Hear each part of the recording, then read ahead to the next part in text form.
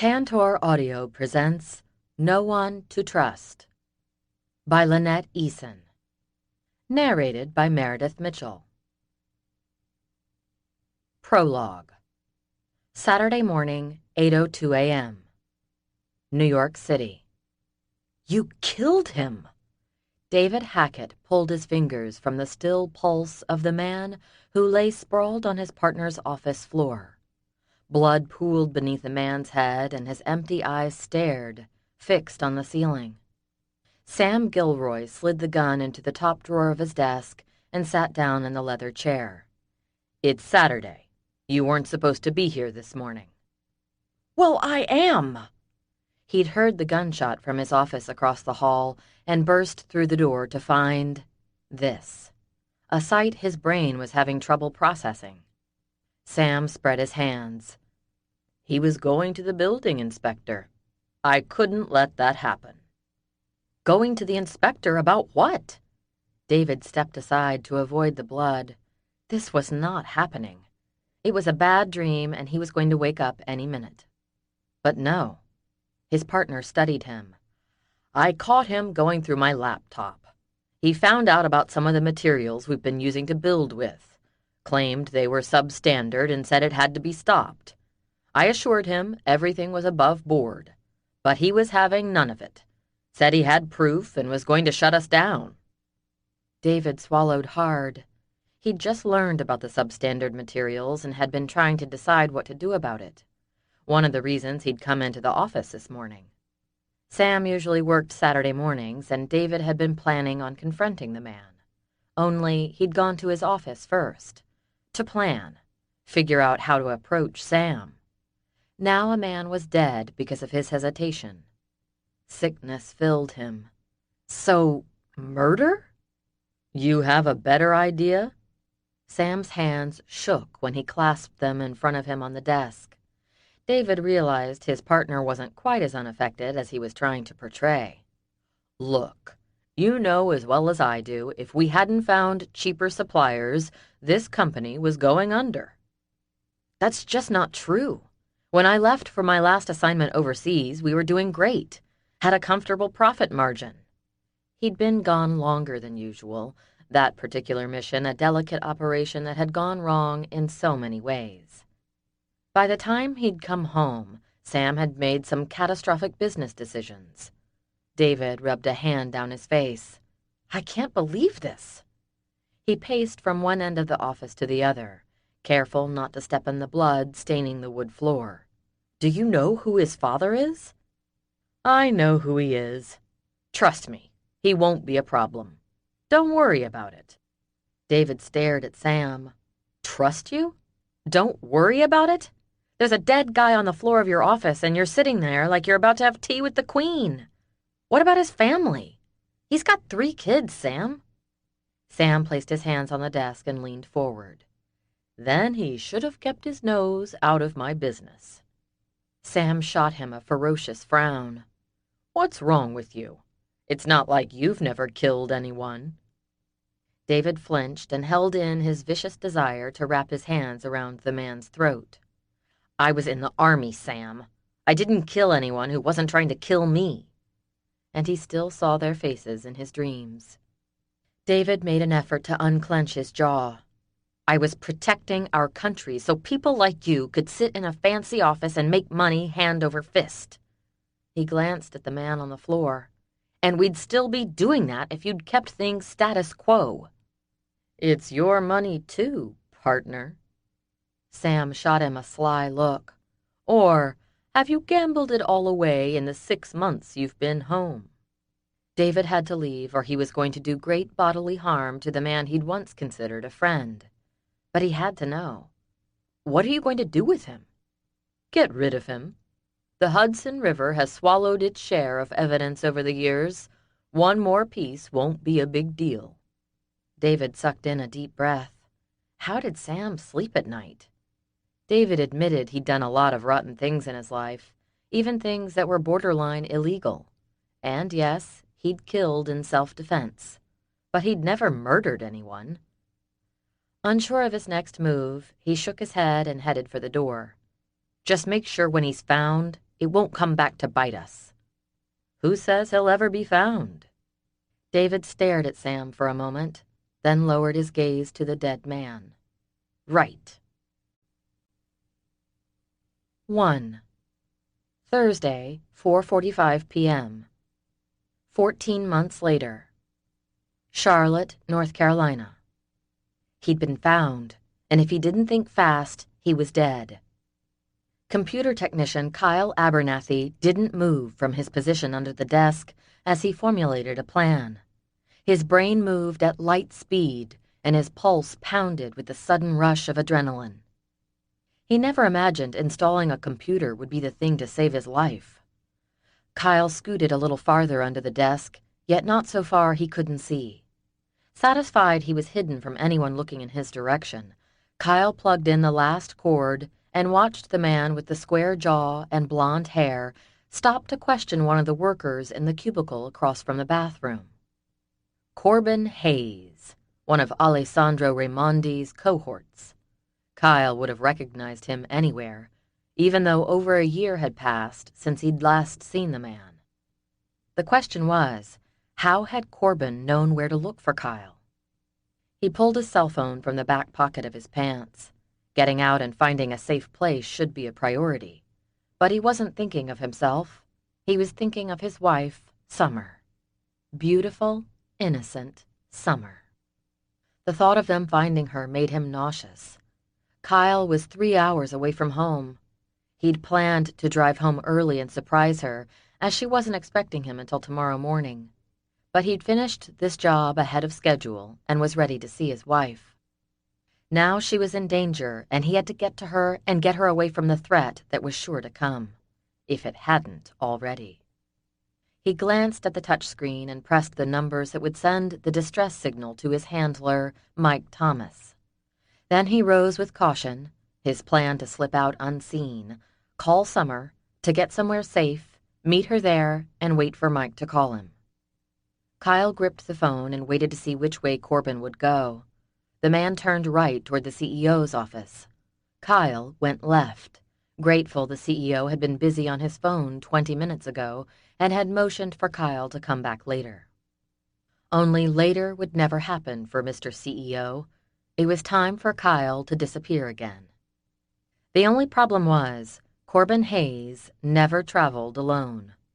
Kyle glanced around and saw no sign of anyone else that had Kyle's demise in mind. That bothered him. Did Corbin have his goons covering all of the doors? Possibly. He backed toward the exit, knowing he had to chance it. It wouldn't be the first time he'd been in a tight spot and had to fight his way out. His back touched the stairwell door that led to the parking garage. His mind filtered through questions he had no answers for. Did they know which car was his? Was someone watching it? Had they already planted a bomb on it? No, they wanted him alive. For the moment. If he died too fast, they couldn't torture him. Or use Summer to get information from him, to find out exactly how much he knew and what he'd told the authorities. Corbin stepped out of the CEO's office, and Kyle had no choice. He backed out the door and spun to face the stairs, ready to defend himself. Blood rushed through his veins, adrenaline kicking along. The area before him was empty. He took a deep breath. The door clicked shut behind him. Up or down? Up led to the roof where he could be trapped. Down led to the car and escape, or where Corbin's men could be waiting. He went down. He had to get to Summer. Kyle descended the stairs on light feet, senses tuned in to the air around him. Danger pulsed. Fighting instincts surfaced, making his nerves hum. At the bottom, he stopped and took a slow, deep breath. He listened. Heard nothing. No pounding feet above him. Nothing outside the door. He pushed the door open and stepped into the parking garage, unclipped his name tag from his shirt pocket, and ditched it in the nearest trash can. Next went any IDs in his wallet. He couldn't afford to have any identification on him should he be caught. The car was registered to a young man who'd died 3 years ago. When there was nothing on him that could lead anyone back to Summer, Kyle headed for the vehicle. His breath became visible. The temperature was dropping. The middle of November had arrived with a cold front, but his shiver didn't have anything to do with the weather. Footsteps of people hurrying to their cars on a Thursday afternoon at 5 o'clock. Kyle didn't bother to relax. Corbin wouldn't let a few people get in his way of kidnapping Kyle in broad daylight. A woman with a toddler in her arms hurried past him. A man with a briefcase in one hand and a cell phone attached to his ear stood at the driver's door of a black Lexus. Kyle's gaze darted, registering faces, expressions, body language. So far, he was in the clear. He made it to the black Honda, slid behind the wheel, and cranked the vehicle. As he backed from the parking spot and headed out of the garage, his gut hurt. It had been too easy. Something wasn't right. He dialed Summer's number and waited, then realized his phone wasn't working. He tried again as he dodged cars in the left lane while watching the rearview mirror for a tail. The phone still didn't ring. With a groan of fury, he felt the first stirrings of real fear. They'd jammed his phone, cut off his service, whatever. How? He whispered. Had Mike gotten his trouble call? If not, that meant Summer wouldn't even get a warning that danger was heading for her doorstep. He made a left turn, got a quick flash of silver a second before the car slammed into the passenger side of the Honda. Kyle heard the crunching sound of metal on metal, felt the airbag explosion slam into his face. Blackness threatened. Bolts of pain shot through his head and down his neck. His heart thudded, not for fear for himself, but for the woman he'd come to love. The woman who'd said, "I can take almost anything, Kyle, but don't ever, ever lie to me. I could never forgive that." The woman who was about to find out his entire existence, and hers, was a lie. 2. Friday morning, 8:20 a.m. Charleston, South Carolina. Summer Abernathy opened her eyes to find a gun pointed at her face. A scream formed as she lifted her gaze to a pair of onyx eyes set in the granite face of the man who held the weapon. "Good morning, sunshine," he said. Summer choked down the cry as her mind scrambled to find the appropriate response. Her insides froze as her peripheral vision told her he hadn't come alone. He lifted a brow at her silence. "I'm disappointed. That's all the reaction I get?" Summer simply looked at him, her vocal cords refusing to cooperate. He frowned. "Can you speak?" Somehow she forced the words from her paralyzed throat. "I usually have a little trouble finding words when I wake to strangers in my bedroom and a gun in my face." Surprise blinked across his face, and he barked a short, amused laugh as dark, bushy brows pushed up into his hairline. "You're spunky. I think I like that." "Who are you?" "That's not important. Where's your husband?" "My Kyle?" Only then did she look at his side of the bed. It hadn't been slept in. Her brain fought through quicksand. I don't know." These guys were obviously not cops, which meant they were working for the other side. Summer clenched her jaw. "He's on a business trip." But he was due home early this morning. In fact, he should have slipped into the bed next to her about 2 hours ago so they could start their long weekend together. They'd had this day planned for 2 weeks. There was no way he'd miss it if he were physically capable of being by her side. A desperate fear for the man she loved consumed her. The phone rang, nearly shattering her nerves. She reached for it, only to stop when the man next to the door stepped forward, his threatening stance clear. "It might be Kyle." "Look at the number." She did, and her heart sank. "It's not him." It was her sister, Marley. It rang 3 more times before it went to voicemail. The man with the weapon spoke. "I need to find your husband. He has something that belongs to my boss, and my boss wants it back." His eyes slid down her in a way that made her skin crawl. She clutched the covers to her chin and glared. "What does he have?" she asked, trying to hide the terror shivering through her. She did her best to ignore the gun still pointed at her face and raked a hand through her hair. Her mind spun. There were 3 of them. The one with the gun and 2 others who stood on either side of her bedroom door. Her heart thudded. "I think you have the wrong house, the wrong person. Kyle would never be mixed up in anything—" She paused and bit her lip. Illegal." The phone rang again. Summer knew it was Marley. Her sister knew she was home and would keep calling until Summer picked up. With a curse, the man spun and knocked the phone from the table, then yanked the cord from the wall. He turned to his partner nearest the door. "Disconnect any other phones in the house." Seeing the instant obedience of the other man, Summer lifted her eyes to the only one who'd spoken, the one with the weapon trained on her. He leaned forward, the gun moving closer. Summer refused to shrink away, even as his minty breath brushed her cheek. "You asked me who I am. My name is Corbin Hayes," he said, "and your husband was very much involved in something illegal." A red flush started at the man's neck and moved up. "Like I said, he stole something from my boss, and I'm here to get it back." The gun lowered and he moved away from her. Summer drew in a breath, but didn't feel any relief as she knew he wasn't leaving yet. He flicked the weapon toward the picture of the 2 children she kept on her dresser. "Nice-looking kids." Her heart pounded and she kept silent. He picked up the picture and pointed the barrel at an older picture of Laura Todd at age 10. "Would be a shame for something to happen to the little ones." "You leave them alone." The thought of something happening to those children cramped her stomach. They weren't hers, but they were the reason she did what she did, why she fought as hard as she fought to win the cases that were important.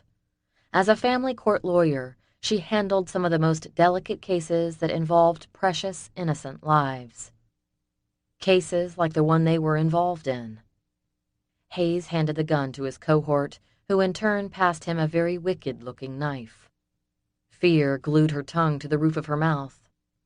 Hayes turned the knife over and tested the sharpness of the blade with a chewed fingernail. A piece of his nail flaked off. Summer couldn't blink, couldn't move, couldn't fight. She was completely outnumbered. "Lord, help me." "Grab her hand," Corbin ordered. "No!" Fighting them would be futile. Think. What do you want? Just tell me." Those hard black eyes slid back to hers as the man on her left grabbed her wrist in a brutal grip. The knife settled at the base of her left pinky. A sob threatened, and she choked it back. Were they going to take her finger and let her live? Or were they going to kill her slowly, piece by tiny piece? Nausea threatened. She held it back by sheer will. "Please," she whispered, keeping her gaze locked on his. The other brute's grasp on her wrist had just about cut off all feeling in her hand. "I'll do anything." "Anything?" "Yes. What do you want?" The blade pressed. "I want the laptop he stole and the flash drive that goes with it." "Okay, I'll get them." A stinging sensation started in her pinky finger and darted up her arm as a warm, sticky wetness tickled the side of her hand. She wanted to struggle, to scream, to fight. But why waste her energy when she could clearly see the end result? Summer closed her eyes as she waited for the agonizing pain of having a finger cut off. But it didn't come. Instead, the blade lifted. She opened her eyes and blinked to clear her gaze of the tears that now dripped down her cheeks. Hayes asked, "Where are they?" "I don't know." The blade returned and she screamed, "But I'll find them. I'll look everywhere. I promise." "You have 12 hours. He glanced at her clock. "I'll be back at 8:36 tonight." His gaze raked her once again, and she prepared herself for a fight of another kind. His fingers touched the base of her throat, and Summer swallowed hard, but refused to shrink away. She knew he could see her fear feel the pounding of her heart beating like the wings of a hummingbird beneath his fingers.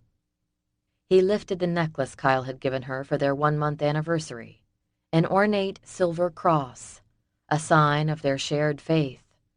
Hayes turned it one way, then the next. "Lovely," he murmured. "Such an intricate design." He dropped it, and it thudded against her throat, feeling heavy and defiled. She swallowed.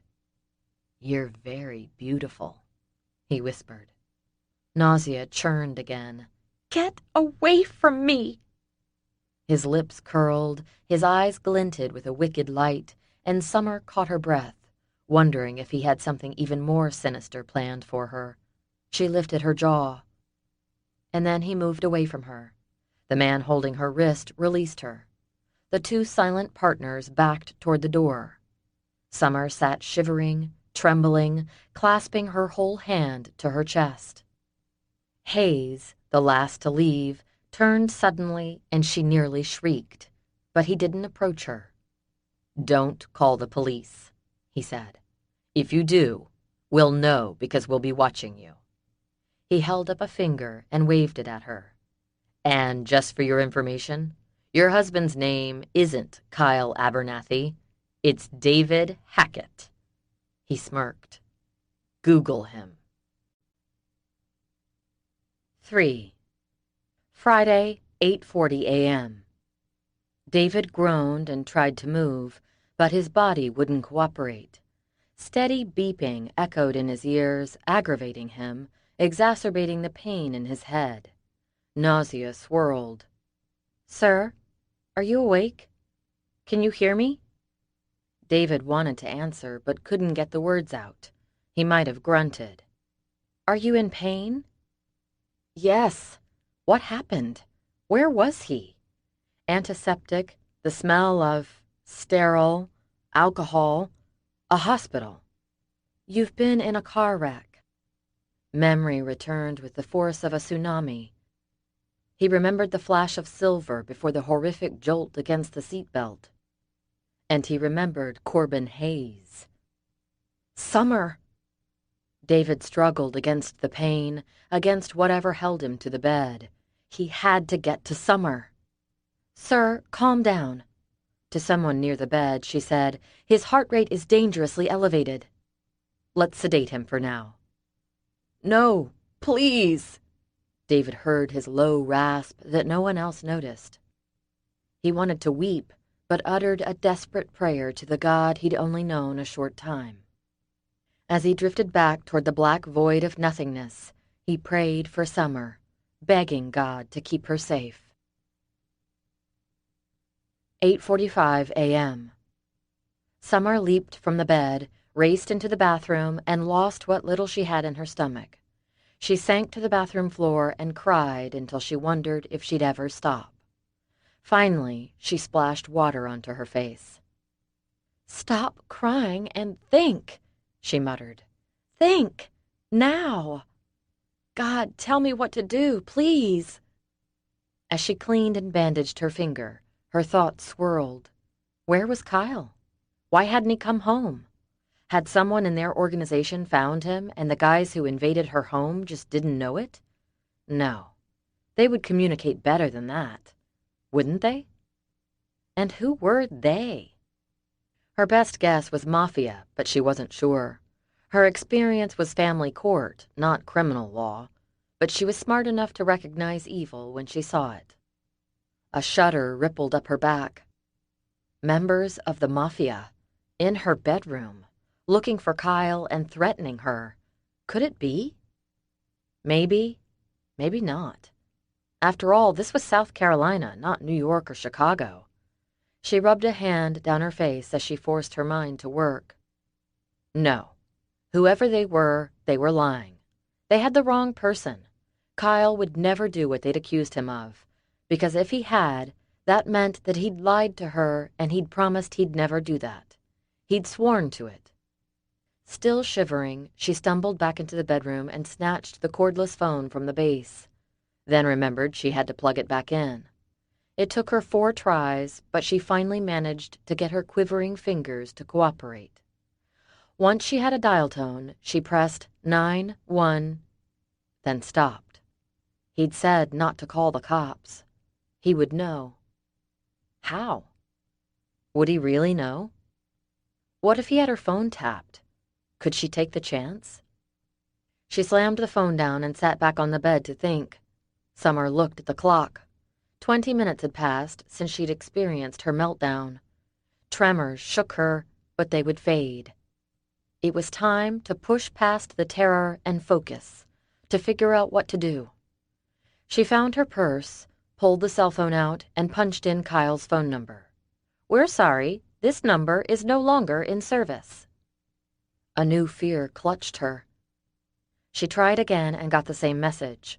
By the fourth time, she accepted she wasn't going to get through. As soon as she hung up, the phone rang. She gasped and looked at the caller ID. Her sister. Summer groaned, dropped the phone on her bed, and let the call go to voicemail once again.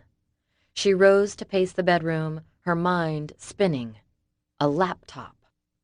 Where would Kyle, or was it David, hide one? No, of course it wasn't David. His name was Kyle. They had the wrong person, right? For the first time since they'd left, doubt crept in. He'd said, "Your husband's name isn't Kyle Abernathy. It's David Hackett." He knew Kyle's name. He knew he was her husband. Google him. All right, she would, in a minute. Summer grabbed her cell phone and found Kyle's work number. She paused. What if they could listen in on her cell phone? She had to chance it. She pressed send. "Top Choice Software." "Stacy, this is Summer. I'm trying to reach Kyle and his work phone has been disconnected. Is he there?" She didn't believe it for a minute, but didn't want to set off any alarms in case they were listening. "Hi, Summer. No, Kyle hasn't been in this morning. Hold on, let me check his schedule." Summer heard rustling, a keyboard clicking. "He's been in Charlotte this week and had today off, remember?" "Oh, right." Summer pressed for the information she was really after. "What company was he working with in Charlotte? I'll just give them a call and see if he said anything to anyone about staying late." Stacy paused, and Summer could almost hear the questions forming in the woman's brain. "We have a little family emergency," Summer said, "and I just need to talk to him." "Is everything all right?" Summer grasped hard for patience. Keeping her voice calm, she said, "Everything will be fine. I just need to talk to Kyle." "Of course." More clicking. "The company he was working with is a new client of ours, a medical supplier, James & Sons Medical, and here's the number." Stacy rattled it off and Summer jotted it down. "Thanks." She hung up and dialed the Charlotte number and got an automated response. "All of our operators are with a customer at this time. If you would like to hold, please stay on the line and someone will be with you momentarily." She hung up and tried again, and again. Frustration filled her. One thing was certain. She had very little time to figure out where Kyle would hide a laptop and flash drive, if Kyle had even hidden them. Michael Thomas was tempted to toss his cell phone in the nearest trash can. Kyle wasn't answering. His service disconnected.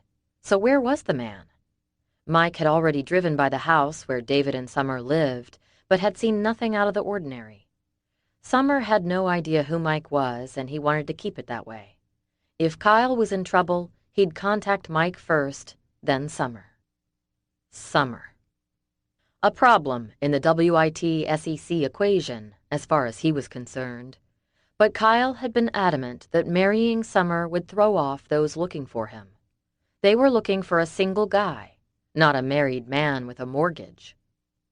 Mike had to admit it had worked well for the last year, and he couldn't blame Kyle for being attracted to the dark-haired beauty. But now there was a problem. Kyle was off the grid, and Mike's neck was on the line if he didn't find him. And besides, Kyle had become more than just a client to keep safe. He had become a friend.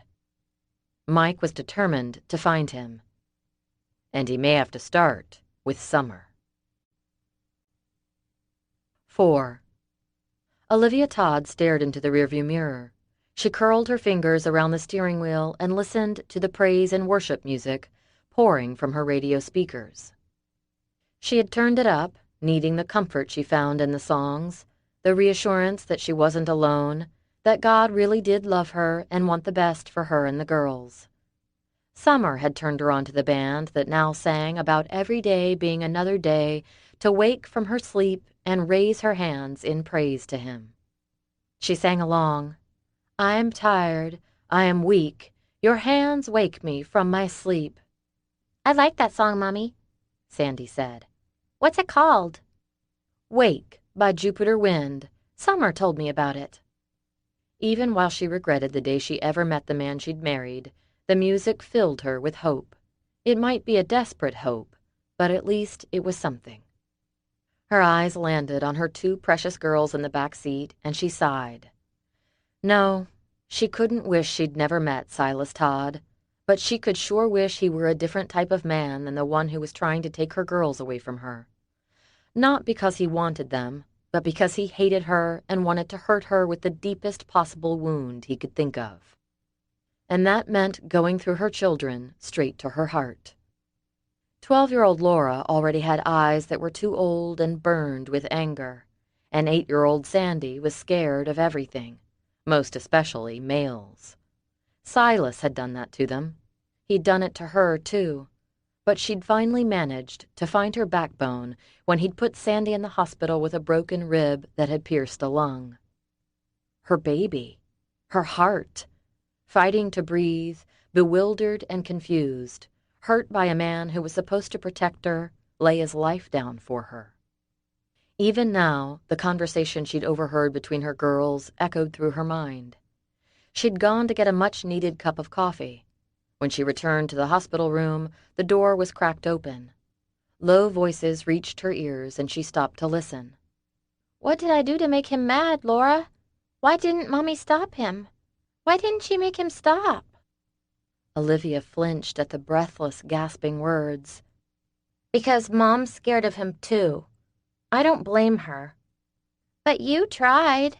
You threw a lamp at him." "That's because I don't care if he hits me, but he's not going to hit you, ever again." Laura's suppressed rage filtered through the crack in the hospital door as she climbed into the bed next to her sister, who was succumbing to the painkillers. "That's a promise.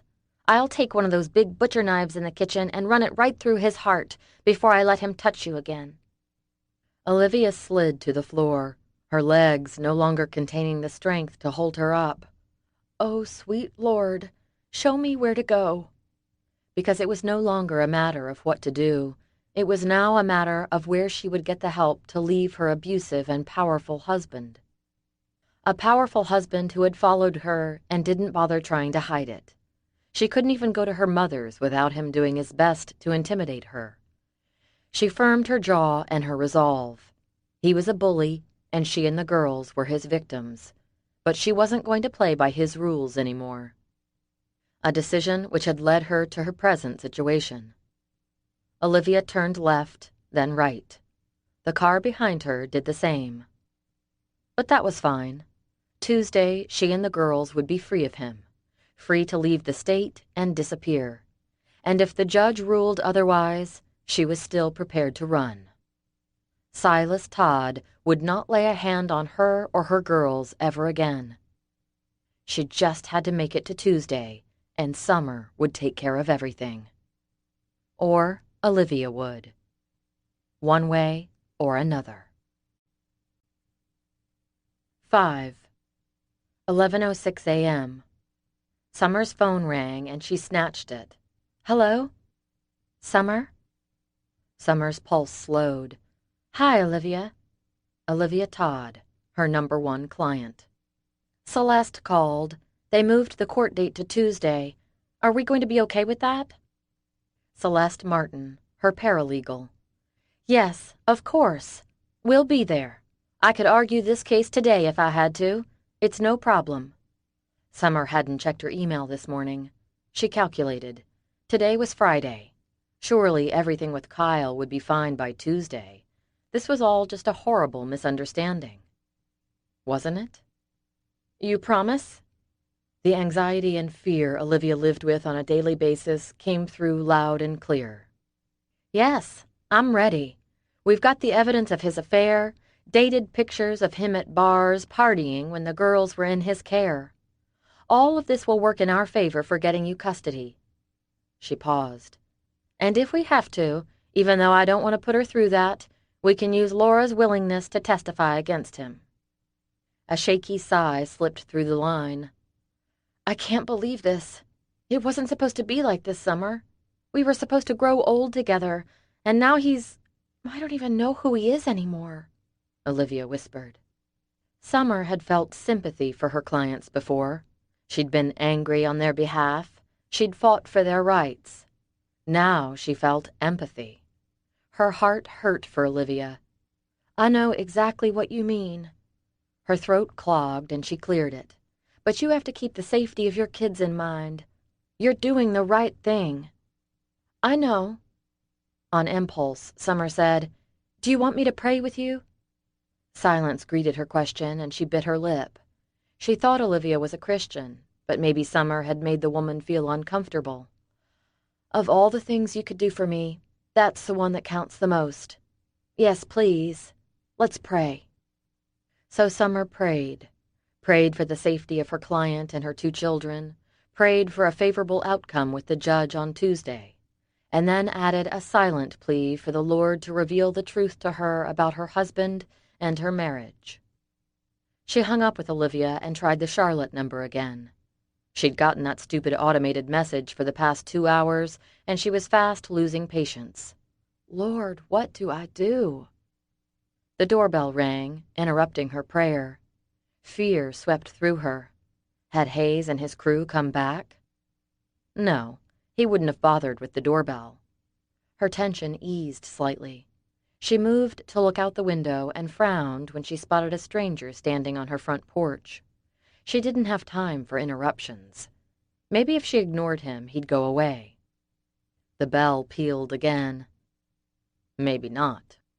She opened the door a crack and shivered as a gust of wind blew across her bare arms.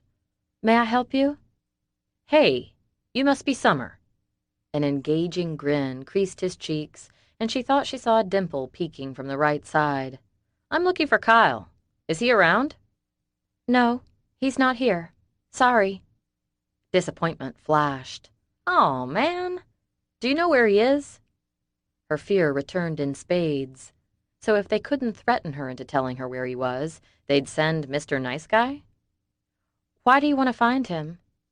The man held his hands palms up in an I'm innocent gesture. Hey, I'm Mike, an old friend. We used to live in the same neighborhood when Kyle was growing up. Summer let the door open a little more and crossed her arms. A glance up the street showed 2 vehicles she'd never seen before parked on the curb. Really? And where was that? She heard the hostile tone in her voice, but after her early morning visitors, she wasn't interested in politeness right now, especially not for some greased-up car salesman twin. He blinked. Dayton, Ohio? What's with the 3rd degree? She relaxed a fraction. Kyle had told her a little about his childhood and growing up in Dayton. So, how did you track him to Charleston, South Carolina? Track him? I didn't. I'm home visiting family and happened to see him in the parking lot of Home Depot the other day, but couldn't catch up to him fast enough before he drove away. Summer lifted a brow. I followed him, trying to find him, Mike said, but lost him when I went in the Top Choice building. I didn't want to bother him at work, so I asked a coworker where he lived. I've been busy and didn't have a chance until today to get out here and say hey. Kyle had gone to Home Depot to get a part for the garbage disposal, and he also worked with Top Choice software. Maybe this guy was legit. However, she wanted to have a word with the coworker who was giving out her home address. What's your name again? Mike Thomas. The man certainly didn't look harmless, but he didn't look dangerous either. Not like her visitors this morning. She shuddered. Kyle's on a business trip, Mike. I'm sorry you missed him. And she was worried. He hadn't called and he hadn't come home. She'd called all the hospitals and gotten nothing. but that just meant he wasn't in a hospital near her. A business trip, huh? When will he be back? Sometime today. She swallowed hard as her fear resurfaced. His eyes narrowed. What is it? What do you mean? You had a funny look on your face. Nothing. Now, if you don't mind, I'm busy. I'll tell Kyle you came by. She glanced again at the unfamiliar vehicles and shut the door. She felt a pang of remorse for her borderline rude behavior, but she was scared and running out of time. She had to find that laptop before those creeps came back. She opened the coat closet and pulled out a fleece hoodie. Slipping it over her head, she walked toward the den. Kyle, what's going on? She whispered to the empty room.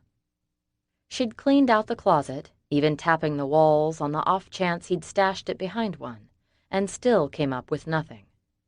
Every 15 minutes, she'd stop to call the Charlotte Company. Finally, the phone rang. She waited for someone to pick up. After the 10th ring, she slammed the phone down and went back to searching. 1 hour passed, then 2. She stopped to eat a pack of crackers, then went back to her search. Sweat rolled down her face and she cut the heat off. She yanked off the hoodie and kept going. Summer worked on bedroom number 3, cleaning out and tapping. Her knocks echoed around her, and she nearly wailed in frustration another hour later when she came up empty-handed. The only place she hadn't torn apart was the garage.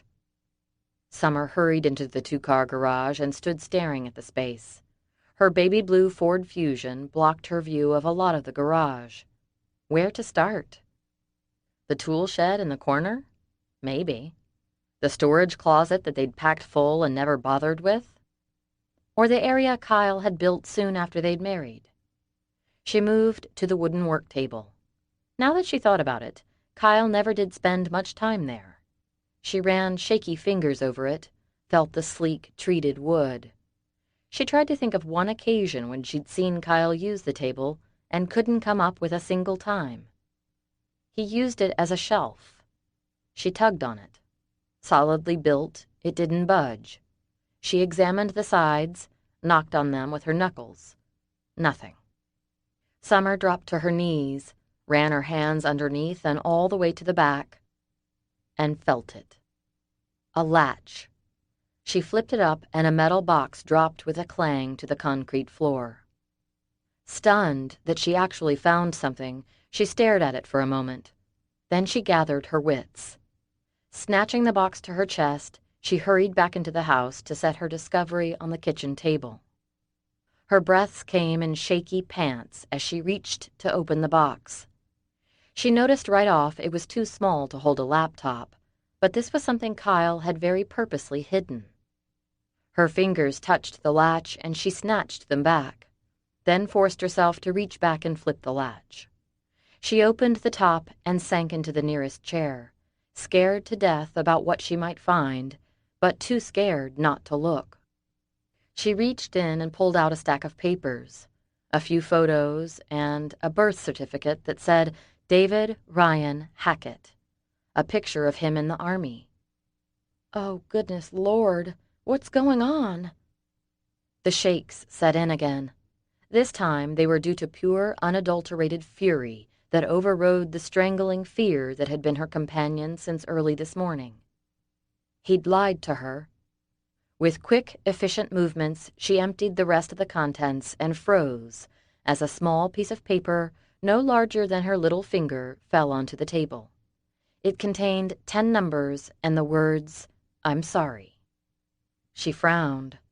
I'm sorry? 10 numbers? A combination? A code? A checking account number? No. A phone number? Summer grabbed a legal pad and a pen and started listing the contents of the box. Birth certificate, photos of Kyle and another young man who looked a lot like him, another picture of Kyle smiling stiffly with a man and a woman. His parents? She picked up the picture and walked into the den. She held it next to the picture Kyle had said was his family. 3 sisters and a brother, and Kyle, with his smiling parents. The picture she held was nothing like the one on the mantel. So who were they? She pulled a set of silver dog tags from the box and read the information. Hackett, David R. 965469875. A. Neg. Christian. And then the small piece of paper with the numbers. Summer snatched her cell phone, and before she could punch in the numbers, it rang. She didn't recognize the number. Hello? Who was that? What? Who is this? But she knew. I'm surprised you don't recognize my voice. She did. Terror flashed hot and fierce. I haven't found them yet. You gave me 12 hours. I'm looking. I know. I'm watching you search. Now who was the visitor? A friend of Kyle's. He was looking for him. I told him he was out of town on a business trip. Good, because I'd hate to think you were trying to involve the cops in some way. I'm not. Chills danced up and down her spine. The nausea from earlier returned, and she swallowed hard. Was he really watching? Or simply playing with her? With more bravado than she felt, she took a deep breath. Now, don't bother me again. You're taking up time I need to use looking. She clicked off the phone and laid her head on the table. I can't believe I just did that. Whispering the words aloud brought her back to the items in front of her and the reason she needed to find Kyle. Summer pulled out her phone and punched in the number for the Charlotte business where Kyle had last been seen. And finally got a person. Relief rushed through her. I'm looking for my husband, Kyle Abernathy, Summer said. He was doing some computer work for your company this past week, and I need to get in touch with him. I don't know who he is. I'm sorry. If he's a contract person, I would have very little contact with him. She sounded harried and hurried. What about the people who hired him, or who he reported to when he got there? That would have been me. I just pointed him in the direction of the computers with the list of things that need to be done. That's it. Disapproval tinged her tone. And he was supposed to meet with our CEO before he left. He won't be getting a good referral from us. Right. Sorry about that. I'm sure he had a good reason. Could I speak to the head of your company? He's not here right now. When will he be back? Summer tamped down her impatience. I'm not sure. There was a bad car wreck right outside our building yesterday, and he's at the hospital with Jerry Iles's family. The phone has been ringing off the hook since it happened. That explained the difficulty reaching them. What car wreck? A long, suffering sigh filtered through the line. One of our employees was hit by a car coming out of the parking garage. Or he hit him. I'm not really sure what happened, but Jerry was hurt pretty bad. What about the other driver? They said he didn't have any ID on him. I haven't heard anything more since they took him to the hospital. Which hospital? Trident Health. Thanks for your help. She hung up. Find Kyle or the laptop? Anger burned in her chest. If that was Kyle in the hospital, then he could just stay there. Alone, the liar. As hard as she tried to tell herself to stay tough, she couldn't do it. She'd loved him too long, too much. Against her will, she reached for the phone, her heart overruling her head, then drew her hand back. If he was in the hospital, then he was being cared for. The best thing she could do for him, for them, was to find that laptop, right? Summer offered up a prayer for his safety. Let him live, Lord, she whispered. Let him be okay. Bring him home to me. She paused. Because if he's lied to me, I want to be the one to kill him. Another pause. Amen. She looked at the numbers on the piece of paper she still held, then punched them into her phone. 6. Friday, 2:15 p.m. Mike sat in his hotel room office and stared at the map on the wall. He contemplated whether or not to report in to his boss about David's vanishing act. He looked at his watch. Not yet. Bernard Holcomb, a tall, well-built man who demanded perfection from his marshals, would not be pleased with this new development. Mike didn't have a mark on his record after 17 years of service, and he wasn't about to start now. He jerked as his cell phone rang, grabbing his attention. The unfamiliar number on the display made him frown. He slipped from the room and pressed the phone to his ear. Mike Thomas. Why does my husband have your number hidden in a box? Mike froze, then demanded, Who is this? Summer Abernathy. A pause. Wait a minute. Mike Thomas? Kyle's friend? The man who just left my house a few hours ago? Uh-oh. Where did you say you got this number? I found it while searching my house. Mike closed his eyes. There was no way his number should have been written down anywhere. What was Kyle thinking? We need to talk. I think you're right. I'm on my way back. Fine, I'll see you. No! Wait! You can't come here. Why not? Mike heard the thread of fear in her voice. Is someone there with you? No, but are you a cop? I'm a U.S. Marshal. Her breath whooshed through the line. Oh, no. Okay, that's not good. Why? I can't talk to the cops. The near hysteria in her voice set off alarm bells for him. Who's threatening you, Summer? She went quiet.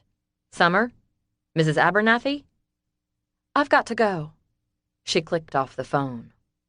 He called her back even as he headed out the door. She knew something. The phone rang 3 times before she finally picked back up. Don't call me anymore. Please, don't hang up. He climbed into his vehicle and cranked it, ready to break all the rules in order to find Kyle. Look, your husband is in the WIT SEC program. I'm his handler, and he's in serious danger, as are you probably. Now I need you to talk to me. He could almost see her indecision as the only sound that came over the line was her hitching breaths. WIT SEC? Witness protection? Are you kidding me? Her breaths came through staccato and uneven. I don't know what to do. I just don't know, she whispered. They're coming back. Who? Who's coming back? He drove through the streets with his lights flashing, but kept his siren off. He would cut the lights before he got to her place, since she was worried about the cops for some reason. Oh, please, I don't want... Mrs. Abernathy, Summer, talk to me. She hung up. Mike barely restrained himself from throwing his phone across the car. He didn't have time for a temper tantrum. He had to make another call. Swerving around the oblivious driver in front of him, he merged back into the right-hand lane and kept going. Then he punched in his boss's speed dial number. Fury ripped at him. He did not want to make this call.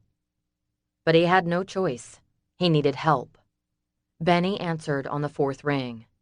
What do you need, Mike? I need help, and I need it now. Tell me. As fast as he could, Mike filled Benny in. And you're just now telling me this? Mike winced at the man's bellow. You can lambast me later. I need 2 deputy marshals on standby, probably in Charlotte, North Carolina. That's the last place he was seen. When he turns up again, I want immediate coverage on him. I'll have them ready. And I'll fill out the report, at some point. Just get to his wife and make sure she's safe. Mike hung up and pressed the gas, praying he wasn't going to have to call Benny back with more bad news. 7. Shaking, heart hammering, Summer set the phone aside and stared at the contents of the box she had spread over her kitchen table. She glanced at the clock. 3:10. Worry for Kyle, David, her husband, nagged at her. She felt frozen inside as her mind flitted, wondering what she should do. Fear, anger, and a churning desire for answers swirled inside her. She didn't know a lot right now, but one thing she was sure of. Evidence pointed to the fact that Kyle had lied to her. Lied in a really big, life-changing, soul-shattering way. She scooped everything back into the box and hurried back to the garage to return it to its original place. Once finished, she bolted into the kitchen, grabbed her purse and car keys. Then paused. Running? Was that her only option? Well, you sure can't stay here. Summer peered out the living room window, her gaze sweeping the street. A silver and black Mustang sat against the curb 2 doors down and across the street. She'd never seen that car before. They were definitely watching. Or it's someone visiting a friend, she muttered. Right. Either way, her nerves danced. She could leave and see if anyone followed. No, not if. They would follow. One thing for sure, she wasn't going to be here tonight with that laptop. But leave now? Or when the sun went down around 5:30? Before she could make up her mind, the car from this morning's visit pulled in front of her house. Summer drew in a deep, horrified breath. Mike Thomas, a U.S. Marshal. A cop. No, no, no, she breathed. How was she going to get rid of him? Summer opened the door and pointed to his car. You have to leave, now. He blinked, then placed a hand on her shoulder and shoved her back into the house hard enough to make her fight to keep her balance. She whirled on him, fear darting through her. What do you think you're doing? The door shut behind him. I need to find Kyle, and I need your help. I don't know where he is. She had an idea, but that didn't mean she had to share with this man who'd already lied to her once today. Where's your ID? He showed her. Where did you find my number? That doesn't matter right now. She wasn't ready to share what she'd found yet, not until she'd talked to Kyle. She paced from one end of the foyer to the other. They gave me until 8:36 tonight to find this laptop and flash drive. Well, I don't know where the stupid things are. She pointed at the door he'd just forced himself through. You need to leave, now. Frantic, she paced from the foyer to the den. He caught up with her. What laptop? What flash drive? She stopped and crossed her arms. A laptop and flash drive these guys obviously want and think my husband stole. She waved a hand at the mess that was now her house. I've turned this place upside down and I can't find either of them. If he's hidden them, he didn't hide them here. How do you know they want these things? Because they broke into my house and threatened me if I didn't get them and hand them over. And they said no cops. So... Summer dropped onto the couch. She buried her face against her knees and struggled for control. Start at the beginning, will you? She gave him the short version, then jumped up. We need to get out of here. They said they'd be back. She glanced at the clock. 3:20. Actually, I'm pretty sure they're sitting out there. They know you're here. So we'll have the cops here waiting for them when they show up tonight. He pulled out his phone. Summer paced. I know that seems like the reasonable thing to do, but if you have the cops here, then they'll know it. They won't show up and I'll look like an idiot. Then if something else happens and I call... She gulped. No, I have to figure this out. Do you know where Kyle is? Did she trust this man? No, but what choice did she have? She couldn't take on those men by herself. She had to let Mike help her. The thought turned her stomach. He shut his phone. You said they're watching, that they probably know I'm here. They know. They knew you were here earlier and called to ask who you were. His brow furrowed. Okay, then we need a plan. I can't even think straight. Mike got on his phone, and while Summer listened in on the one-sided conversation, she couldn't follow the exchange. Something about 3 or 4 vehicles and wild goose chases. He hung up and looked at her. They're going to know I'm a cop. If these guys are as powerful as you say they are, they've already traced my car tag and know who I am. You're going to have to come with me. It's the only way to keep you safe. The way you kept Kyle safe? She flung the words at him. He winced. Kyle must have done something stupid that led these guys to him. He's been fine for almost a year. When's the trial? She asked. What? The trial. That's what you're waiting on, isn't it? He studied her, then nodded. 3 weeks. 3 weeks away and they find him now? She gave a humorless laugh. I'm not so sure Kyle's trusting the right people. His eyes snapped at her and his lips tightened. After a few seconds, he blew a breath out. You may not be far off the mark. He moved closer. Now, do you know where he is? She met his gaze. Yes. Then they do too. 8. 6:30 p.m. Summer wanted to scream at Mike to hurry up, but he was already going 85, so she figured she'd stay quiet and just pray. They were almost to the turnoff anyway. Mike was talking to someone named Benny. Who's on him? A pause, a sigh of relief. Chase and Adam? Yeah, I got it. I promise. They went back and forth for the next few turns, then Mike said, I'm pulling in now. She barely waited for the car to stop before she threw the door open and bolted to the hospital information desk. Clutching her purse to her chest, she leaned against the counter. I'm looking for Kyle Aber... No, he wouldn't be registered under that name. The man who was brought in and had no ID, I believe he's my husband. Or should she just go ahead and ask for David Hackett? Anger simmered. She ignored it. She would be mad later, after she found out if he would live or die. Armed with the room number and her self-appointed bodyguard, she found the elevator and jammed the button. Are you all right? Mike asked. She lasered him with a look. Just peachy. Wouldn't you be if you'd just found out the last year of your life had been a lie? At least he had the grace to flush. Look, Kyle has worked hard to stay alive this past year. He hasn't done anything except what he promised to do. He promised to never lie to me. Where does that fit in with him keeping promises? He didn't have a choice, Summer. Can you look at things from his point of view and maybe cut him a little slack? Okay, so she would be mad now. So angry she couldn't breathe, she held up her hand. I'm not talking about this with you anymore. The elevator opened and she stepped off. Room numbers posted on the wall gave her the direction to Kyle's room.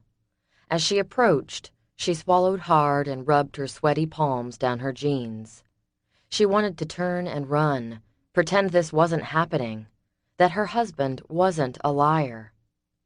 But he was, and she'd never run from anything in her life. She sure wasn't about to start now. She turned the corner and came to a halt. 2 men stood outside Kyle's room. Fear flashed for a brief moment until she realized Mike was approaching them with an outstretched hand. Fellow marshals, she figured. Of course. As soon as he knew where Kyle was, he would have called for help. Her phone rang and she snatched it from her purse. Marley. She was going to have to find some time to call her sister back, or Marley would be filing a missing person report. Summer forced herself to be polite to the 2 other marshals. This wasn't their fault, and she wouldn't take her anger out on them. Hello. Mrs. Abernathy. Tall, good-looking, with green eyes and military-cut brown hair, the one nearest her held out a hand. I'm Adam Buchanan, U.S. Deputy Marshal. She shook his hand. Nice to meet you, Marshal Buchanan. So nice I could puke. She clamped her lips together, refusing to let the words out. Call me Adam. He gestured to the man next to him. This is Chase Tollison. They exchanged greetings. She got to the point. Is that man in there my husband? Yes, ma'am, Adam said. She took a deep breath. All right, then. She placed a hand on the door, ready to give it a good push when Adam touched her shoulder. While it's nothing life-threatening, he's pretty beat up. Prepare yourself. Thanks. Mike started to follow her, and she glared at him. I'd like to see him alone first, if you don't mind. He started to protest. Adam hushed him and opened the door for her. She let it shut in Mike's face. Finally, she was in the room. At least it wasn't ICU. Her lips tightened, but he might need ICU after she got through with him. Once again, she forced herself to push the anger aside for the moment. Without taking her eyes from the man in the bed, she shed her heavy down coat and let it fall into the vacant chair next to the window. Her heart constricted, her breath whooshed from her lungs. Adam was right. Kyle looked pretty beat up. The left side of his face sported several shades of purple, blue, and yellow. The IV dripped steadily into his left arm, and his ribs were taped. Bruised, not broken. Hurt and sore, but nothing he wouldn't heal from. Summer stepped closer and clasped his hand to curl her fingers around his. His eyes fluttered, opened. "Summer," he croaked. "You're safe?" "I'm safe. For right now. Not so sure about you." His blue eyes held hers, and she let her anger show. He sighed. "So you know." "I found out when a man named Corbin Hayes showed up in our bedroom this morning and threatened to cut off my finger unless I gave him a laptop and flash drive you stole." Bright fear flashed across his face. Strange. She didn't think the fear was for himself. Was it for her?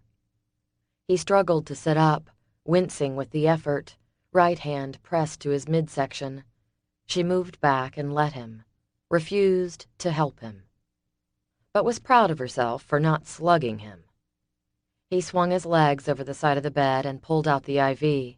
He held tissue over the area until it stopped bleeding. "What are you doing?" she asked. "We've got to get out of here. Gotta keep you safe." He grunted and stood, a little wobbly but on his feet. Summer was stunned. How could he possibly be standing when he looked like death had come knocking and he'd barely held the door shut? "There are 3 U.S. Marshals outside your door," she said. "I think you're pretty safe." "Not worried about me. I can take care of myself." He paused and grimaced.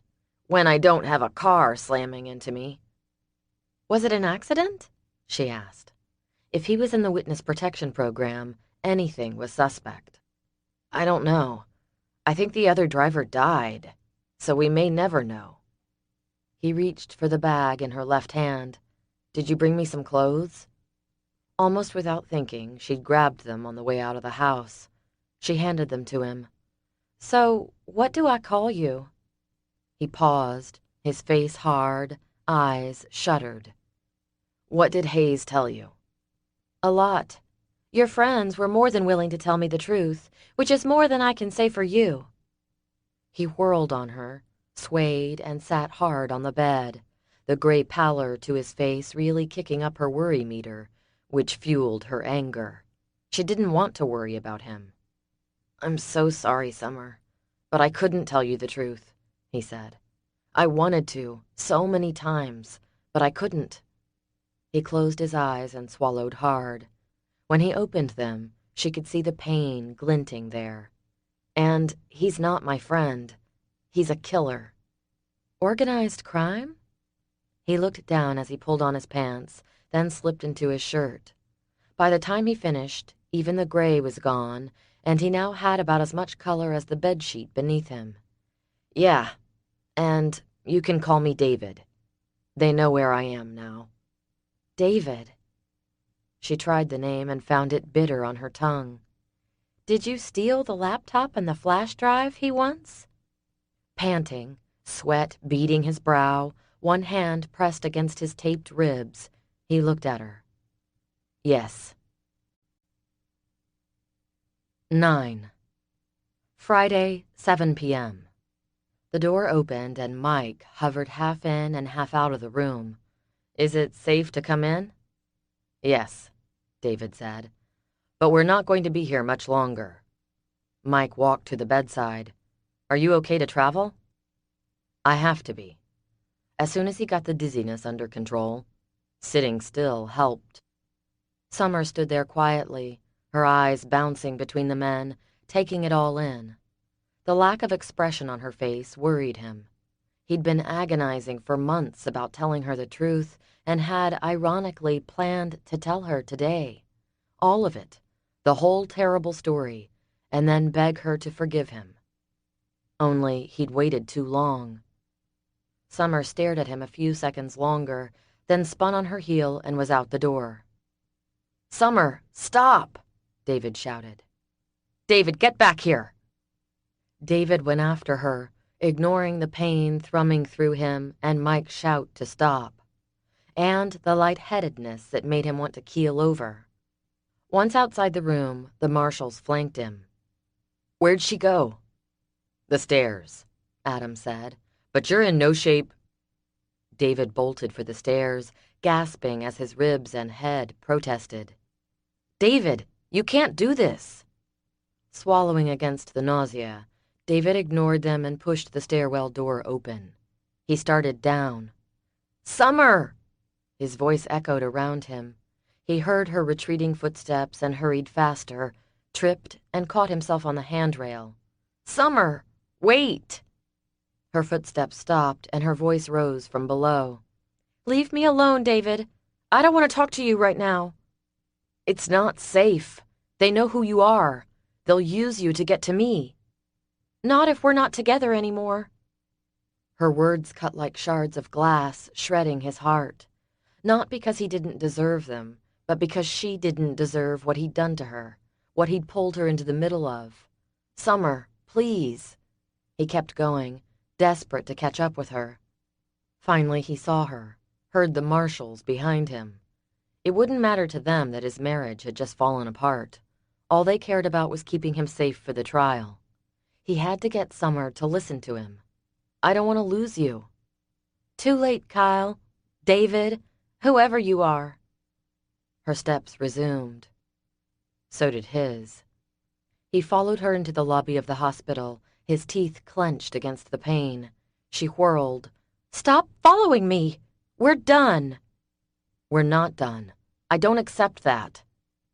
Fury ignited. She jabbed a finger into his chest, and he fell onto the bench behind him.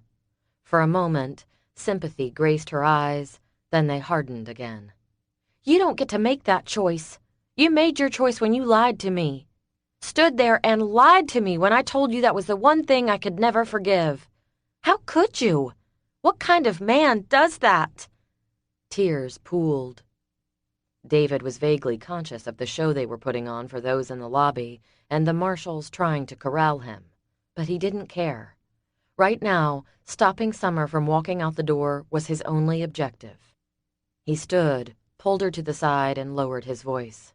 "A fool. An idiot. A man who made a huge mistake and is asking for forgiveness. Please, Summer." She jerked away from him, her chin trembling. "Those are pretty words, David, but you've always been good at throwing them around. Too bad you're saying them after you got caught in the lies. Well, I'm not falling for them. I don't believe anything you're saying." She stepped back. "There are no appeals in this situation.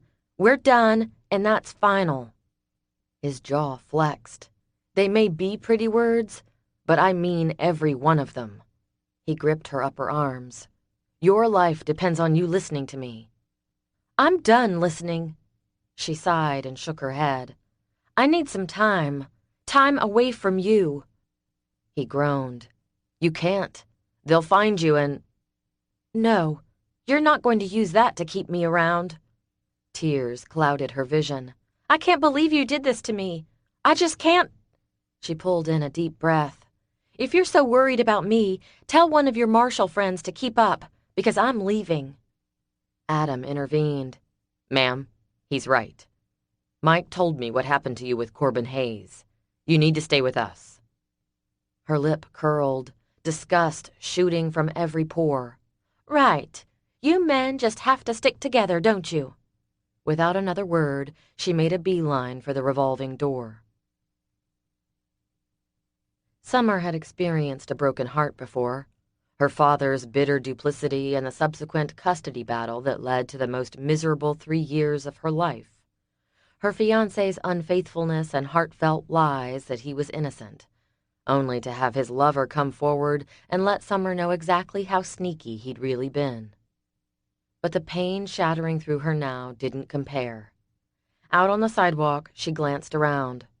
The darkness was broken by the city lights, headlights from passing cars. She stopped and stared at the nearest vehicle and realized she was stranded. She pulled out her cell phone and dialed Marley's number. Her sister answered on the first ring with, "Where have you been? I've been calling and calling." Are you all right? Hey, no, I'm not all right. I'm stranded and I need a ride. Summer refused to apologize. She'd explain when Marley pulled up in front of her. You were supposed to go with me to take Sugar to the vet this morning. You totally stood me up. Summer smothered a groan. She'd forgotten she'd made that promise 2 weeks ago before she and David had decided to take the day off together. More pain cramped her heart at the memory. Marley, are you listening? I need a ride. Need a ride? Where are you? 3 hours away from you, in Charlotte, North Carolina. Summer sighed and sank onto the bench at the bus stop. North Carolina? Marley's screech nearly deafened her. Cars passed her, people hurried on their way, and Summer sat, lonely, defeated, weary, and scared. She looked back toward the hospital and saw David limping toward her, the marshals not far behind him. The determined expression on his face sparked her anger once again. She jumped up and started walking again. Listen, Marley. What are you doing in North Carolina? You're supposed to be here. How could you stand me up? Do you know how worried I was? How could you be so selfish? Summer groaned and closed her eyes. Why had she called her sister? Brakes squealed. Time moved in slow motion. Van doors swung open. Summer! David's voice echoed around her. She spun on her heel, saw David shoved by the nearest marshal into the door of the closest shop. A hard hand grabbed her upper arm. Mike Thomas lifted his weapon, and Summer knew she was dead if she didn't help Mike protect her. She yanked at her attacker's grip and swung a leg out with a powerful roundhouse kick. The grip lessened, and a whoosh escaped the man. Satisfaction flowed at the solid connection, only to have the fear return at his retaliation. He lifted his weapon. Summer dropped like a rock to the hard concrete. 2 shots sounded, and she waited for the piercing pain of the bullets. When it didn't happen, she opened her eyes to see Mike standing over the fallen man, kicking his weapon out of reach. The young man's eyes latched onto hers. Venomous fury, pain from his wounds, and fear glared at her. His breath rattled and he spat blood. She shuddered and backed away from him. Adam raced after the disappearing van. Burnt rubber assailed her nose and she choked on the fumes. But she was alive and not a captive of the men who wanted her husband dead. The sick feeling in her gut said life as she knew it was definitely over.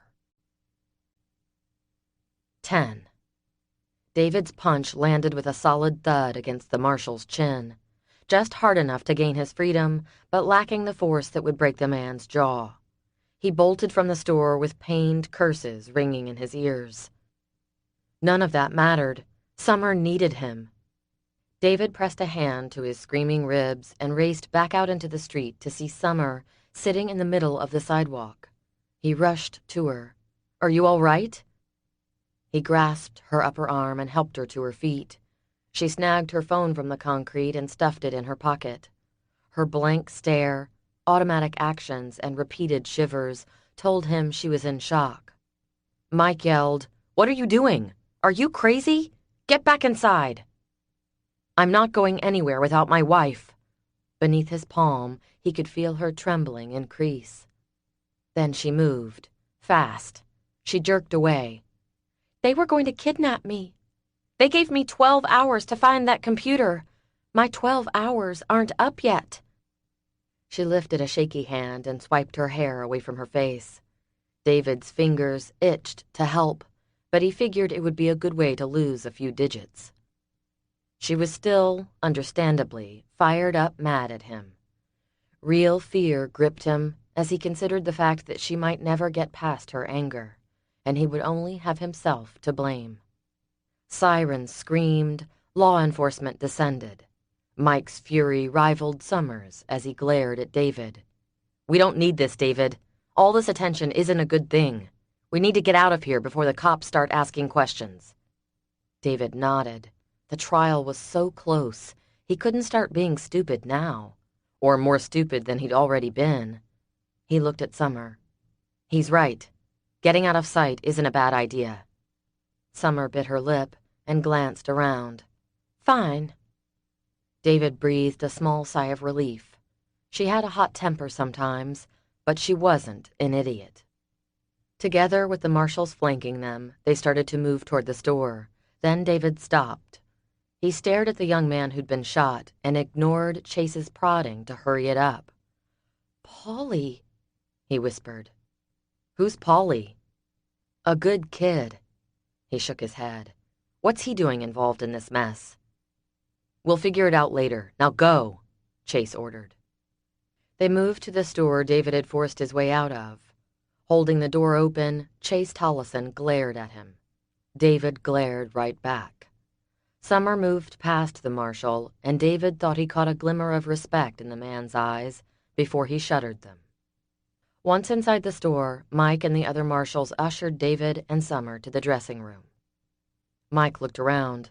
No windows. One entrance, one exit. We should be good for a short time. He got on the phone to make arrangements for another housing situation. Summer's wounded stare cut him to the core. He should have done so many things differently. He thought he'd have more time. I'm sorry. Tears flooded her emerald eyes. I am too, David. He knew she wasn't apologizing. They both knew she had no reason to be sorry. None of this was her fault. Mike lowered his phone and said, "We've got a new location. A car will be here shortly. We've emptied the shop and it's secure as of this moment. The car will pull up to the delivery entrance in about 20 minutes. Be ready to move." David registered Mike's words, but his attention stayed on Summer. "I know you're hurt and angry, and you have every right to be, but you've got to put that aside for now and come with us." She jerked and flushed. I need to go home. Marley needs me. You really think you'd even make it home before someone grabbed you? Summer sank into the chair abandoned by the dressing room attendant. No, I probably wouldn't. A fact that had her glaring lasers at him again. I can't believe my life has turned into some action-adventure movie. She stood and paced to the end of the dressing room, then back. Tell me everything. I want the whole story. Every last teeny-tiny detail. Friday, 8:30 p.m. Summer saw David swallow hard. Every detail, huh? He shifted on the dressing room bench, and she noticed how pale he looked. Upon closer examination, she could see the strain running after her had taken on him. He looked wiped out and ready to drop. Tough. She pushed aside the sympathy trying to spring up. She needed some answers. Is everything about you a lie? He flinched, dropped his head back against the wall, and closed his eyes. She didn't ask him again. He'd either tell her or not. But he had about 2 seconds to decide before she walked out of the store and into the hands of the men who'd just tried to snatch her from the sidewalk in front of the hospital. She settled in for a wait. Her phone buzzed for the 100th time since she'd been cut off from talking to Marley. Her sister had probably called out the National Guard by now. She had no choice but to talk to her. Summer grabbed the device from her front pocket and pressed the green talk button. Hi, Marley. Are you okay? The screech hit her highest decibel level yet, and Summer winced. I'm fine. Take it down a notch, will you? Well, what do you expect? What happened? Tell me. Marley, I'm fine. Her sister stopped her tirade. Okay, good. She sighed, then blurted, Oh, I almost forgot. Nick needs you to co-sign his loan for that little trailer on the lake. Do you think you could meet him at the bank at 4 o'clock next Friday afternoon? Summer ground her teeth. David's words came back to haunt her. One day, you're going to regret all you do for them. They're my brother and sister, Kyle, she'd argued. What am I supposed to do? Turn them away when they need help? They're leeches, and they take advantage of your giving nature without a second thought. Take my word for it and run while you can. His bitterness hadn't made sense to her at the time, and she'd just ignored the warning. Now she wondered if Marley was even in touch with reality. A sick feeling engulfed her. Had she done this? Molded Marley into this needy, clingy creature? Or was she giving herself too much power? Marley had a mind of her own. "Marley, I'll deal with that later. I'm in Charlotte, North Carolina, remember? 3 hours away." "What are you doing there?" "Kyle's in the hospital." A pause. "What happened?" "It's a long story." "Is he all right?" "For now." Marley lost interest. "What should I tell Nick?" Summer almost couldn't find her voice. Marley's blatant selfishness and lack of concern for her and David spoke volumes. Sadness engulfed her. "I'm not even sure when I'll be home or when I'll be able to talk to you next. Tell Nick I'll call him when I can." A pause. "You said you were okay." "I'm okay for now." "And Kyle is with you?" She frowned. "Yes." "So you have time for him, but not for me? When is it going to be my turn, Summer?" Really? She almost said something like having more time on her hands in the near future after she left her lying husband, but the truth was she wasn't even sure she'd tell Marley a word of what had happened, although she supposed she'd have some explaining to do when she announced her upcoming divorce. Bitterness sliced through her. First her father, then Joshua, her lying ex-fiancé, now Kyle. David. Whoever. "Did you hear me? He's in the hospital." She couldn't help raising her voice. The whole conversation was beyond ridiculous. "I've got to go, Marley. I'll call you later." She hung up with her sister still sputtering in her ear. Weariness settled on her shoulders as she powered the iPhone down and slipped it into her purse. She looked at David. He'd listened to her side of the entire exchange. Shock stood out on his face. "You hung up on her." "Yes, I did. What of it?" she snapped, then winced. Just because she was finally admitting to herself her sister's true colors didn't mean she had to turn into a shrew. Although the knowing look on his face made her want to smack him. But she couldn't. This latest conversation with Marley had just switched the light on for her. She forced the 3 words from her lips. "You were right. I'm sorry." Real sympathy shone in his gaze. "I didn't want to be." "You warned me. How did you recognize it and I couldn't?" "Experience." "Who?" "My brother." "Your real brother or the one you made up?" His lips tightened, but he said, "The real one." "You guys ready to move?" Mike asked from the doorway. David's face shuddered, hardened to a granite look Summer had never seen there before. A tremor ran through her. Who had she married? As he took a gun from Mike's outstretched hand and slipped it into a shoulder holster with only a faint grimace indicating he still felt the pain from his accident, she not only wondered who she'd married, but what. She looked at Mike. "You arm your protectees?" Mike grunted. "Not typically." He shot a glare at David. "But then, he's not a typical protectee. He says he either has a gun or he goes out on his own." She lifted a brow at David. "So you carry a gun?" He studied her. "I'm former Special Forces. I was an Army Ranger, Summer." He returned Mike's glare. "And I didn't have a weapon with me when Corbin Hayes showed up. If I had, things might have been a little different." "How?" "Don't guess we'll ever know. Doesn't matter now. I'm not going to be caught without a weapon again." She gaped. She'd known he was in the military, but had no idea about the rest. "But all of your Air Force medals and—" She remembered the Army tags from the box. "Part of my cover. It's obvious I'm military, so instead of trying to cover that up, we just decided on a different branch." "That's why you never talked about it," she murmured. "I thought it was because you had bad memories or something."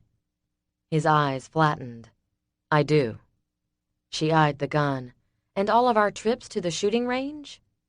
"Just staying sharp, keeping my skills up and ready." He paused. "And making sure you were comfortable with using a gun in case you ever needed one." "Unbelievable," she whispered. "Let's go, people. Everyone get your vests on." Summer gulped as she watched David Velcro the bulletproof vest in place. Then it was Summer's turn. David helped her, then Mike's rough hand on her arm propelled her toward the back entrance of the store and into a black Chevy Tahoe. She shook her head as she clipped the seatbelt around her. David settled in beside her, too close. She shifted to attach her left hip to the door. He didn't miss her movement, but said nothing, even though his lips tightened. Mike slipped in on the other side of David and slammed the door shut. Adam slid behind the wheel and Chase took the passenger seat. "Let's get out of here." Through the black-tinted windows, Summer just noticed another SUV in front of them. She glanced back and saw another behind. She looked at David. "Are you the president or something?" Mike snickered. David sighed. "No, I'm not the president. He's a guy who's going to put mob boss Alessandro Raimondi away," Adam said. "Right now, David's more important than the president." Raimondi? The one who wants the laptop that I didn't know existed until this morning? Had it only been this morning? She felt like at least a week had passed since her ominous visitors had rocked her world. Yes. Darkness covered the city. Summer closed her eyes against it all, wanting to shut everything out. And right now, she wasn't even sure she wanted to talk to God. Guilt flooded her. Mentally, she knew she should be on her knees praying for his guidance and protection. But right now, she was just too tired, too confused, and just plain too stinking angry. 11. In the hospital trauma room, Alessandro Raimondi stared down at his nephew's gray face. 19-year-old Polly Greco, his sister's youngest boy, her baby, the child she wanted kept out of the business.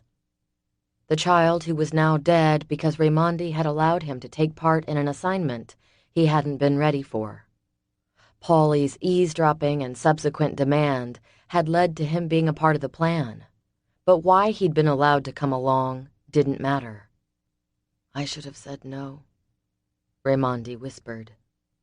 "You didn't have a choice." Paulie's 29-year-old brother Agostino drew in a ragged breath and pushed aside tubing and trash left behind by the doctors and nurses, symbols of failed efforts to save Paulie. "About some things, I have no choice. This life I lead, I had no choice about." He touched Paulie's now cold cheek. Him, I had a choice about. Sickness swirled in his gut. First Georgina, and now Paulie. Fury burned a hole in his chest.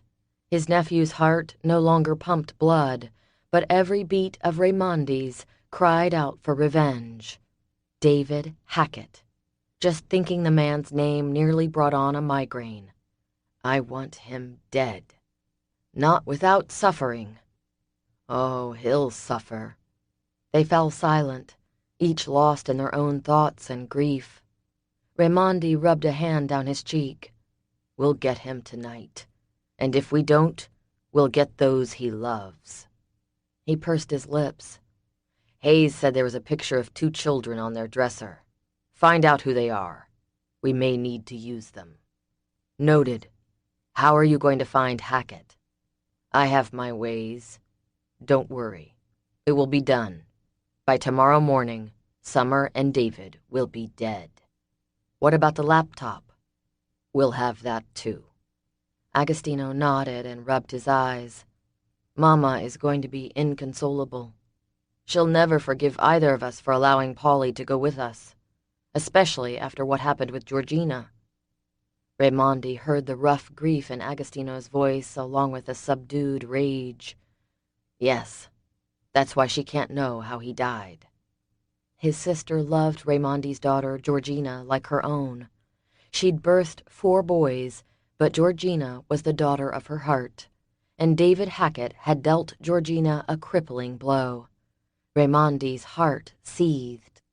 Agostino's eyes jerked up and met his uncle's. You think we can keep it from her? We have to. This is my fault. I should have stopped this, kept him safe. He insisted on being a part of it. He was a man, able to make his own choices.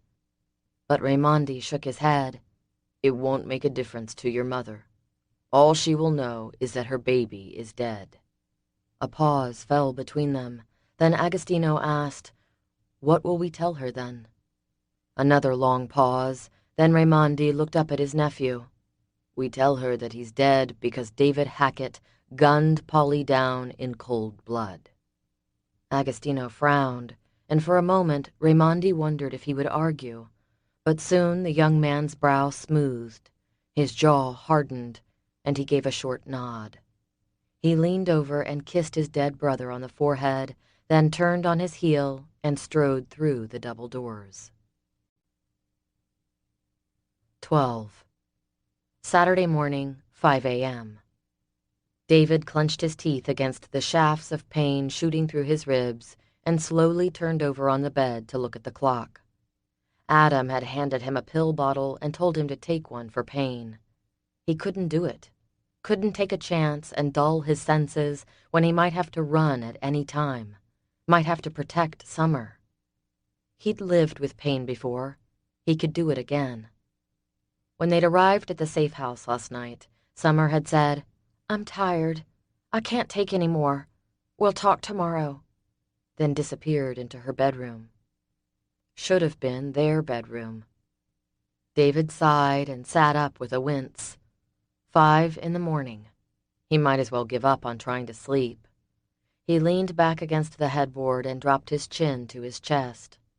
"Lord, I did what I thought was the right thing at the time. When I married Summer, I wasn't a Christian, but I'm a different man now. I know there are consequences to actions, and I've made some pretty rotten choices. Please, don't let the fallout be disaster again. And spare Summer, no matter what else happens." As he often did, David thought of Ron, an older man who'd saved his life last year in more ways than one, and wondered where he was. David grabbed the remote from the end table, shifted on the bed trying to find a comfortable position, and finally gave up. He clicked the small flat-screen television on and found a national news channel. His door creaked and he grabbed his weapon, aiming it. Adam stepped inside and closed the door behind him. David let out a breath and lowered the gun. "You trying to get yourself killed?" "No. I saw the light under your door. Figured you were awake. You forgot how to knock?" "Sorry. Didn't want to wake anyone else up." David gestured toward the chair in the corner and grimaced at the movement. "Have a seat." Adam sat. "You should have taken one of the pain pills." "Would you?" Adam shrugged. "Maybe, if I had a couple of superior marshals guarding me." David almost smiled. "No, you wouldn't." "True enough." The reporter on the television caught his interest, and David upped the volume. "And in New York, a murderer with a connection to the mafia is set to go to trial in just under 3 weeks. Sam Gilroy was caught on video shooting and killing one of his employees, Carl Hyatt. Mr. Gilroy's partner, David Hackett, was thought to be in the building at the time of the murder since his car was seen in the parking lot early that Saturday morning. However, Hackett has been missing since Sam's arrest a little over a year ago." A picture of David from a little over a year ago flashed on the screen. He'd had dark black hair then, not the reddish blonde he now sported, and he'd had a goatee and mustache. David reached up to rub his clean-shaven face. "Sam's trial is big news," he muttered. "It's the mafia connection. Have they said who the judge is going to be for the trial?" Adam gave a slow nod. "Judge Parker Holland." "Holland. Figures. Yeah, he seems to draw a lot of the mafia cases." David hesitated, then nodded. "Yes, he does." Adam must have noticed his reticence. "What is it?" "Nothing, really." David took another hard look at the TV. He has a good reputation for being fair and honest, even though those connected with the mafia seem to get too many breaks, if you ask me. If the cops don't do their jobs right, the judge can't hold them. "I know. I just don't have to like it." From what I've heard and read, he's a stand-up guy. Former military, got the nickname Steamroller as a criminal lawyer. Adam shrugged. He's one of the best, isn't he? So it would appear. Then it's a good thing he's got this case. Right. Adam sighed. Look, I know you and Summer are having a rough patch right now, but... He stopped and David looked at him, curious as to what the man had to say. Go on. I mean, I know it's not my business, and we don't even know each other that well. Will you just spit it out? Adam gave a low chuckle. Yeah. He rubbed his chin. Summer seems like a fine woman. A good one. She's strong and obviously has a temper. She's also smart, and He shrugged. I hate to see you two give up on a good thing. I had no intention of giving up, David retorted. Good, good. Because family is everything, you know? David studied this man who now stood before him. He had a feeling in a different time, a different place, they would have been good friends. No, I don't know that. I've never had much of a family, but this last year with Summer has shown me what I've been missing. He ran a hand through his hair and felt the tug on his ribs. I'm not giving up on her. Ever. Good. David shifted and then stopped trying to get more comfortable. It wasn't going to happen. Just out of curiosity, how did Mike get Summer to agree to go with him? Adam grimaced. He told her a little lie. Oh, great. Another lie. What was that? He said she had to go with him because his car was parked in front of your house, and Raimondi had already run the plates and found out he was a cop. Ah, Summer should know better. If Raimondi had someone run the plates, the marshals would have been all over that, and Mike's information would never have come back. He was law enforcement. Summer was a little shook up at the time. When she's thinking more clearly, she'll figure it out. Adam shrugged. Mike was doing what he had to do to keep her safe, saying what he had to say. Maybe she'll appreciate that one day. We'll see. He figured another lie would just send Summer deeper into her pit of anger. Not a happy thought. What's on that laptop that's so important anyway? Adam asked. David studied the man. Pictures. What kind? The kind my buddy Sam used for blackmail. The kind someone didn't want released to the media. Adam narrowed his eyes. Who are the pictures of? I don't know. I have a vague description of the man, but other than that, his face has been blurred out. What's he look like? David shrugged, then winced. He's an older man, I think. Either that or he's prematurely gray. And really, it's not even gray. He's got a shock of pure white hair that stands out on his forehead right here. David showed him on his own head. And then there's a tattoo. A tattoo? Of what? A snake on his left bicep. So he should be pretty easy to identify if those pictures got out. Oh, yeah. Adam rubbed a hand down his face. What were the pictures of? He was meeting with mob boss Alessandro Raimondi. I see. So, depending on who he is, he may not want people to know he's in cahoots with Raimondi. That's for sure. Adam gave him an easy slap on the shoulder. It still hurt. I'll leave you alone. You need to rest if you can. Tomorrow's going to be a long day. He left, and for the next 15 minutes, David watched the news and felt his eyes grow heavy in spite of the constant throbbing in his ribs, the shooting pain in the left side of his face, and the gnawing hunger in his belly. He closed his eyes. A scuffle outside his window sent his eyes wide. His muscles tensed, and yet he didn't move. Didn't hardly breathe as all of his Special Forces training shot to the surface and sent his senses on high alert. He glanced at the clock. He'd been asleep about an hour. He moved off the bed, ignored the aches and pains screaming at him, and pulled on the jeans he'd tossed over the chair. David wrapped his fingers around the grip of the Glock and slipped next to the window. The house had an alarm system, but they wouldn't care about that. Once they were in, the distracting noise might even work in their favor, for most attackers.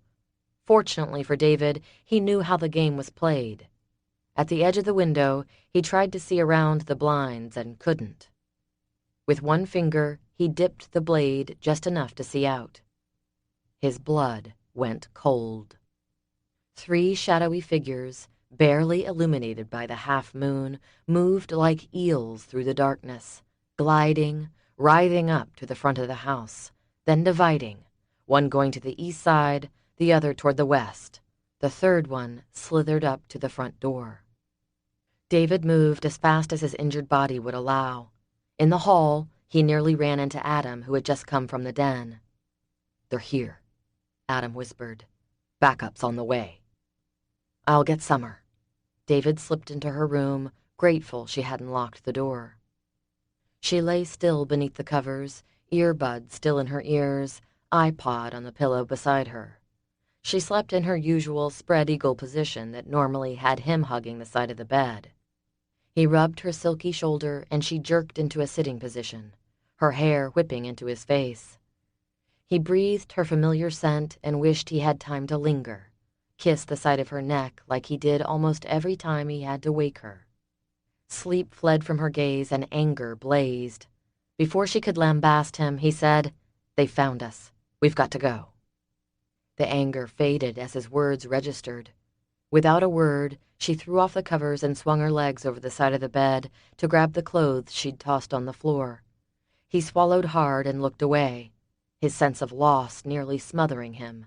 How he loved her. "How much time do we have?" she asked as she stuffed the iPod in her purse and slung it over her shoulder. Tamping down his feelings, he grabbed desperately for the wall he used to have no trouble erecting when he didn't want to feel something. With Summer, it never seemed to work. None. "Then let's go."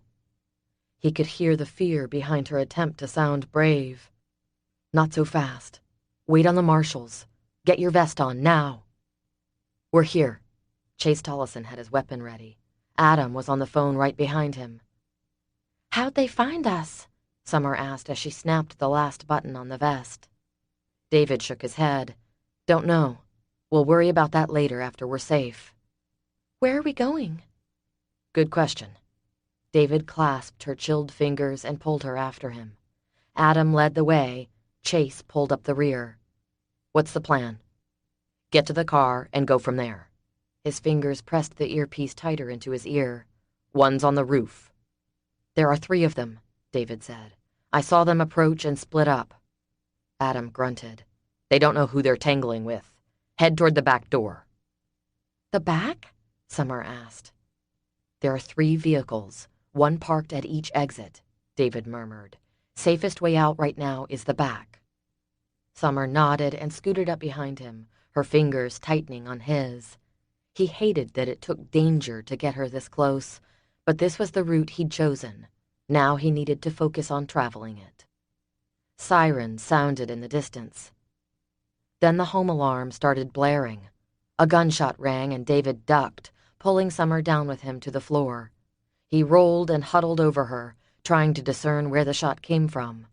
She shoved against him and he grunted with the sharp pain that sliced through his ribs, but he refused to move. Adam stood next to them, crouched, weapon aimed down the hall behind them. "The car! David! To the car!" Mike yelled over the ear-shattering noise. He turned from the den window. David rose. Pain traveled through him, but he pulled Summer to her feet. Chase motioned to the back door as a bullet pierced the window next to Mike. Mike ducked and swore, then dared another glance through the broken window. "Backup's here." Into his radio, he said, "Don't shoot. Repeat, don't shoot. We're still inside. Hold your fire." David hoped they listened. After staying alive and outwitting Raimondi this long, he had no desire to die by friendly fire. Summer ran a hand through her hair, her eyes darting from one marshal to the next, then to the door. He squeezed her fingers. "Hold tight, babe." A shadow moved from the living room, lifted his weapon. David lunged to the left with Summer. Adam lifted his gun and fired. The figure grunted and spun back into the dark of the room he'd come from. "Go!" Adam pointed to the door as he raced toward the man he'd just shot. Mike herded them toward the exit while Chase brought up the rear. As Mike reached for the knob, the door burst in. David shoved Summer down and spun, arm outstretched, the heel of his palm connecting with a chin. The man howled as his jaw snapped. With a swipe of his foot, David clipped the surprised attacker's legs out from under him. Chase came from the left and tackled him the rest of the way to the floor. 13. Summer rolled away from the tangle of bodies. Her heart beat in her throat as she lived this nightmare David had dropped her into. Scrambling back, she watched the fight unfold. David clipped the man on the chin again, and the mask slipped. Adam brought the grip of his weapon down to crack against the attacker's head. His pained cries cut off, and he dropped like a rock. David's white face said he was in pain. His granite expression said he didn't care. She hoped his vest had provided some protection to his battered ribs. He held a hand to his side and moved away as Chase came from the living room to give a nod of satisfaction at the unconscious man on the floor. 2 down, 1 to go. Where is he? Adam asked. Dunno. Chase's gaze darted around the room.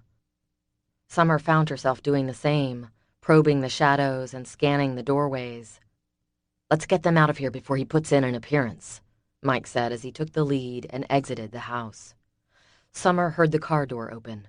Come on, stay low and move fast. Summer knew the words were for her benefit. Without asking, she knew David had done this before. She slid into the vehicle, followed by David, then Mike. Adam took the wheel. Where's Chase? He'll stay behind and clean up the mess, then meet up with us later. Summer clasped her hands between her knees and closed her eyes. She wondered what time it was, then nearly laughed. Did it matter?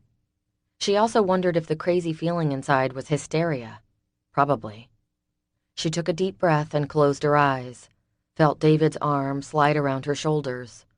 More than anything, she wanted to lean on his strength and shut out the fact someone wanted to hurt her, so they could hurt her husband. Husband. Summer stiffened as the car pulled away and fell in line behind the other 2 identical vehicles. Are we even married? She whispered. David froze. His arm tightened. She pulled away to look into the eyes that had captivated her from the moment she'd seen them at the bank. She'd been talking to the teller and elbowed her purse off the counter. Items had scattered. David had helped her clean them up, and she'd been unable to take her eyes from him. When he'd asked for her phone number, she'd been giddy with disbelief and joy. Yes, we're married, he said. How? You signed a fake name. No, it's my real name now. A whole new identity, complements of WITSEC that makes my signature legal. She swallowed hard. So, at least she was really married to him. She wasn't sure how she felt about that. You could have faked it. You didn't have to go to all that trouble. I never would have known, and after the trial you could have walked away a free man. No strings attached. She couldn't help the bitterness. His eyes narrowed. I could have. He paused. I didn't want to. 4 simple words that carried a huge punch. A small piece of her reveled in the knowledge that he would go to all that trouble to make sure they were legally married. Another part of her was furious that he'd trapped her in a lie, one that would take time and money to dissolve, if she really wanted to go that route. But what else could she do? He'd lied to her. The one thing she'd told him she could never forgive. And it wasn't just that he'd lied, but he'd done so with absolute conviction shining in his eyes. She shuddered, wondering what else he'd lied about. He was going to tell you, she argued with herself. But he didn't. But he really married you when he didn't have to. Might have been better if he hadn't. Then she could have walked away. Right. She pulled her iPod from her purse and shoved the earbuds into her ears. Jupiter Wind's lead singer crooned in her ear, reassuring her that God was with her, telling her what hope looked like. When the next song came on, she couldn't help the humorless smile that curved her lips. How appropriate. She sang along silently. I'm walking on a tightrope, and my feet are slipping. I'm about to lose control. I'm hanging on a thin wire, and my hands are sliding, and I'm crashing to the ground. When the chorus came on, she made it her prayer. I know you're gonna save me, 'cause I know you'll never let me go. Summer heaved a sigh. He'd said, I didn't want to. And those 4 little words did more for her heart than she wanted to admit. 14. Saturday, 7:30 a.m. What's on the laptop? David spun to find Summer standing in the doorway to the bedroom of the second safe house. He winced at the fast movement, his bruised ribs protesting. She wasn't smiling, but at least her ferocious glare had faded to a hard-eyed stare. Everything's really on the flash drive, but you can't access the flash drive with just any computer. The flash drive is a special one used by organizations like the Department of Defense. Nice that the bad guys have access to the same equipment. David shrugged. You can buy them online. On the flash drive is everything you can imagine. Information, pictures, dates, money transactions, all linking Raimondi to numerous illegal activities. Stuff Raimondi doesn't want falling into law enforcement hands. And you stole it. He sighed, glanced around the room, and wondered if it was bugged. Finally, he nodded toward the bed. Sit. She did so, grudgingly. Arms crossed, she kept her gaze glued on him. The distrust there pierced like a flaming arrow. I'm sorry I lied to you. I am too, David. She rubbed a hand over her eyes. That's going to take some getting used to. Did that mean she was going to be around to get used to it? Hope flared, then dimmed when the distrust stayed firmly planted on her face. He sighed. Summer, Who are you? He looked away, then back. I'm a man who made a mess of his life, and only by the grace of God was able to attempt to do something to restore it. She blinked. By stealing a laptop from the mafia? She sighed and closed her eyes. Oh, David. I had to. Summer, I was working as a CI for the FBI. She stared at him. A confidential informant? David ran a hand over his bruised ribs. To make a long story short, I was in the Army, Special Forces, but I was also part owner in a business. It was what I did when I wasn't on assignment, and it provided a good income. When I got home from a long 8-month assignment in Afghanistan, my partner had apparently decided to get into some illegal activities with organized crime, using our business as a front while I was gone. She winced. How did you find out about it? The FBI approached me. At first I didn't believe it, but the seed of doubt was there. I asked them to give me a week to snoop around and see what I could find out. What did you find? Enough to convince me they were telling the truth. Sam was involved with the mafia, and he was using our business just the way the FBI said he was. So you started working with them?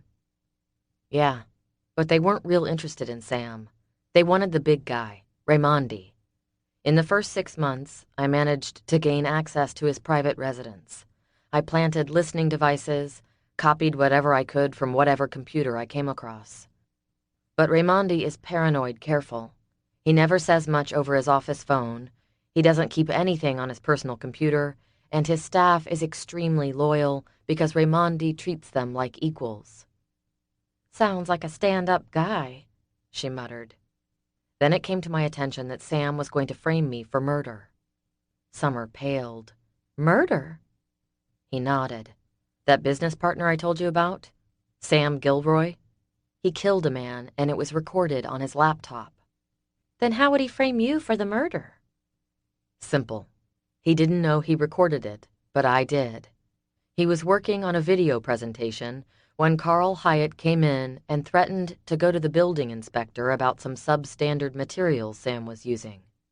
Sam couldn't let that happen because if the business was flagged and shut down for an investigation, Raimondi's business would come to a halt, as would all the nice money Sam was pocketing. And so he killed him? Yes. What about the video? Carl walked in during Sam's recording. After Sam killed him, he had to get him cleaned up. I guess by the time he finished all that, he'd forgotten what he was in the middle of. He simply closed his computer and went home. But you got the video? Yes, later. I couldn't just walk in his office and take it. He carried that laptop with him pretty much everywhere. He left it locked up in his office occasionally, but I was pushed for time. I had to get the laptop before he found the video file with the murder on it. I had one plan: get the laptop with the flash drive and disappear and do it fast. He rubbed his eyes. I knew I was a dead man. Seconds after I walked in and found Carl dead, Sam was already plotting how to get rid of me. I knew I was going to have to take what I had to the feds, but I wasn't leaving until I had that evidence.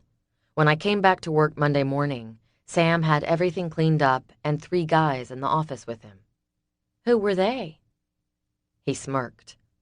Men who were in Raimondi's pocket. They were also very well-known citizens with a lot of pull in the city. Sam told me that if I said anything about the murder, he had enough evidence to get me tried and convicted. I knew I had to get into his laptop and get that video before he realized what he'd done and erased the evidence. Finally, Sam just flat out asked me what I planned to do. I told him I'd thought about it and wasn't going to do anything, that his business was his business, and as long as he kept the illegal part of what he was doing out of the legal side, I'd turn a blind eye. But you really wouldn't, would you? David shook his head. No, of course not. I was just buying time to get that laptop. I was hoping to throw him off. I think it worked, because he didn't say anything more and for the rest of the morning acted like everything was normal. I can't believe this, she whispered. Were you going to tell the cops about Carl? Yes, as soon as I could turn over the video. This is just crazy. It's like I'm in some messed up, twisted action movie. He heard the tears in her voice. This is not what I signed up for when I married you.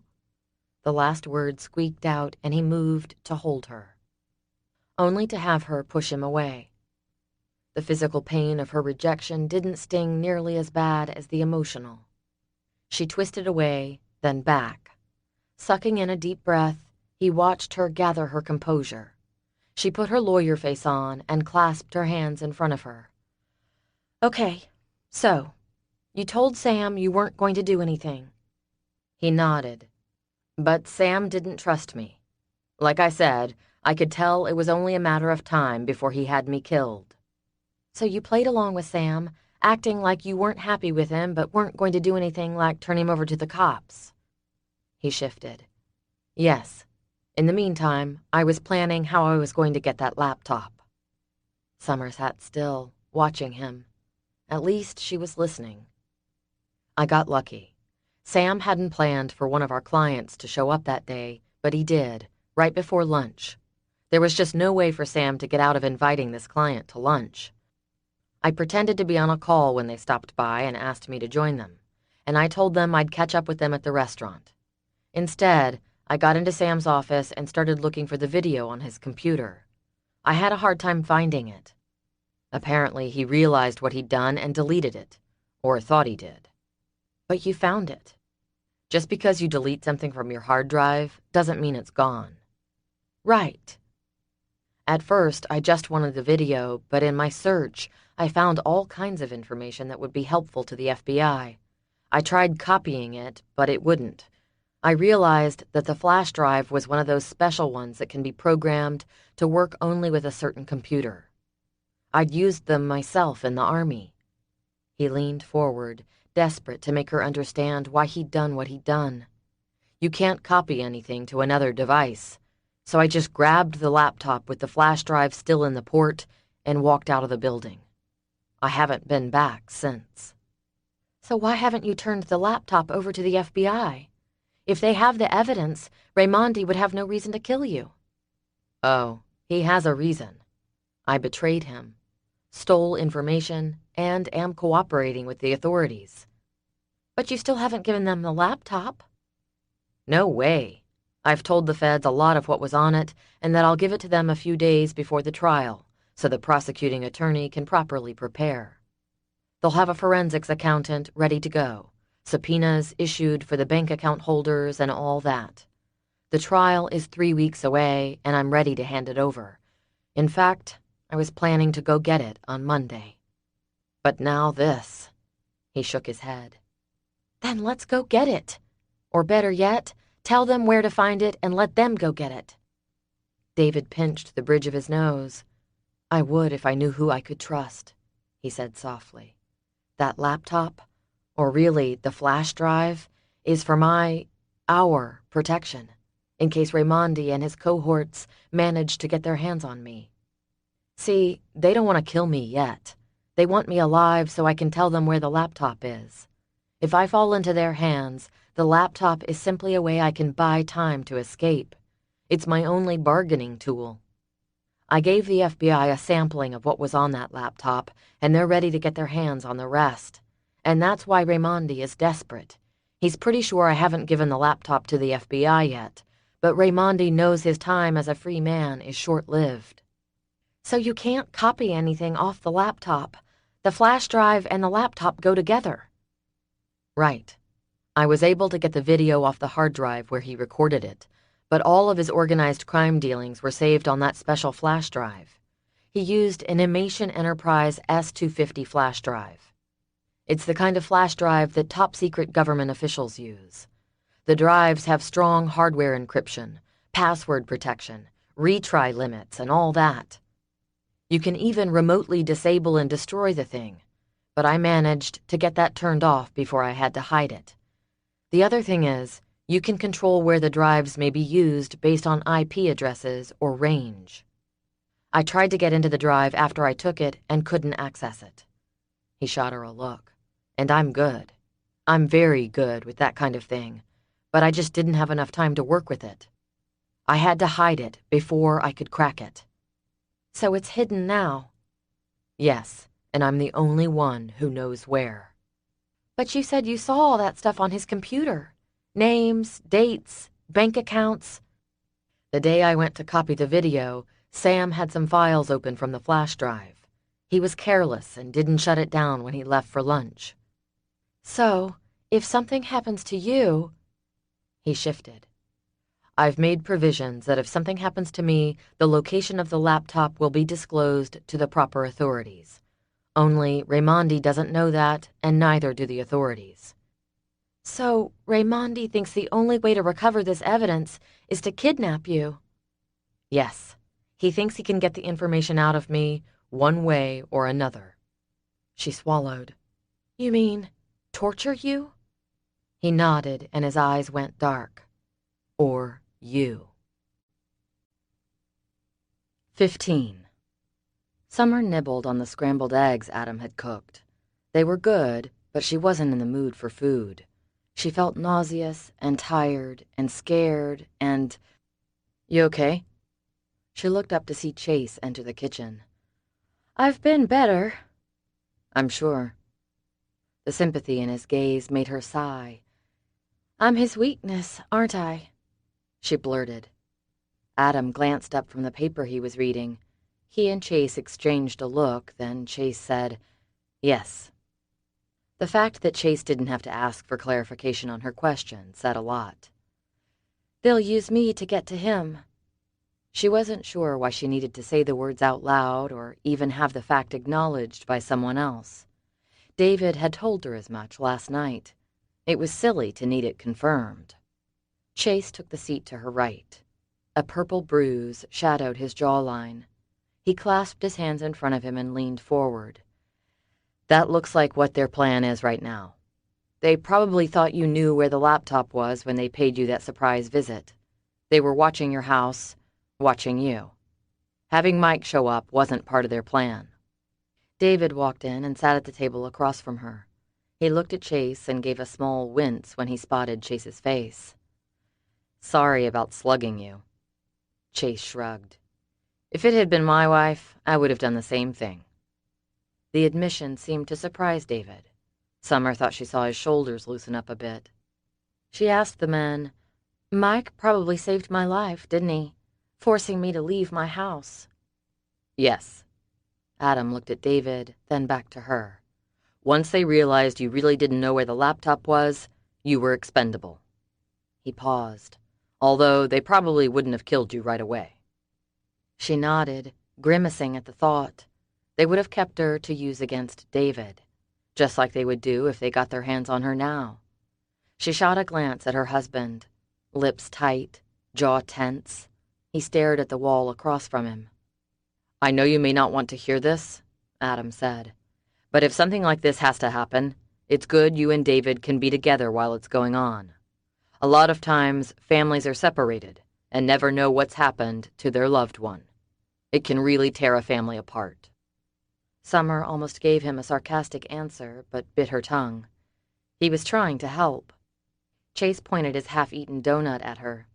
"Raimondi's cohorts obviously followed you and Mike to the hospital and tried to grab you at the first opportunity." She looked at David. "So the only way we'll truly be safe is if we simply disappear?" David's eyes darkened. "I honestly don't know that you'll ever be safe again," Chase said.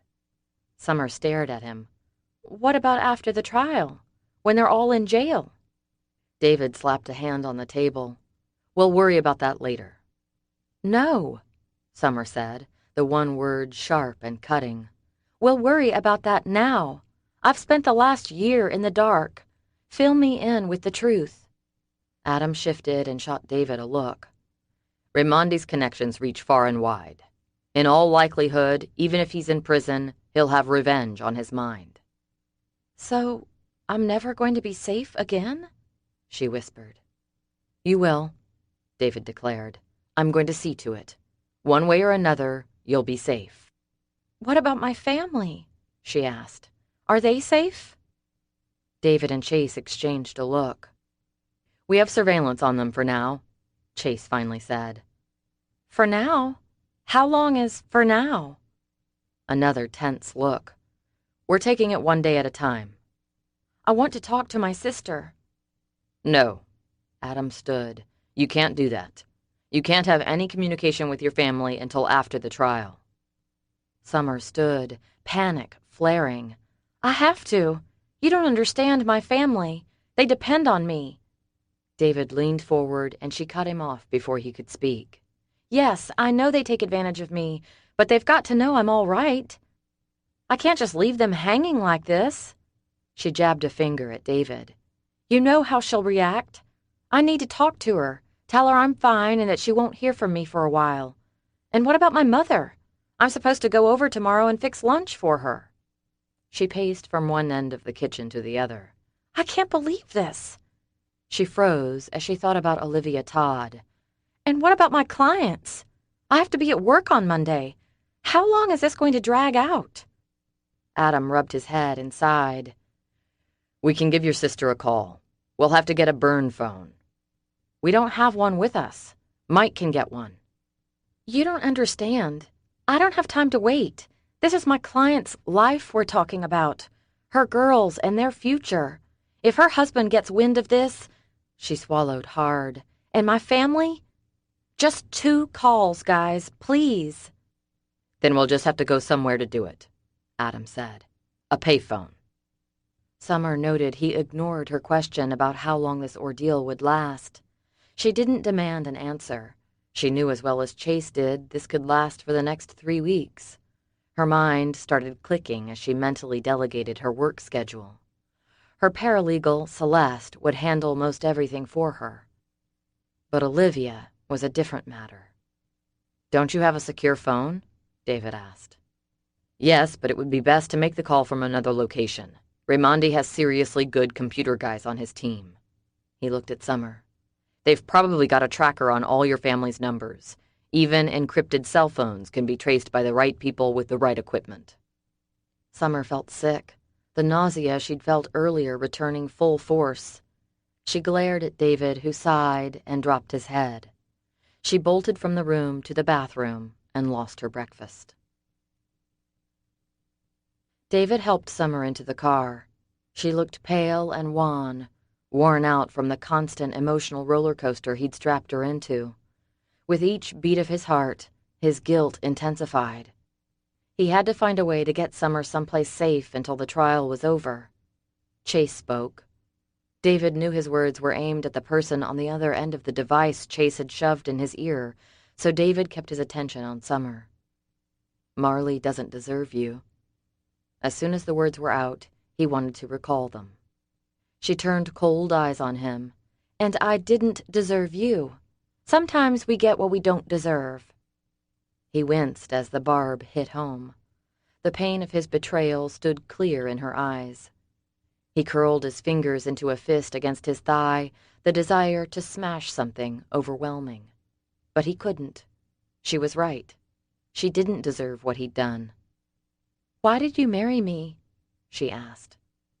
He kept his gaze on the passing scenery as he pondered how to answer her. "Stop thinking up a lie and tell me the truth." "I wasn't trying to think of a lie." "The truth." "There's a lot about me you don't know, Summer." She gave a soft snort. "Tell me something I don't know." He clenched his jaw, then slowly forced himself to relax it.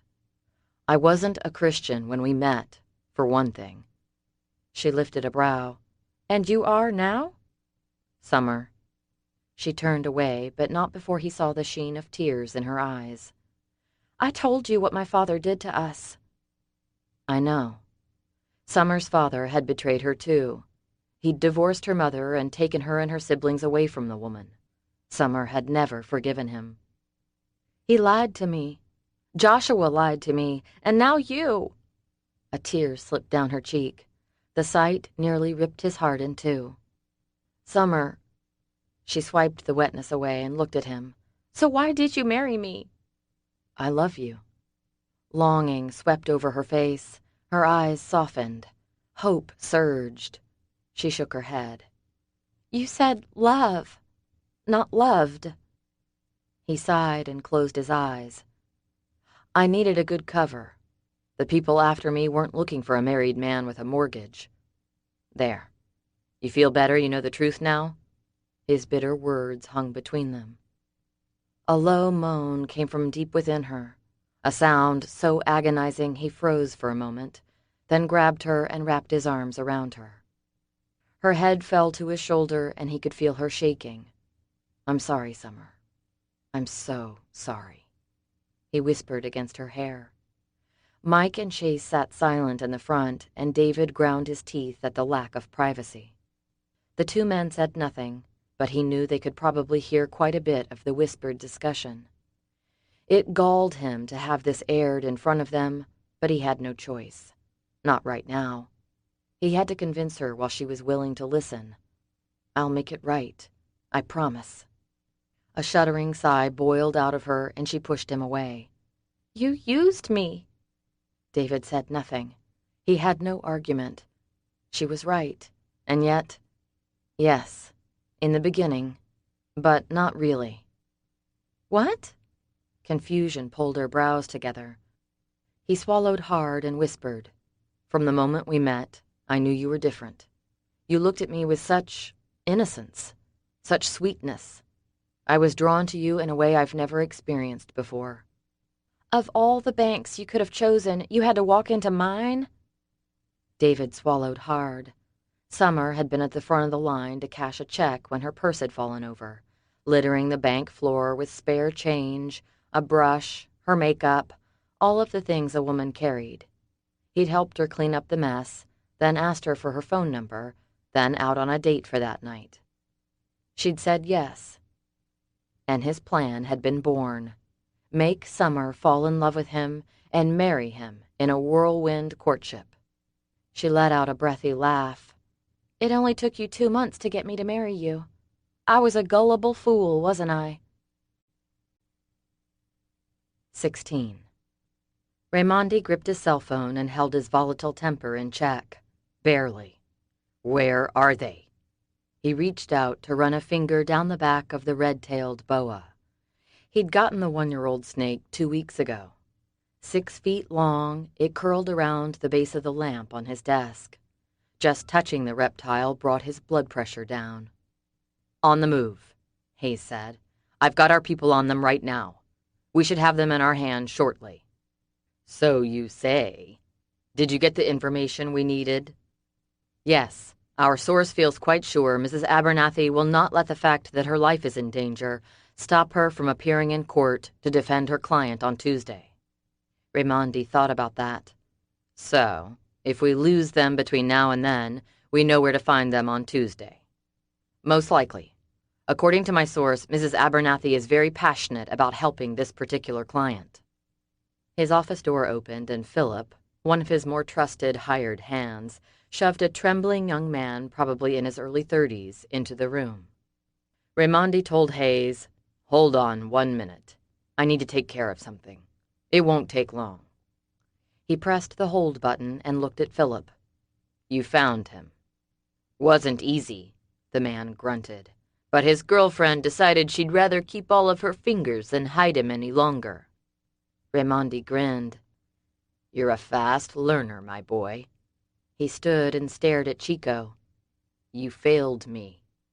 Chico swallowed. "I didn't mean to. I didn't know he was undercover. I swear." "And because you failed me, you must pay a very high price." Sweat broke out on Chico's forehead. Raimondi picked up the boa and held it for Chico's inspection. The young man blinked and backed away. Philip pushed him back, closer to the snake than before. "You don't like snakes?" Raimondi said. "Sure. I like them just fine." "Oh, really?" Raimondi arched his brow. "Well, that's good to hear. Not many people do."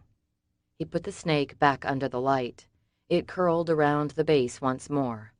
"Now, down to business. I lost about $200,000 worth of cocaine, thanks to you. How are you going to pay me back?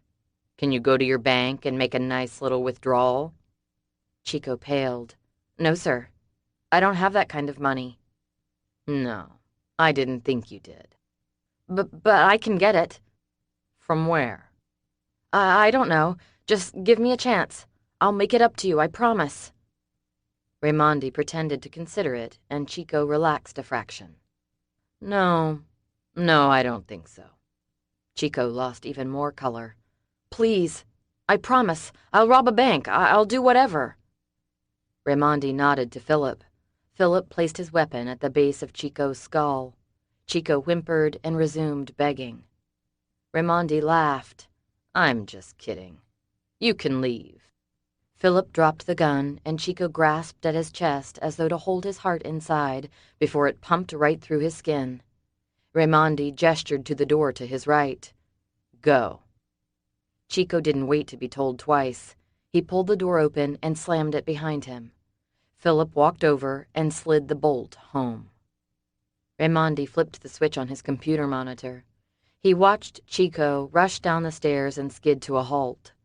Another careless flick of his finger released his friends that slithered toward the now panicked man who realized he'd just walked into a den of vipers. Literally. Idiot.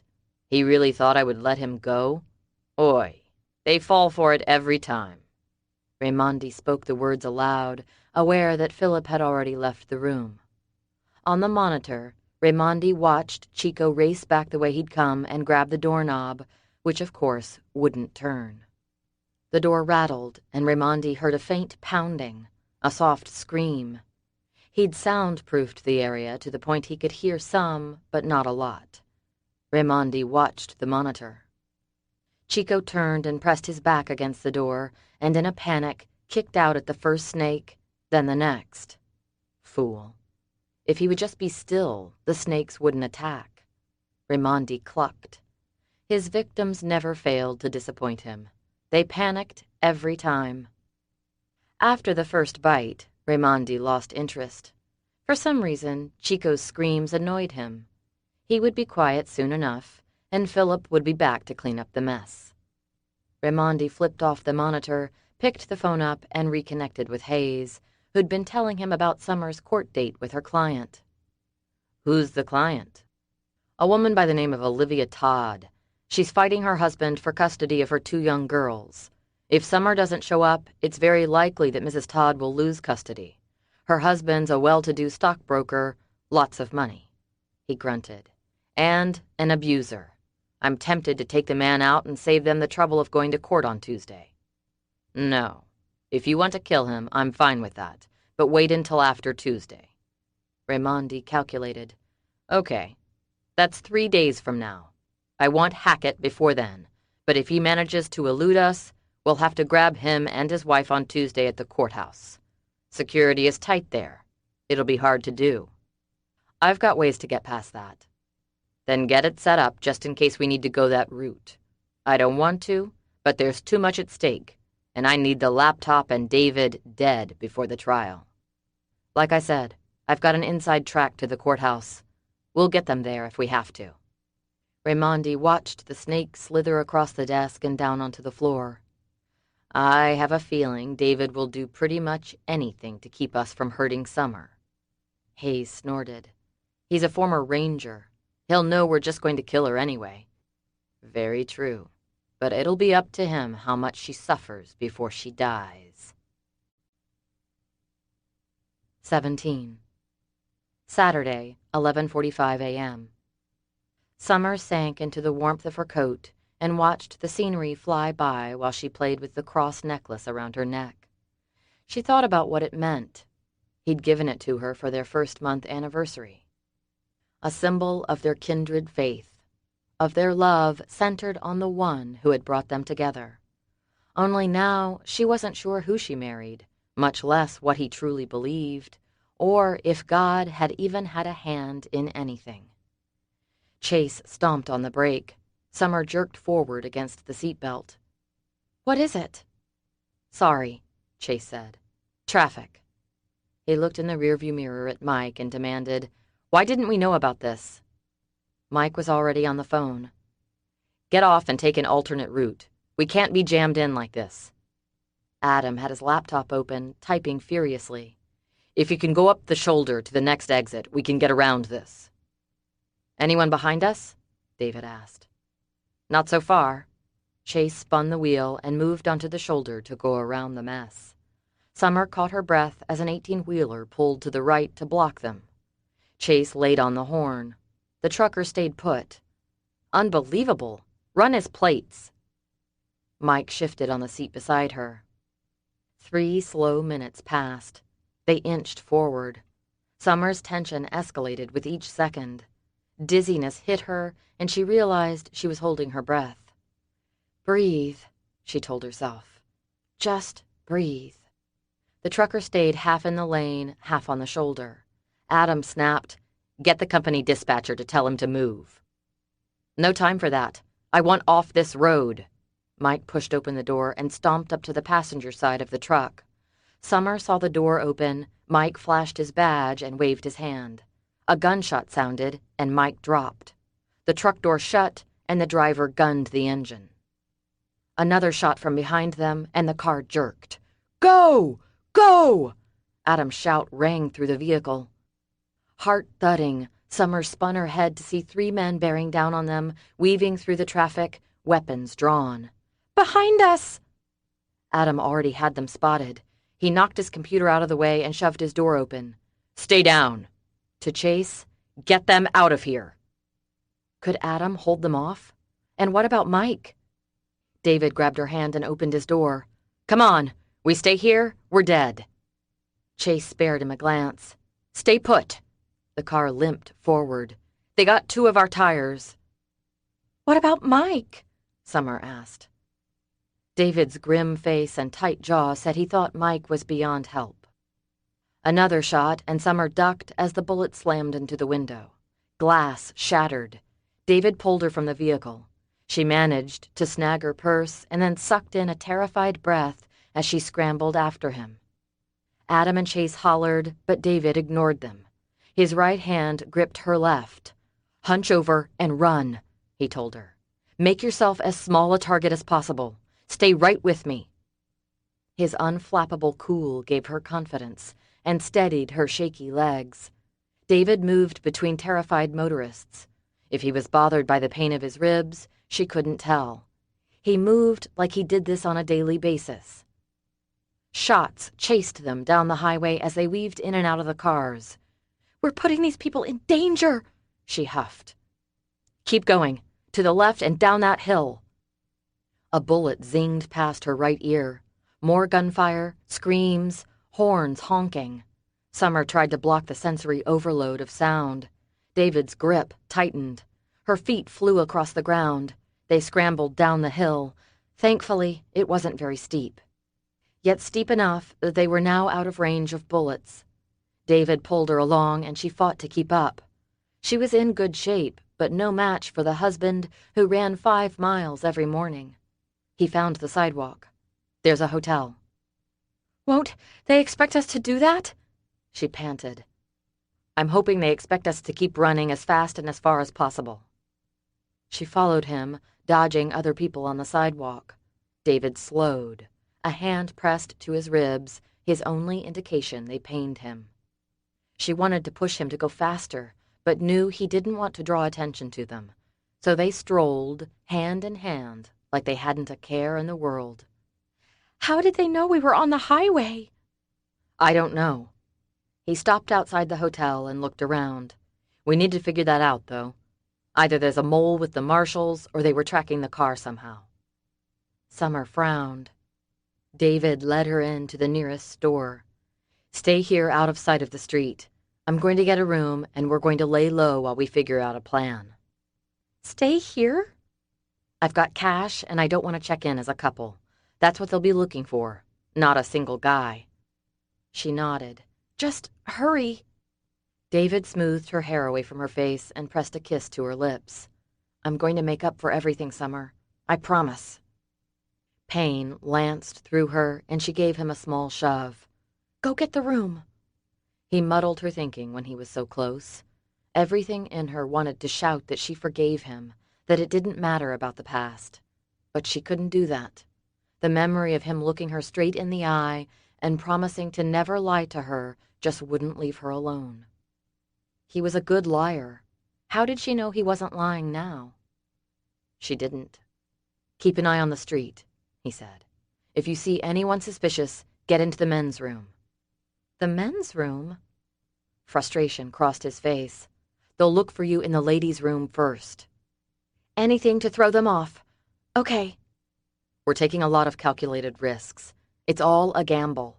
Hopefully, this is one that will pay off. I'll be waiting. Go. He jogged across the street. Summer let her gaze pierce the surrounding area. So far, she saw no one that stood out, no one who looked like the 3 goons who'd tried to kill them on the highway. She swallowed hard. Were Chase and Adam okay? And Mike? Had he been shot, or had he just dropped when he heard the gun go off? And what about her family? She pulled out her cell phone and stared at it, then stuck it back in her pocket. She didn't dare. But what about her family? Worry cramped her stomach.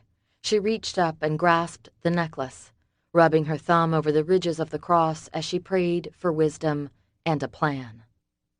A sedan drove by the store, slowed, and stopped on the curb. She moved deeper into the clothes rack behind her. May I help you? Summer jerked and whipped her head to the left. The necklace popped off in her hand, and she gasped.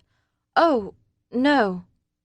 A saleswoman in her early 40s stood watching her, brow raised. Do you need any help? I'm just... She forgot about the necklace even as she tightened her fingers around it. 2 men got out of the car, one in a dark suit, the other in khakis and a leather jacket. Ma'am? Summer turned back to the saleswoman. I'm running from my husband, she blurted. That's him. I don't know how he found me, but he did. If he catches me, he'll kill me. Shock blanched the woman's face white, then red. She stuck her chin out. Follow me. What? I have a place you can hide. Then I'll get rid of him. But I don't want to put you in danger. Hurry. I'm Casey, and I've been where you are. She glanced at the window. Come on now. He's coming. Summer shut up and hurried after the woman, her spine tingling as the bell above the door announced the arrival of the men who wanted to kill her. 18. Saturday, 1:20 p.m. David slid the room key into his pocket and stepped to the glass entrance door to the hotel. He glanced across the street where Summer was supposed to be waiting for him. When his gaze landed on the dark sedan parked in front of the store, his stomach flipped. Fear for Summer invaded him. He pushed through the door and crossed the street, his hand reaching for the weapon in the shoulder holster Chase had provided him. Once inside the warmth of the store, he stepped immediately behind a clothing rack near the right front corner. Through the slitted opening created by two of the denim shirts, he scanned the area in front of him. 3 customers who hadn't even looked up at the dinging of the bell, and 1 employee talking to the 2 suits at the cash register. No Summer. That he could see. He moved closer. David recognized the taller of the 2 as Raimondi's nephew, Agostino Greco. A chill swept through him. Raimondi had called out the big guns. Agostino didn't usually step up to the front lines to get his hands dirty, but when he did, he was deadly and efficient. The woman shook her head. "I'm sorry, sir. I haven't seen this woman." "We've tracked her to this store. Do you have security video?" "Of course." "Then we'd like to see it." "Absolutely not." "Look, lady." The taller of the 2 men jabbed a finger at her. Agostino laid a hand on his shoulder. The other man let out a curse and spun on his heel to pace and shove aside clothing on the nearest rack. "Hey, you've no right to manhandle my inventory. Back off or I'll call 911. She grabbed the handset from the base and shook it at him. David saw alarm on the other customers' faces. One woman swallowed hard and pulled out her phone as she backed toward the door. The others followed, their instinct telling them this might be a good time to get out. The bell chimed once, twice. David let out a slow breath. Through the window behind him, he saw the 3 women pause on the sidewalk. One had a phone pressed to her ear. The cops would be here soon. Agostino shot a glance at the door. He knew it, too. "Ma'am." Agostino kept his cool as he turned his attention back to the woman. David had never seen the man lose it. "She's a fugitive. And dangerous. We just don't want to see anyone get hurt." The false concern in Agostino's voice grated all over David's nerves. And if Summer hadn't most likely been hiding somewhere nearby, he would have been tempted to do a little bodily damage. Instead, he exercised self-control and prayed. "Neither do I," the employee said. "I haven't seen that woman. Now, if you want to come back with a warrant, we'll talk about viewing the security footage." David processed the information. The men had identified themselves as law enforcement, and still she wasn't talking. Thank you, Lord. Where was Summer? Frustration stamped itself on the tall man's face. He leaned in. "If you're lying to me, I'll be back." "I'll be here." She stared him down, and he turned with a ripple of curses. David gave a silent cheer for the woman's unwillingness to be bullied by the 2 men. He didn't think either of them would hurt her. Yet. He hung back in his hiding place, keeping his cool, slowing his pulse by sheer will. Relief and worry filled him at the same time. Relief that Summer wasn't in the wrong hands, and worry about her location. Had she seen Agostino and his partner enter and somehow managed to escape the store? David saw Agostino heave a sigh as though by drawing in the air he could pull in more patience. He gripped his partner's arm and nodded to the door. "Thank you for talking to us." The 2 men came close enough for David to reach out and touch. He held his breath as they paused. Agostino said in a low voice, "We'll find her, Johnny, but not if you lose your temper. She's here somewhere. Let's get out and bide our time. You take the back door, I'll cover the front." Johnny's nostrils flared over his tight lips, but he gave a nod and stepped outside. David waited for the door to shut. He sidled around the rack toward the store's interior and stood there, waiting. The owner of the store moved to the front door and locked it. Then she whirled and returned to the back of the store. She swept behind a black curtain, and David could hear voices, murmuring.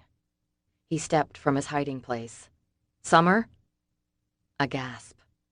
The woman pushed the curtain aside, her eyes wide and scared. "How did you get in here?" "I've been here. I don't want to hurt Summer. I'm here to get her someplace safe." She studied him a moment. "You're not with those clowns that just left?" "No, ma'am. Not even close. "It's all right, Casey," Summer said as she came from the back. Her eyes met his. "He'll keep me safe." David winced at the thin thread of sarcasm. Casey looked uncertain. Summer walked toward him and he took her hand. "They're covering the front and the back."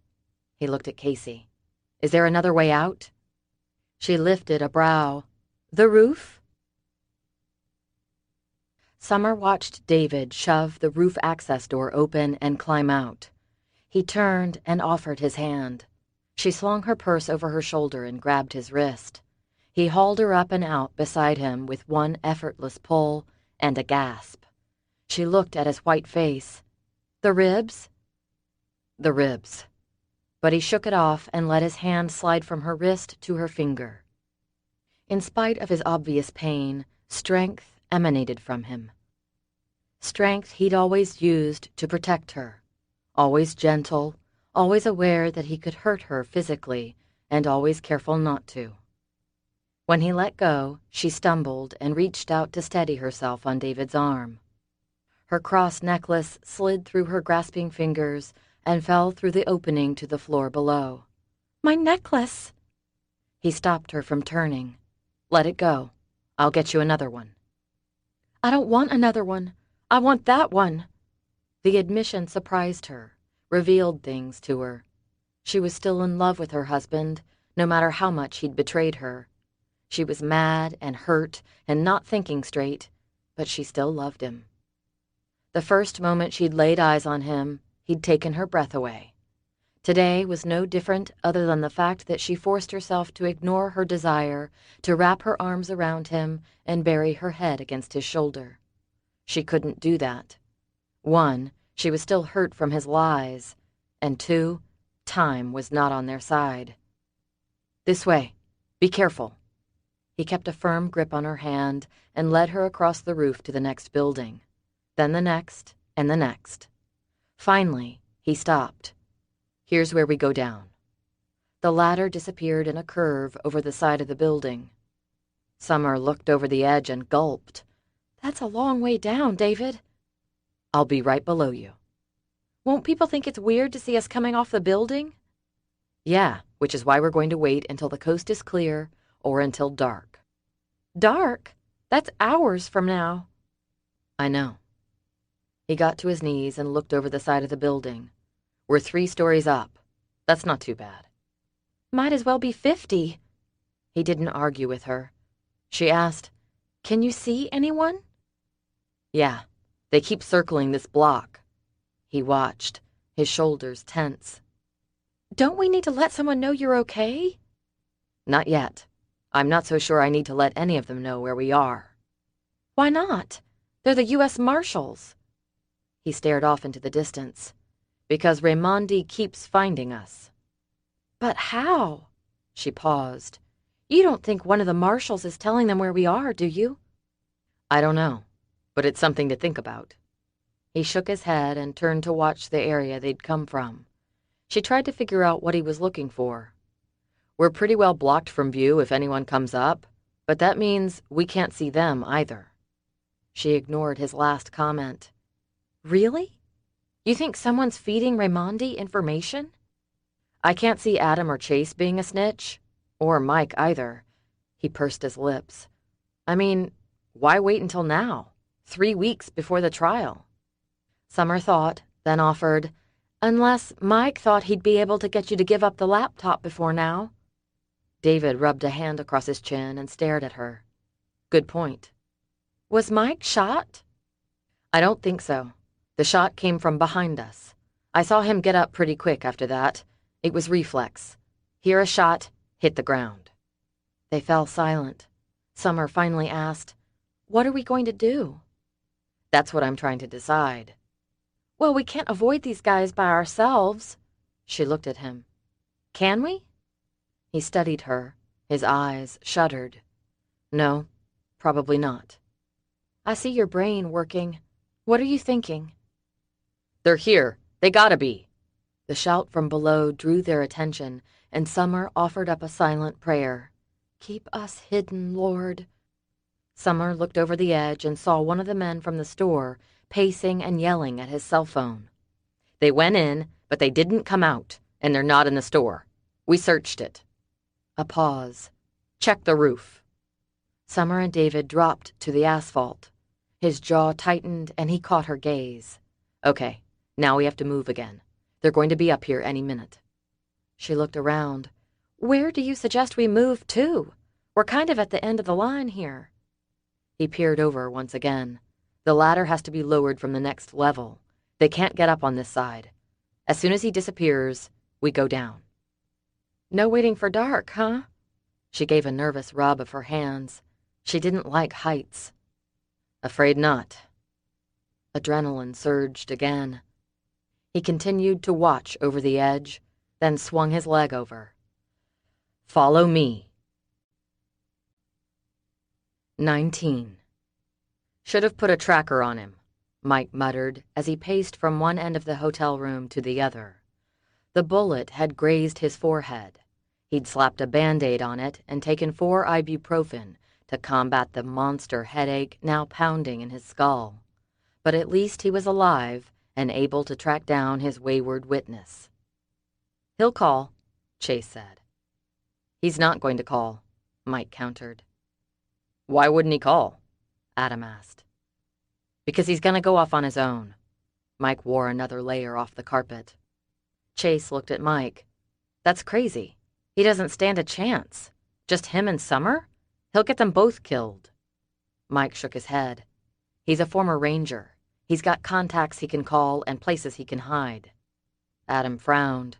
"Then why did he consent to WIT SEC?" Mike rubbed a hand down his face. "Because I talked him into it." Chase walked to the sink and filled a glass with water. "Why did he need talking into it?" "Because he's a former ranger with contacts he can call and places he can hide," Adam muttered. Mike shot Adam a dark look. "I assured him any time he felt like the marshals weren't doing their job, he was free to take off and take care of himself." Chase slammed the glass onto the counter. Mike winced and was surprised the thing was still in one piece. "You told him what?" Chase said. Mike shrugged. "I would have told him anything to keep him nearby." At Chase and Adam's censoring looks, Mike ran a hand over his head, hating the need to defend his actions to his peers.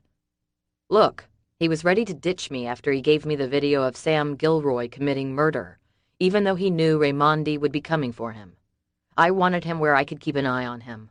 I wanted him alive for the trial. I didn't want him found in a back alley somewhere." "So you told him what he wanted to hear?" "Yeah." He shrugged. "Well, it wasn't a lie. No one forces anyone into the WIT SEC program.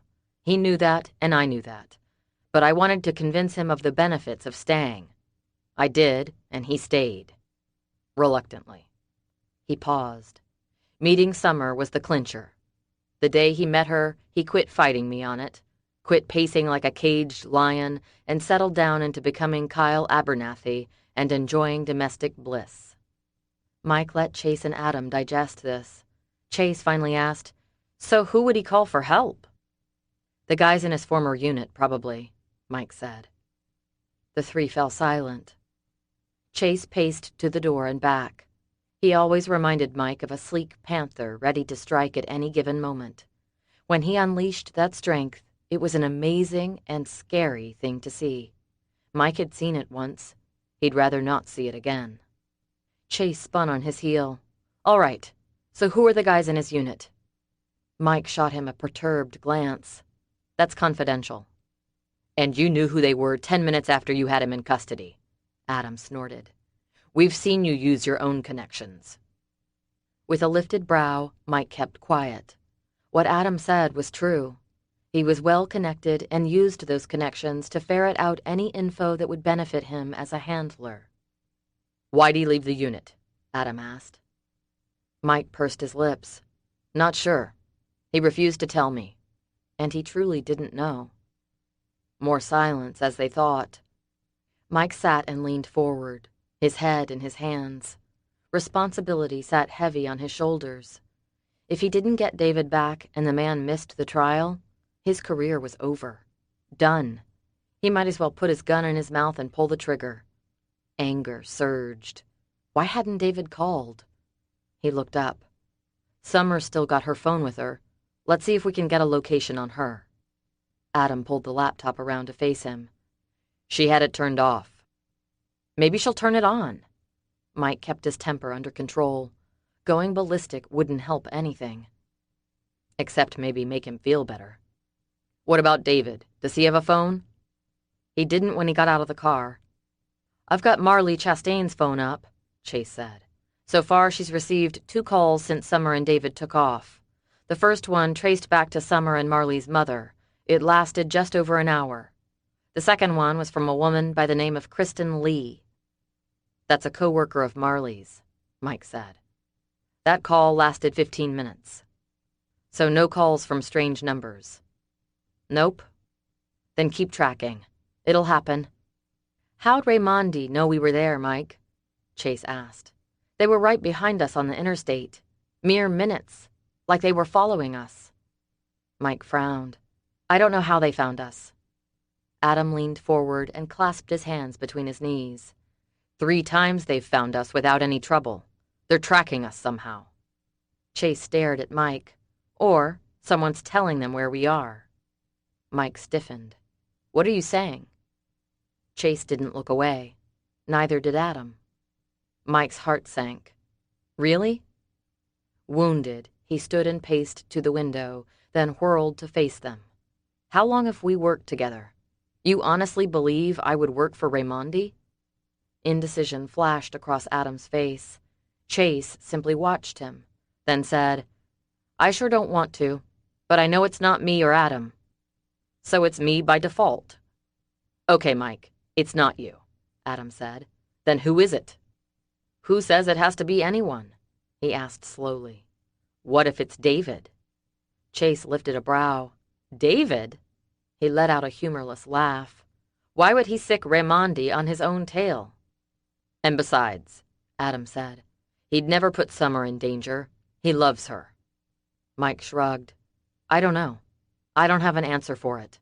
All I know is they're tracking us somehow, or someone higher up is letting Raimondi in on our locations. Then maybe we need to go off-grid, Chase said. Mike rubbed his chin. You mean, once we get Summer and David back, don't tell anyone where we take them? Yeah. Not even the boss.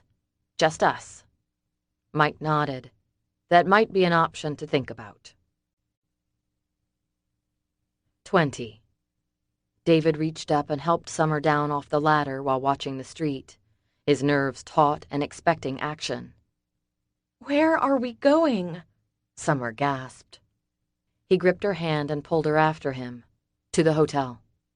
That's crazy, David. We have to get as far away from those guys as we can. That's what I'm praying they're thinking, too. What if they're thinking what you're thinking?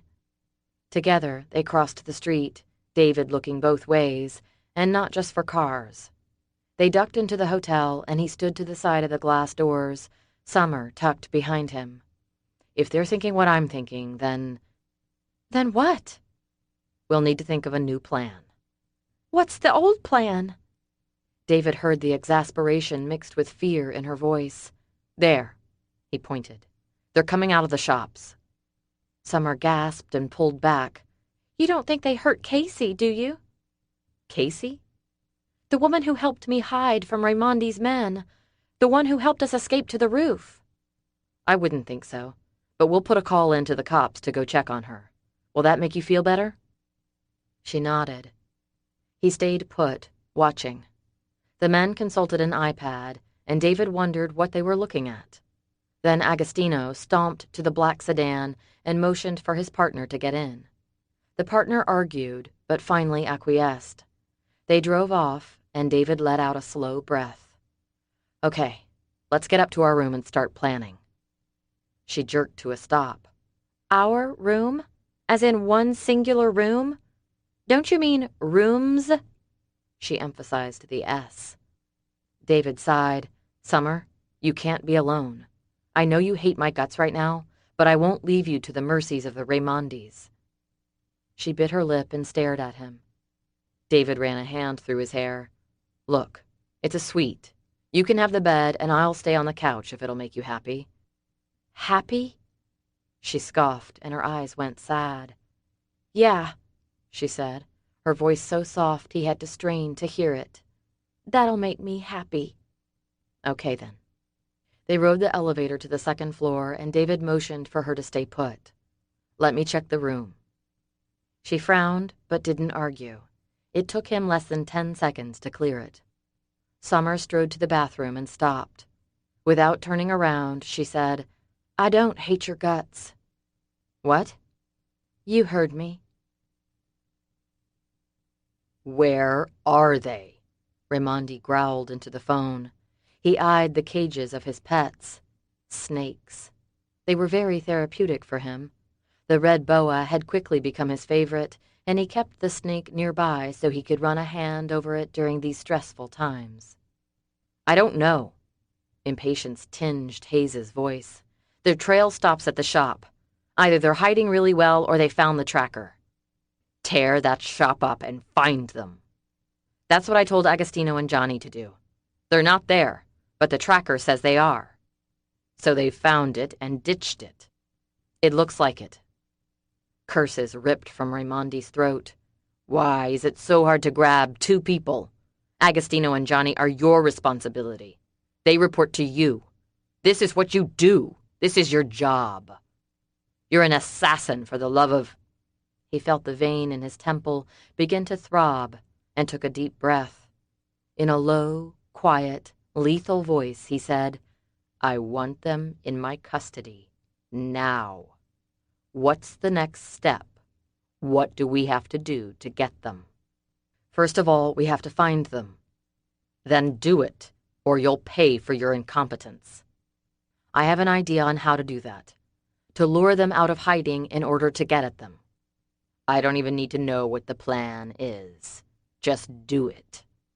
He hung up and reached for the boa, lifting the snake with a gentle touch. Raimondi placed a cheek against the scaly skin. Instantly, the pounding of his heart eased. "Ah, yes, my friend. You know how to turn a bad day into a better one." When he calmed down, he set the snake aside and watched it slither to curl under the sun lamp Raimondi kept for the reptile. He eyed the glass aquarium cages and smiled at his collection. A diamond-back rattlesnake, a rare red coral kukri found in India. He'd paid well over $1 million for that one. A knock on the door pulled his attention from his obsession. "Come in." The door opened and his sister entered. Her swollen eyes attested to her grief.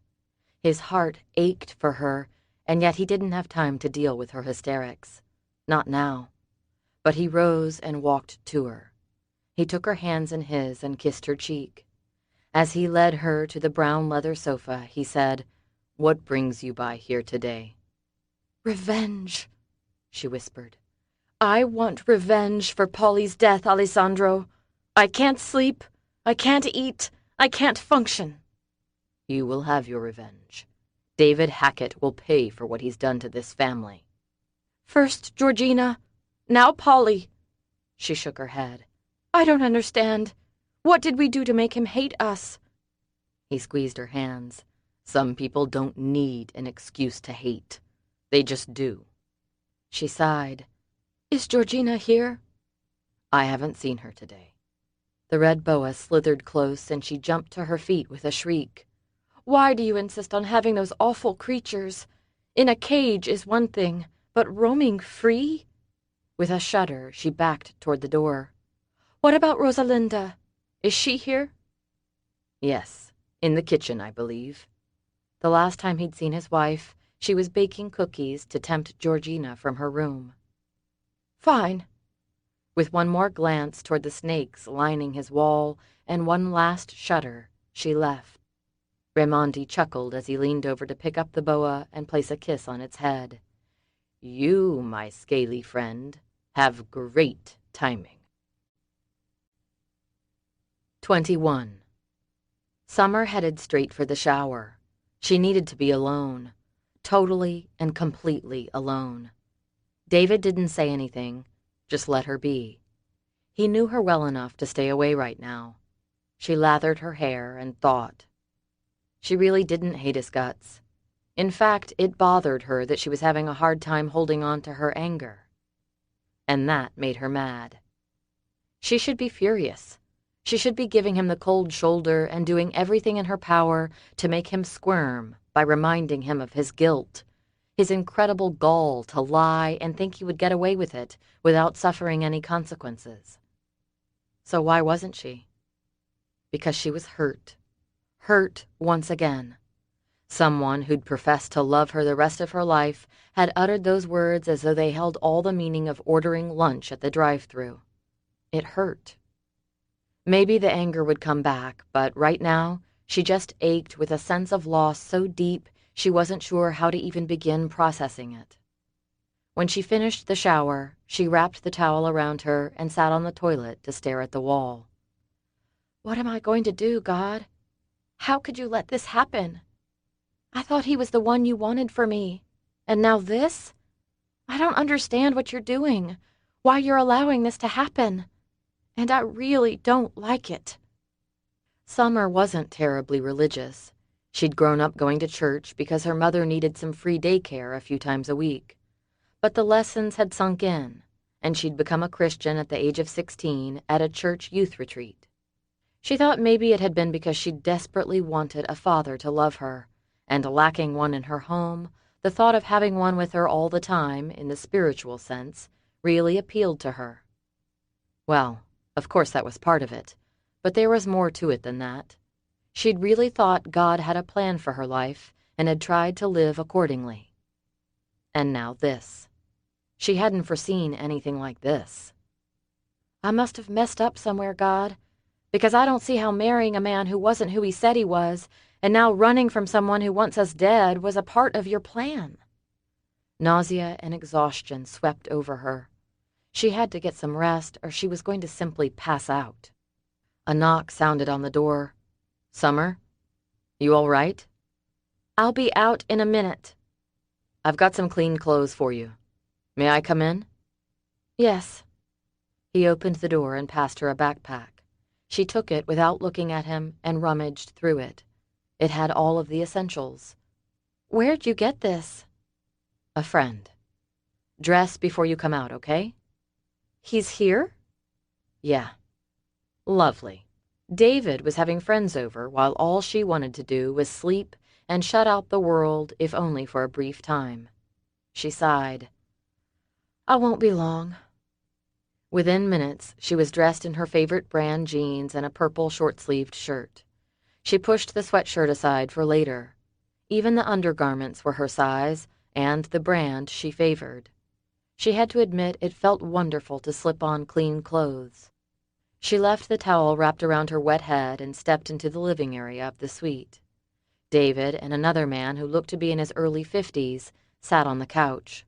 An arsenal of weapons graced the dark wood coffee table.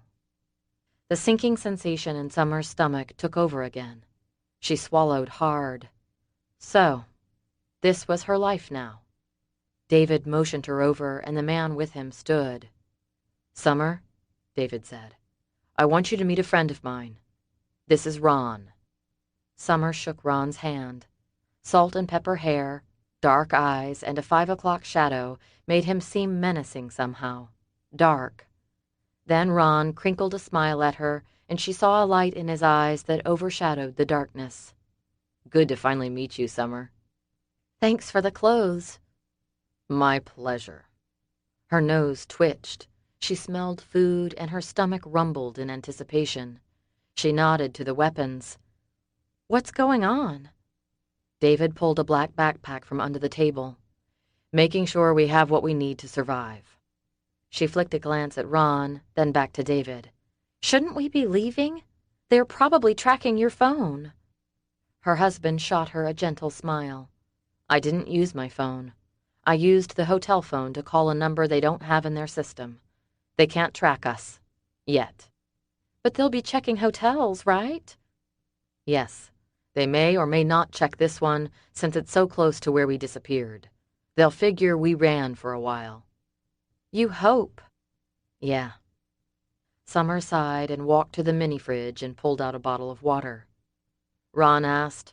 "Are you hungry?" Starving. Ron pushed a brown sack toward her. "Tomato soup and a roast beef sandwich on toasted whole wheat bread, plus an apple." She stared at the bag as though it would bite her. David had married her without loving her, and yet he'd managed to find the kind of clothes she liked and had Ron bring her favorite meal. Something he hadn't had to do. They were running from killers, and he thought about small details that would matter to her. Summer took the bag and moved to the small round table. "Thank you." She sat in the chair and began eating while the guys muttered back and forth. When the conversation lulled, she asked, "How do you two know each other?" David paused, exchanged a glance with Ron. "Ron saved my life." "Tell me." Two simple words that demanded a great deal. He rubbed a hand down his cheek. "Ron was hitchhiking, and I picked him up." Summer lifted a brow at him. "When was this?" "About a year ago." "November 16th, Ron said. Summer's gaze shot to his. "What? That was the week after we got back from our honeymoon. The week you were on that business trip to New York. The one that came up at the last minute and couldn't be put off." She laid her spoon on the table. "You didn't have any business in New York, did you?" "Oh, I had business all right. It just wasn't what I told you." "Of course it wasn't," she muttered. She sighed. "So, why did you go to New York?" "I had to get that laptop." "But why? You already gave the video to the cops and Sam was in jail." "I went to get the laptop. About 30 minutes after I walked out of Sam's office with the laptop, someone tried to kill me. I knew I had to act fast, so I hid the laptop and flash drive. I was worried Sam would figure out where I'd hidden them and tell Raimondi. I got paranoid. I had more than myself to think of now." He shot her a meaningful glance. "I got to New York, got the laptop and the flash drive, but I was attacked and—" He shrugged. "The rest of the week I was in the hospital recuperating from a car wreck." "You were in a car wreck and you didn't call me?" Summer glared at him. "I couldn't. If they found out where I was and you'd come to the hospital, that would have put you in danger." The anger faded from Summer's eyes. "I had a lot of time to think about my life. That's when I asked God to make me into the kind of man who deserved to have a wife like you." She blinked. "A wife like me?" "Good, kind, innocent." He swallowed hard. "Everything I wasn't, but at that point wanted to be." He shook his head and glanced at Ron. "I couldn't let Raimondi find that laptop. That computer was the key to getting the guys at the top of the food chain." He clenched his fingers into a fist. "And I wanted those guys. Carl Hyatt was a good man. He didn't deserve to die. At the time of his death, there was nothing I could do about it. But now that I had the laptop and the flash drive, I couldn't lose it. That information meant justice for a lot of people. Sam was just a low man on the totem pole." He narrowed his eyes. "I wanted the guy at the top, and so did the FBI." "Oh, David," she whispered. He could see the horror in her eyes. "But how could you let Carl Hyatt's death go? How could you not report it?" He ducked his head and prayed for guidance, for patience for Summer to let him finish telling the story. "I know how it sounds, but you have to understand that's the way it works sometimes." He sighed and shook his head. "So, anyway, with Sam in jail, things should have calmed down." "But they didn't," she said. "No, they escalated. Sam was connected to the Raimondi family, the mob or organized crime." "And they were mad at you because you had Sam arrested." "Yes, that was one thing." "What was the other?" "They didn't care so much about Sam. Mostly they were upset because I had Sam's laptop." He stood and paced to the table where she sat, then to the bedroom, then back to the couch. "But Sam was one of theirs. He worked for them and made a lot of money for them. They were using our business to launder money, hide weapons at some of the construction sites. You name it, they're into it. With Sam's arrest, a full investigation of the company would ensue." I remember seeing something about that on the news. It made the national networks, David said. They knew I was the reason Sam was arrested. Sam's laptop was missing. They put two and two together and came up with the right answer. If they found me, they'd find the laptop. Why would the marshals agree to protect you if you didn't have anything to give them? Because I agreed to testify at Sam's trial, and I also agreed to get the laptop and flash drive and turn it over to them. Eventually. In turn, Mike convinced me to stay in the WIT SEC program for a limited time. But I knew they wouldn't stop coming for me as long as that laptop was still out there. So you left after our honeymoon to get it.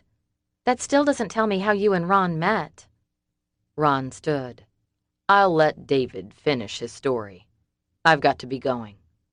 He looked at David. Let me know if you need anything else. Will do. The men shook hands. Ron gathered the leftover weapons and was gone almost as fast as he'd appeared.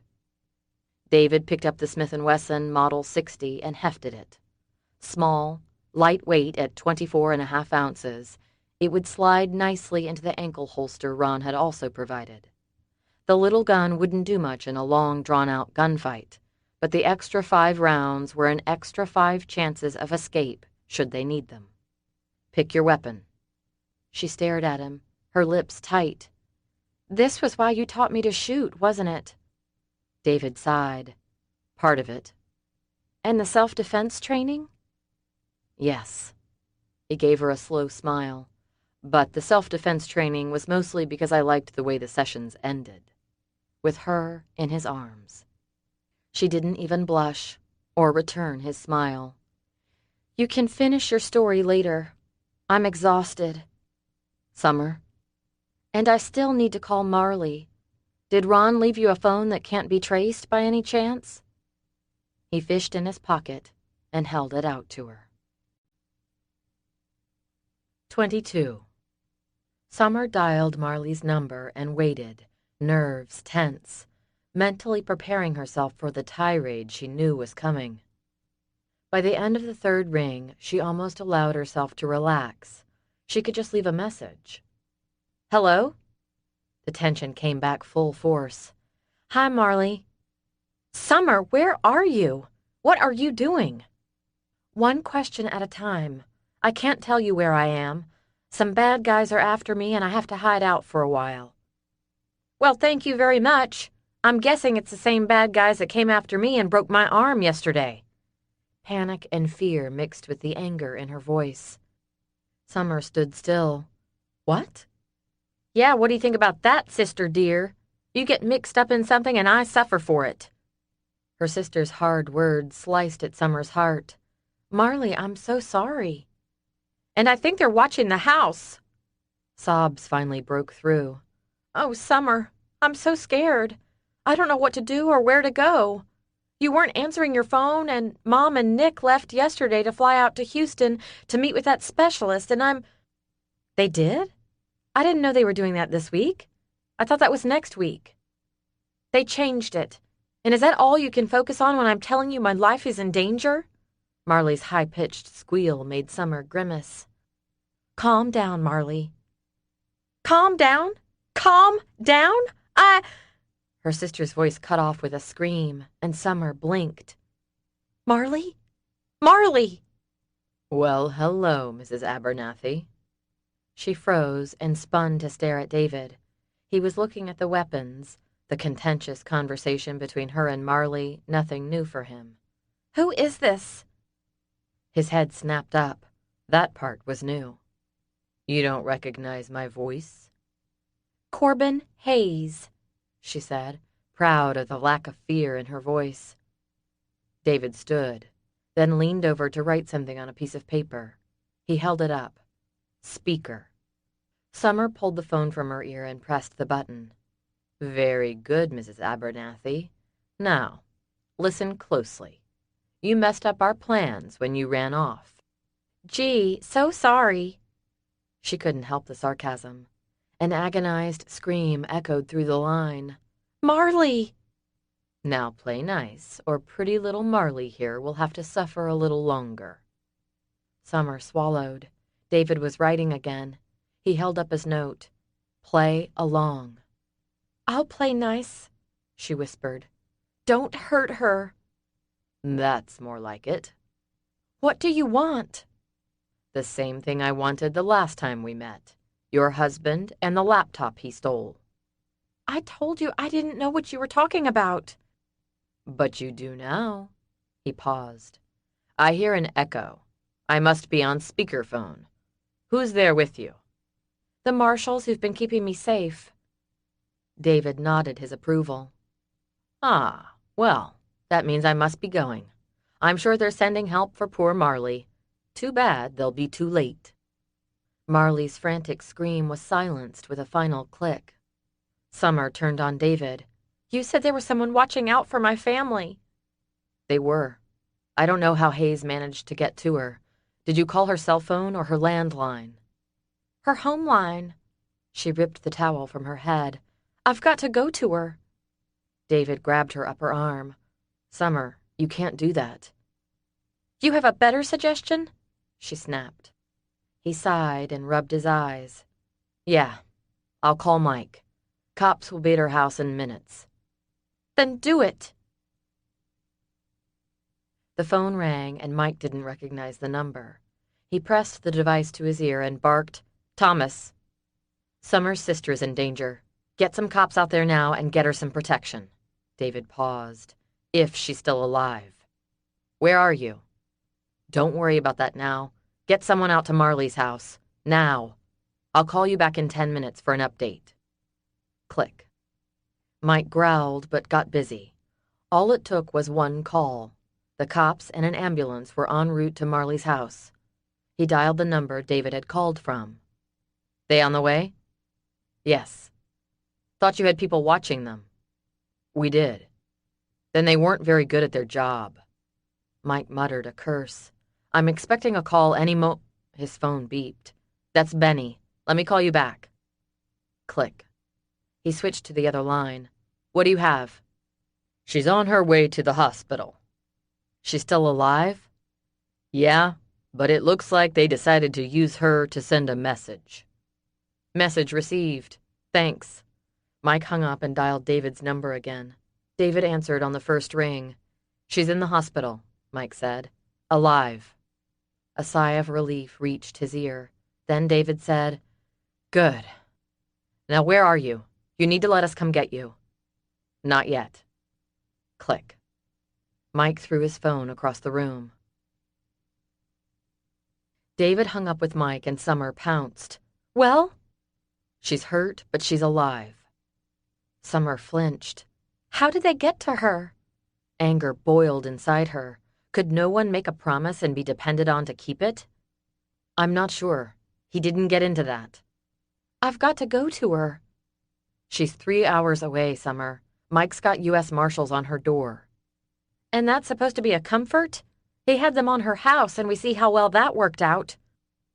David snapped his mouth shut. He gave a slow nod, conceding she was right. Summer paced and ran a hand through her hair.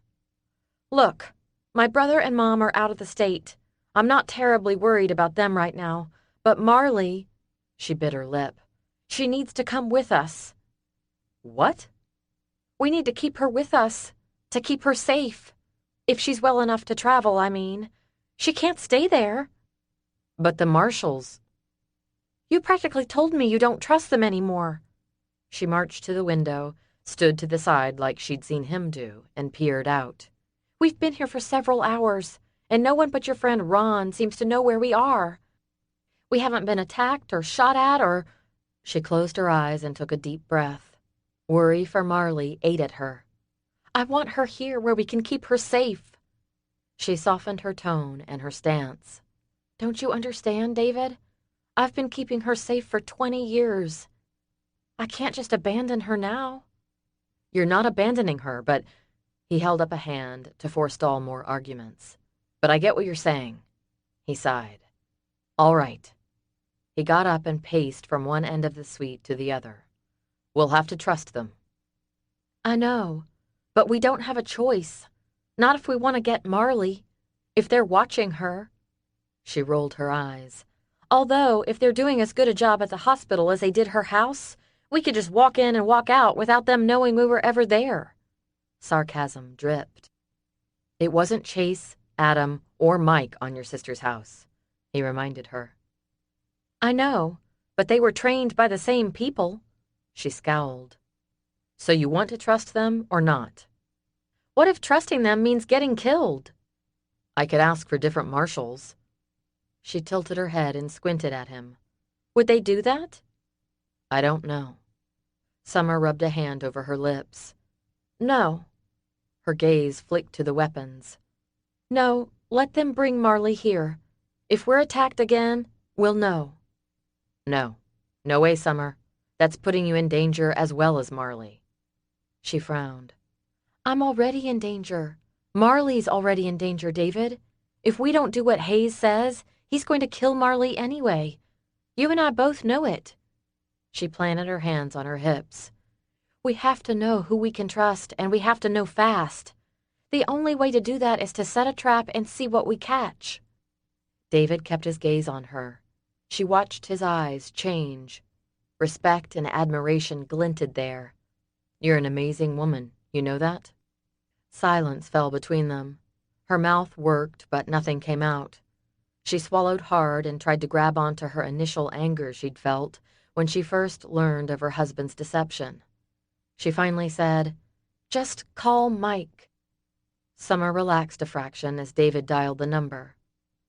Within seconds, Mike was on the phone. David said, Bring Summer's sister here. Summer could hear the expletive from across the room. David winced. I'll tell you where we are when I get your word that you'll bring Marley into the protection program. We want her safe. Obviously, having your guys just watching her house occasionally isn't working out too well for Marley. David listened a few more seconds, then hung up. Mike's working on it. Is she well enough to travel? She's got a black eye, a broken arm from a previous attack, and an assortment of other cuts and bruises, but she's going to be all right. Summer pressed her fingers to her eyes. I can't believe this. So where was this previous attack? Apparently, someone caught her coming out of the grocery store last night and worked her over in the parking lot. She was just released from the hospital this morning. A friend took her home, and now this. Summer felt sick. Her stomach rumbled, and she took a deep breath to stem the rising bile. She dropped her fingers from her eyes. Can he trace that phone you're using? David shook his head. He can probably get a pretty good idea of the location if he checks the towers it's pinging off of, but he can't trace it straight to us. His phone rang, and he put it on speaker. That was fast. Mike grunted. She freaked about the idea of leaving with the marshals. She said she doesn't trust anyone but her sister and you. Summer sighed, then hardened her resolve. Fine, she said. We'll come get her. No way, Mike protested. Absolutely not. We're on the way, David said. She had a pretty hard knock on the head, so she's not being released from the hospital until in the morning. They want to keep her overnight for observation. Then we'll see you in the morning.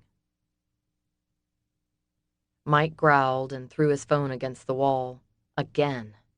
Chase lifted a brow. You keep that up, you'll need another phone case. Again. How many of those indestructible cases have you destroyed since becoming David's handler? Adam asked. 6, Mike snapped. Huh, Chase grunted. I would have thought it would have been more than that.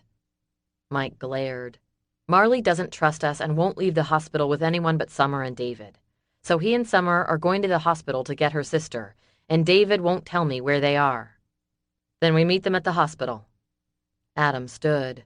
We don't have any clue where they are or even if they're still in the vicinity. Why don't we go back to Charleston and get a hotel near the hospital? That way we can be there to intercept them. And once they're back in our hands, we're not letting them go. Chase barked a laugh. If David wants to go, you won't have any choice but to let him. 23. I need to make another call with your handy little untraceable phone, Summer said and held out a hand. To who? My client, Olivia Todd. We're supposed to be in court on Tuesday, and she and I have things we need to discuss. He hesitated. That's fine, but first things first. What? She dropped her arm to her side and curled her fingers into a fist. She really needed to talk to Olivia. We need a car if we're going to the hospital to pick up your sister. Okay, so what are we going to do? He thought for a moment. Didn't you say your friend who owns the store lives above it? Yes, her name's Casey. Okay, then. You're going to walk across the street and ask Casey if we can use her car. Summer ran a hand down her cheek, then pinched the bridge of her nose. What if they're still out there? I don't think they are. We've shaken them for the moment, but I'll be right behind you and watching. He reached out to cup her chin. I won't let anything happen to you, Summer. She jerked away from his touch. Don't make promises you can't keep. His sigh reached her. Guilt swamped her. She lifted her chin. No, she wouldn't feel guilty. He'd done this. So, after we get the car, we come back here? No, we hit the road. Once we're seen leaving here, I don't want to come back. She stared at him, then gave a slow nod. All right. You ready? Sure. She glanced around. Are we taking everything Ron brought? It's just a couple of backpacks. We can manage that. Summer packed hers and stuffed the Smith & Wesson Centennial 642 Airweight into the shoulder holster Ron had brought. She liked the weapon. It was light and easy to carry. She had shot one before on the numerous occasions David had insisted she go with him to the shooting range. She'd always enjoyed their outings and had never suspected he had an ulterior motive for taking her. He was military. He liked guns. She liked what he liked. Now she knew better. Her stomach turned as betrayal washed over her once again. Instead of saying anything, she pulled on the heavy sweater to conceal the weapon. She picked up the backpack she hadn't had a chance to unpack and slung it over her shoulder. What's on that laptop, David? Specifically. Just all kinds of names and dates. He paused. And there's one file labeled blackmail. She swallowed hard. Who was Sam blackmailing? I don't think he was. I think he just had evidence that he could use as blackmail. Who was the evidence against? I don't know. I don't understand then. Sam had pictures on the laptop of a tall man meeting with Raimondi, shaking hands and looking all friendly-like. His face had been blurred out, but he had a shock of white hair up here. He pointed at the hairline of his forehead. If I had a name to go with the pictures, he might be recognizable. The other distinguishing mark is a tattoo on his left bicep. It's not visible in all of the pictures, of course. In fact, in almost all of the pictures he has long sleeves on. But in one, he was leaning over reaching for a drink on the table. He had short sleeves on, and I got a good look at it. He tapped his chin.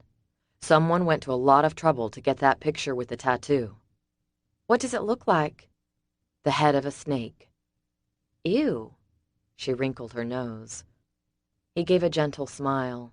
I know how fond you are of snakes. She shuddered. Not. You okay with the plan, then? I'm good with it. You're sure? She snorted. No, but I don't guess we have any better options. We need a car. She drew in a deep breath. So I'm going to get us a car.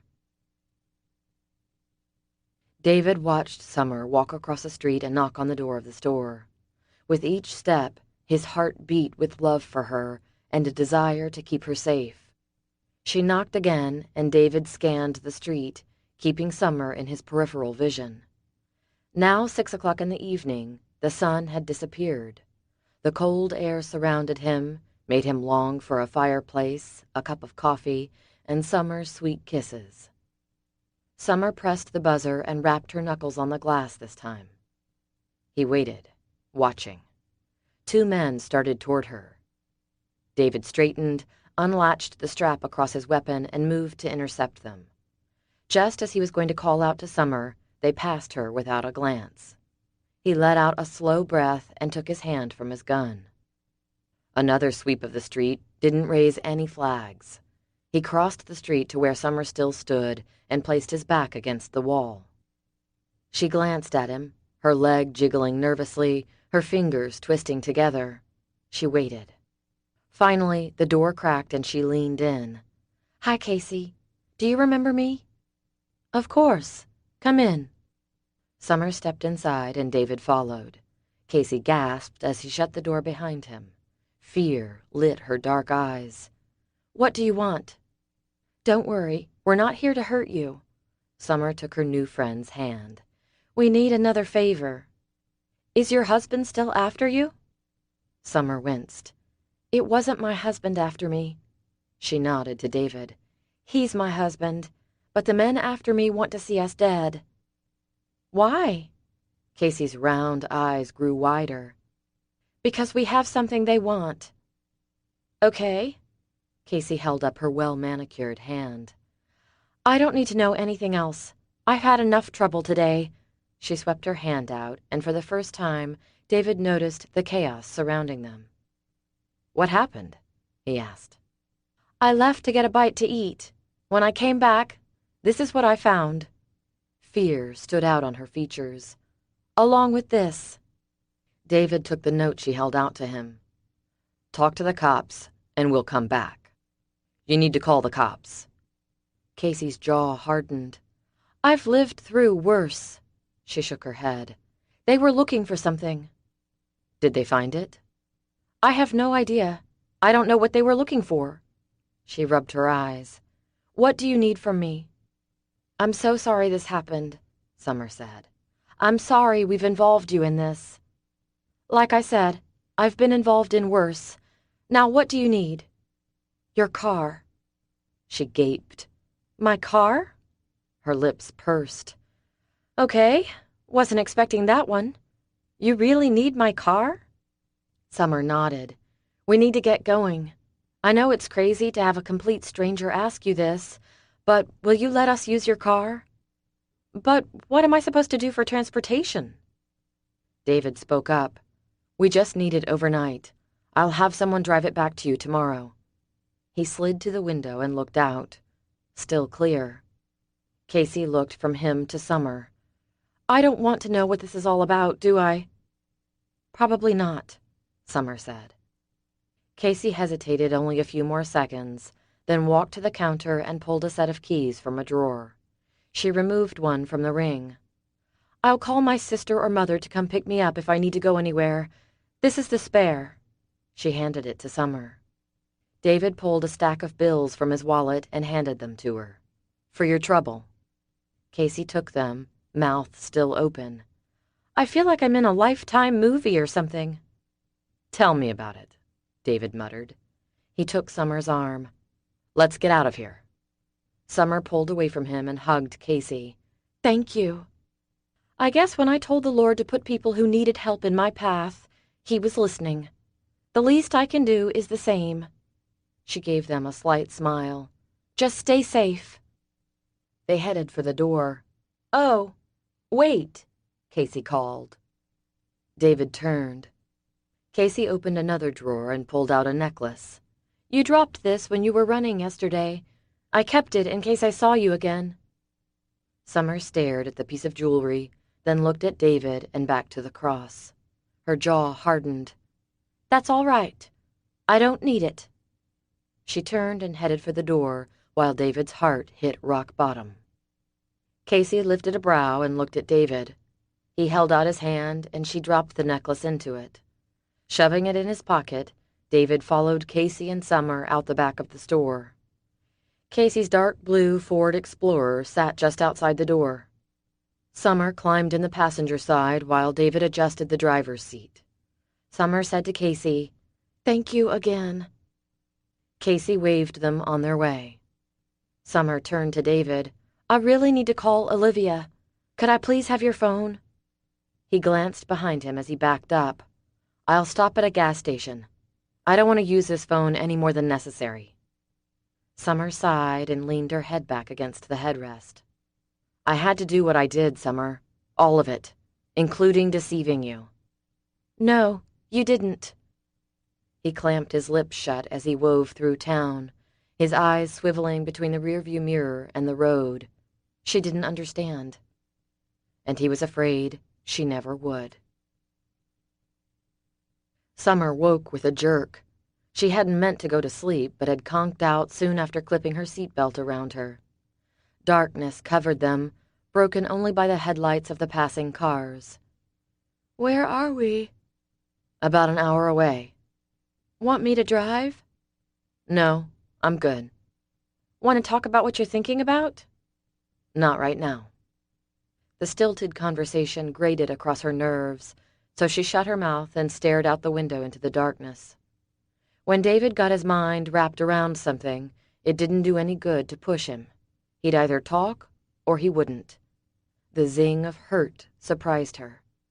She'd consistently pushed him away for the last 2 days, and now that he wasn't pushing back, it hurt.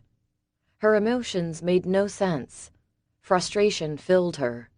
She wanted to punish David for his deception and lies, and she wanted to hug him and pretend none of it ever happened. Tears made her blink. "Could you stop at that payphone so I can make that call?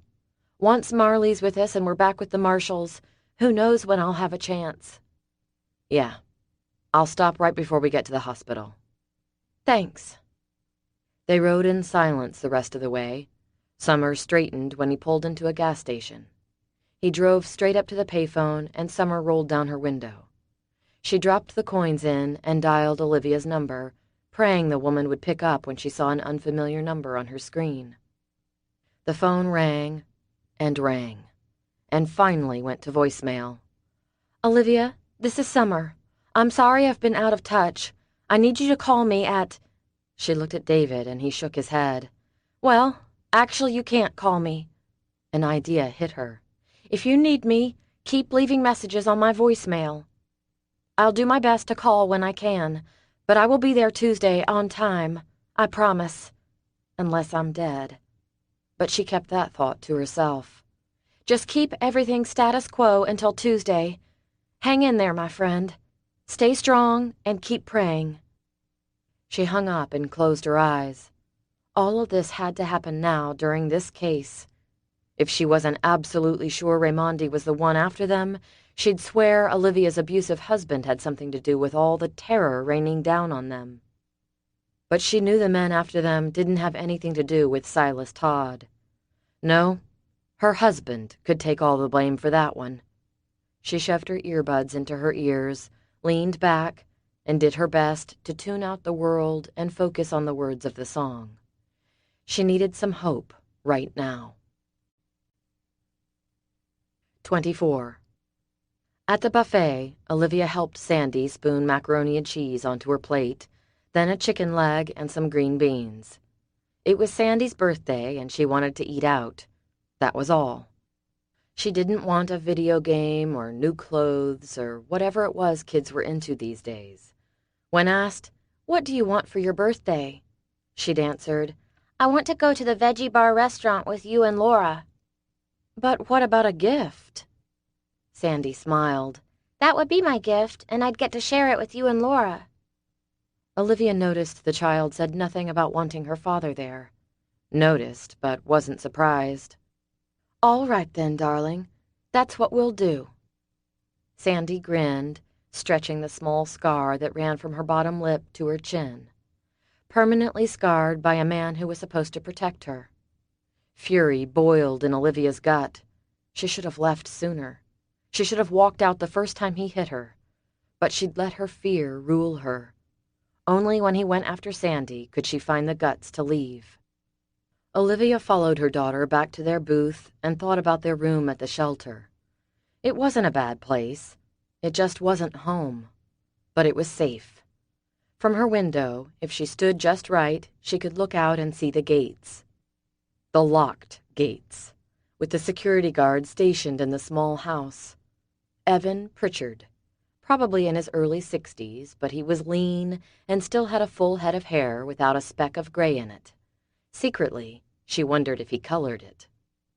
"Why are you smiling?" Laura asked, finally looking up from her plate. "I was just thinking how blessed we are." Laura raised a brow. "Seriously?" "Seriously. Think about it.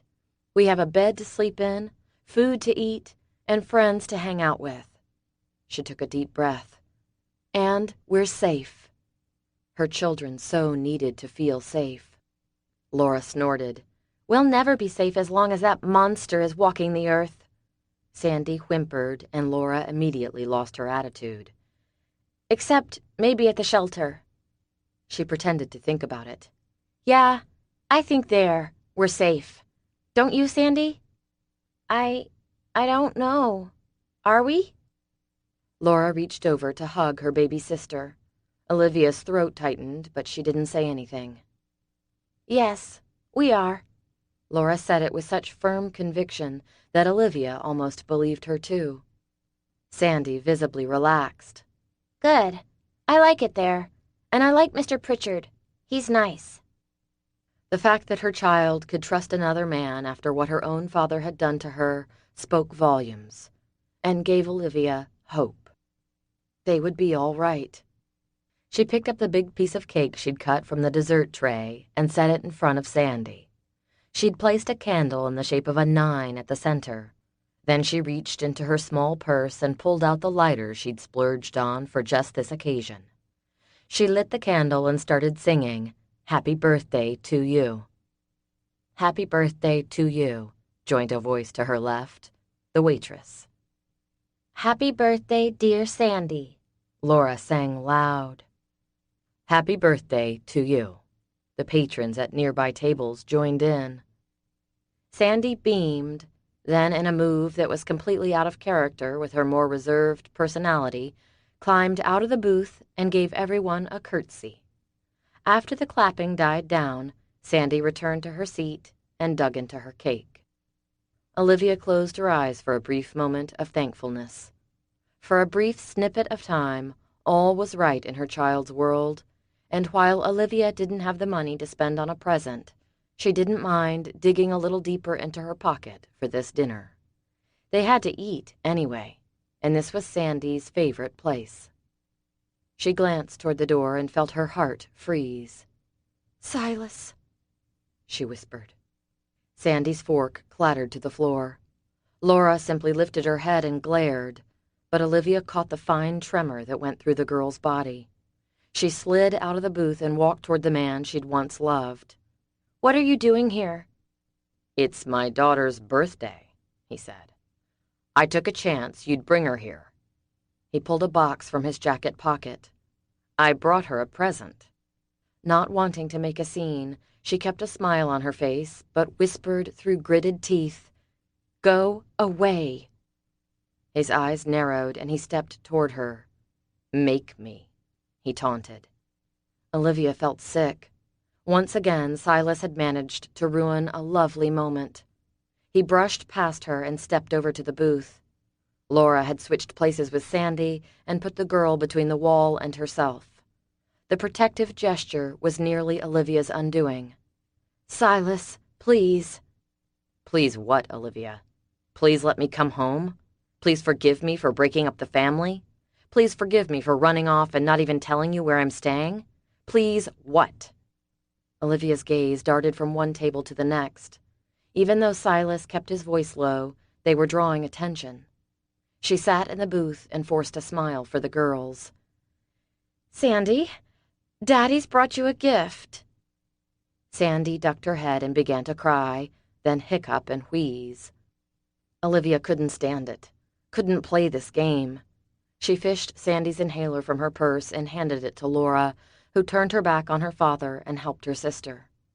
Then Olivia stood and faced down her husband.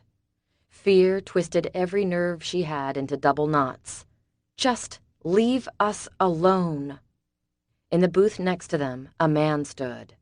Olivia sucked in her breath at the sight of his badge clipped to his belt and the gun on his right hip. "Is there a problem?"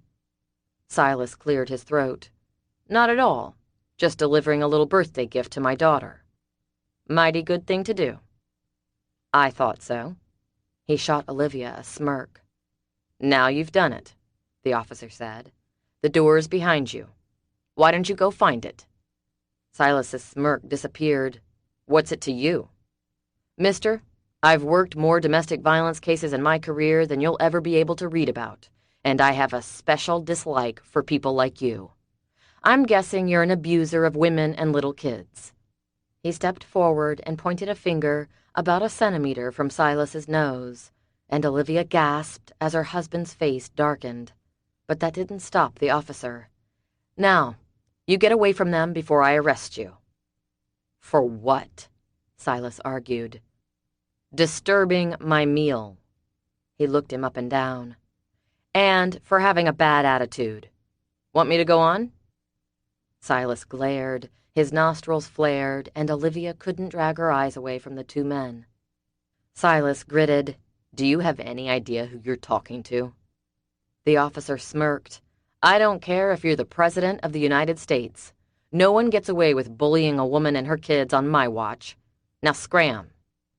Silas curled his fingers into a fist, and Olivia stepped back, the back of her knees hitting the booth.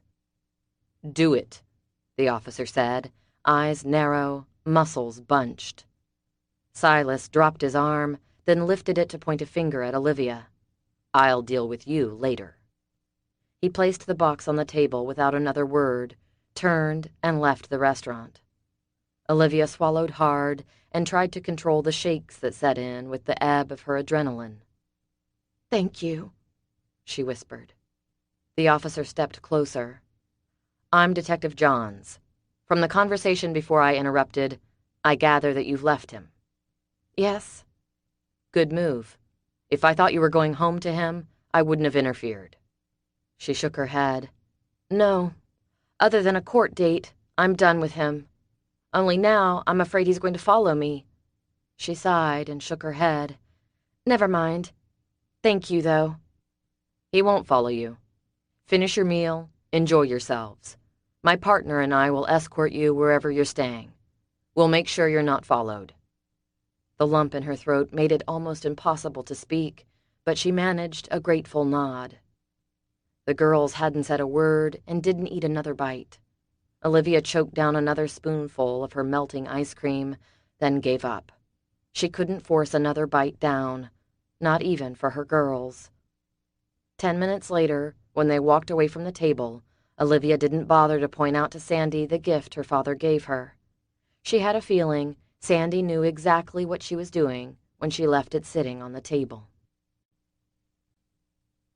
25. "I got 'em." Raimondi drew in a deep breath at Corbin's announcement. "Where are they?" "They're on the move again.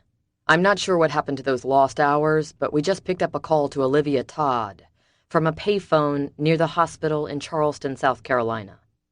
Raimondi chuckled. "I figured that's where they would go after you finished with the sister." "So, you didn't kill her?" "No. I decided she might be worth more to us alive than dead." Raimondi thought about that as he filled the water bowls in his pets' cages. "That was only when we didn't know where Summer and David were. Now we know. Go ahead and kill her."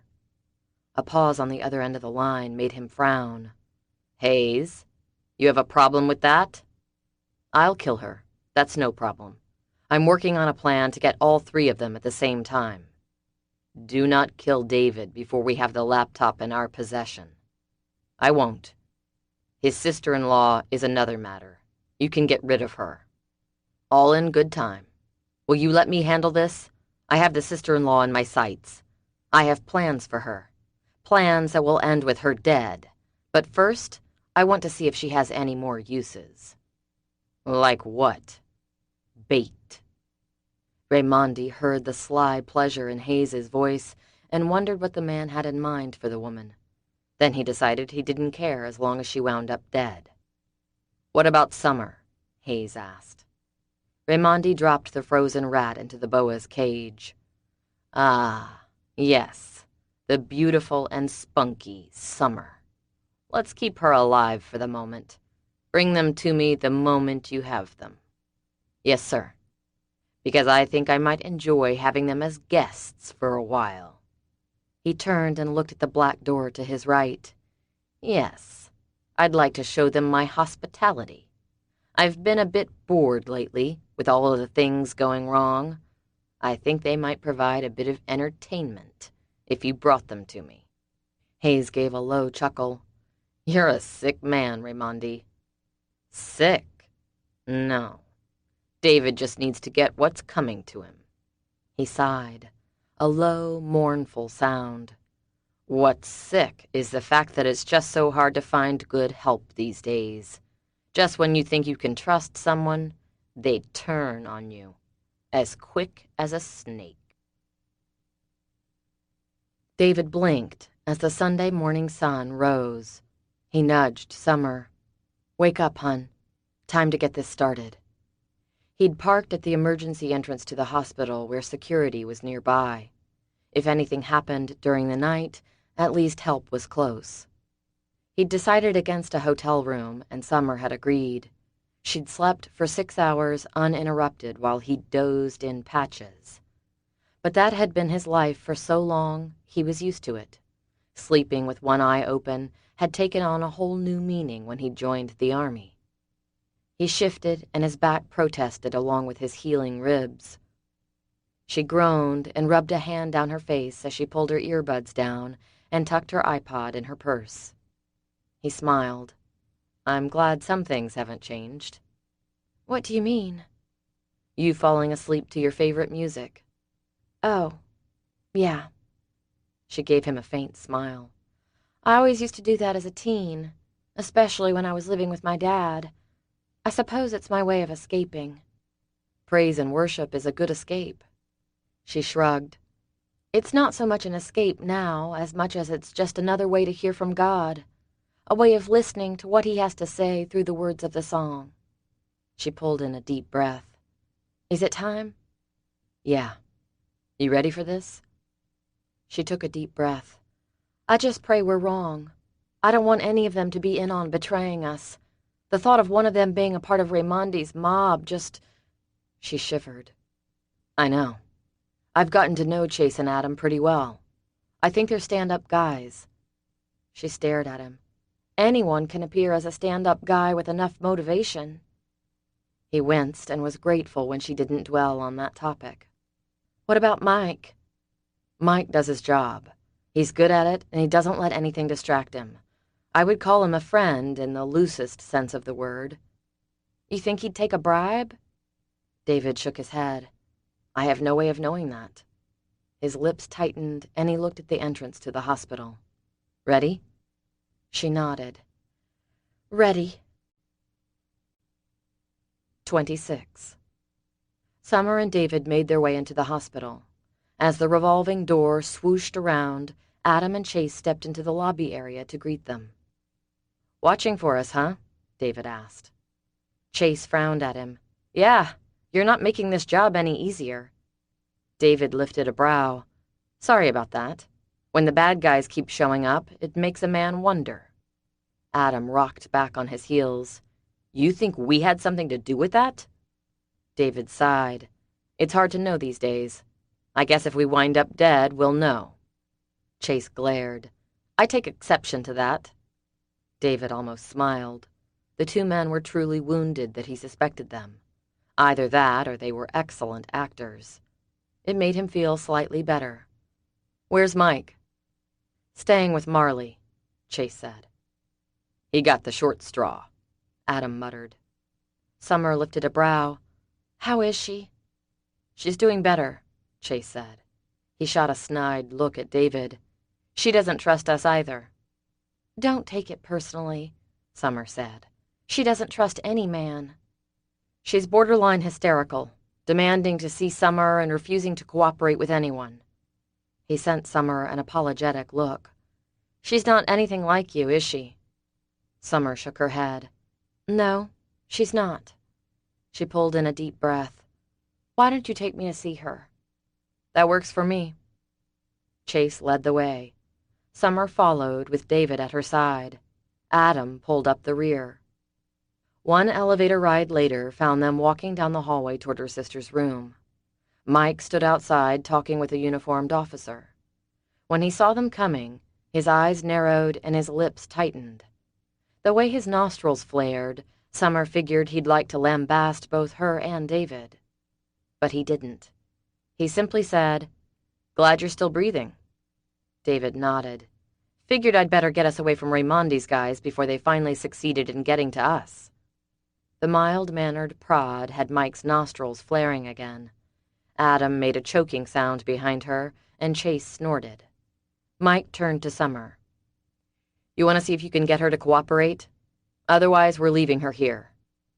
Summer didn't bother arguing with the man. She brushed past him and into Marley's room. Summer gasped, and Marley opened her eyes. Upon seeing Summer, she burst into tears. Summer moved to her sister's side and very carefully took her in her arms, not wanting to jostle her sister's arm. "I'm so sorry, Marley." A cast encased her left arm. Bruises on her forehead and cheek stood out. Marley sniffled. "They broke in my house when I was talking with you on the phone, and they said they had to make sure you knew they were serious, and they wanted some stupid laptop and—" Summer placed a finger over Marley's lips. "Shh. It's okay now. You're going to come with us, and everything's going to be fine." She prayed her words weren't a lie. "Where have you been? I tried to call, but you wouldn't answer your cell phone or your office phone. You've never not taken my calls. And then you called and said you were in Charlotte, and I just needed you to help me." Summer listened as Marley prattled on. Summer had turned 29 on her last birthday. Nick was 2 years younger, and Marley was a mere baby at 22. She'd graduated college last year with a degree in interior design and hadn't settled on any kind of employment other than waitressing, occasionally. Summer sat back in the chair, aware David had entered the room and stood waiting. Mike, Chase, and Adam still remained outside. "You've been giving the Marshals a hard time, I hear." "Yes. U.S. Marshals? I don't understand. What are you involved with? What is going on?" Marley's string of questions ended on a screech that made Summer wince. She grabbed her shoulders. "Stop it." The order shocked her sister. She snapped her lips closed and stared. Summer's ears rang at the sudden silence, and she blinked. Should have done that a long time ago. "There is a man who is after some evidence David has. That laptop." "David? Who's David?" Summer swallowed hard. Her initial anger and shock over discovering her husband wasn't who she thought he was, bubbling back to the surface. She shoved it down. "Kyle is David." "I'm sorry. What? I don't understand." Summer explained. At the end of her explanation, Marley gaped, her gaze swiveling back and forth between Summer and David. "That's insane." "Tell me about it," Summer muttered. Then she lifted her chin. "So this means you're in danger. Mom and Nick should be fine for now. Hopefully, by the time they get on a plane to come home, this will all be over." "And we'll all be alive to talk about it," David said. Marley looked at David. "So you've lied about everything? All this time?" Summer squeezed her sister's hand. "Don't." Marley gaped at Summer. "And you're okay with this?" "No, of course not," Summer snapped. She'd had enough. Her nerves were tight enough without having to explain her crazy emotions to her sister when she wasn't sure she understood them herself. "I'm still in the shocked, processing stage, but now that I know the whole truth, I'm dealing with it. For the moment, let's just get out of here and get someplace safe." Marley glanced at the door. "And you trust those guys out there?" "About as far as I can throw them." David climbed in the car after the women and slammed the door. His heart thundered in his ears as Summer's words echoed. "Now that I know the whole truth. Now that I know the whole truth. Oh, sweet Lord, please let me know the time and place to finish the story." The truth. He'd told her most of it. There was just one part he'd left out. If he told her that particular part right now, she'd leave him for sure. David clenched his fingers into a fist against his thigh. No, that part would have to wait. If she left him now, she would die. He couldn't risk it. Instead, he'd risk his marriage once again. Only when the trial was over would he tell her about Georgina. In the SUV, David sat against the passenger door behind the driver's seat, Mike's cell phone pressed to his ear, making arrangements to have Casey's car delivered to her. Summer sat next to him and Marley on the other side. He hung up, saw Marley wince and cradle her injured arm. She shot him a glare as Mike shut the door after her. He ignored her and reached for Summer's hand. She let him hold it, but laid her head against the back of the seat and shut her eyes. Mike climbed in front with Adam at the wheel. Chase would follow in the decoy vehicle with 2 other marshals. "Where are we going?" Marley's tired voice echoed through the vehicle. "To a safe house," he answered. "I need your phone." "I don't have a phone. I was sort of busy getting beat up, remember?" she snarled. "And wait a minute. I need to go home. What about my clothes, my stuff? I'm not packed or anything." David bit his tongue. Fortunately, Summer didn't. "This isn't a vacation, Marley. Your needs will be taken care of. In case your broken arm isn't warning enough, your life is in danger." "Because of him," she snapped, and shot a glare at David. He refused to look at her and curled his fingers around the itch in the center of his palm. Summer let go of his right hand, and David had to fist that one, too. "Maybe so, but right now the main thing is getting safe and staying that way." "I can't believe this. This is totally going to wreck my life." David saw Summer's fingers mimic his. He placed a hand over her fist and squeezed. She took a deep breath and exhaled slowly as her hand relaxed. Adam said, "We're going up the road a few hours. We have a hotel suite reserved. It's got 2 rooms. Y'all can figure out the sleeping arrangements." "I'll share a room with Marley right now," Summer said. David winced and said nothing. Summer stared straight ahead. Marley smiled and finally quit her griping. 27.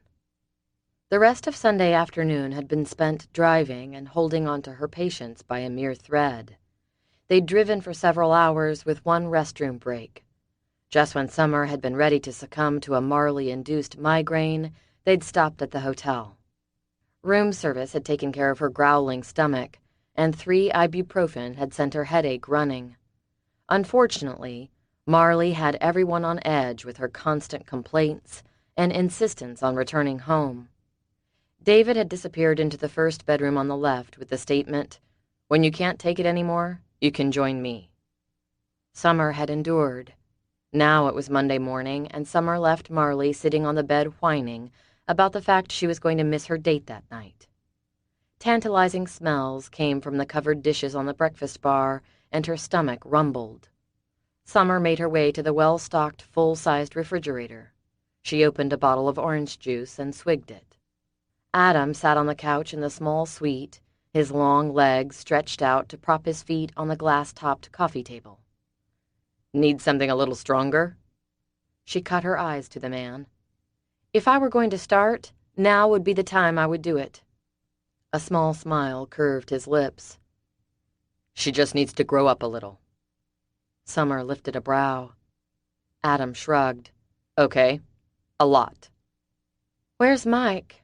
She started a fresh pot of coffee. It looked like Adam had finished off an entire pot by himself. "He went to check out the hotel, scouting for anyone or anything suspicious." "Like what?" Adam shrugged. "You know, like anyone hanging out in the lobby who doesn't look like they should be there. That kind of thing." "Right. What about Chase?" Summer pulled 2 mugs from the cabinet, paused, and put one back. David could get his own coffee. Her pettiness shamed her, and with a sigh, she pulled it down again. "His dad's in the hospital. Chase has power of attorney, and they called him to come in." "Oh, no. I'm so sorry." Sympathy for Chase flooded through her. "He called. It's not as serious as they thought, so he'll be back in a couple of hours." "Oh, good." Silence fell between them as Summer ate and tried to relax her frazzled nerves. The food didn't help. Maybe conversation would. "Do you have any brothers or sisters?" 2 brothers and 3 sisters. "Wow, a big family." "Yeah." He gave a fond smile. "You're all close?" "Definitely. When we're not playing practical jokes on one another and fighting. The way he said it made her believe he didn't truly mean fighting. Practical jokes? Oh, yeah. We've come up with some doozies. Your poor mother. The dimple in his left cheek deepened. She does get annoyed with us, but she's a good sport. Are your brothers and sisters older or younger? She sipped the orange juice and moved to the small table to sit and wait for the coffee to brew. The 2 brothers are older, the 3 sisters are younger. Which one is the worst practical joker? He grinned. Me. I figured. Adam glanced toward the other room, and Summer followed his gaze. David appeared, his hair still damp from the shower. Her heart cramped at her loss. She loved him so. "Morning," Adam said. "Morning." David's eyes slid to Summer. "Was that Marley I heard still whining?" Well, it sure wasn't me, Summer said, and sighed. He nodded, and Adam said, "I could arrest her and put her in a holding cell. She'd be pretty safe in there all alone." David looked interested. "On what charges?" "Disturbing the peace. Aggravated assault on my ears." He shrugged. "I could come up with a few more." Summer rolled her eyes. Really, guys? You want to arrest me? At Marley's soft question, Summer jumped up. Her sister had heard the entire exchange. She looked small and vulnerable, hurt and angry, all at the same time. Adam flushed and dropped his head. David swallowed hard. "Of course not, Marley." Then, "Your whining is getting old," Summer blurted. "It's setting everyone's nerves on edge." Summer was surprised at her ability to be so blunt with Marley. Marley's shocked expression said she was surprised as well. David looked like she'd announced she was joining the Peace Corps and leaving the country. Summer wasn't sure where her backbone was coming from when it came to dealing with her sister, but she wasn't going to question it. Marley flushed. I'm being that obnoxious? "Yes," the 3 answered simultaneously. Marley's eyes widened, then she pursed her lips and gave a short nod. I'm sorry. I'll try to tone it down. Summer lifted a brow. Thanks. That would be nice. Her sister rubbed her right hand over her cast as though she were chilled. So, is there anything to eat? I'm starving. Summer passed her sister the covered dish. Marley sat down and dug in while Summer waited for the criticism of the food. When it didn't come, she allowed herself to relax a fraction. When they'd all eaten their fill, Summer stood and walked over to sit on the couch. Which may have saved her life when the building rocked. Summer screamed as plaster cracked and the chandelier crashed into the chair where she'd just been sitting. 28. "Summer!" David squinted through the haze, trying to locate her. Insulation, plaster, and chunks of the ceiling rained down on him. Disoriented, he held a hand to his head and willed the dizziness to stop. When Summer didn't answer, panic seized him. Another blast tilted the floor, and David fell to his knees, head spinning, ears ringing. He heard Adam's voice over Marley's screams. David finally got his breath and crawled toward the couch, the last place he'd seen Summer. Suspecting a bomb and expecting to feel the building come down around him at any moment, David knew they didn't have long to get out. He found Summer on the floor, coughing. Water spurted from the sprinklers in what was left of the ceiling. Marley! Summer gasped. She swiped the water from her eyes. "She's all right. I think I can still hear her." He found her hand. "Are you all right?" "Yeah, just got hit in the back with something and had the breath knocked out of me, and my ears are ringing." Relief nearly made him giddy. She pulled away from him. Adam was still on the phone with a 911 operator, he figured. "Where's Marley?" Summer gasped.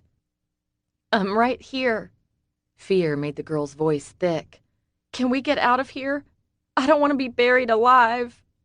A sob caught on her last word, and Summer wrapped an arm around Marley's shoulder. Her sister held her left arm against her chest. "It'll be all right." "I'm going to open the door and see if we can get out," Adam said. "We're on the top floor, so there's no jumping. Stay back." David pulled his weapon and noticed Summer had hers as well.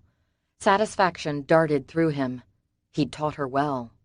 His motto hadn't changed from the moment he started carrying.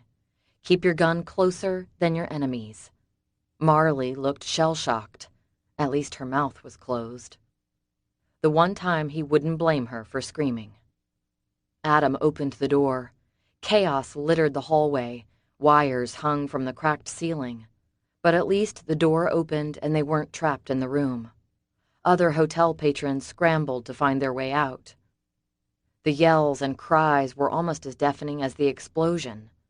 Adam led the way, his shoulders tense, jaw set. David pulled up the rear, his heart pounding, adrenaline flowing. Summer followed behind Adam, stepping over the debris. Many wept in terror even as they plunged toward the stairs. One woman muttered the Lord's Prayer. She tripped and fell to her knees. David reached down and helped her to her feet before falling in behind Summer and Marley. The lights flickered and went out. Darkness surrounded them. Panicked screams echoed. David reached for Summer and gripped her fingers to make sure she didn't stumble. Adam placed his fingers in his mouth and let out a piercing whistle. The screams fell silent. "Everyone, stop," Adam said. "See if the generators kick in." Seconds passed. Then an eerie glow came from the generator-powered lights hanging from what was left of the walls. "All right, keep going," Adam began again. David let go of Summer's hand and kept a wary eye on the people around them. His heart thudded in his chest. "It's a trap," he muttered. "It was a bomb, wasn't it?" Summer asked. Her voice shook as she herded Marley after Adam. "No doubt." Her lips clamped shut, but even in the dim light, he could read the look she shot him. They'd been found yet again. Dust and plaster swirled. Breathing hurt. His lungs felt like someone was prying them from his chest with a crowbar. His ribs protested the continued abuse, and his eyes watered. He swiped them with the corner of his shirt, which simply transferred the dust from his shirt into his eyes. He blinked and pressed the back of his hand to one, then the other.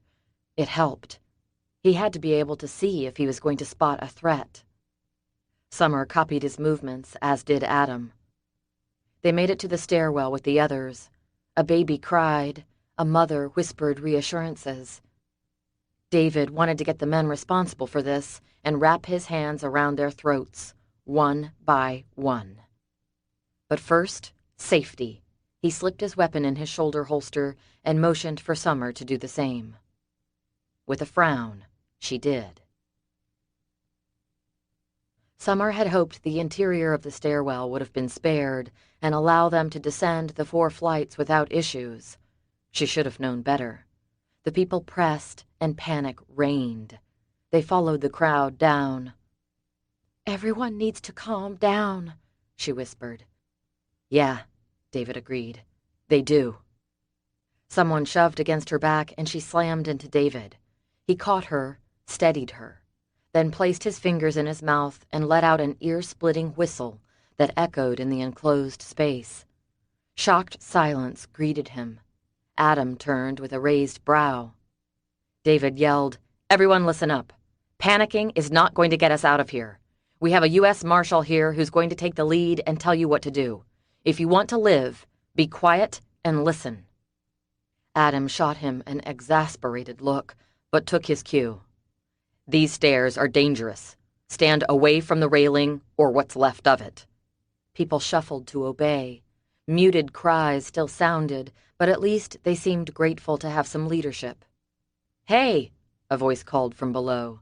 "There's a big hole in part of the stairwell between the 2nd and 1st floors, but if we can get past it, the rest of the ones look stable enough." David pulled Summer and Marley behind him. Adam dropped to his stomach and moved to the edge where the railing had been ripped apart. "What do you see?" David asked. "He's right." Sirens sounded in the distance, barely discernible, but Summer heard them. They were on the east end of the building. Through the wall next to her was the outside. Hope stirred. Help was coming. She sent up a silent prayer of thanks. Marley's fingers tightened. She'd heard them too. Adam scooted back away from the edge. We'll have to help lower the elderly, women, and children over the gap. I think most of us young guys can jump it. Summer said, "Get those over who can't make it themselves. Marley and I can jump it too." Marley whimpered. Or not. She would be hampered with the cast. David nodded. Adam got everyone's attention again and laid out the plan. Anyone have any objections? No, let's just get out of here, a young man in his early 20s spoke up. Sweat coated his face. Blood flowed from a cut on his forehead.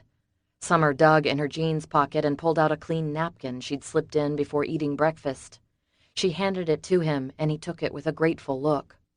"What makes you think this is the best way?" an older man challenged. "If those stairs keep crumbling, whoever's trying to get over will go down with them." "True," David said, "but I think it's a chance we're going to have to take, unless you have a better idea." "What about going back up and down the other side?" "The other side might be just as bad." "Or it might be just fine." Eyes narrowed. He thrust his chin out. David shrugged. "Go however you want to go. I'm going that way." He pointed down. The man shifted, and as David turned his attention to helping Marley over a piece of concrete, Summer saw the weapon underneath the sports coat. She caught her breath, and her gaze slammed into his. He gave her a half smile. "I'm a cop." "Then why don't you get up there and help some people?" He gave her a measured look and scooted past her. She tugged on David's hand. "That guy that challenged you says he's a cop. He's got a weapon under his jacket." David's eyes sharpened.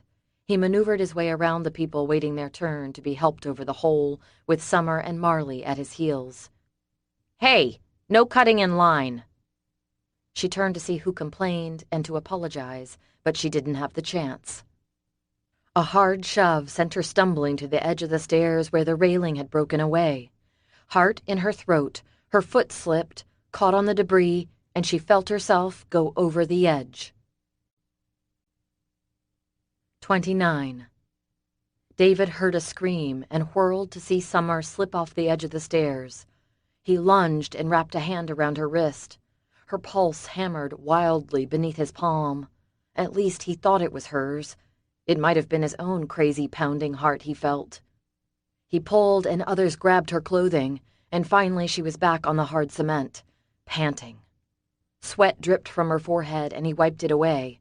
He looked into her scared eyes, trying to hide his own terror.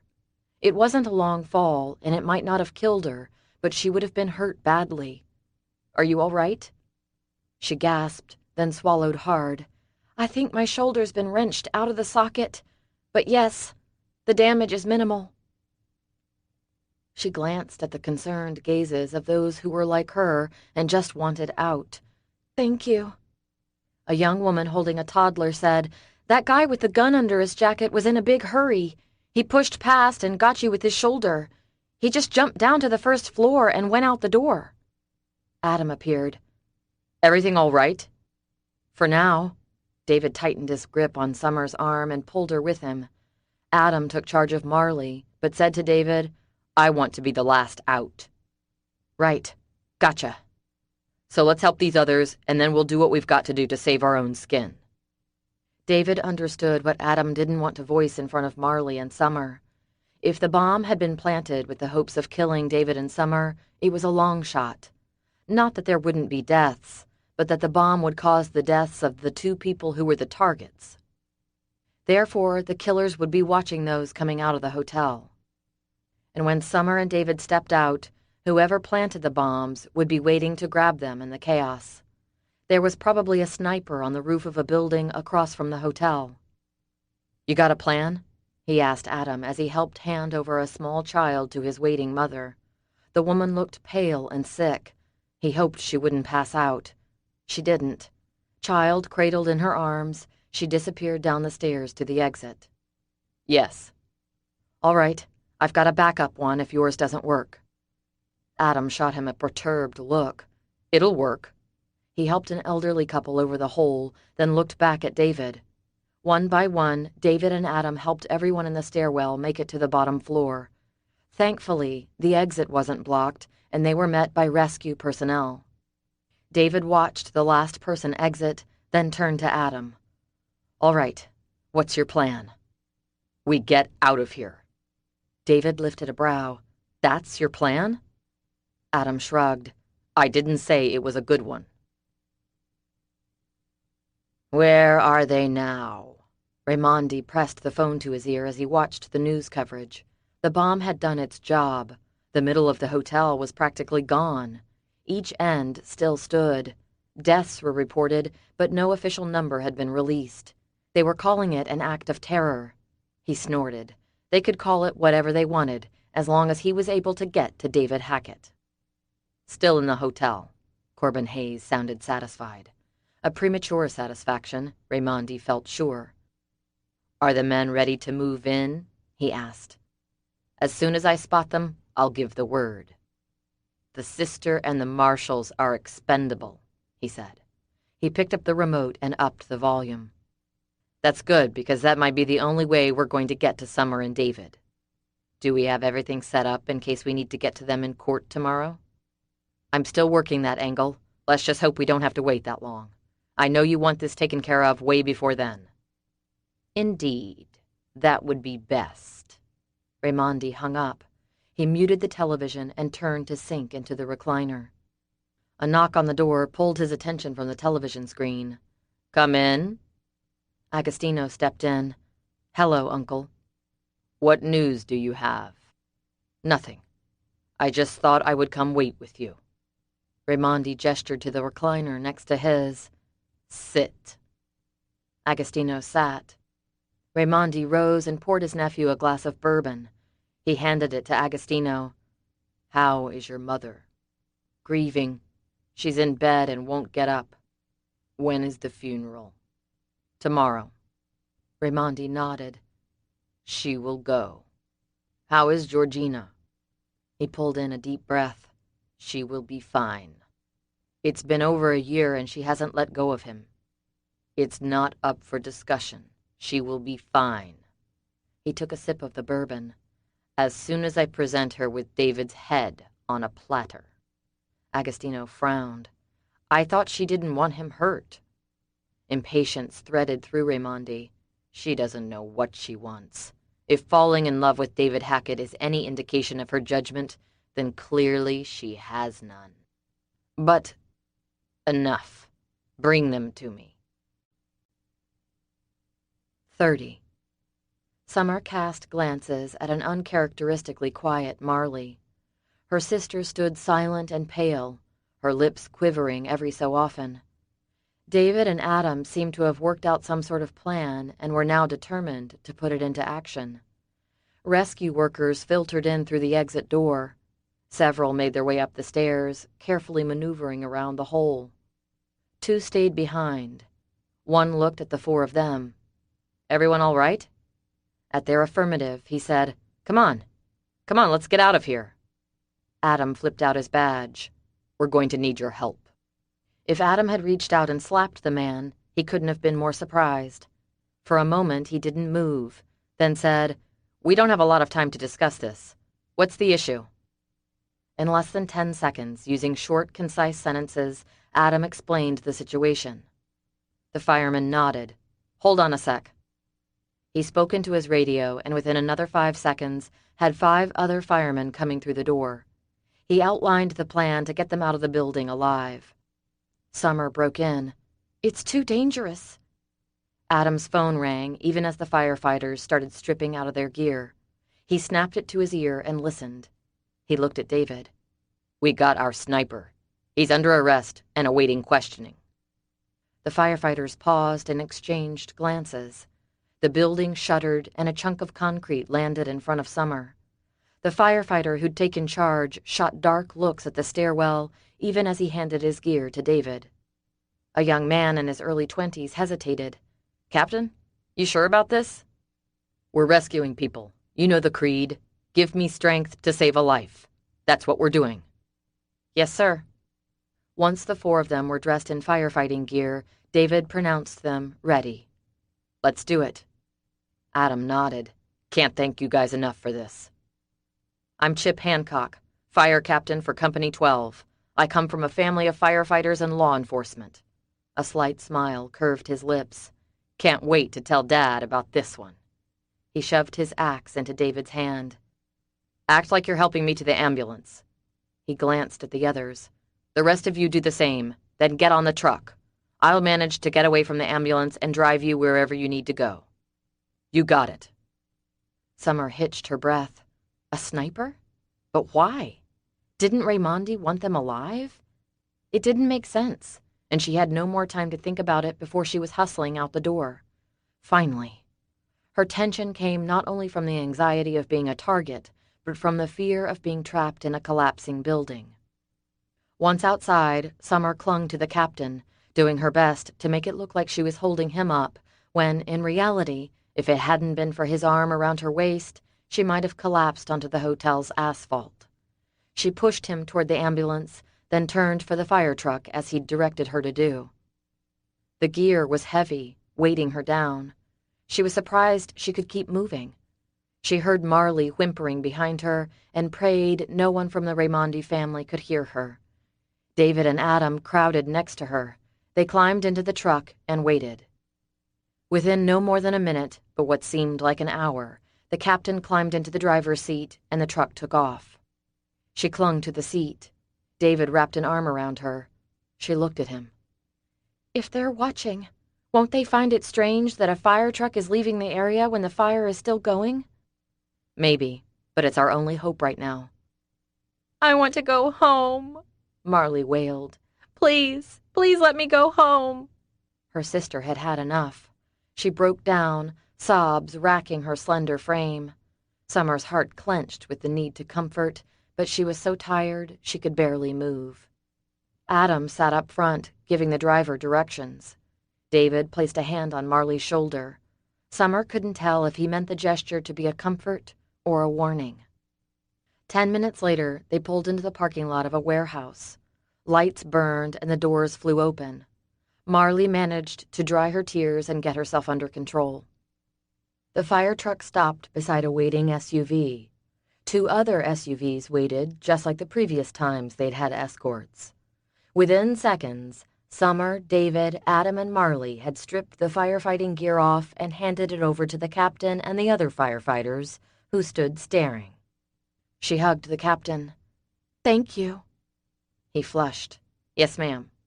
His gaze flickered over the others. "Stay safe." One of the marshals spoke up.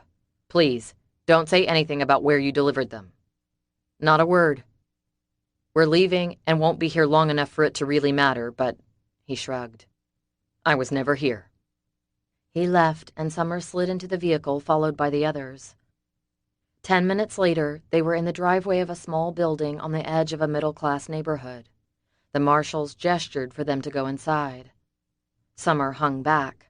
"How do we know we can trust them?" "Because they didn't take our guns," David murmured in her ear. She wasn't sure if he really thought that or if he was just trying to comfort her. She stepped inside and noted that the place had been decorated to be functional, not fancy. "What is this place?" "A debriefing hidey hole." David gripped her upper arm and led her to a chair. She sank into it. Adam did the same for Marley, who'd stopped her weeping and sat mute, staring straight ahead. David turned to the man closest to Summer. "They found us again." Short and to the point, Summer decided she liked that about her husband. Her husband who'd lied to her. The husband she was very, very angry with, but still loved with everything in her. She'd pushed aside her past hurts and fears and allowed him to lay siege to her heart. And he'd stomped all over it. A renewed sense of betrayal and a tidal wave surge of anger swept through her. She clamped her lips together and waited to see how this meeting was going to play out. "I'm Benny Holcomb. I'm with the Marshals." Benny was tall, a couple of inches over 6 feet. Muscles bunched under his jacket. Dark eyes glittered at her. "Where are Mike and Chase?" David asked. He didn't seem intimidated by the man's vast size. "We just got word that Chase was injured in the hotel bombing. He was returning to your suite when the bomb went off. He's being treated at the local hospital." David grimaced. "And Mike?" "Mike's been removed from duty as your handler." Summer gasped. "Why?" "Because someone keeps tracking you down. There's a leak somewhere, and we can't seem to plug it." Summer shivered. She'd been sprayed by the sprinklers, and without the warmth of the heavy firefighter's uniform, the wet cold seeped into her bones. She wrapped her arms around her waist. "Or we're being tracked somehow." A young woman in a plain blue sweatshirt pulled several blankets from a shelf behind her. She handed one to Summer and one to Marley, who quickly wrapped herself in it.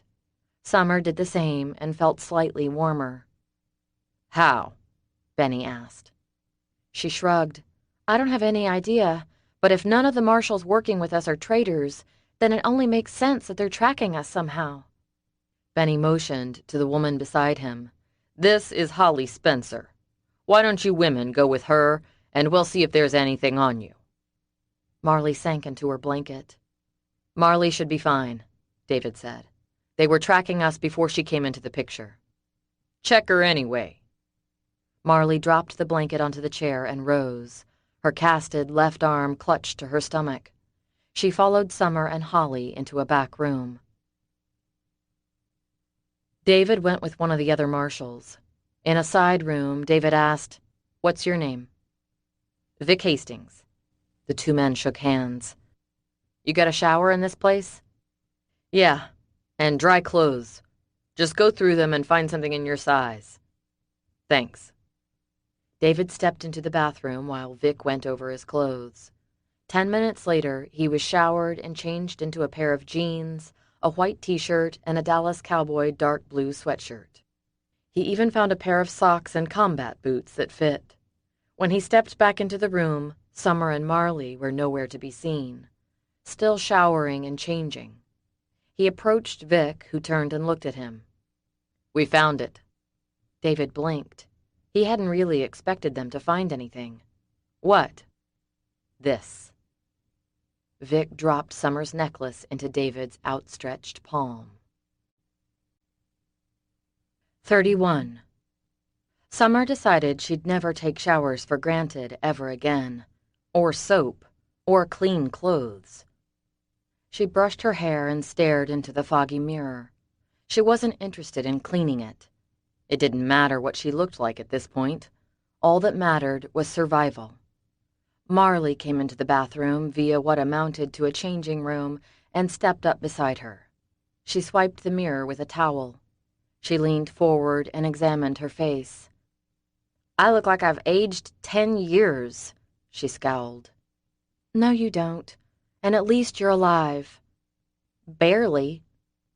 Summer sighed. Marley took the brush from her and led her to the toilet seat. "Sit." Summer didn't have the energy to argue. She sat. Marley positioned her so she could have full access to Summer's hair. With long, gentle strokes, she brushed. Summer felt some of the tension seep from her. "Thank you. You used to let me brush your hair for hours when we were younger." "I know. I love it. I figured out that was one way to get you to spend time with me." Summer blinked. "What?" "You were always so busy working or with your friends. I was so much younger.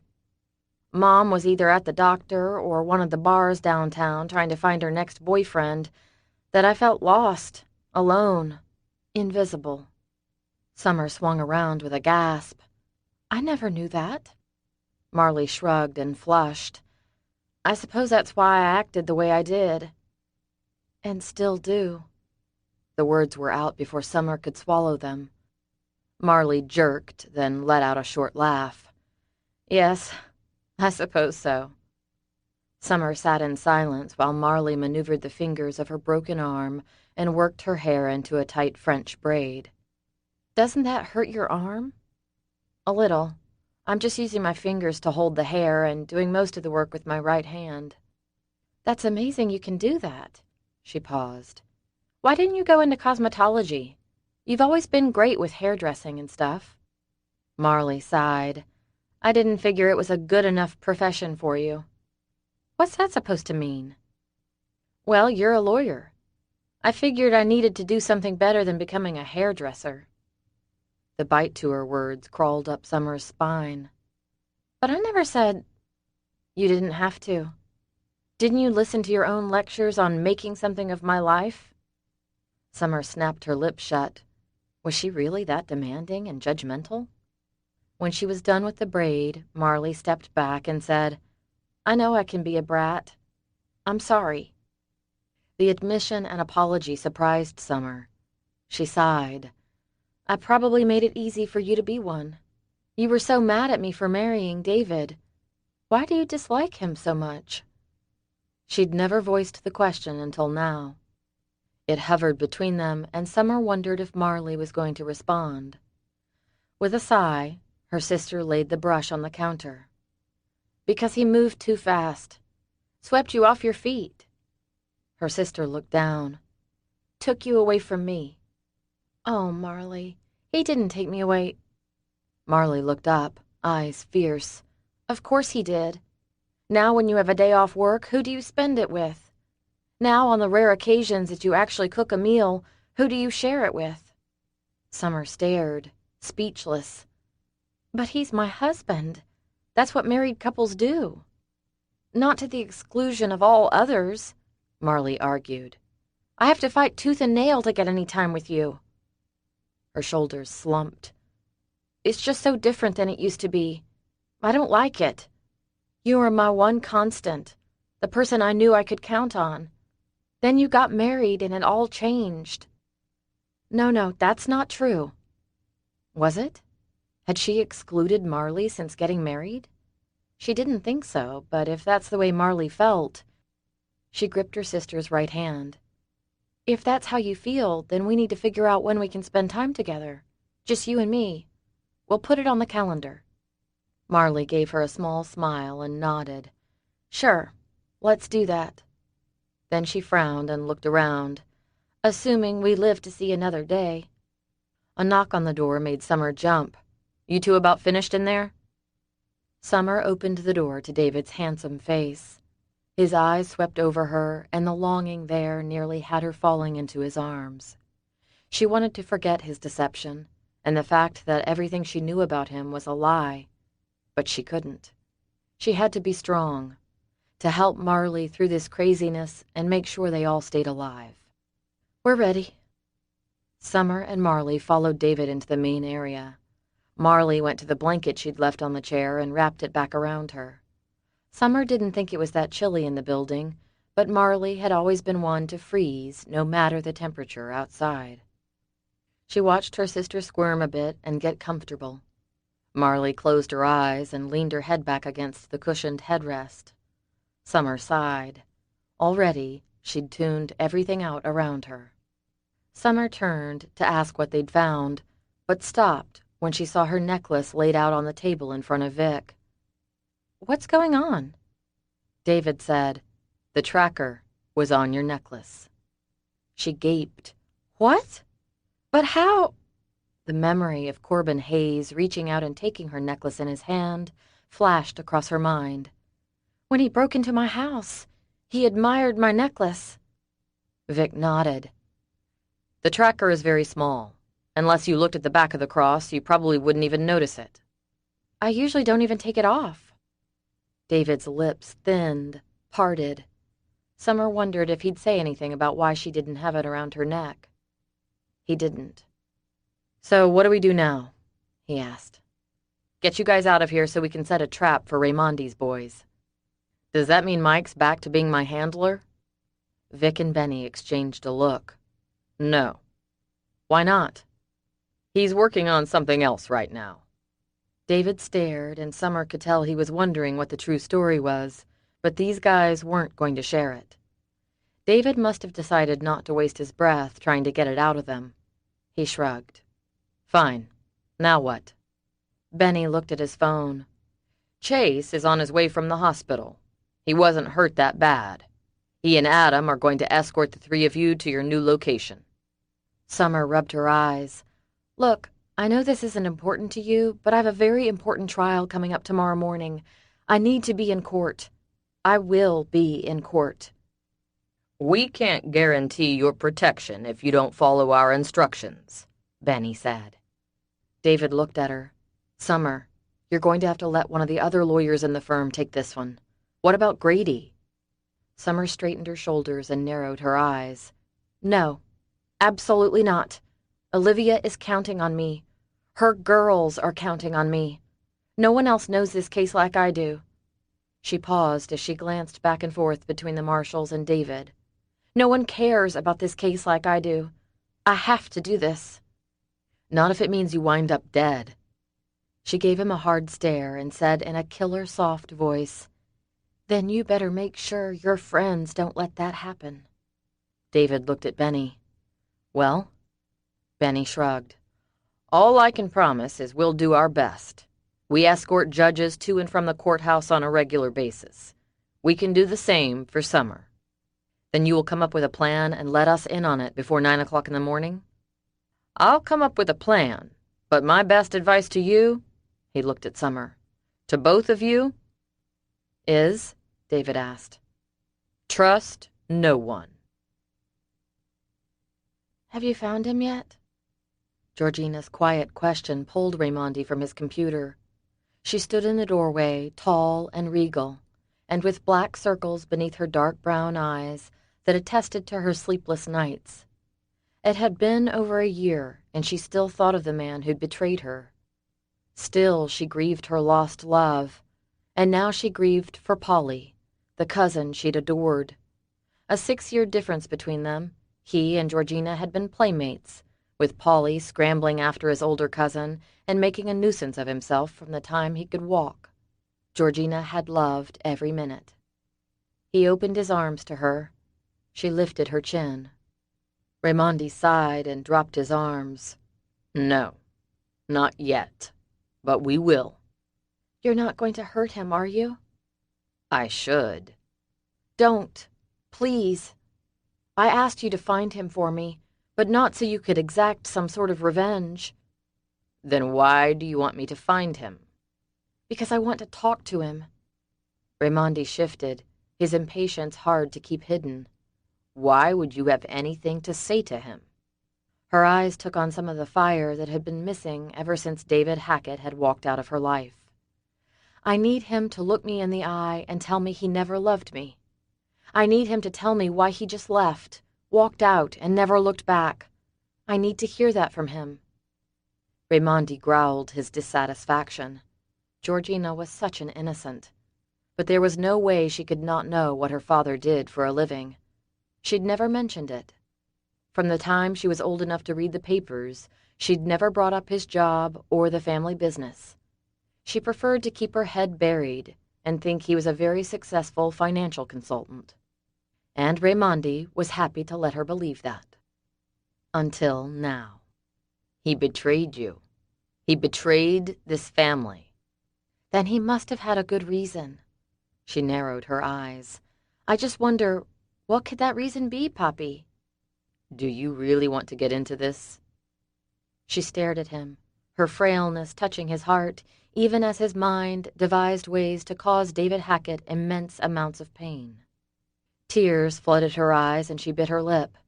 It's been over a year, Poppy, and nothing. His partner's in jail, his company has been sold, and no one knows where he is. It's like he dropped off the face of the earth. He left you a note. Her lips twisted. That's not good enough. I want to hear him say it. Tell me why he would walk away from me.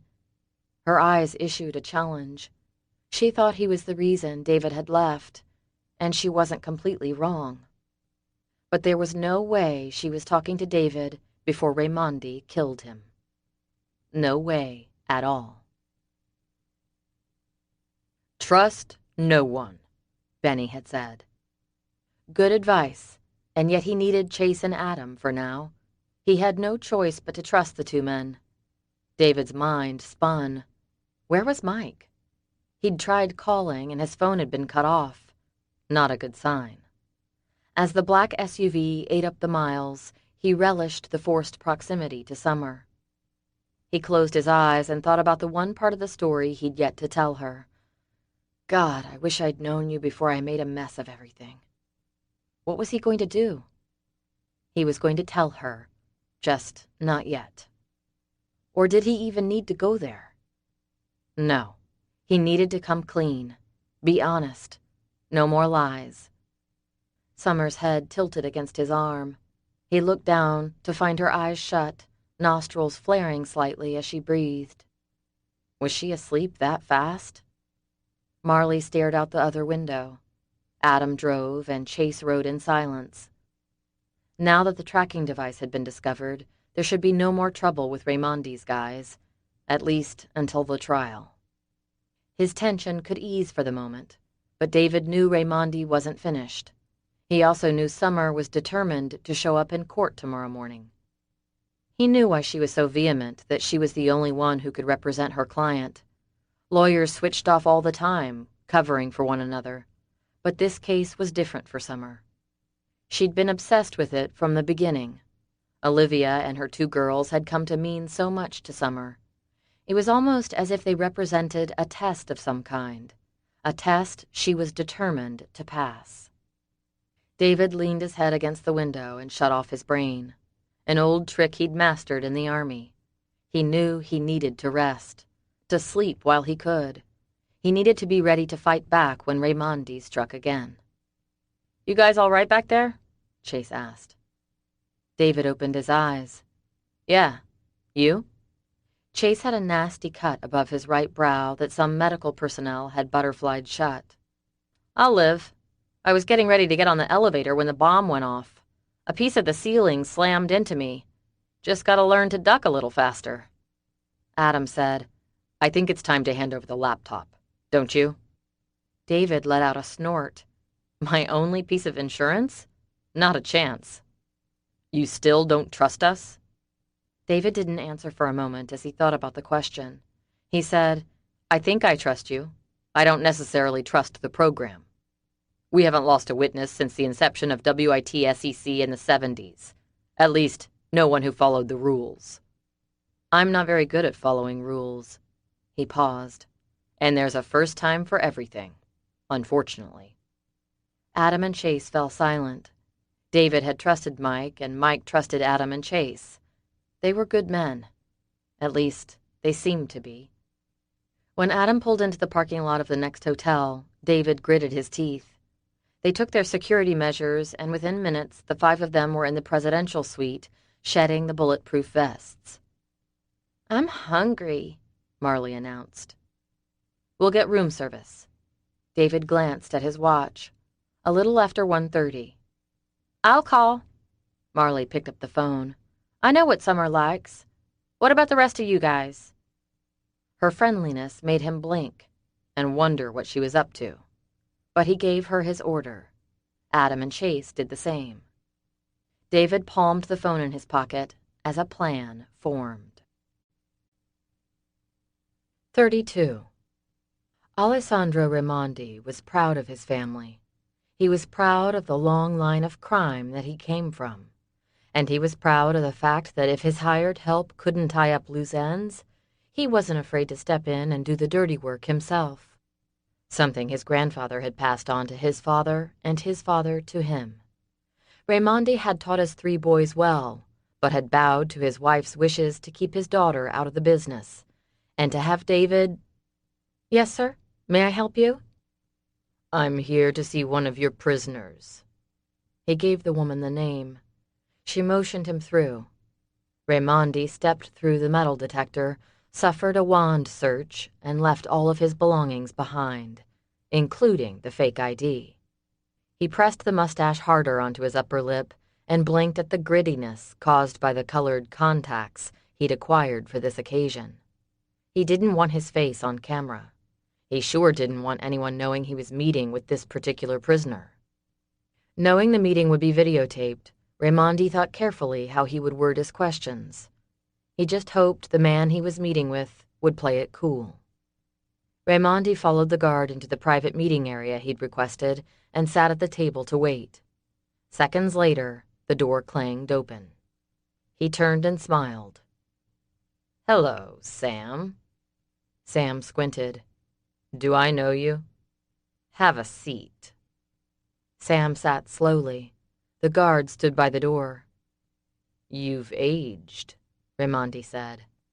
"Prison does that to a person. Watching your back, huh?" Sam's eyes widened as recognition finally hit him. Raimondi lifted a finger to his lips. The guard shifted and took a step toward the table. Raimondi leaned back and crossed his arms. The guard relaxed.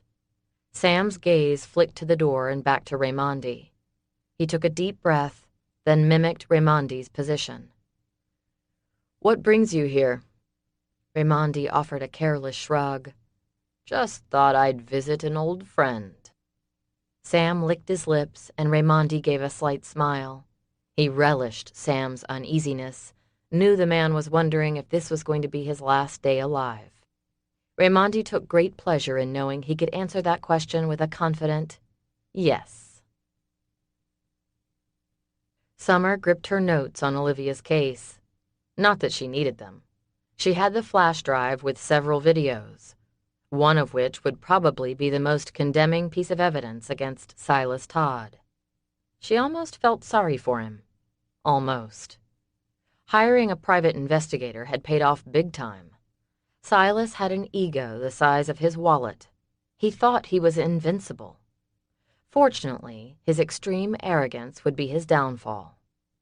The courthouse came into view, and David tensed beside her. Adam and Chase were silent. Summer caught sight of a number of police officers. Her heartbeat slowed a fraction as she realized the marshals had arranged for extra security. Of course they would. And of course David had insisted on coming with her, something everyone had argued against to no avail. Uncertainty gripped her. Was she doing the right thing? Refusing to back off the case and let someone else handle it? No. None of this was Olivia's fault. If Summer handed her off to someone else, Olivia and her girls would suffer.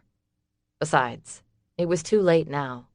At least Marley had agreed to stay put with 2 marshals guarding her. The car pulled up to the door at the back of the building. Summer climbed out after David and let them usher her straight into the building. The door slammed shut behind her and she jumped. Chase patted her on the back. "It's all right."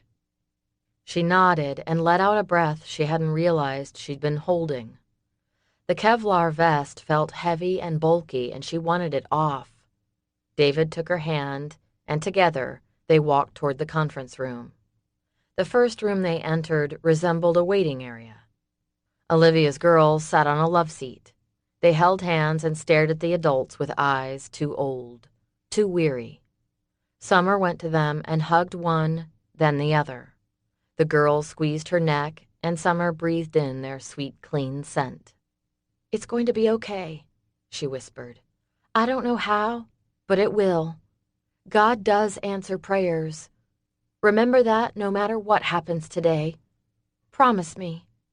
Sandy merely nodded against her. Laura said, "I'll believe it when I see it." Summer's heart ached. She remembered feeling exactly the same way. "I'm praying you see it. Soon." Judge Reed Morton came out of the conference room and greeted them. "No trouble?" "Not a bit," David said. "You'll have to wait out here." He looked at the marshals and the 2 police officers already there for the hearing. "Looks like we have the security we need." Chase nodded. "We've got more around the building and snipers on the roof of the bank across the street." The judge had been updated as to the risk, but when he realized the level of security surrounding David and Summer, he agreed to continue the hearing. "Then let's get this done." Summer shot a glance at David. He was making funny faces at the girls. Sandy smiled behind her hand. Laura rolled her eyes. A pang shot through her. He was a good man. Wasn't he? She stepped into the room and immediately focused on the occupants. Thoughts of her own personal problems tossed to the back burner. Olivia Todd sat at one end of the long table. Her husband, Silas, sat at the other. He glared. Olivia stared at her lap. "Hey," Summer said, and touched Olivia's shoulder. She looked up, and relief flared like a blowtorch. Summer gave her a reassuring smile and took her place beside the woman. The judge sat at the end of the table next to Silas's attorney.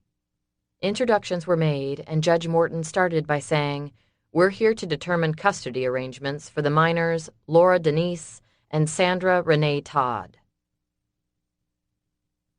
David's heart went out to the little girls who sat across from him. A woman the little one had called Aunt Lily squeezed in between them when she'd come out of the restroom. "They've already started?" she asked. "Yes, I believe so." She nodded and held out her hand. "I'm Lily St. James." David shook it. "David Hackett." Lily slipped an arm around Sandy's shoulders. The little girl leaned into her and winced. "What's wrong?" Lily asked. "Nothing. My ribs still hurt sometimes when I move wrong." David's hands curled into fists. He met Laura's eyes. She looked down at his hands, then back up and gave him a grim smile. "Yeah," she whispered. "Me too." Her perception shocked him. Chase peered out the window that had been covered in anticipation of David and Summer's arrival. He spoke, and his words were carried into the small earpiece he had in his ear to whoever was listening. To Adam, he said, "We're all clear so far." So far. He glanced back at the girls. Laura had gotten up to pace in front of the closed door. Every so often she would shoot an anxious look at it. He wished he had a way to make the child feel better, but figured he might make things worse. She pulled out an iPhone and fiddled with it for several minutes. "Are you playing a game?" She looked up at him. "Something like that." "You want my seat? I don't mind standing." She eyed the couch. "There's a seat over there. I don't need yours." She must have felt guilty for her abrupt words because she added, "But "Thanks, though." sure." Maybe he should just shut up. Men were probably not her favorite people. She studied him a moment longer, then went back to the phone. More pacing. A yell came from behind the closed door, and David leapt to his feet. Laura jumped back and then froze, her back against the wall. Sandy buried her face in her aunt's shoulder, then started coughing. Chase placed a hand on his weapon and moved toward the room. David beat him to it. Stepping to the side, he twisted the knob and pushed the door open. Chase stood on the opposite side. "Everything all right in there?" David called. Summer came to the door, her tense face and haunted eyes reaching right into David's heart. This case was especially hard for her. "We're fine. Silas is a little uptight, but I think the two officers in the room with us can handle it." Chase and David nodded. She shut the door. Sandy looked up from her aunt's shoulder. Her hitching breaths worried David. "She okay?" The woman nodded and pulled an inhaler from her bag. Sandy took it and used it like a pro. Lily stared at the door with a look of pure hate on her face. David hoped the woman didn't own any weapons, or Silas Todd would be in danger of serious harm. She blinked, shuddered, and sighed. Running a hand over Sandy's hair, she looked at David. "Anxiety-induced asthma." He nodded. Maybe she won't need that anymore after today. Lily's shoulders relaxed a fraction. That's the prayer. Laura had been following the conversation. David watched the girl take a deep breath and give a quick nod, as though in answer to a question she'd just asked herself. She moved from the wall and walked to the door to rap her knuckles against the wood. 33. A knock on the door startled them. Silas swung his glare from his wife to the door. The knob turned, and Laura Todd stepped into the room. Olivia jumped up. "Honey, what are you doing? You're supposed to be waiting outside." Her small hand trembled, but she notched her chin. "I want to talk to the judge." "But you've already—" "No, I mean again." Summer glanced at the judge, who leaned forward with a frown. "Young lady, this is a very serious meeting we're having here, and you're interrupting." She met him frown for frown. "And it's my future that you're meeting about, so I think I should have a say in it." "I gave you that chance. You didn't have a whole lot to say." "Well, I was scared of you before." "And now you're not?" "Oh, I'm still scared of you, but I'm more scared of my daddy. So may I please talk to you?" Olivia gasped. Then silence echoed around the room. Silas's face grew red. He stood. "Laura, you need to stop this nonsense and wait outside. Now." Laura looked at him. "No, not until I talk to the judge. I hate you, and I want him to know why." "Laura." Silas's voice took on a menacing edge that had his lawyer placing a hand on the man's forearm. Silas took a deep breath and settled back into his seat. Laura asked the judge, "Are you going to make us have to see him?" The judge sighed. "Honey, I have 2 daughters." He pointed to Silas. "A father who would fight so hard to keep custody of his girls deserves to see them." Tears filled Laura's eyes. "Even when he screams at them that he hates them and tells them that he wishes they were never born? Even when he gets drunk and hits them?" She whispered. "I object." Silas's lawyer leaned forward. "Judge, this is irrelevant. You've already talked to the children." "Shut up," Judge Morton said. The lawyer snapped his lips shut, then started to say something else. Judge Morton nailed him. "You want me to hold you in contempt?" The man stayed quiet, speaking volumes of displeasure with his body language. The judge turned and shot a ferocious frown at Silas. Silas slammed a fist on the table. "Laura, why are you doing this? I've never laid a finger on you." Summer thought Silas's blood pressure might just cause him to stroke out and save them all a lot of grief. The little girl trembled and stepped closer to her mother. Olivia reached out to hold her daughter's hand. Judge Morton asked, "Why didn't you mention any of this when you had the chance to tell me earlier today?" "I couldn't get my tongue to work. I was scared." She swallowed hard. "But I have to do this for Sandy." "Your little sister?" Laura nodded. "My dad doesn't hit me, but he hits her. He even put her in the hospital with a punctured lung." "Laura, that's a lie," Silas growled. "Now shut your mouth." "It's not a lie, and I have proof." She dug into her pocket and pulled out an iPhone. Olivia lifted a brow. "Where did you get that?" "It's Claudia's. She let me take it home one day after school." She swallowed hard. "The day Daddy hurt Sandy so bad." She tapped the screen. "We were playing with it. Sandy was recording me singing and stuff. Then Daddy came home. He was mad because Mom hadn't started making dinner yet, but she was sick and didn't feel good. She was throwing up and everything, and Daddy wasn't supposed to be home until the next day anyway. He got home early." Olivia didn't make a sound. Tears slipped silently down her cheeks. Judge Morton leaned back in his chair. "Go on." With a glare at her father, Laura tapped a few more times, then handed the phone to the judge. "Sandy left the phone recording. Press play." "I object," Silas's lawyer said. "We haven't had the chance to review this." "Neither have we," Summer snapped. "Be quiet, both of you." He stared at Laura, who stood trembling, everything about her shouting her desire to flee and her determination to be brave and make the adults in the room listen to her. "Press play. Please, sir." The judge did. A child singing, girls giggling echoed through the room. Then a door slammed. Curses rent the air. Silas jumped up once again. "Shut it off." "Sit down," the judge roared. The officers moved toward Silas as he started around the table. His lawyer stopped him. "Sit." "The video was rigged." From the phone, Silas's voice echoed, "Where's your mother? Where's that lazy, lying, no-good—" "I'm here, Silas," Olivia's weak voice answered. "So this is what happens when I'm gone? You haven't even started dinner?"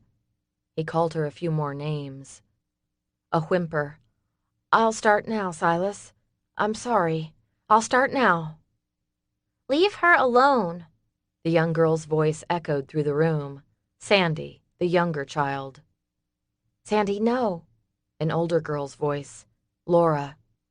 Heavy footsteps, then a sharp crack, a gasping cry of pain. "Talk back to me, will you?" "Guess it's time to teach you some manners." What followed was too horrible to listen to. Summer wanted to cover her ears.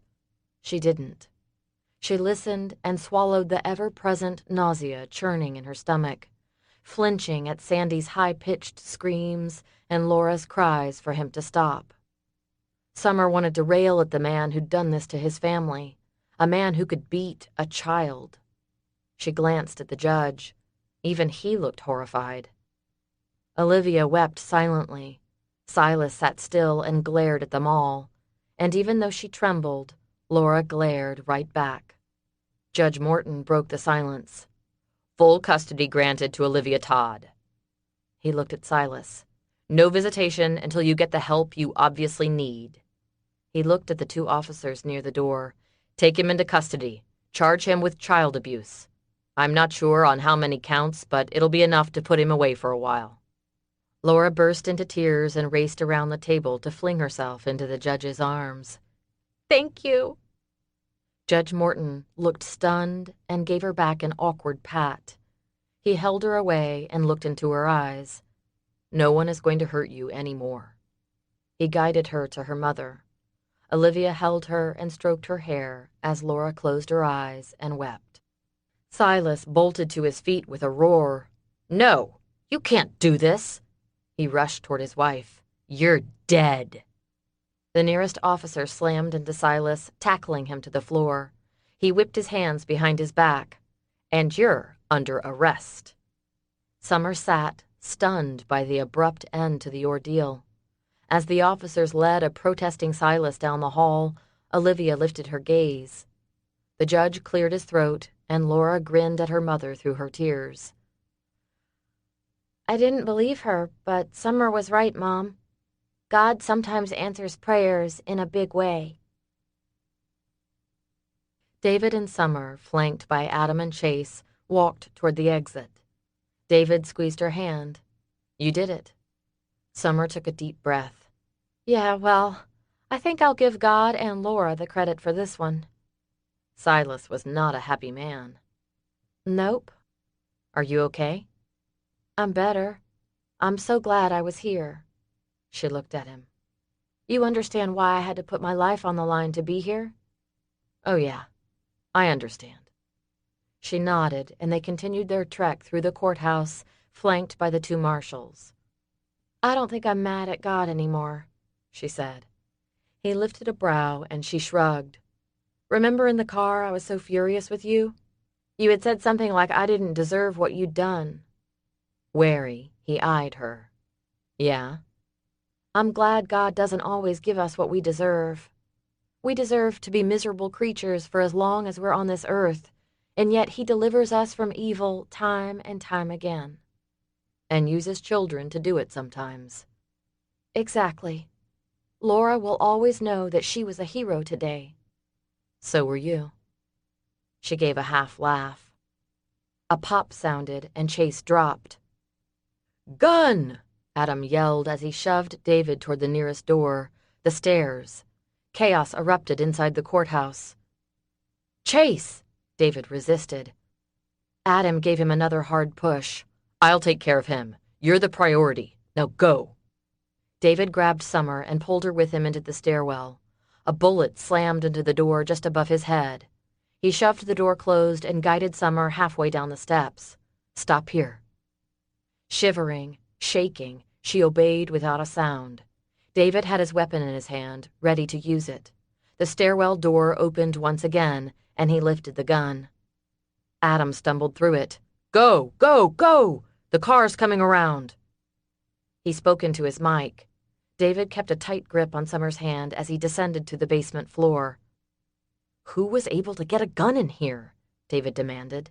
Security had been so tight. His question went unanswered as they burst through the basement door. 3 black SUVs sat waiting, engines running. Adam opened the door to the middle vehicle and Summer climbed in. David followed her. Benny sat at the wheel. Adam said, "Get them out of here." "What about you?" Summer finally spoke. "I'm making sure no one's following you. Benny will take care of you. You've got marshals in front of you and marshals behind you. See you soon." He shut the door. The first vehicle took off with a squeal of tires. Benny was right after him. The third vehicle stayed close behind. They exited the parking garage into the sunlight. David squinted. The SUV in front of them peeled off around a corner. Benny went straight. He turned to see the vehicle behind them go in yet a third direction. At least they knew what they were doing. If anyone was trying to follow, they'd have to guess which vehicle David and Summer were in. Hopefully, they would guess wrong. David watched the mirrors. No sign they were being followed. He leaned his head back and closed his eyes for a brief moment. Summer sat silent beside him. The car jerked to the right, and David slammed into the door. "Hey!" Benny put the vehicle in park and turned. "Sorry about that." "What are you doing?" Benny lifted his left hand, and David found himself staring into the barrel of a Glock 40. 34. Summer pulled in a deep breath. No, no, no, this was not happening.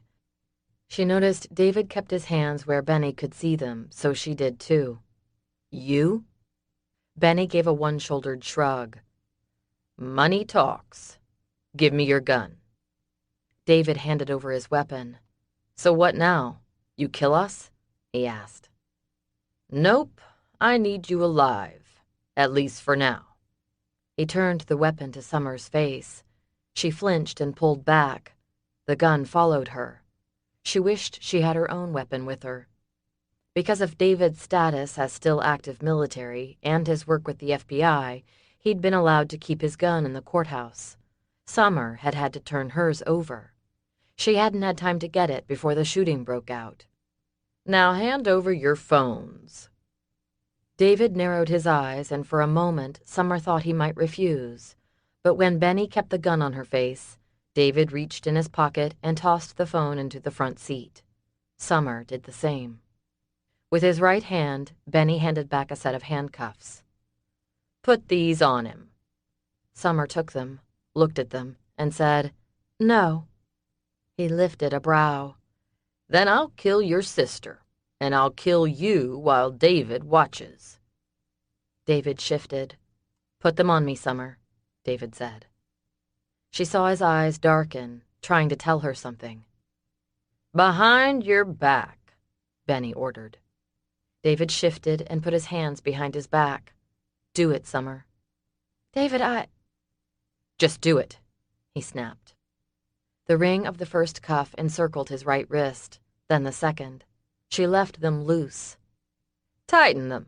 I need to hear a few more clicks." Summer tightened them and glared at the marshal. "You leave my sister out of this." Benny smirked and, without taking his eyes from Summer, said, "She's already in it." He reached over one more time and handed her a phone. "Take a look at this and see if it's a little incentive for your cooperation." Summer snatched the phone and, with a shaking finger, pressed play. David watched over her shoulder. Marley's scared face came onto the screen. She glanced up at the person holding the phone, then back to the camera. Tear stains tracked her cheeks. "Summer? I'm sorry. They came in and killed the marshals." A sob escaped, and a hand slapped her across the face. She screamed. Summer gasped and flinched. A voice said, "Focus. Say it." Marley sniffed, her cheek already puffing up. "They're going to kill me unless you give them what they want. That laptop. You've got to give it to them." The video stopped. Summer threw the phone at Benny. It smacked him in the forehead. He glared, and his nostrils flared. "Temper, temper."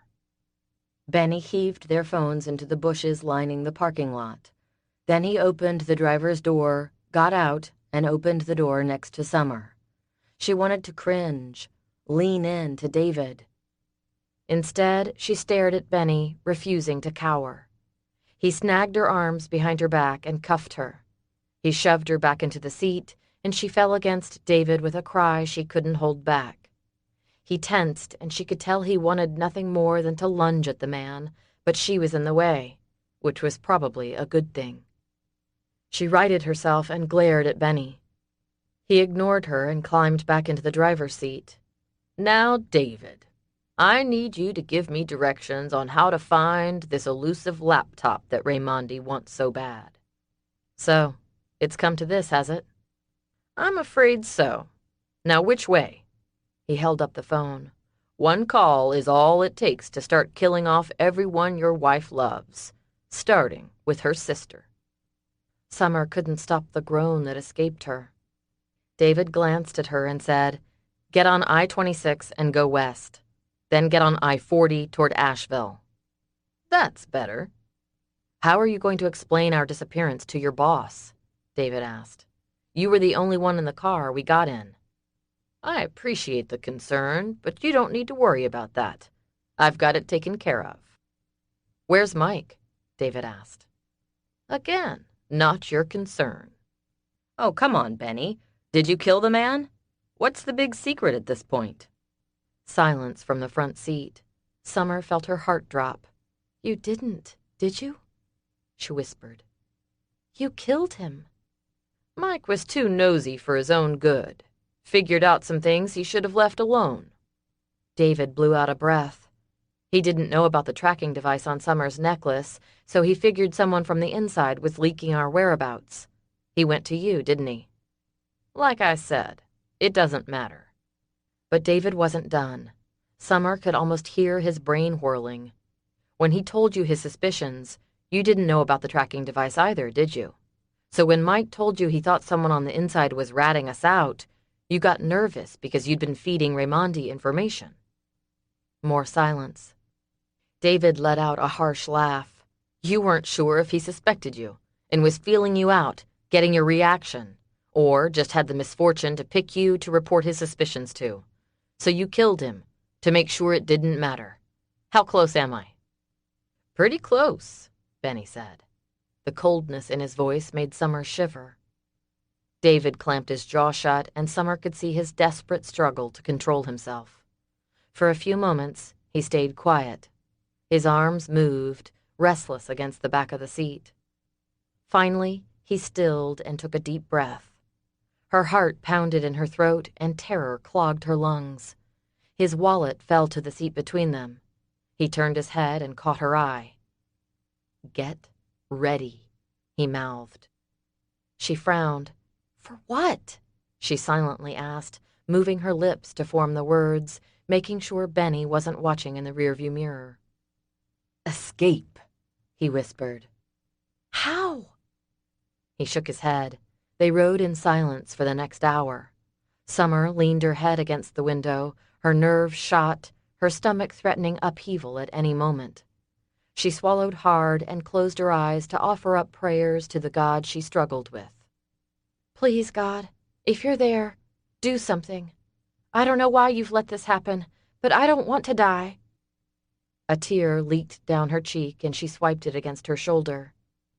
"Please, God, save us." "What now?" Benny's question made her jerk. Her wrists ached and her shoulders protested the awkward position, but she just bit her lip and watched David's face. "Keep going and turn at the next exit. Follow that road until you see a bunch of trees." "Great directions, Hackett. Street names?" "I don't remember. Just drive. I'll tell you where to go." With an annoyed sigh, Benny did as directed, following David's instructions. He got on the phone and talked low with whoever was on the other end. After they hit I-40 and headed into North Carolina, every once in a while David would give Benny another set of directions. Summer shivered, her heart pounding, adrenaline still rushing. Trees thickened, highway noise died down. Why was David taking them out to such a remote area? Killing them and hiding their bodies would be incredibly easy. She wanted to scream at God to make this stop, to make it all go away. Instead, she sat silent and prayed while she watched David for whatever she was supposed to be ready for. And then David caught her eye. She lifted a brow. He motioned with his head for her to slide closer. With a glance at the rearview mirror, she did. Benny didn't seem to notice. And then she felt David's hand behind her, working the cuffs. His hands were free? How? Who cared? She felt the cuff release from her left hand. Slowly, she pulled her hands apart, never taking her eyes from the mirror. Benny slowed to go around a sharp curve, and David struck. 35. David gripped the cuffs, the fingers of each hand wrapped around the loops. In one sudden, smooth move, he went over the front seat and dropped the cuffs in front of Benny, the short chain landing against his Adam's apple. Benny hollered as David gave a sharp yank. Gagging, sputtering, Benny slammed on the brakes, throwing David forward. The car spun to the left, hit the guardrail, then went over the side of the mountain, trunk first. David registered Summer's scream. An object slammed into his forehead, causing him to flinch. He almost lost his grip, but regained it with the next shift of the vehicle.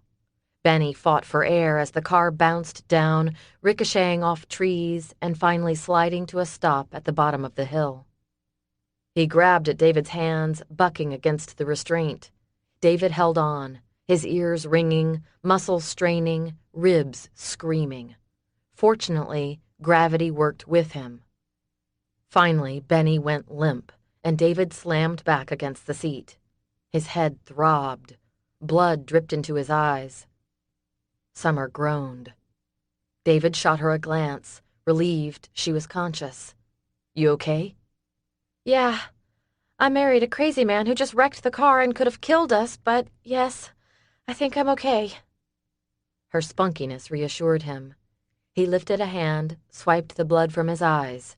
"Good. Look for the weapons." He checked Benny one more time, felt his pulse. Faint. Breathing? Barely. Summer held up his weapon. He said, "Hang on to it. I've got to find the other one. Check back there." He heard her start to rummage, noting she hadn't asked about Benny. Probably thought he'd killed him and didn't want to know for sure. "I don't see it." David shoved on the door. Jammed. He climbed over into the front seat and tried the passenger door. Also jammed, but the window was cracked. He told Summer, "Do you see the handcuffs back there?" "Yes." He heard her scrambling. She shoved a pair into his hand. David swiped at the blood still trickling from the wound on his forehead. What had hit him? David maneuvered Benny until he had both of the man's hands behind him. He cuffed him, then searched his pockets. When he found the key, he shoved it into his pocket. "Keep the gun on him in case he wakes up." He waited until she had the weapon held against the man's temple, then leaning back against Benny's still form, David rammed a foot against the window. Glass shattered. He continued to kick until he had a hole large enough to climb out of. "Climb over him. We need to get out of here. I don't know what communication he had with Raimondi, but we're not going to wait and find out." She handed him the gun. "What about Marley, David? You may have just gotten her killed." David climbed out of the hole in the window, then looked back to say, "No, the longer we're alive, the longer she's alive. I probably bought her a few more hours. Now come on." "What do you mean?" she asked as she climbed over into the front seat. "The minute Raimondi had us where he wanted us, Marley was expendable. He still needs her to get to us." Summer frowned, the tight lines on her forehead saying how worried she was. Frankly, he was too, but decided to keep that to himself. She let him help her out of the vehicle and stood shivering next to him. "Where's your coat?" "In the car." David didn't want to take the time to get it, but she would need the heavy down jacket if they didn't find shelter tonight. They both might. His leather jacket would do for now, but the temperatures would drop, and the down coat would feel good, especially if she'd let them share body heat. "What are we going to do with him?" she asked when he handed her the coat and crawled back out of the window. Leave him here. Someone will find him. Benny was talking a lot on the phone. Wouldn't surprise me if someone's right behind us. Fear flashed in her eyes. Then we need to hurry, don't we? Yes. What are we going to do? Start walking. I don't exactly have on walking shoes. She had worn her lawyer clothes, black slacks, a blazer, and black pumps. At least the shoes were comfortable, but she wasn't sure how well they'd hold up walking through the woods. How far? You can do it. I'll help you. In other words, I don't want to know how far, huh? He gave her a grim smile and held out a hand. She placed her cold fingers in his. How did you get the cuffs off?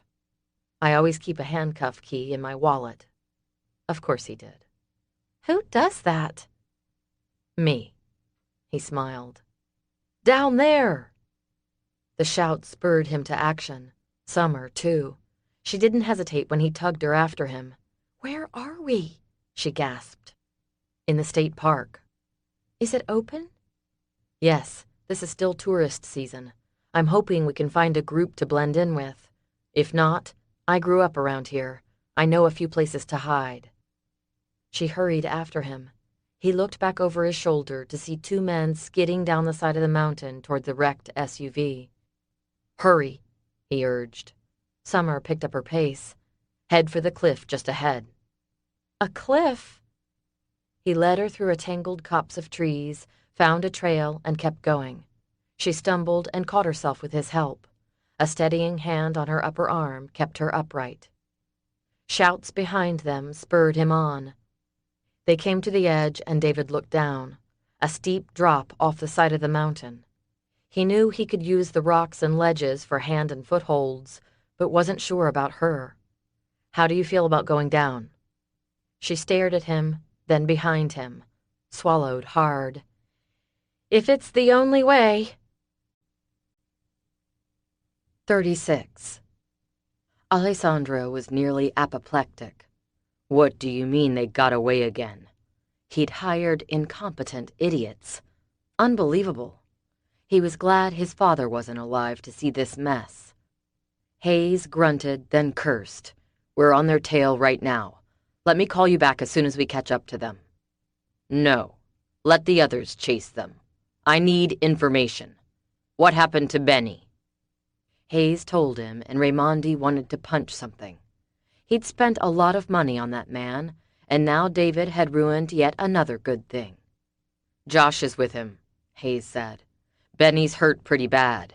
The good thing is, Summer and David don't have a phone, at least as far as we can tell. How do you figure that?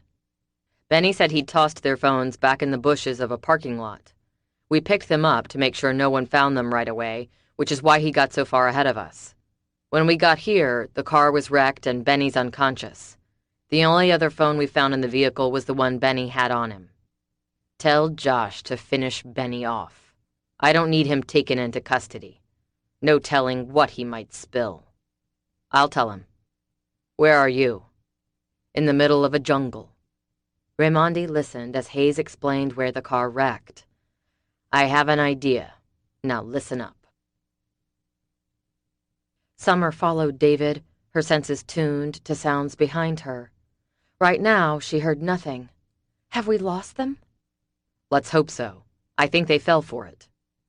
Much to Summer's relief, David had decided going down the cliff was too risky. It would be way too easy for one of them to get hurt. Then they'd be sitting ducks.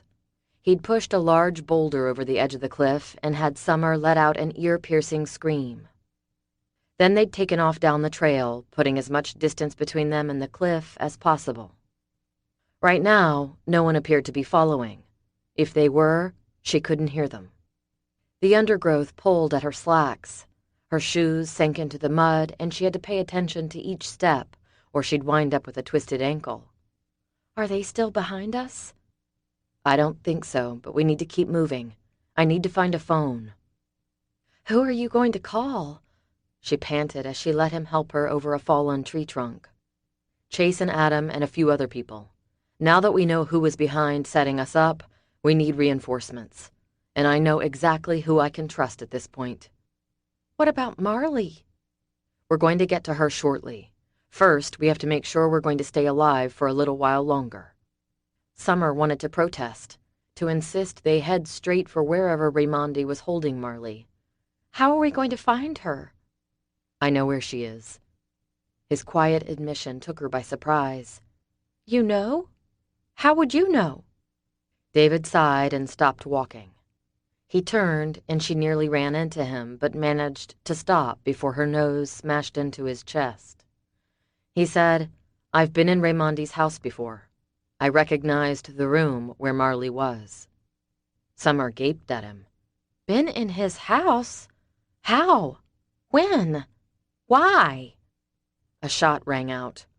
Bark flew off the tree nearest Summer and grazed her forehead.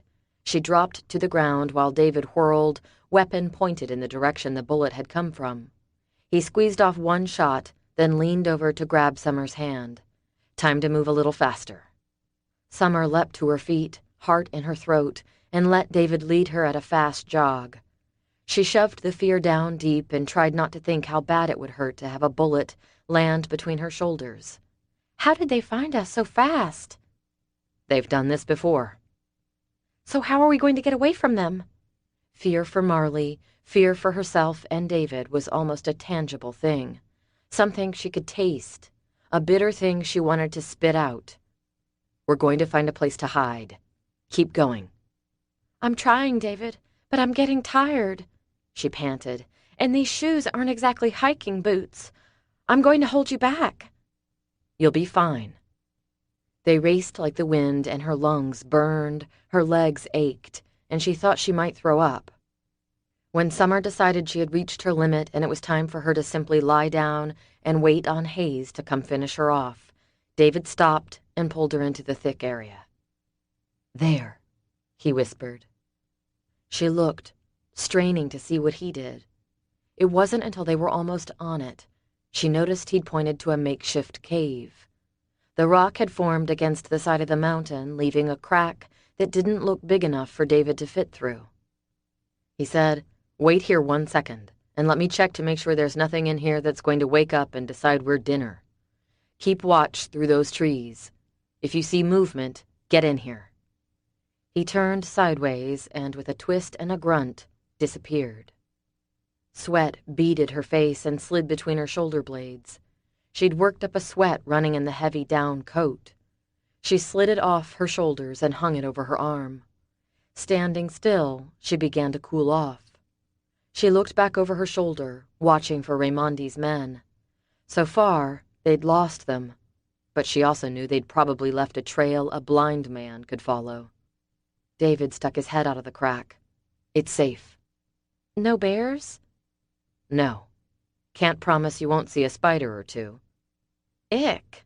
But she didn't hesitate. "Better the 8-legged creepy crawlies than the 2-legged." My sentiments, too. Summer slid through the crack. "How did you know this was here?" David led her to a place where he'd cleared out a spot. He took her jacket and laid it on the ground.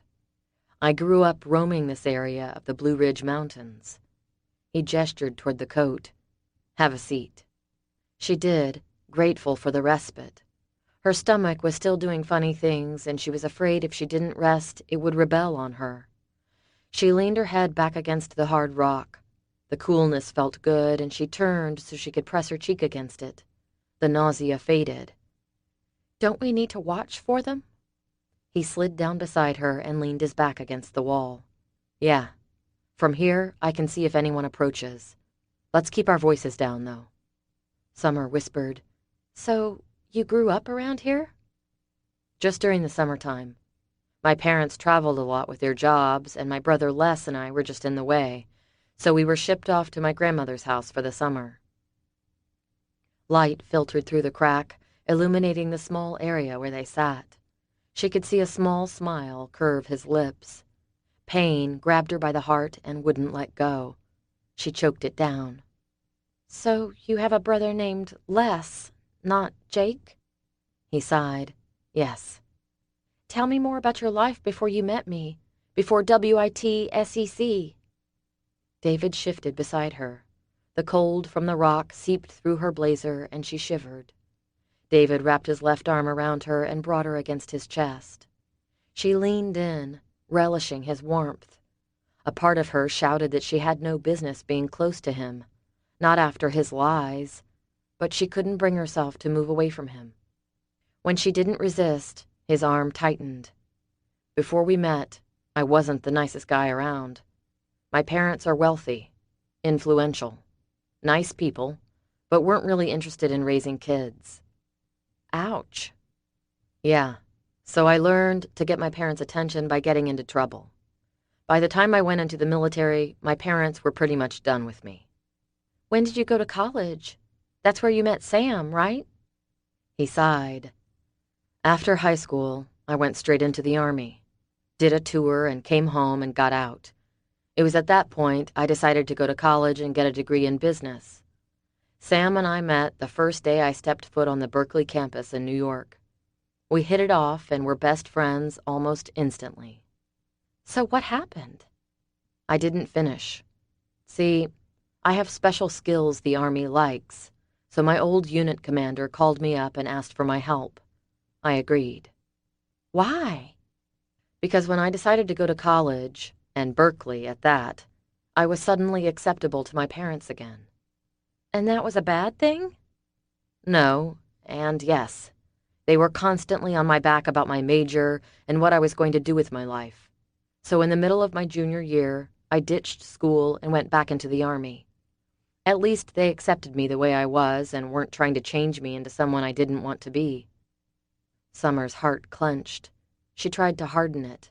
It was difficult because she knew how he felt to a degree. Rocks and wooded debris rained down over the small opening. David tensed. He stood, and Summer immediately missed his warmth. David walked over to the crack. His hand rested on the grip of the weapon at his lower back. His body blocked the light, and the small cave darkened. Voices reached her ears, and she stood, heart thumping. "They're around here somewhere. They didn't just disappear into the side of the mountain. Now find them." Corbin Hayes's cold voice sent her pulse into overdrive. A tremor spread through her, causing her to shake like a leaf on a windy day. The thought of being in his clutches stirred her stomach to nausea once again. She swallowed hard and tried to regulate her breathing. David stood still as a rock, the weapon held tight in his hand. Summer moved to stand next to him. When a shadow fell over the opening, Summer pressed against the rock wall. David held a finger to his lips. He knew she didn't need the reminder, but it made him feel better. Clamping her mouth tight, she stayed still. Footsteps crunched close by. "They came this way." "Well, they're not here now. You forget how to track?" "Shut up, Nico. You can do better. Do it."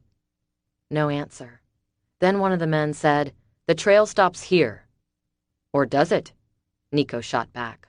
"Looks like a pretty clear path heading up the hill right there." "Fine, you follow it, but I'm telling you, they're around here somewhere." The men grumbled amongst themselves for a brief moment. Finally, he heard Nico say, "You do what you want. I'm going up the trail." David shifted to get a better view, and his foot scraped against some loose rock. The sound was quiet, muted, but his gut clenched at the slight noise. "What was that?" Nico demanded. David froze and heard Summer's soft, indrawn breath. "What was what?" Hayes asked. "I heard something." Hayes barked a laugh. "You're in the woods, moron. You're going to hear all kinds of things. Now let's get going." Hayes headed for the trail. But David could now see Nico's face.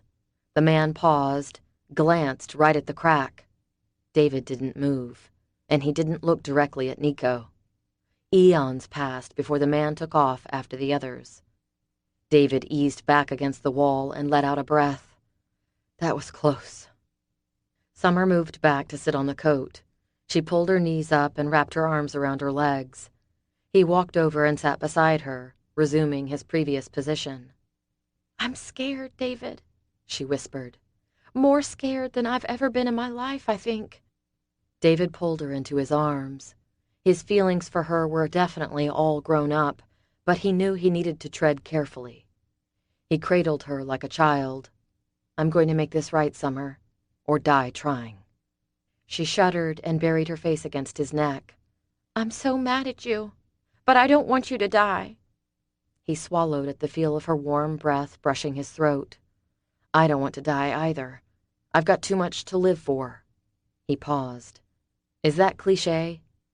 No. David looked down and nudged her face up so he could look into her eyes. Neither spoke. Words seemed unnecessary. Then he leaned down and covered her lips. Her sweet, familiar taste sent longing shooting through him. Not just a physical desire, but a need to make things right with her.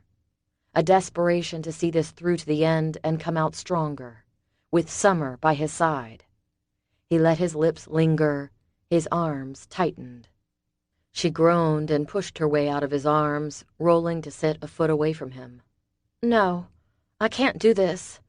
I can't love you anymore. Her words pierced sharper than any knife.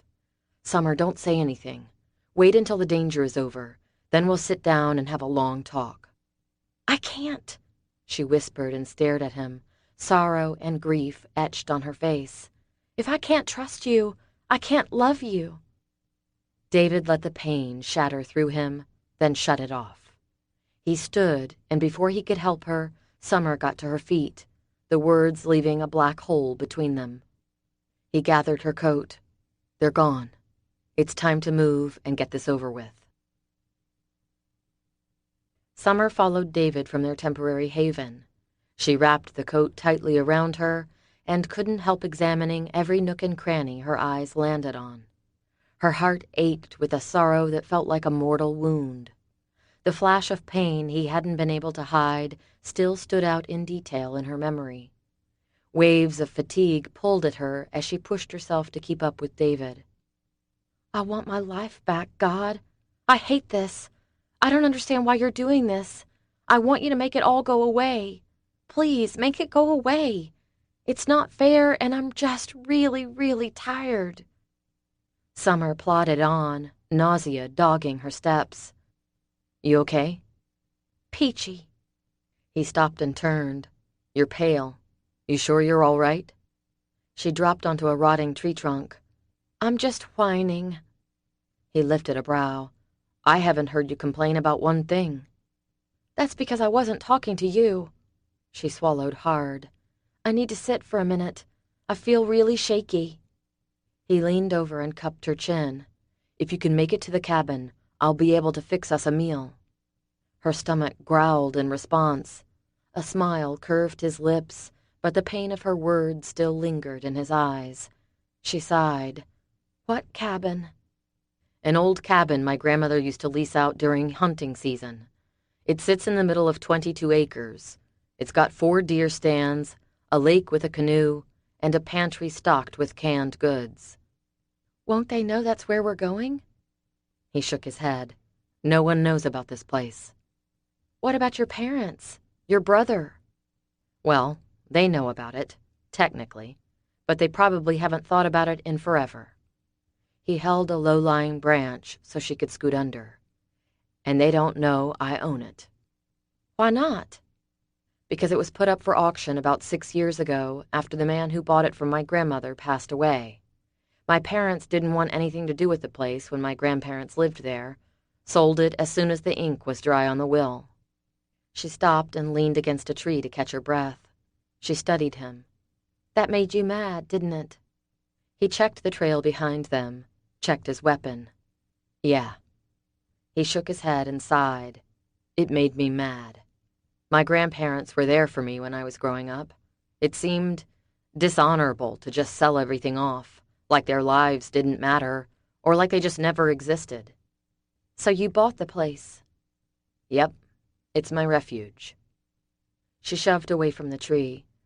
Then let's get going. Together, they made their way north. Sometimes they followed a trail. Sometimes they fought their way through the dense growth. 30 minutes passed. Do you think we're safe? She asked. For the moment. Until they figure out we didn't go that way? Yeah, something like that. He glanced at her. You're looking a little better. I feel a little better. He stopped and pointed. There. What? It's just about a mile that way. You knew exactly what you were doing, didn't you? She asked. What do you mean? He shot her a sidelong glance and took her hand to help her along. I mean, you brought us this far. You used Benny as a taxi service to get us up here. She stumbled, and he helped steady her. She rubbed a hand across her eyes. At least all this exercise is keeping me warm. Yeah, I did. I knew where I could wreck the car and hopefully walk away from it. You took a big risk. It was even riskier to let Benny stay in control. I'm still worried about Marley. He blew out a breath. We'll check on her soon. She might be uncomfortable, but I'm willing to bet she's still alive. He won't kill her yet. Summer prayed he was right. But what if he wasn't? They crested a hill, and she looked down into a small valley nestled in the midst of the trees. 4 small log cabins lay before her, divided by a rushing creek. 2 cabins on one side, 2 on the other. Which one is yours? All of them. Why do you need 4 log cabins? He smiled. After my grandfather died, my grandmother used to rent them out. To who? Vacationers who wanted to escape civilization, hunters during hunting season. He shrugged. She kept them booked year-round for the most part. The winter months were a little slow, but he shrugged. And now they're yours. Yep. He led her over to a tree. Stay here for a minute. What are you going to do? I just want to check the area. Summer leaned against the tree and slid to the ground, pulling the coat tighter around her neck.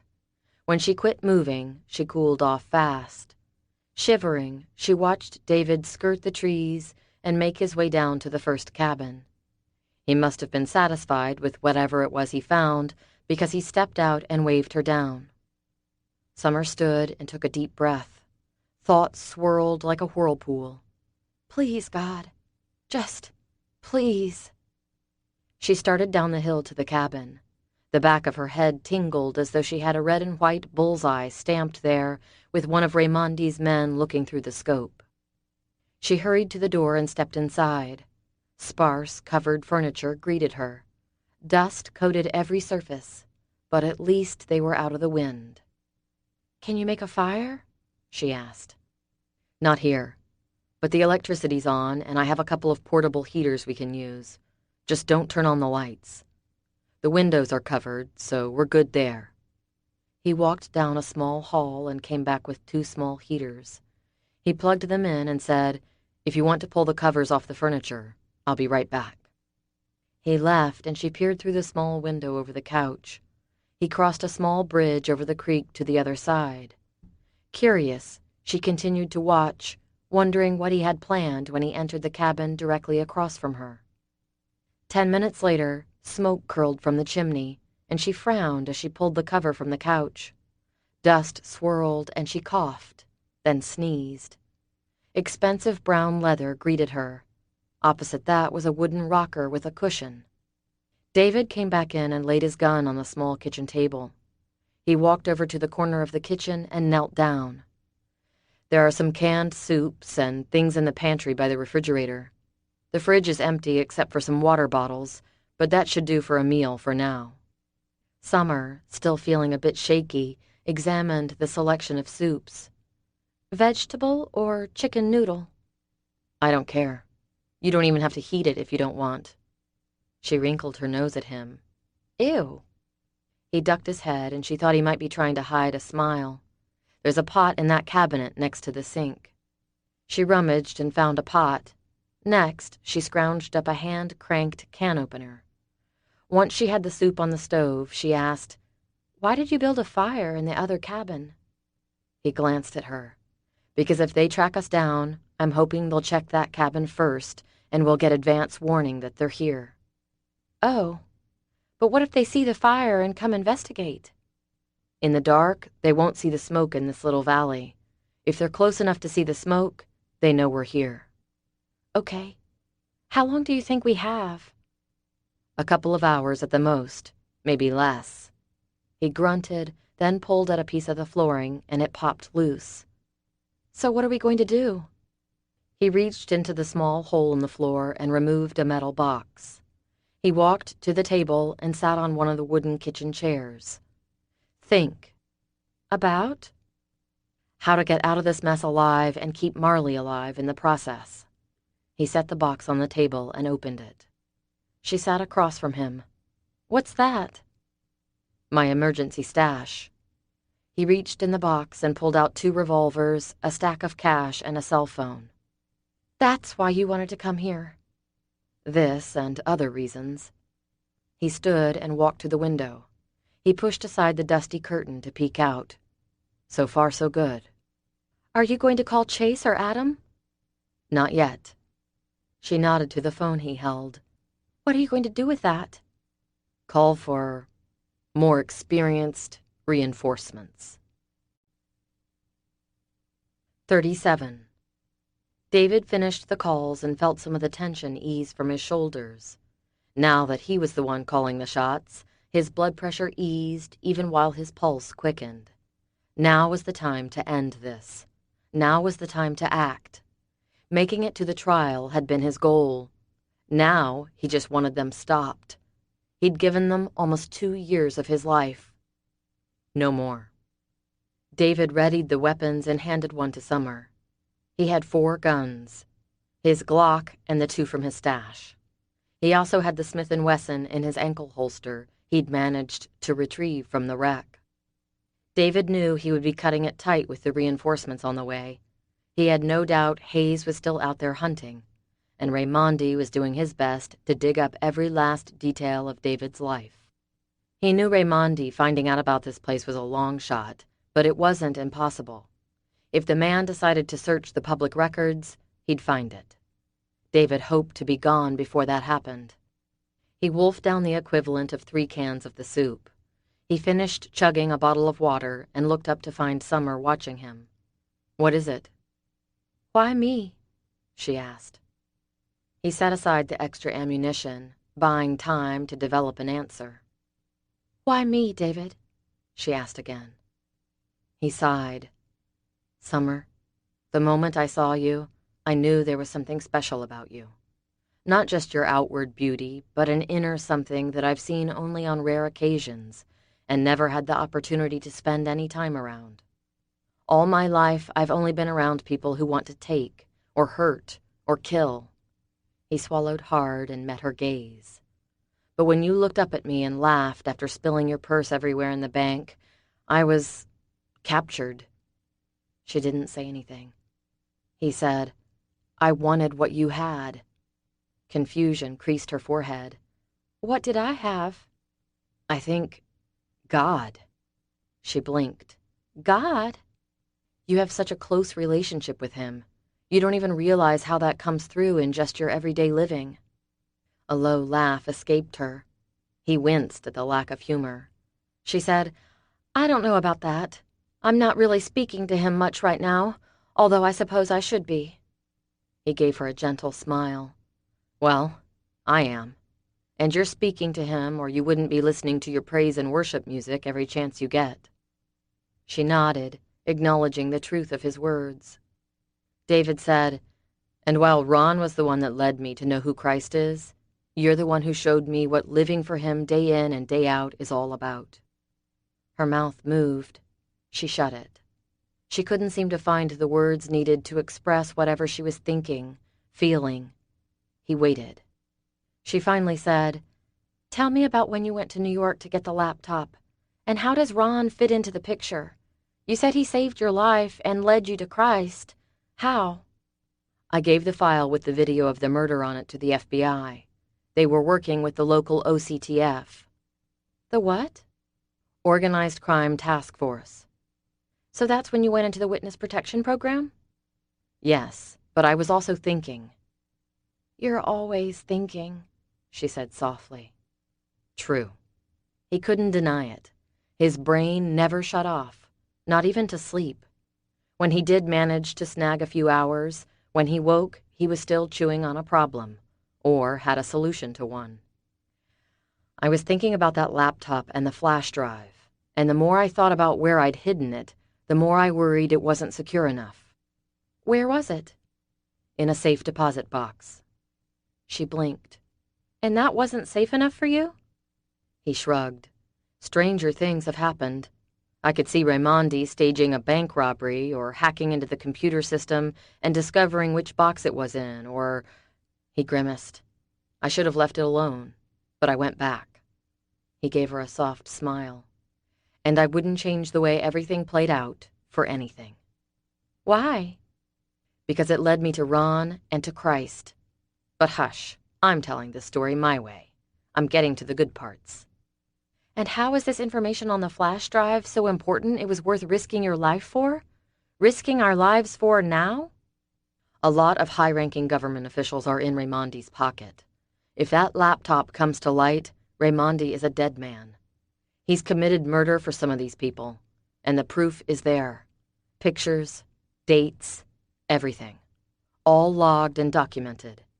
Sam had the flash drive hooked up that day I was copying the video. I saw a lot of that stuff that day. How do they know all that was on it? Sam told them. He's using it for the same reason I am.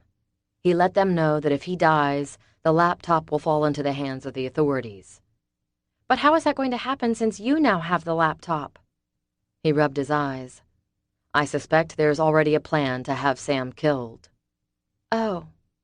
So you got the laptop and flash drive from New York and brought them here? In a roundabout way. He did another sweep of the windows and checked the guns again. When I went back to New York after our honeymoon, I had one thing in mind. Get the laptop, hide it in a much better place, and get back to you without anyone being the wiser. She grimaced. Only it didn't quite work that way. No. Where does Ron fit in? I made it to New York, got the laptop without any problem, and figured I was pretty good to go. I made it almost to Virginia when I came across this guy hitchhiking. So you picked him up? She stared at him. I figured why not? Raimondi's men weren't looking for two guys. They were looking for one. I decided a hitchhiker would provide a nice little bit of cover. She shook her head. Did you use everyone you met? He winced and cleared his throat. You have to understand, Summer. That's all I saw growing up. I thought that's what you did to be successful. I thought looking out for me was the smart thing to do, the only thing to do. So, yeah, everyone who crossed my path was a potential. I would size them up and ask myself, what can this person do for me? Or, how can I use this person to further my own agenda? That's awful, David. She swallowed hard. I'm having a hard time picturing you that way. I just know the man who sat with Mrs. Carlyle until the paramedics came and got her blood sugar stabilized.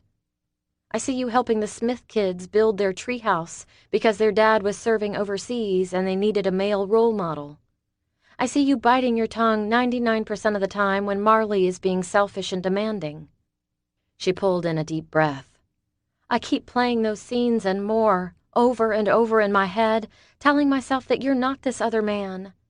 Tears welled in her eyes, and his heart ached. I'm both. Or I was. He knelt in front of her and gripped her hands. He'd effectively trapped her. Sitting in the chair, she had nowhere to go. Maybe she'd stay put and listen. Summer, I've been forgiven. I've desperately tried, with God's help, to change my life. He leaned his forehead against hers. Some days over the past year, for just a brief moment, I would forget everything else and just focus on the present, on us, our life, and I would thank God for it. He looked up. It was dangerous to do that, but I wanted what we had to be real, to be true. I thought it was, she whispered. I know. She pulled away and stood, forcing him to shuffle backwards on his knees. He rose, and she smoothed her palms down her jean-clad thighs and stepped away from him, keeping her back to him. What happened after you picked up Ron? She asked. David gave a snort and rubbed his eyes. Summer, I was a gambler. She swung around to look at him. A what? I gambled, a lot, and I lost a lot. He held his hands up. It was like therapy or something. When I was playing cards and betting large sums, I could forget the nightmares of war, what I saw in Afghanistan, what I had to do while I was there. I could forget each piece of evidence that I found that proved the FBI was right and my partner, my closest friend, was a crook. He shrugged. I don't really know how to explain it, but gambling is just as addicting as any drug. The shock in her expression cut him, but he knew he had to keep going. In the end, I owed a lot of money to a rather unscrupulous bookie. You see, I moved from cards to horses. He shot her a look. I was a statistic. I had a lot of money, but it was tied up in my business, and I never wanted to do anything to hurt the business. I was a gambler, but I wasn't going to be stupid and hurt my livelihood. I did manage to keep from doing that. But? Yeah, I thought I was so smart. I'd always been a winner. Borrowing from a loan shark was no big deal. I could pay it back from my next winnings. Only there weren't any winnings. He gave a rough laugh. At least, not enough to pay my debt. I was a fool. David paced, his story making him antsy. It was hard to revisit those days, but she deserved to know the truth. You want to hear something crazy? More crazy than what you're already telling me? She had a point. Before I had Raimondi after me, I had a bookie who was ready to do some serious bodily damage to me. David, she whispered. I know, but here's how it all ties together. The night I left New York with the laptop, the bookie's goons found me. How? I still don't know. Dumb luck, chance, whatever. He paced a few more steps, then stopped. I prefer to think of it as a divine appointment. God did it. God? God sent the bad guys after you? Her confusion made him grimace. You'll understand in a minute. So I'm driving down the highway and I pick up Ron. We make small talk for a while, and then he pulls out his Bible and starts reading silently. He tapped his finger against the butt of his weapon. I've never cared much for religion. It had never done anything for me, so why would I be interested in it? I let Ron know this in no uncertain terms. Summer swallowed hard and stared. But you went to church with me. You had all the right answers. He sighed. Yes, I knew all the right things to say to get you to fall in love with me, and I knew it would make you happy. She flinched. What about your grandmother? I remember you telling me about her one time, that she was a big influence in your life when it came to God. She was, which is how I knew all the right things to say and do. But I ignored her for the most part, until Ron started saying the same things she'd said, the same things I'd heard you say and seen you live. Oh. About that time, I noticed a tail, but Ron had piqued my curiosity. I decided to keep an eye on the car behind me and keep Ron talking. But he noticed the tail, too. He looked at me and asked what I'd done and wanted to know why we were being followed. For some reason, I spilled the story. We were followed for the next 3 hours. Ron talked the whole time, answering my questions. And then they ran us off the road and started shooting at us. Ron pulled out a gun and shot back. I was beat up and fading in and out of consciousness with a concussion. The next thing I remember is waking up in the hospital. That seems to happen to you on a regular basis. He raised a brow and gave a chuckle. I suppose twice in the span of a little over a year is a bit much, isn't it? What happened to the computer? That was my first thought when I opened my eyes and remembered what happened. Ron was sitting beside me. He handed me the laptop.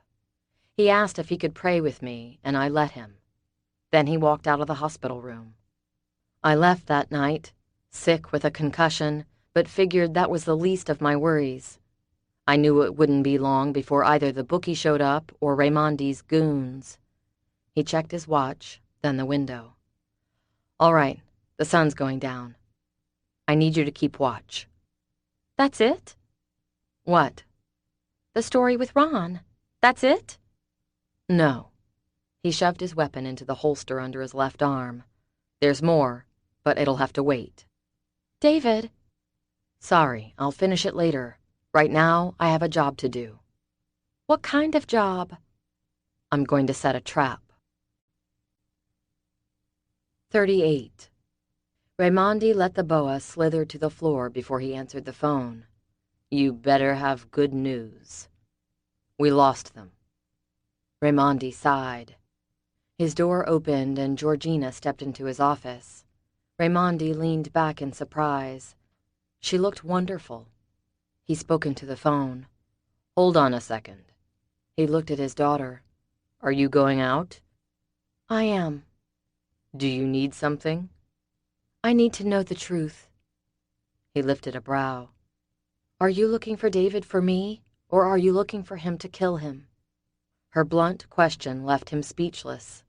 He stared, then found his tongue. What kind of question is that? She walked toward him and placed both hands on the desk to lean in.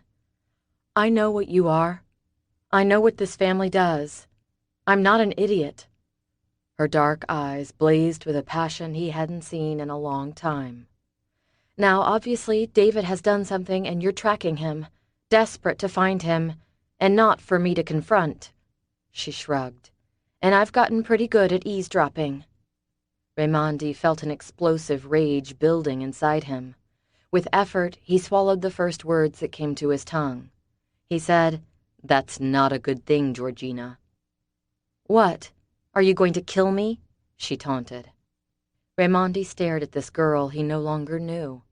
Her blatant disgust and disrespect caused his heart to pound and the blood to rush in his ears. Surely it won't come to that. The disgust and disrespect disappeared. She fell back against the chair behind her and slumped into it. You're serious? You would actually kill me? Raimondi forced a small laugh. Of course I'm not serious. You would never give me cause to do anything so drastic. Never give you... She stared at him. Stop looking for David. I don't want you to find him anymore. Stay out of things that aren't your business, Georgie.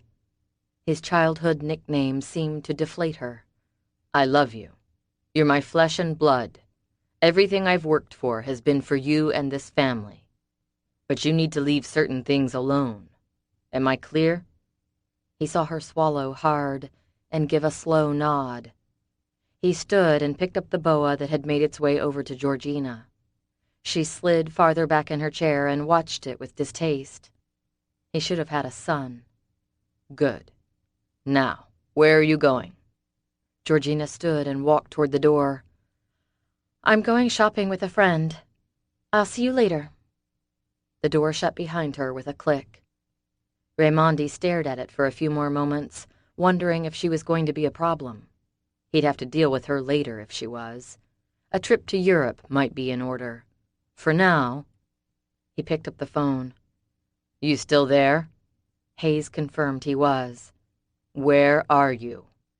When Hayes told him, Raimondi narrowed his eyes as he thought. Give me 15 minutes and I might have something for you. In the meantime, we need some more insurance. We have the sister. We do, but Marley and David have never gotten along. I don't know that he wouldn't sacrifice her to keep his secret. How did you know about the friction between David and his sister-in-law anyway? I have sources everywhere. You should know that by now. Mike had kept in touch with Benny, his boss, on a regular basis. Benny had passed on bits of information that he thought Raimondi would find useful, and people he thought could be used. Only it looked like Marley had quickly outlived her usefulness. I'm thinking of something a little more compelling. What's that? The mother and brother are out of town somewhere. They're not due back until next week, and frankly, we don't have the time to track them down. No. There's someone Summer cares about even more than her family, I think. Who? Olivia Todd and her 2 little girls. Summer and David risked their lives to be in court and keep those children from their father. That tells me a lot. You want them? I want them. Then you'll have them. I'll start making calls while the others keep searching for Hackett. Summer snapped her mouth shut as David walked out into the darkness. She shivered and helped herself to another bowl of the canned vegetable soup, wishing she'd thought to ask David to grab her purse from the wreck when he'd gotten her coat. There wasn't anything in it that she particularly cared about except her iPod. She hadn't had any cash on her, and she could cancel the credit cards. Even the pictures could be replaced. She finished off the soup with a sigh. Not gourmet by any stretch of the imagination, but filling.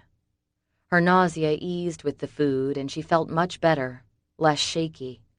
She threw the paper bowl and plastic spoon in the trash and paced to the window. Moving the curtain to the side, she peered out. Darkness hid David and covered his mission. She kept the lights off. The sliver of the moon would have helped to light the small cabin if she'd felt comfortable opening the dusty curtain a little more. Her eyes adjusted, and she finally caught sight of a shadow moving several feet to her left. She stepped outside onto the porch and shut the door behind her. "David," she whispered. "Over here," he called. She moved toward him, guided by the dim light of the moon. He dug another scoop of dirt and tossed it on the growing pile behind him. At her approach, he stopped and leaned on the shovel for a short rest. Then his movements resumed, and she watched him. She swallowed hard. The initial flutters of attraction when they'd first met no longer attacked her midsection when she looked at him. And while she thought him the best-looking guy ever, the warm fuzzies had faded to leave a deep love and a respect she had thought was mutual. Being betrayed by the one person she'd trusted implicitly had done some huge damage to her heart, damage that might be beyond repair. How had she come to this place? What was she going to do when this was all over? Was divorcing this man the right thing? The thought of it made her shudder. She'd married him for life, till death do us part. But was she going to honor those vows she made when she'd been deceived? How did God feel about that? Would he still hold her responsible for them? Did she even care? Yes, she did. She sighed. As mad as she wanted to be with God about the situation, she knew she'd needed to trust him, to continue to pray that he would keep them safe, and Marley. Her heart thudded an extra beat. Please keep Marley safe, Lord. Then she felt guilty for asking God for anything when she blamed him for letting everything happen. But not praying for Marley wasn't an option. She tried not to imagine her sister in the hands of men who didn't have any problem cutting off body parts or killing. Worry pounded inside her. But first, they had to do this, and she had to trust God would take care of Marley. She had to. "Did you get it?" "Not yet." He paused, glanced at his watch, and looked out into the distance. "What are you looking for?" "Reinforcements." He frowned. "You need to get back inside, okay?" Summer sighed. "Look." A gunshot shattered the window behind her. Then the next window popped. Summer gasped. David grabbed her arm and propelled her to the ground even as he reached for his weapon. He rolled close and whispered, "Don't move." And then he tensed. She twisted beneath him to see Corbin Hayes standing above them, gun pressed to David's ear, black eyes glittering. "Well, well, Mr. Hackett, we finally meet again." 39. David froze. Summer did likewise. "Get up," Hayes ordered. David helped Summer roll to her feet. David stood, keeping Summer behind him. He could feel her trembling. His eyes scanned the area, and his nerves twitched. "What now?" He kept his hands where Hayes could see them. "Now we get what I came for." He gestured to the ground. "Don't let me stop you from finishing what you started." "How did you know we were here?" "Raimondi usually finds out what he wants to know. You haven't figured that out yet?" "But no one knew about this place." David never would have brought Summer here if he'd thought someone could connect him to it. Hayes laughed. "Sam's always been a bit of a snoop, one of the reasons he's in such trouble. However, it seems he remembers seeing some papers in your office one afternoon. He said he thought it was interesting you were buying such an out-of-the-way place, because he never figured you for a mountain man." David clenched his fist. desperate to plant it on Hayes's nose. He resisted and stepped back, keeping Summer with him. Hayes was joined by 2 more men dressed in black.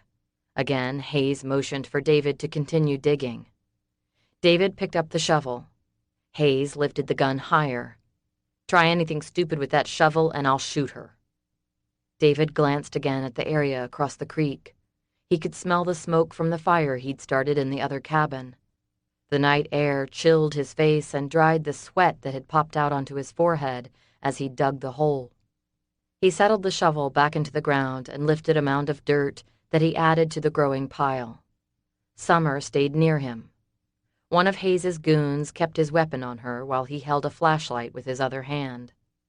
But David knew one wrong move and Summer was dead. His stomach clenched and he kept digging, the flashlight's beam making it easier to see. Finally, he heard a loud clank. Hayes drew in a satisfied breath. "Well, looks like we've hit pay dirt." David didn't respond. He simply continued to remove the dirt. Finally, he said, "I'll need some help with this. The laptop's not the only thing in there, and it's heavy." Hayes studied him for a moment, then motioned one of his men forward. David said, "You grab that end, I'll get this one." He looked at Summer. "Stay out of the way, will you?" She crossed her arms and narrowed her eyes. However, she took several steps back. David reached in and wrapped his fingers around the handle. The other man did the same. Together, they pulled the waterproof trunk from the ground. Hayes grunted. "What do you have in there?" "Nothing for you to be concerned about. The laptop is all you need." Hayes shot him an annoyed look, and David set the trunk at Hayes's feet. "Just so you know, while the laptop is in there, you won't be able to access it without me." Hayes smirked. "We have our guys for that kind of thing." David kept his face expressionless. "And I know that, which is why I programmed the security the way I did." The smirk slid off Hayes's face. David figured he was remembering exactly what David did with the Rangers, and the fact that David would have the skills to make a computer practically hack-proof. "Move," Hayes snarled. David slipped his gloved fingers around Summers and gave her a tug. She glanced at him, her silent questions surfacing through her fear. He winked at her. She lifted a brow. He took another subtle step back. Summer moved with him. But Raimondi's men were well trained. The one to their left simply lifted his weapon. David stood still. Summer did the same. "Diego, keep an eye on them. Don't kill them yet." Diego's weapon stayed steady as Hayes leaned over the trunk. David leaned against the tree and gave a slight tug on Summer's hand. She shot him a questioning frown, but moved closer. He tucked her up under his shoulder and she stiffened, then leaned into him. Hayes pulled at the lock, then turned to shoot David an impatient look. "The combination?" David told him. Hayes spun the lock. David tensed and whispered in her ear, "Get ready." She glanced up at him again, but thankfully didn't say anything, just nodded. Hayes and the unnamed assailant opened the trunk and leaned in to look. "What is this? Just a bunch of—" David pulled Summer behind the large tree. Diego moved as the explosion rocked the air. 40. Summer swallowed the scream as the left side of her face smashed into the trunk of the tree. David covered her with his body for a brief moment, then he was gone. She whirled, ignoring the pain in her cheek. Hayes and the other man who'd been helping him lay on the ground, unconscious or dead. She wasn't sure which. David had his arms wrapped around Diego, wrestling the gun from him. Diego put up a good fight, but he was no match for her husband, who had him on the ground, weapon ripped from his grasp. 3 good punches left the man unconscious. Movement to her left caught her attention. 4 black-clad figures came from behind the last cabin. Terror shot through her. David had managed to take out 3 of Raimondi's hired killers, but how would he be able to overpower these guys? "David?" He looked up, saw the men coming, and grinned. Summer released the breath she'd been holding. She asked, "Your reinforcements?" David wiped the grin from his face and the sweat from his upper lip. Yeah. He waited until the men stepped into the middle of the calm, then snorted. Papa Bear. Nice timing. Late as usual, but at least you showed up for the party. The tallest man, dressed in dark cargo pants and a black sweatshirt, grinned through the black paint on his face. Fashionably late is still in. David rolled his eyes, and Papa Bear asked, What was the hurry? Looks like you have it all under control. What do you need us for? David stood. You can help me get these guys in the cabin and make sure they're tied tighter than your grandma's Thanksgiving turkey. I've got rope and duct tape. We'll use them both. So we're here for cleanup? For now. Papa Bear shrugged. That works. Come on, guys. The men moved, easily getting the three assailants into the cabin. Summer stared. Who are they? My old unit.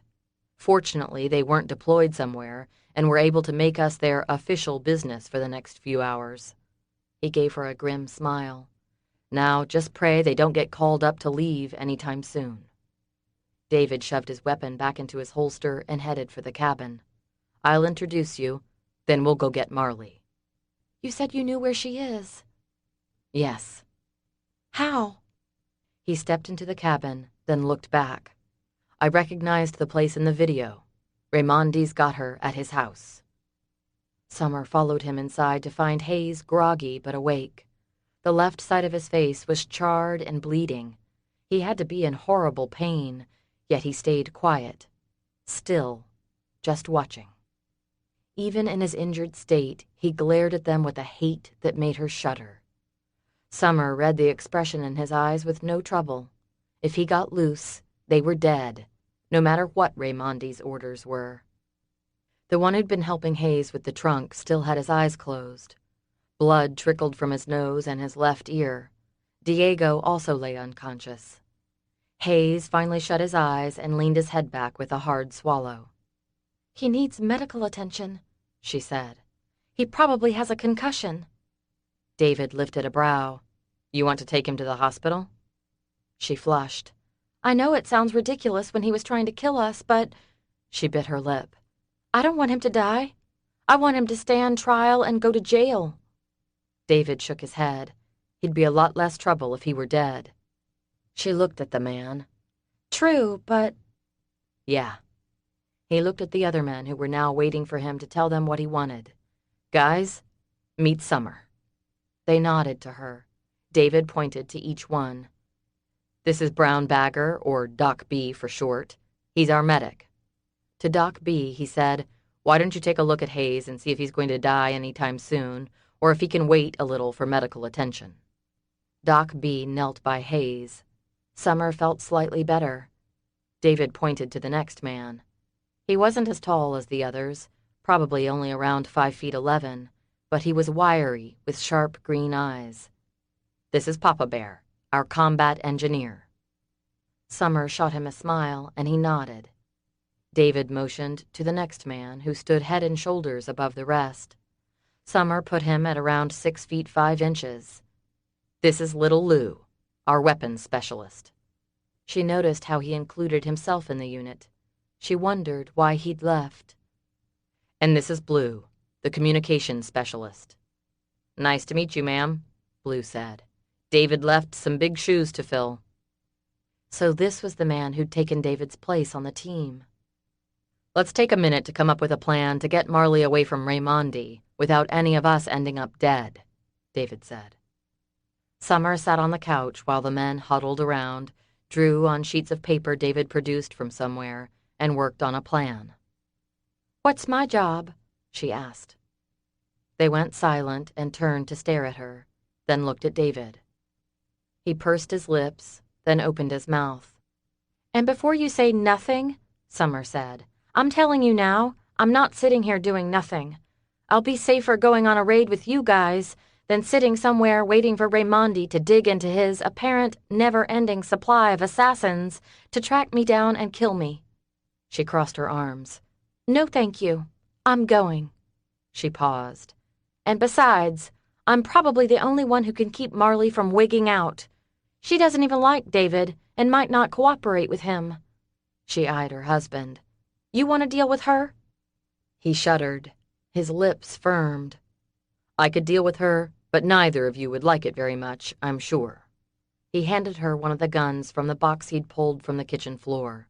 "Stay with me and do exactly what I tell you. Understand?" Yes. Relief filled her. She was probably insane for insisting she be allowed to go, but Marley was her sister. She'd protected the girl all her life. She wasn't about to stop now. A thought hit her. She asked David, "Did you just blow up the laptop?" He laughed, a low chuckle that meant he was very pleased with himself. "Of course not." Then where is it? "I have it. I've had it all along." Summer whirled to find Ron standing in the doorway. 41. "You made good time," David said. "You sounded like you needed me to." Papa Bear smirked, as did the others who made a few wisecracks. David almost smiled. All the ribbing meant they still considered him a part of the team. No hard feelings. He hadn't thought there would be, but still, it was good to know for sure. The fact that they showed up said a lot more than the ribbing. He introduced Ron, then got right to business. "All right, the cops should be here in a few minutes. They'll take care of these guys. FBI is coming too. The two agencies are in touch, so we can go get Marley." "And Raimondi," Ron said. "And Raimondi," David agreed.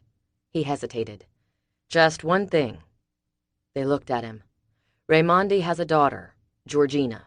She's innocent of anything Raimondi's guilty of." "And you know this how?" Summer asked. David wanted to squirm. Georgina was the last part of his story that needed telling. "I spent a lot of time with her while trying to get evidence against Raimondi." "I see." He wondered if she did. David nodded to the door. "These three aren't going anywhere, and Marley's waiting." Summer stepped outside. David and the other men followed. She looked at David. "Transportation?" "I've got a van about a mile up the road," Ron said. "No sense in us trying to fly since we're keeping everything under the radar. Word is going to get back to Raimondi that his men failed to take care of you and Summer. He's not going to be happy, and he's going to have others looking for you." David's jaw tightened. He made an effort to relax it. "It'll take a bit for word to get back to him. Then it will take a couple of hours to get his men in the air, headed this way." He narrowed his eyes. "Hopefully we'll arrive on his doorstep before he realizes we've left town." Summer said, "What about Hayes?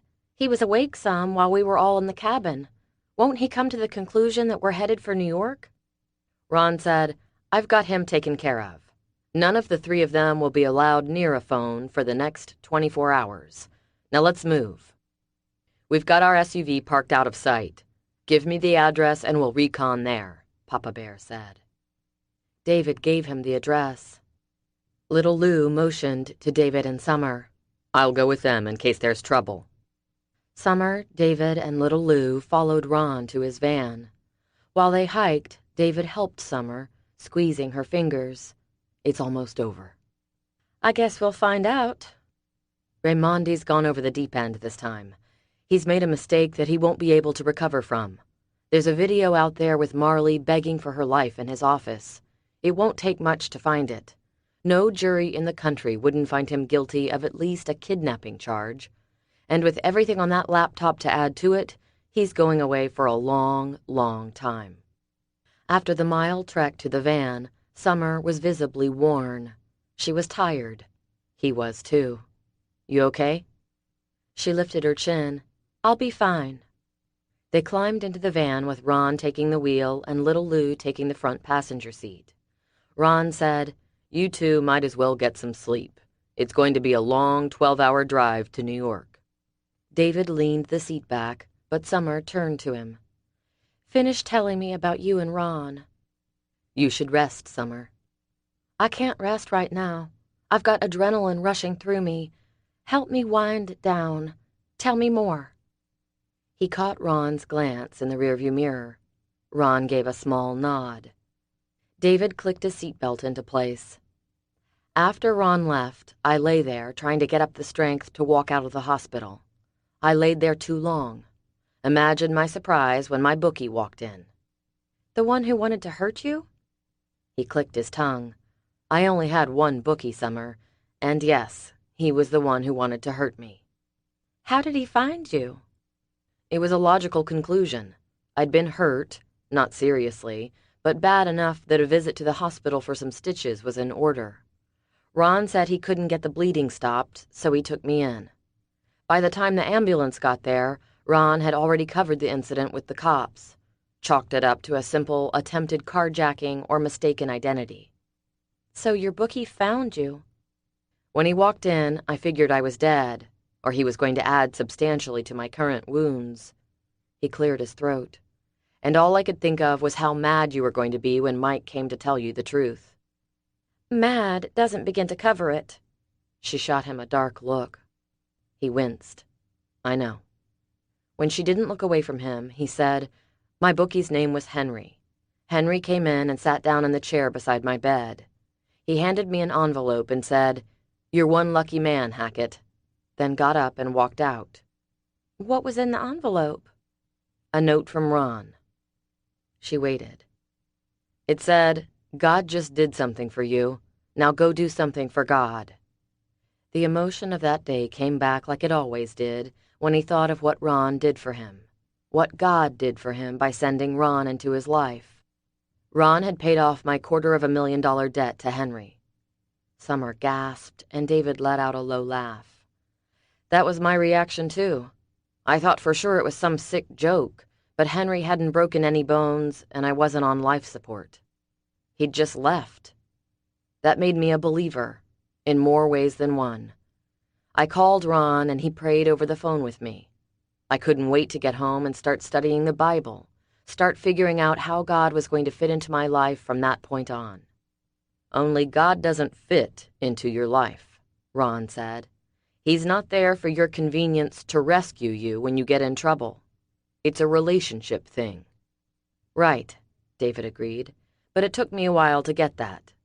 He drew in a deep breath. However, watching Summer, I was finally able to understand it, sort of. "I noticed you seemed to ask more questions about God," Summer murmured, "and I didn't have to drag you to church anymore." The whole point of this conversation is to make you understand that it took something huge for God to get my attention. He leaned back. Ron set me straight on a few things, and one of those things was being honest with you. I knew deceiving you was wrong. His fingers curled into fists on his thighs. But at that point, I couldn't tell you the truth either.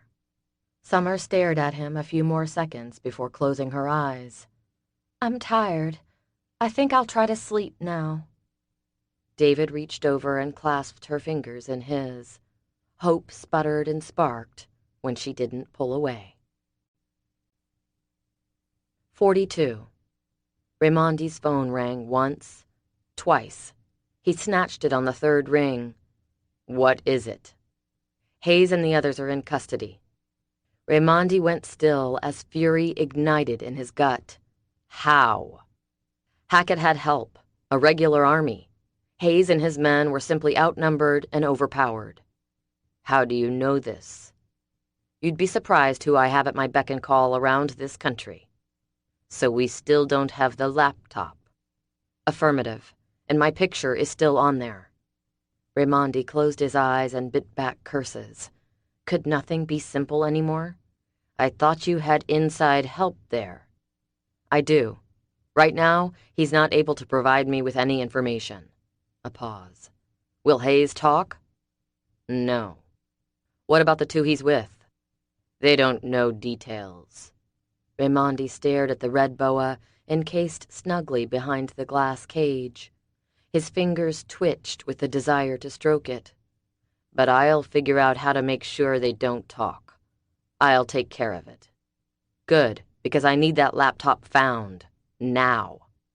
"Your neck's not the only one on the chopping block," Raimondi muttered. "I'll call you back shortly." Click. Summer jerked awake and wondered what had awakened her. The pressing need to go to the bathroom. She shifted on the seat and worked the crick out of her neck. She looked over to see David asleep, or rather his eyes were shut. They opened and she blinked. Could he feel her watching him? "I need a rest stop," she said. He glanced at his watch. "Can you wait 15 minutes?" "Yes." He handed her a fast food bag and a mostly melted chocolate shake. "You slept through the food run." "Sorry." "Don't be." She opened the bag and pulled out a double cheeseburger, a weakness she didn't allow herself to indulge in very often. Tonight, she indulged. She took a bite and savored the explosion of juice and flavor on her tongue. "How long did I sleep?" "About 10 hours. She stared at him. "What?" "We're almost there." "I can't believe I slept that long." "You were tired." "Must have been." When the conversation became stilted, she took another bite of the cheeseburger. Her taste buds were the first to wake up, followed by the rest of her body. Slowly, her strength returned. She felt better at this moment than she had in days. How odd. Maybe she should eat cheeseburgers more often. She finished it off, then the shake, and even the cold fries David silently handed her with a slight smile on his face. She never ate like this. Embarrassed, she shrugged. "If I'm going to have a last meal, I might as well enjoy it." Thunderclouds chased away his smile. "No negative talk or thinking. We're going to be just fine." Shame engulfed her. "I'm sorry. That was uncalled for." "Aw, don't feel bad about that," Little Lou said. "You just sound like one of the unit now." David frowned at Little Lou, then gave a shrug. "You're right, but I don't like it coming from her. You need to chill out, man." Summer allowed herself a small smile. David returned it. Ron pulled the van to a stop at a gas station. Summer took in her surroundings. The sun was up, shining bright in the sky, a promise for a good day. She could only pray. "Here." David handed her a small bag. She looked inside and found some toiletries, including a toothbrush and toothpaste. Again, he'd gone out of his way to ensure her comfort. A lump swelled in her throat, and conflicting feelings gathered in the pit of her belly. She ignored them. "Thanks." Summer quickly took care of business while David and the man he'd called Little Lou hovered outside the door. Ron filled the tank. When she was done, she opened the door and they all swept back to the van. David said, "Next stop is Raimondi's. The others are already there." She lifted a brow. "How'd they get there so fast?" "Papa Bear is known for his lead foot, but it's a good thing. They're in the process of casing the place and will find the easiest route inside." He looked at Little Lou. "Raimondi's mine." Summer shivered at the ice in his voice. She sat in silence the rest of the trip while David seemed to withdraw into himself, more so than she'd ever seen him do during the short year they'd been together. In their 12 months of marriage, he had often been moody and silent. She had just attributed it to his personality, and she was probably right. But the intensity radiating off of him now made her shudder and feel almost safe. She turned her attention from David and stared out of the window. High-rises greeted her. Traffic jammed around them, and they crept down the street. She finally looked at him and asked, "Where does he live?" David snapped his gaze to her.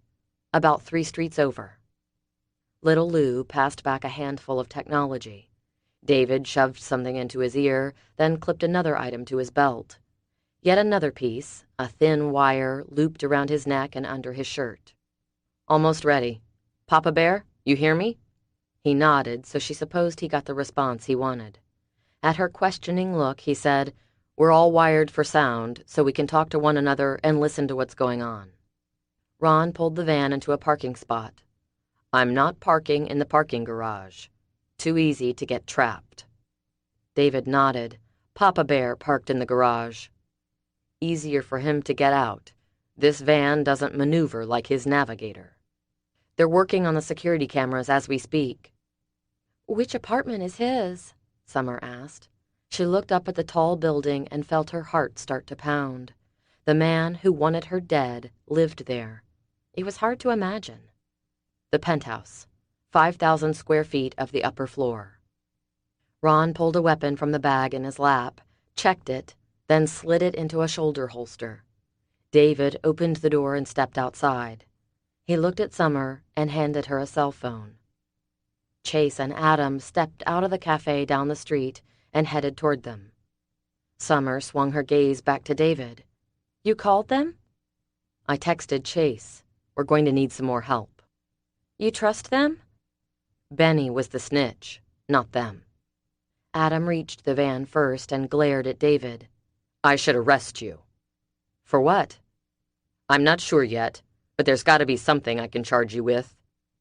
"How about disturbing my sleep?" Chase muttered. David gave a small smile. "I need at least one of you guys to stay with Summer." "So you're insisting on going into the line of fire?" Adam asked.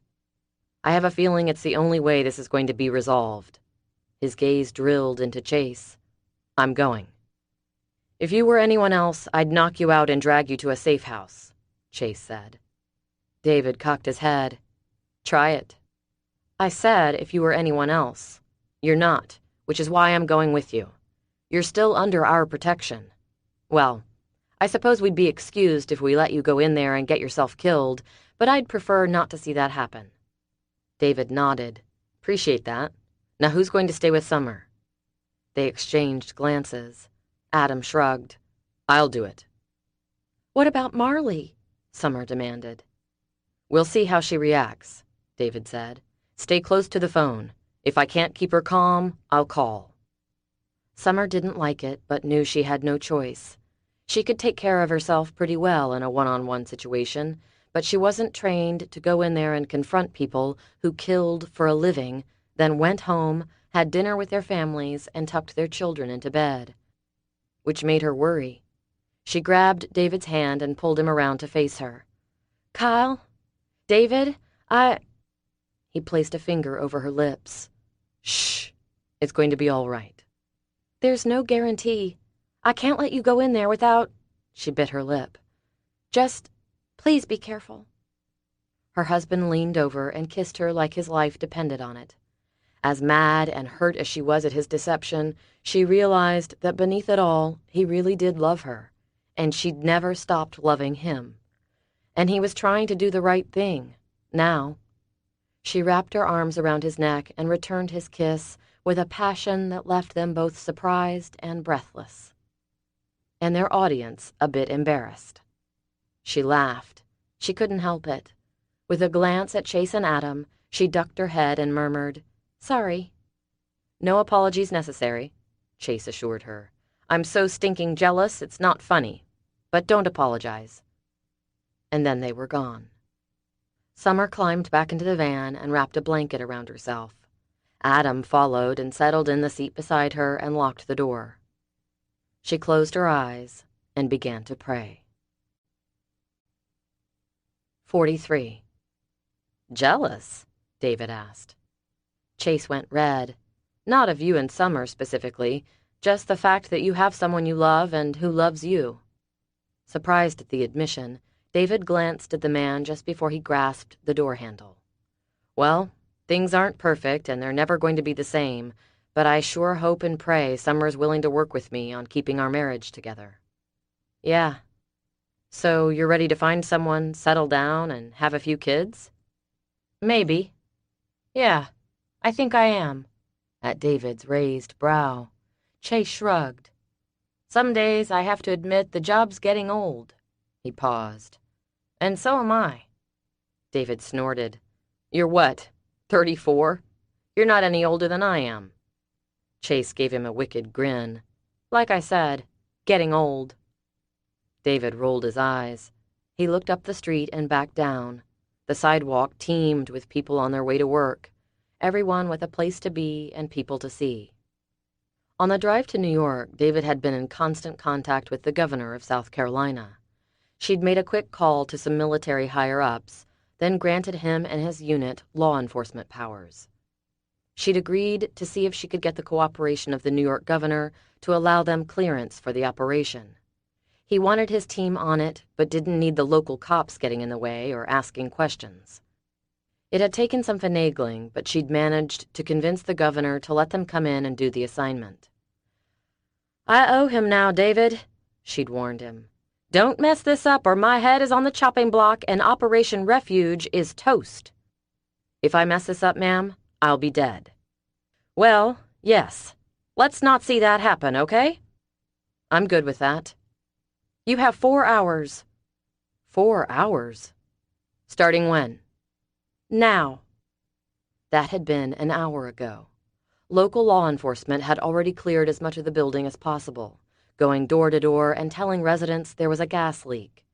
They were under strict orders to go no higher than the 21st floor. The gas truck pulled up as they entered the building. They'd be safe in the basement where David had reported the leakage. It had an outside entrance with no access to the main building, except through a door that Papa Bear had already secured. By the time the gas people got that far, hopefully Raimondi and his goons would be wrapped up prettier than a Christmas present. He hoped, prayed. Besides, Ron would keep them occupied, releasing them only when the mission was a success and David gave the all clear. Papa Bear's voice came right into his ear. "Cameras are down. We've cleared the 5 floors directly under Raimondi's, and NYPD is working on the rest." "Of course Raimondi's on the top floor," Chase grunted, and pushed his earpiece tighter into his canal. Having everyone wired and in contact with each other was priority. "Naturally. Where else could a mafia don live?" David asked. "Wish he lived anywhere but an apartment building. Figured he would live on some big estate with lots of fence and a few guard dogs." "He's got one of those, too. The big estate in the country, I mean." "Then how do we know he's here?" David eyed Chase. "Trust me, he's here." Chase shook his head. "He's already got one hostage. We don't need to give him the opportunity to terrorize someone else." He paused. "I'm really questioning whether or not we need to fill the NYPD in on the rest of the story. They know the gas leak is bogus. We might need them for backup," Chase said. "I've got the chief of police on speed dial, thanks to the governor. He knows the whole story. He's dispatching various teams to be on standby. They'll be there if we need them. Right now, the less people involved, the better. We've got the training, and we know who we're after. Coordinating with everyone would take time we just don't have. Your friends could still get in a lot of trouble for this. They know the risks." He knew he sounded cold. He didn't mean it that way. It just was what it was. He figured Chase would get that too, since he was risking his neck going into the situation with him. "This is above and beyond the call of duty for you, too. I've got well over a year invested in this case. I'm seeing it through to the end." "All right, then. Let's go." They made their way to the elevator. Through his earpiece, he heard Doc B say, "One elevator is working. As soon as you're at the top, give me the signal and Blue will jam that one, too." "So the only way down will be the stairs," he told Chase. "Wonderful. Guess I didn't need to go for my early morning jog today." "You'll be fine. It's only 26 floors." He checked his weapon once more. "At least we'll be coming down, not going up." Chase gave a long, suffering sigh. David knew he didn't care. He was just letting off tension. "So how are we going to get in?" David held up a key. "I'm hoping this still works."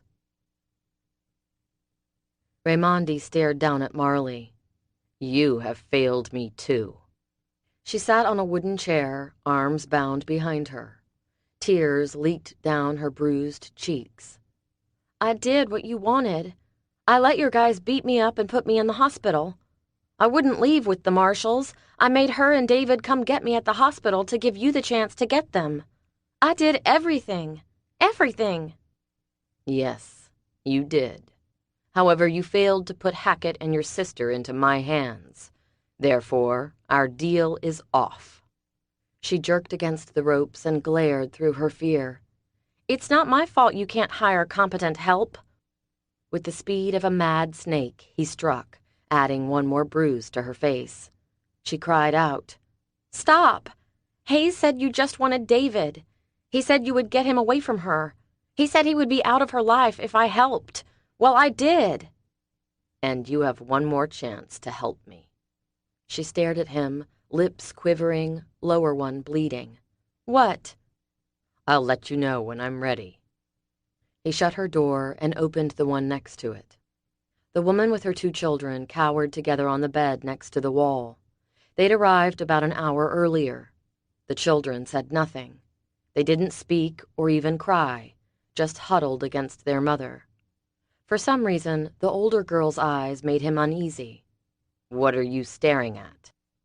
She didn't answer, and he walked over to her, lifted his fist. She simply watched him. No cringing, no fear. The little one whimpered. The mother said, "Leave them alone, please."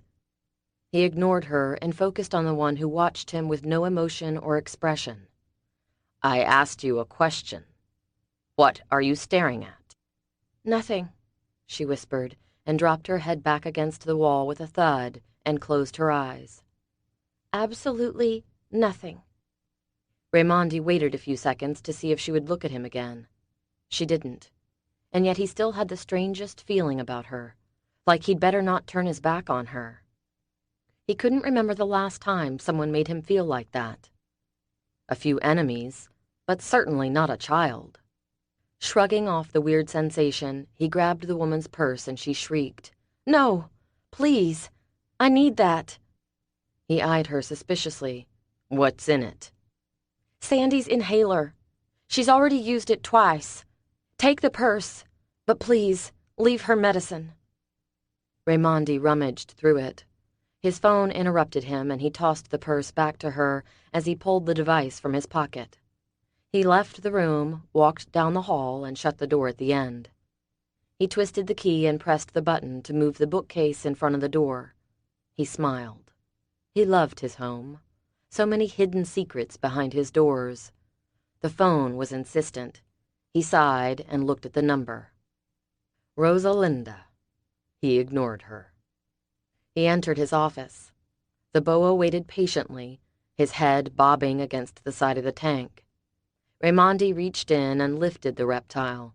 The snake slithered through his fingers, and Raimondi felt a rush at the thought of how easy it would be to crush the life right out of the boa. But he would never do that. The snakes were his friends. They brought him pleasure. In their presence, he found a peace that seemed so elusive everywhere else in his life. He dropped into his chair and looked at his monitor. Blank. He frowned. That was odd. He wiggled the mouse. Still blank. He gave a disgusted sigh and pushed the mouse away. He picked up the phone and dialed security. "Trent, what's wrong with the cameras?" "Just a slight malfunction, sir. We'll have them up and running in about 5 minutes." Raimondi hung up. His brain whirled as he absently stroked the snake he'd yet to name. A sound distracted him, and he looked up from his boa to find Agostino in his office doorway, simply staring at him. "Something I can help you with?" The snake wrapped itself around his wrist and turned its attention to the newcomer, weaving and bobbing, curious. Agostino stepped farther inside, hands shoved into his back pockets. "I've been talking to Georgina. She seems to be doing better." "Yes, I think she does. Maybe she has finally put that traitor behind her." He waved a hand. "But I don't want to talk about her. What have you got for me on Hackett?" "We don't know where he is." Raimondi wasn't surprised. Agostino moved forward and took a seat on the love seat to the right of Raimondi's desk. Raimondi stroked the boa. "I just received word that Hayes and his 2 associates have been arrested by the FBI.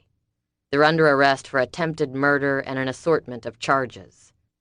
Agostino closed his eyes and sighed, then tilted his head back to look at the ceiling. "Should we just drop this?" Raimondi stared at his nephew. "Do you understand what's at stake?" Agostino opened his eyes and leaned forward. "Yes, of course. I'm sorry. It's just..." "What is it? Do you ever get tired of it all?" "Tired? Of it all?" Raimondi stood, impatience making him rise fast. The chair slammed back into his bookcase. He walked to the tank on the far wall and placed the boa inside. "Agostino, we do what we do because this is our life." "Yes, I know. Isn't it possible to have a different life?" Raimondi felt his face grow red. He snorted. "Who has been filling your head with this nonsense?" His nephew shook his head. "No one. Of course you're right. This is the life I was born to. Forget I said anything." He stood.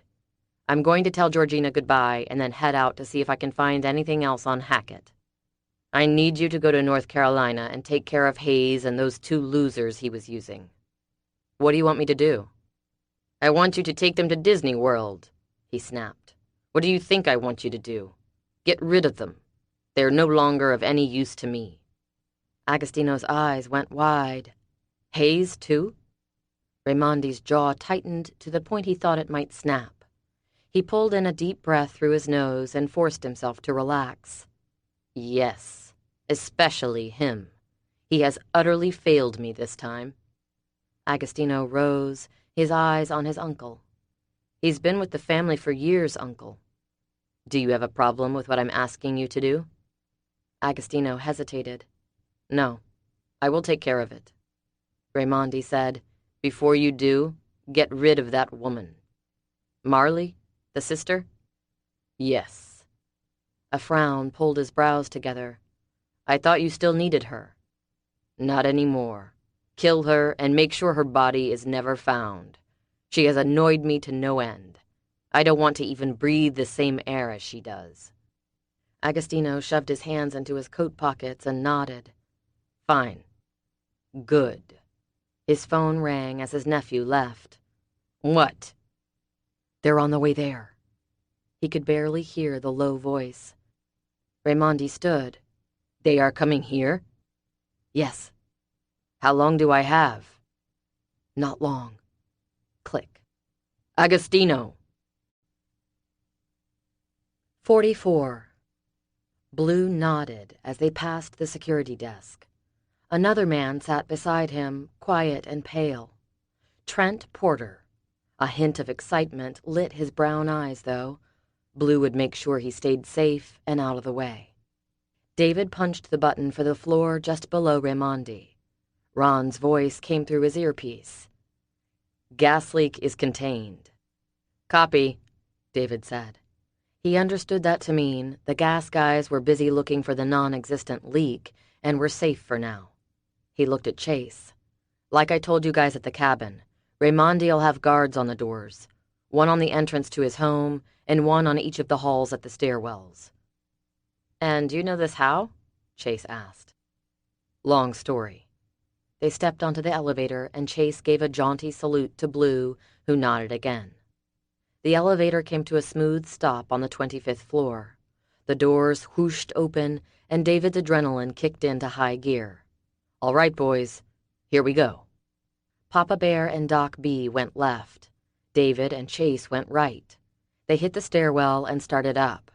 David spoke, knowing the mic would carry his words to the others who were mimicking his movements. "Don't hit the door yet. Let us know when you're there." At the last flight of stairs, they slowed, measuring their steps, keeping their upward progress silent. Finally, David stopped and lifted his hand. Chase handed him a small device with a mirror attached. David slid it in the crack under the door. Fortunately, the door wasn't well sealed, and soon he had a picture.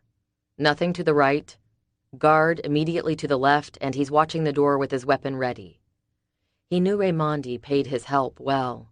It had to be the most boring job on the face of the earth, but these guys lived like kings. And the job was about to get a little more exciting. He spoke low to Papa Bear and Doc B. "Your guy waiting for you?" "Affirmative." David frowned. "Can you go low?" "On 3. 1, David counted. 2, Papa Bear said. David dropped to his knees. Chase did the same. 3, David said, and nodded to Chase, who grasped the knob and gave it a twist even as he dropped lower and rolled to his back with his weapon up. The door flew open. The guard fired. A low pop-pop that told David he had a silencer on the end. The shots cleared his head and missed Chase by a nice margin. David clipped the shooter in the knees while Chase fired once. The man screamed and dropped, left hand clutching his right shoulder. David kicked his weapon away and looked up. Papa Bear and Doc B had their guard taken care of as well. David patted his prisoner down, removing a pocket knife, a wallet, and 2 other guns, one hidden in the waistband, the other around the man's left ankle. The guard stared. His eyes narrowed. Hate and pain spilled out.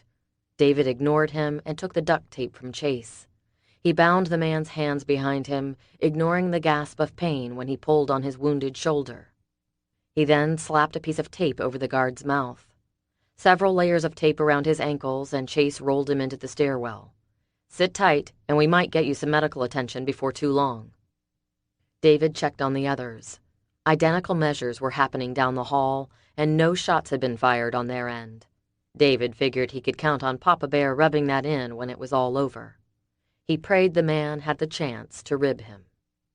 When they were done, they slipped down the hall, David and Chase coming from the east, Papa Bear and Doc B from the west. David led, Papa Bear faced him. David's blood rushed, his senses sharp and in tune. He'd missed this. The action, the rush. Probably one of the reasons he'd turned to gambling. It gave him a similar emotional high he'd found in running missions. Only he'd discovered that after marrying Summer and finding Christ, he didn't need that high. He'd found peace, a contentment for the first time in his life. And there was no way he was going to give that up. After a quick prayer to the Almighty to end this madness, he was ready. Summer couldn't take her eyes away from the front of the building. The glass doors had shut behind David and Chase only a short time ago.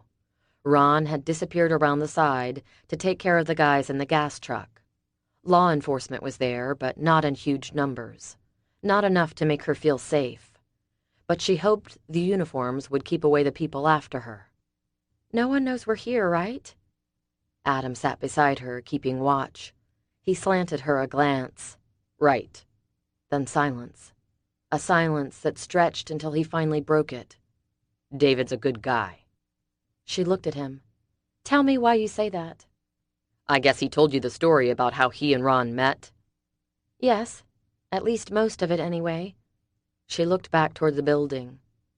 "He told you the story?" "No, Mike did." "Is Mike all right?" "I don't know. We haven't heard from him." The grim tone said more than his words. He checked the street one more time.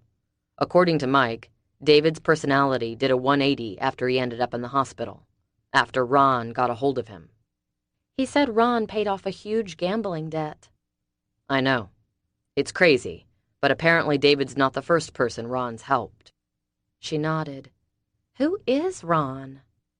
Adam shrugged. "I'm not sure. I don't think David even knows the details about him. He just seems to show up when he's needed."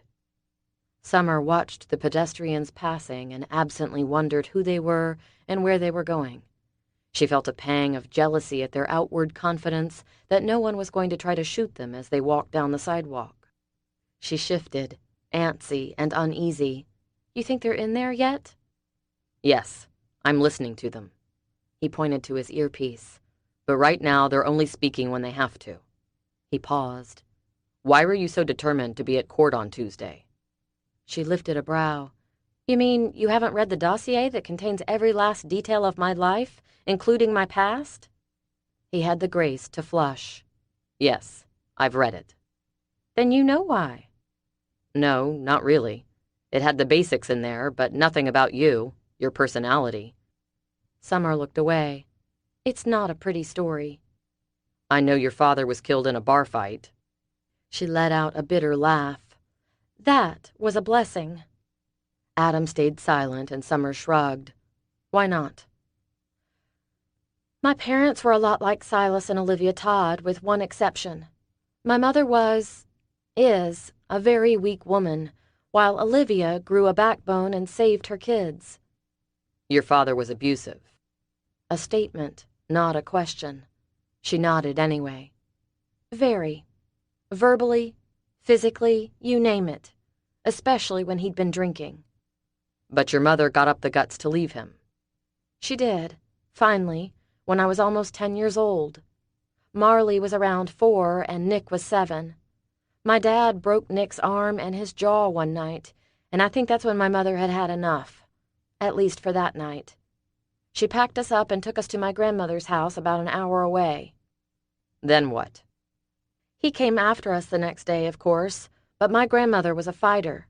She'd been trying to get my mother to leave my dad for a couple of years at this point. Grams called the cops and told them what he'd done to Nick. My mom didn't want to press charges, but my grandmother did. It didn't matter anyway. You know how a domestic violence report works. It doesn't matter what the facts are. If someone makes a report, the cops make the arrest. So they arrested my dad, but of course he didn't stay there very long. When he got out, he was ready to draw blood, and the way to do that was to use us kids. Adam snorted, and she nodded. Right, she said. He moved out of the house and filed for divorce. He did? Yeah, and he filed for full custody of us kids. Adam winced. And? He got it. He had some dirt dug up on my mom that he used against her, and then my mother's lawyer didn't show up and his lawyer went for the jugular. Ouch, I'm sorry. He peered out the window, moved to the back and looked out that window, then the front. Then he settled back into the seat beside her. Keep an eye on that side mirror. We don't want any surprises. She nodded. My mother's lawyer had been detained. She'd passed out in the bathroom of the courthouse, and no one found her until after the judge ruled. But you would have had to have a lawyer, right? I mean, the judge just wouldn't rule without hearing arguments. Oh, we had a lawyer. They had someone come over from the firm, someone totally unfamiliar with the case. He didn't care what happened to us. The judge ruled my mother unfit and gave us to my father. Didn't you protest? All the way out the door. She bit her lip. I actually had a choice. I could have gone to live with my mother, but my brother and sister were to live with my father. I wasn't going to leave them alone, and I paid for it the next 3 years. Then he was stabbed to death in the bar fight. Yes, but... The van window exploded and Adam shouted. A gunshot cracked and Summer screamed as she saw Adam jerk. In horror, she realized the bullet had gone through his Kevlar vest. She reached for him. He stared at her and mouthed, "I'm sorry," before his eyes closed and he went limp. Her window shattered and glass flew in on her. Another scream welled as a black-gloved hand reached in and flicked the lock button. Summer scrambled for the handle on her door, but she just couldn't move fast enough. Adam's door flew open and rough hands grabbed her. "Don't give me a hard time, or I'll just kill you right here." He pulled her across Adam's still body and onto the sidewalk. Pedestrians scattered, fleeing into open doors or hiding behind vehicles, terrified and screaming. What had only seconds before been a busy sidewalk now looked deserted and bare. Summer fought against the hold, kicking out, but he was too strong and her position too awkward for her to do anything. She struggled wildly as he pulled her toward the building. 45. David flinched at the sound of gunfire coming through his earpiece and froze with his hand on the handle that would open the door to Raymondi's home. A woman screamed in his ear, one that sounded a lot like Summer. He looked at Chase. "You hear that?" "Yeah," he frowned. "Where's it coming from?" "Cover the door." David removed the key and trod on silent feet to the window at the end of the hallway. "Adam," he hissed. David's blood scooted a bit faster in his veins. He had been listening to Summer tell Adam her story. He knew the others on the team had heard it too, but not one of them would let on. What was Adam thinking, getting her to talk about something so personal when he knew they were all online? Then he realized Summer knew they were all listening when she told her story. She didn't care who knew about her past. She'd risen above it and now helped others. Maybe she thought by telling the story, it would paint Adam a better picture of why she'd chosen to show up at the courthouse on Tuesday. At the window, David peered down. "Looks like trouble on the street. We're so high up it's hard to tell. Adam, you there?" Adam's continued silence sent cold chills up David's spine. "Adam, answer me." Blue came over the line. "They've got Summer. Heading for the door. Want me to stop them?" Words he never wanted to hear. Dread centered itself in his gut, cold and hard. No, let them come up. Make sure whoever has Summer has no reason to believe we know anything is wrong. Then get help for Adam. We'll take care of the guy who has Summer. I'm at the desk. I watched the whole thing go down. Help for Adam's on the way. A pause. And here they come. We're ducking behind the desk and gonna let them go up. I've got the elevators online right now. David's heart slowed a little as scenarios flashed through his mind. Should he tell Blue to trap them on the elevator? No. Getting to her would take too long, and with such tight quarters, if a weapon went off... No, not the elevator. In the hall?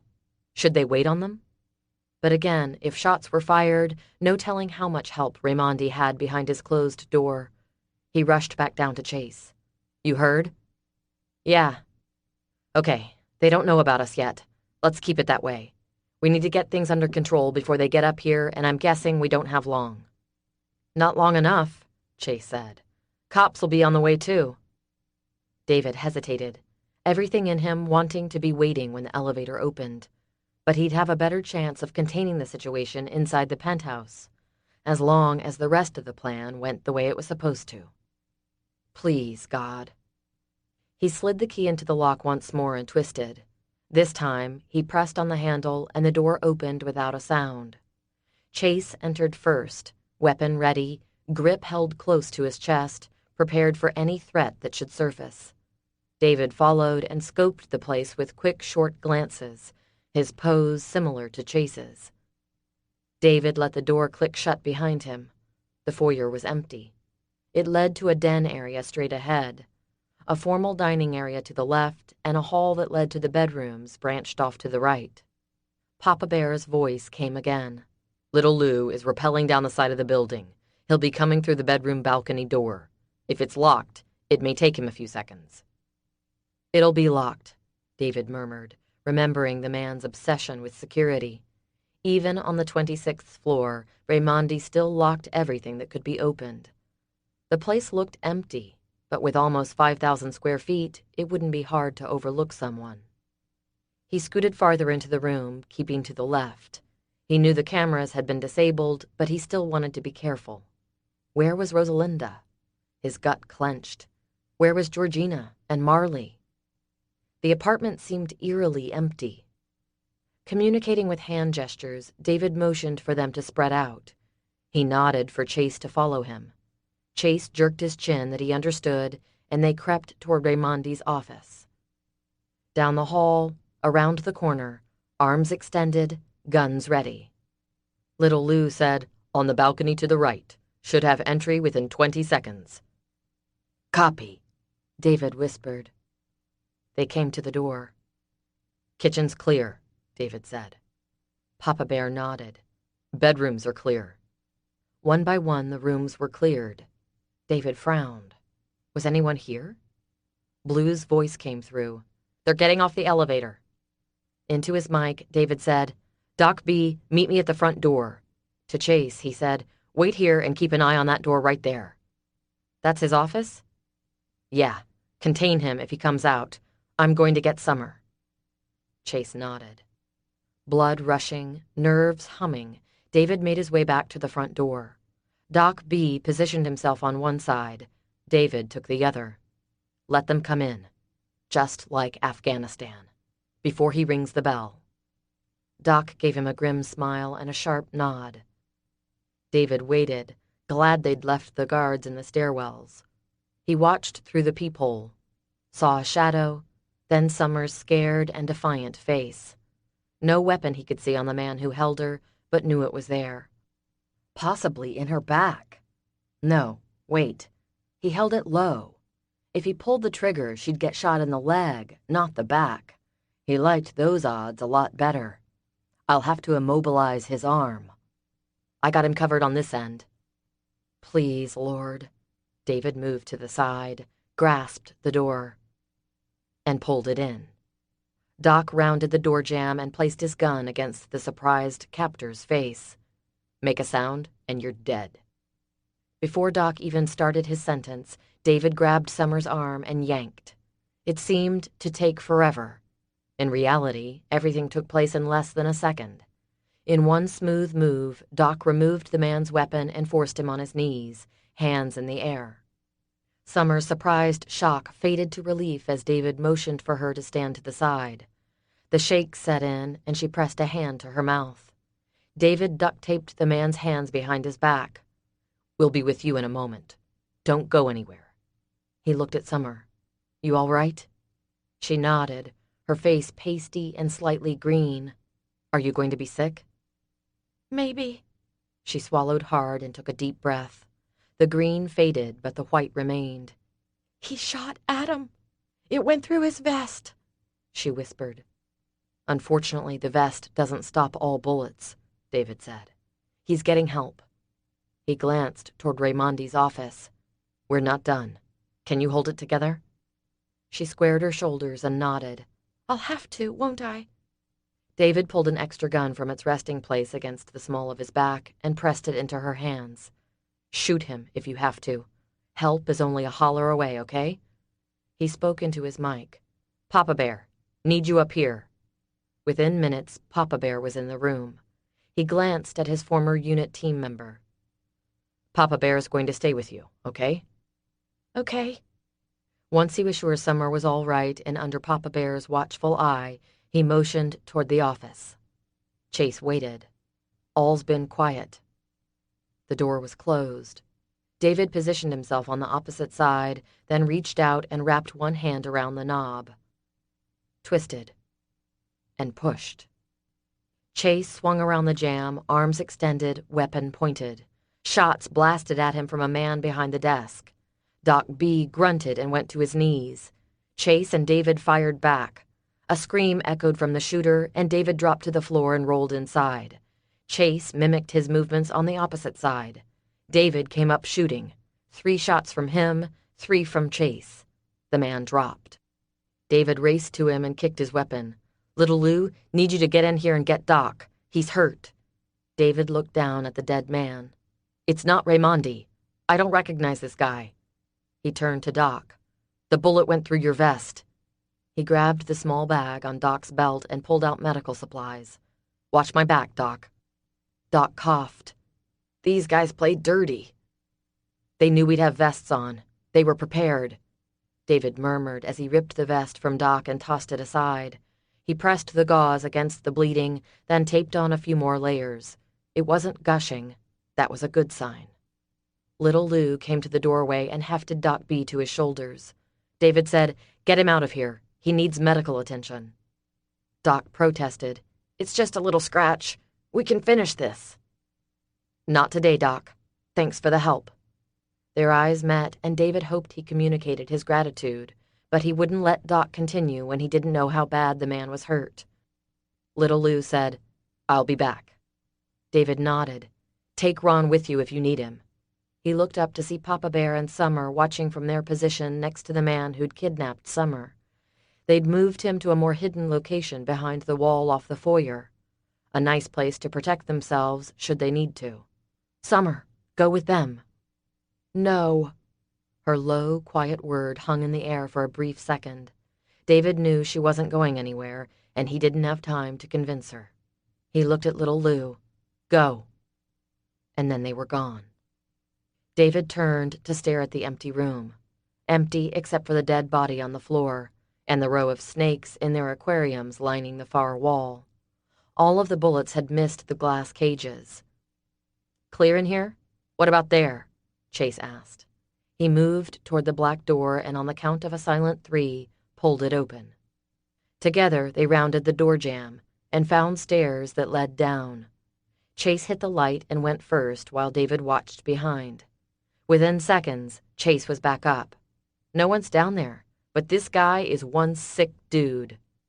"What is it?" "Snakes. Lots and lots of slimy creatures." David grimaced. "Yeah, they're his pets." "Nasty." They shut the door and scanned the office once again. "My gut is shouting at me," David said. "Stand ready." "There's no one here." David looked around the room. "He was warned we were coming." "Definitely," Chase said. "Our shooter was waiting for us to come through the door. He didn't come running when the shots went off outside the office. We've got the guards, but no family. Guards who were watching the stairwell. His wife, daughter, servants aren't here. No one's here. And yet someone went to the trouble of getting Summer and bringing her up here. So I'll admit that's a good indication that he's still here. Adrenaline surged. He may have been warned, but it wasn't soon enough. He didn't have enough time to do anything but... Hide, Chase finished for him. He's definitely still here. David turned in a full circle. I'm pretty sure I said that first, but where? I don't know. Here. The shooter was here. What was he guarding? David nodded. He's here, somewhere close. David looked at the black door behind Raymondi's desk. Okay, he wouldn't be down there, not with his family. Chase shook his head. Papa Bear reported in. All still clear out here. Little Lou got down the elevator with Doc. Ron's helping them sneak out of the building, then he'll be back if they don't run into any trouble. Thought he was entertaining the gas guys, David said. Police made him leave when they couldn't find any gas issues. Right. Keep me updated. Will do. David looked back at Chase. Raymondi's got to have some sort of emergency plan, David said. A place he could go if he felt threatened or whatever. He nodded and looked around with new eyes. It'd be just like him. Where? David did another 360. I don't know.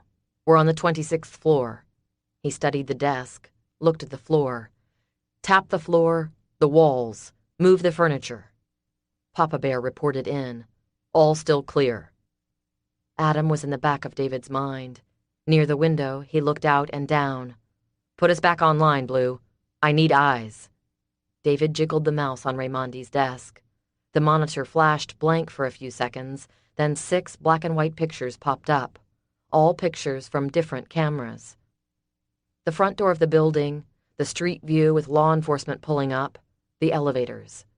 He clicked and he gaped at the next screen that showed up. Georgina sat on a bed with her hands clasped in her lap. Her mother sat next to her, looking older and more frail since the last time he'd seen her. Chase said, I think I have something. What? His mind still on the images on the screen, he barely registered Chase's comment. Scrapes on the floor, slight and not really noticeable if I wasn't looking for something. David waved him over. Look at this. Chase joined him and leaned over to examine the monitor. Whoa! He backed up and tripped over one of Raymondi's smaller aquariums. It tilted, tipped, and crashed to its side. Footsteps. David stood and pointed his weapon at the door. Summer, followed by Papa Bear, stopped in the doorway. David lowered his weapon. What's going on? Summer asked. What happened? David glared at Papa Bear, who shrugged. She bolted. She held her weapon at her side. Chase tripped, David said. Where's the guy who snatched Summer? I knocked him out, Papa Bear grunted. He rubbed his knuckles against his lips and blew on them. Got tired of his trashy mouth. David said, We've got to move faster. Into his mic, he said, Stall the cops. I don't want them up here yet. Raymondi was his to deal with. Did Ron go with Doc and Little Lou?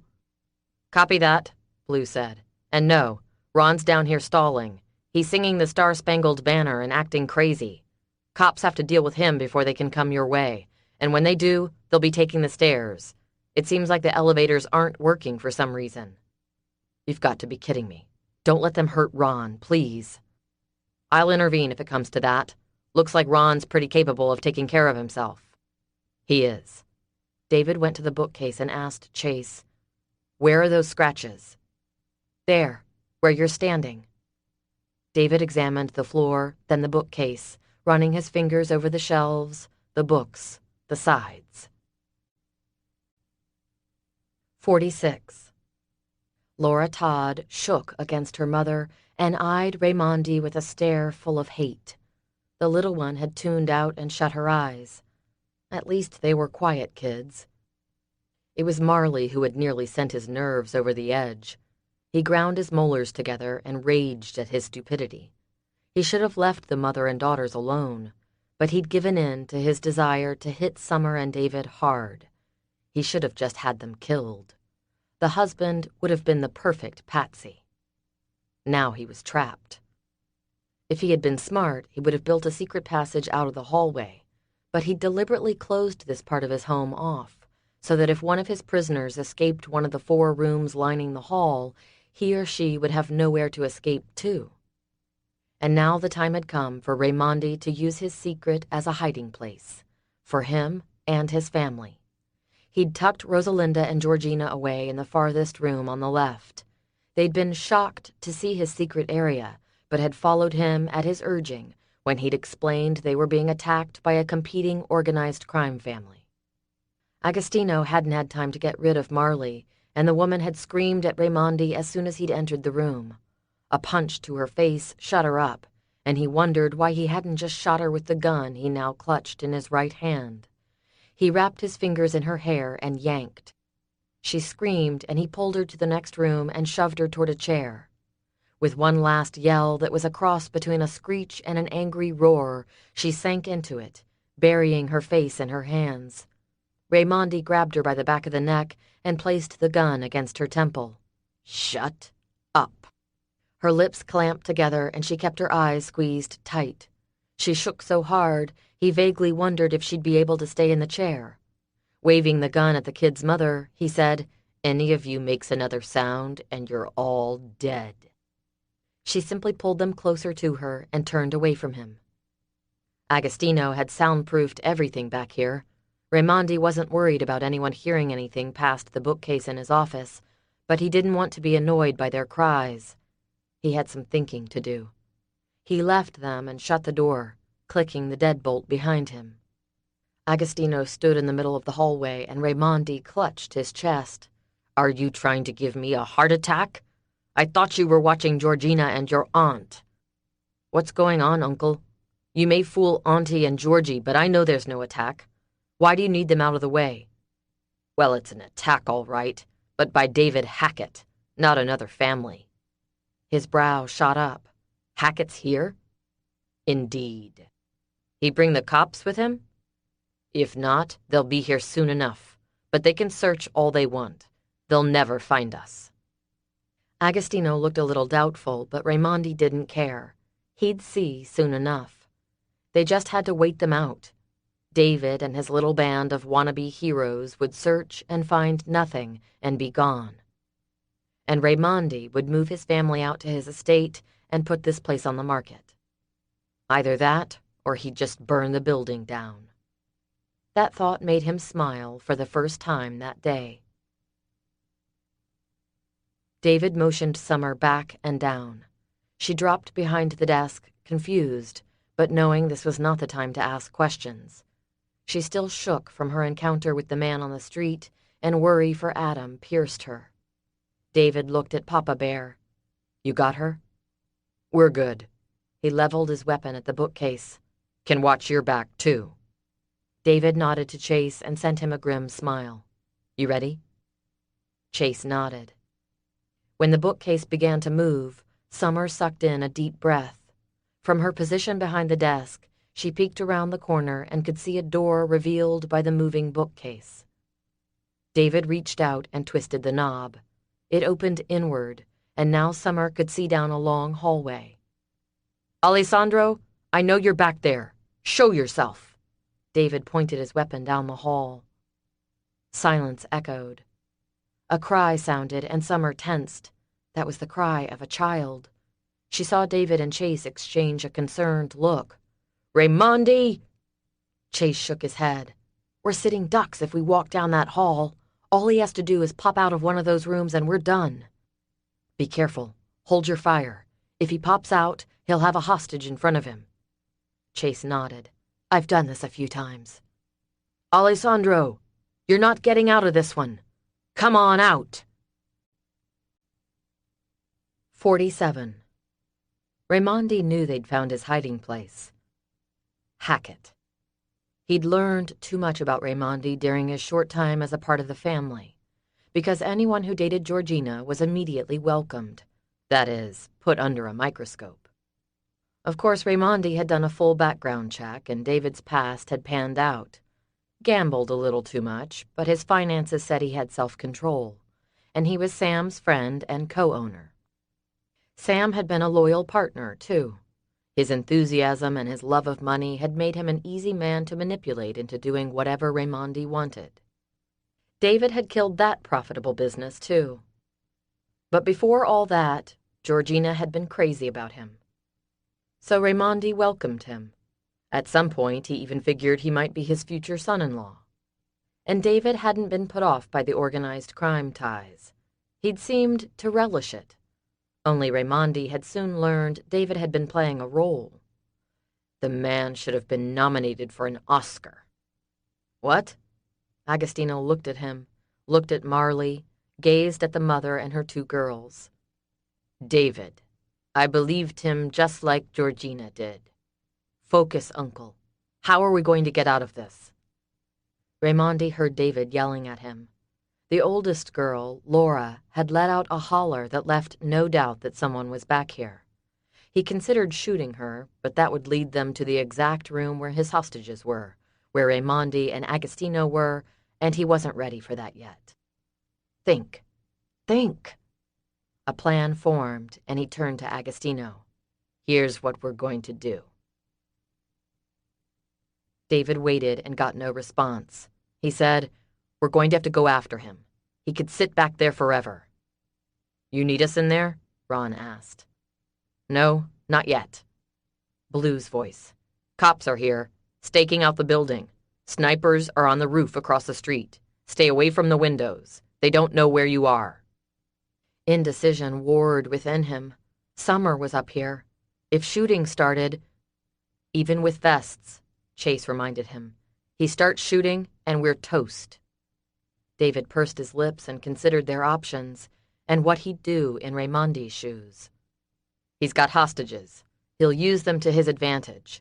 If he shoots us, there's more where we came from. Right now, he probably just wants out. He wants to bargain. You willing to bet your life on that? David winced at Chase's choice of words. Bet. Another gamble. He glanced back at Summer, then back down the hall. Yeah. Okay, let me put it this way. Are you willing to bet my life on it? Because I'm not so sure I am. David considered everything he knew about Raimondi. Stay behind me. Chase stared. Back to back. You take care of what comes from the front, and I'll cover anything that comes from the rear. And I've got a good line of sight where I'm positioned, Papa Bear answered. Little Lou, you back on the bedroom balcony? Yep. Delivered Doc to the paramedics and managed to sneak back up here. Ron's still doing what he can to delay the cops from getting up here, but they're not going to let him get away with his stunts for much longer. They'll probably tase him. A slight pause. Next time the bad guy better live on the first floor. Keep us informed with what's happening on the street. Cops are on the ground, casing the place and forming a plan before they move right now, but it won't be long before they'll be in the building. David raised his voice as Chase positioned himself at his back. Raimondi, I'm coming to get Marley. You shoot me and there's a whole police department who'll be coming up here. A door opened and Marley stepped out. David winced. She'd been beaten and looked like she might fall over at any moment. Raimondi followed close behind her, using her as a shield. Raimondi stopped and stared. Let her go, David said. Not a chance. Now back up. I'm not letting you out of here. You should know that. You'll let me out if you don't want to be responsible for 4 people's deaths. 4? David raised a brow in silent question. Raimondi nodded to someone still in the room. David's heart hit the floor when Laura Todd stepped into the hall, her face white and pinched. Sandy followed, clutching her big sister's hand. Their mother brought up the rear. She held Sandy's other hand, and Agostino pressed a gun to the woman's head. So, 2 captors and 4 hostages. Not good. So what do we do now, Raimondi? You back up into my office. And if I don't? I start shooting until you do. I can spare 3 hostages. I really only need 1. True enough. But I'll take you out after you kill the first one. And Agostino will kill another, one of the children. Now, are we finished arguing about who is going to kill whom? Back up. David nudged Chase and obeyed, knowing his team was listening, planning on how to help. He hoped they planned fast. "Take out your earpiece. You too." He nodded at Chase. "Throw them on the floor and step on them." David hesitated. Raimondi dug his gun harder into Marley's ear, and she cried out. A tear slipped down Sandy's cheek, but she never took her eyes off of him, the trust and pleading there making him swallow hard. Lord, please. The knowledge that Sandy was counting on him to get her away from another evil man nearly strangled him, but he kept his cool and made sure his face showed nothing of his emotions. He pulled the earpiece from his ear and tossed it to the hardwood floor, then settled his boot heel over it and stepped down. Chase did the same. Raimondi smiled and motioned for them to keep moving. David could only pray that Papa Bear had hidden Summer. 48. Hidden behind the desk, Summer peered around the edge to watch Chase walk down the hall toward her. David faced the opposite direction. Raimondi held Marley at gunpoint, and another man brought up the rear with Olivia and her children. Summer's heart shuddered within her. A tug on her arm brought her head around. Papa Bear placed a finger against his lips and motioned her toward the door. She nodded and slipped from behind the desk. They were heading back this way, and Papa Bear needed to get her out of the room so he could help David and the others. She understood that. They moved toward the door, Papa Bear motioning Summer to stay behind him. He stopped at the edge of the door and peered around it, then snapped his head back inside. "What is it?" she whispered. "The man who attacked you and shot Adam is loose." "Loose?" Summer swallowed hard. "So what does that mean?" He shut the door and locked it. "It means we're trapped, and we're going to have to fight it out." And David was backing through the door that had been hidden by the bookcase. Chase saw them, and his eyes widened. Papa Bear pulled Summer to the edge of the door and raised his weapon. David said, "All right, we're in your office. Now what?" "Move back against the far wall. Stay where I can see you." He paused. "Is anyone else in the room?" David snorted. "Of course not. Because if there is, somebody's going to die." Summer felt her stomach rumble, the nagging queasiness she'd felt all day, making her want to gag. She hated being afraid, hated what it did to her. Raimondi said, "I'm coming out. If there's anyone else in the room, he'd better show himself now. Otherwise, Agostino will kill the woman. Do you understand?" Summer pulled in a swift breath. David hesitated, and Chase said, "There's someone here." Raimondi said, "I thought so." "What are you doing, Poppy?" a husky female voice demanded. A pause. "David? David?" A sob? Summer wondered. Was the girl crying? "What's going on, David?" Summer heard her whisper. "Don't hurt Olivia or the kids," David said. He shot a look at Papa Bear and the closed door behind him. Papa Bear mouthed to David, "We're trapped." Summer's gaze swung to David. His jaw went tight. Papa Bear whispered, "Little Lou, now would be a good time for a little help." Summer heard his words, but didn't think anyone else could. Papa Bear leaned close, his voice low. "Little Lou is on the balcony. He doesn't have a clean shot. Too many people in the way." Summer moved closer to David, shifting to see Raimondi holding a gun on her sister's head. Behind him, Olivia and the girls were held in a similar manner by another man. Marley spotted her, and her eyes went wide. David said, "Back up, Summer." But she couldn't. Not when Marley was so obviously terrified. Not when a madman could end her life with the twitch of a finger. "Take me," she blurted. Raimondi paused. The entire area went silent. Then David roared, "Get back, Summer!" He glared at Papa Bear, who grabbed her arm. She resisted and stared Raimondi in the eye. "It's me you've wanted all along. Me and David. Well, here I am. Come get me, you coward. Or do you have to hide behind innocent children? Does that make you feel like a man?" Raymondi's face went blood red. Papa Bear got a good hold on her arm this time and gave her a hard yank. "Are you insane?" he whispered. "Not yet." She paused. "Getting close, though." She shook like a leaf in the wind. Fear turned her stomach to acid, and she swallowed hard. Now was not the time to start throwing up.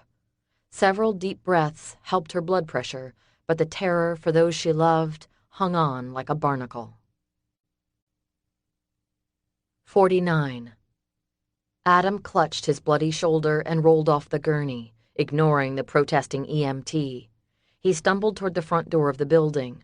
Authorities blocked him, of course, as he knew they would, but he could see Blue inside with Trent. Blue pointed to something on the monitor, and the officer standing next to him nodded. The entire block was one big command post. NYPD, SWAT, and every other available branch of law enforcement had turned out once they learned the address and who was involved. The report of shots fired and Raymondi's address brought out the big guns. Raymondi was on a lot of wanted lists. "Sir?" An officer stopped him. "You need to get back in the ambulance." "No, I don't." He probably did. His shoulder felt like someone held a blowtorch to it. He'd passed out at the initial jolt of pain. When he'd come to, Summer was gone, and he was surrounded by witnesses and paramedics. "I'm a deputy U.S. Marshal." With his good arm, he fished his badge out of his back pocket and flashed it. "I'm going in there." "Sorry, Deputy Marshal, I can't let you do that." "You don't have a choice. I'm responsible for a man's life. I'm going to do my job or die trying. Now get out of my way, please." He shoved past the officer and breathed a sigh of relief when the man didn't stop him. Once inside the lobby, he told Blue, "Get me up there." "You don't look so good, man." Blue clicked a few keys on the computer, then leaned in to whisper, "Cops are taking the stairs. You can use elevator 1. Adam swallowed hard against the nausea threatening to overtake him. The pain was incredible. He'd never been shot, and if he lived through this one, he didn't plan on it happening again. He stepped into the elevator and leaned his head against the mirrored side. The coolness helped. He was so thirsty. He felt like he could guzzle a gallon of water. Darkness threatened again, and he slid to the floor, the weakness almost impossible to fight. As he rode, he prayed, "I messed up, God. Please let me fix this. I've got to fix it." 50. Heart pounding at Summer's deliberate provoking of Raymondi, David moved to the side. He positioned himself so that Raymondi could still see him, and David had a clear view of Agostino, whose weapon never wavered from Olivia's head. Georgina had come from a room behind Raymondi. She'd spotted David immediately, and her eyes widened. He gave a silent groan. "Georgina, get back in the room and stay with your mother." He didn't need her getting shot. She ignored him. "What are you doing, Papi? Put the gun down. I told you I didn't want him hurt. And who are these people?" She gestured toward Olivia and the girls. "And who was yelling at you?" Her eyes slammed back into his. "David, what's going on?" He pulled his gaze from her and looked to his left. Right now, he couldn't answer the many questions spinning in her eyes. Summer clutched her stomach. David said, "Step where he can see you, Papa Bear." For the life of him and everyone around him, David couldn't think of a plan that wouldn't result in at least one person dead. It was a roll of the dice for him, a gamble. He could play it one way and Olivia would die, another way and Marley might get the bullet. He couldn't take the risk. They all now stood in Raymondi's office. Raymondi glared at Summer while Agostino moved Olivia to the side. Georgina stepped to the side and her head swiveled from one person to the next. Laura and Sandy tried to stay as close to their mother as possible. However, when Laura saw Summer, she gasped and ran to throw her arms around her waist. Summer took one step back, but didn't let go of her weapon. Raymondi gestured with his gun. "All of you, place your weapons on my desk where I can see them." "Do it," David said. "He's not bluffing. He'll kill her." David gave a mental calculation. Blue and little Lou could hear what was going on in the office now. He knew help was on the way. "The cops are all over this place, Alessandro." Raimondi smiled, and it was the cruel one David remembered seeing upon occasion. "I don't intend to shoot you. I have a much better plan for you." Agostino hung back, his weapon still trained on Olivia. Papa Bear glowered. Summer clasped her arms around Laura after she placed her gun on the desk. Once everyone laid their weapons on the desk, Raimondi motioned to the black door behind the desk. "Open the door and go in. All of you. Down the steps." Georgina gasped. "No." Raimondi looked at the girl for a moment. "Shut up or go back to the room. This doesn't concern you." "Doesn't concern me? You're trying to kill the man I love and you say it doesn't concern me?" Summer gaped but kept quiet. "I don't have time for this," Raimondi screamed. He pulled in a measured breath and looked at Agostino for a brief moment. "Shut her up." Back to his hostages, he said, "Go. Through the door." Chase raised a brow and looked at David. "Now." Raimondi's patience had obviously worn thin. His breathing came in pants, and perspiration dotted his forehead. "Now, I said." David moved toward the door and opened it. Georgina hovered near Agostino, who still held his gun on Olivia. He looked back at Raimondi, at the weapon held so tight against Marley's head. It wouldn't take much for him to pull the trigger. Just a slight twitch, and Marley would be no more. A part of him whispered, "Do it. You can beat him. You can stop all of this. End it now." His hands twitched, his leg muscles bunched. Chase laid a hand on his shoulder, and David gritted his teeth. He couldn't risk it. As long as they were alive, there was hope. If he made a wrong move and someone got killed, he wouldn't be able to live with it. Chase motioned for Summer to bring Laura. "I'll go first. Stay behind me."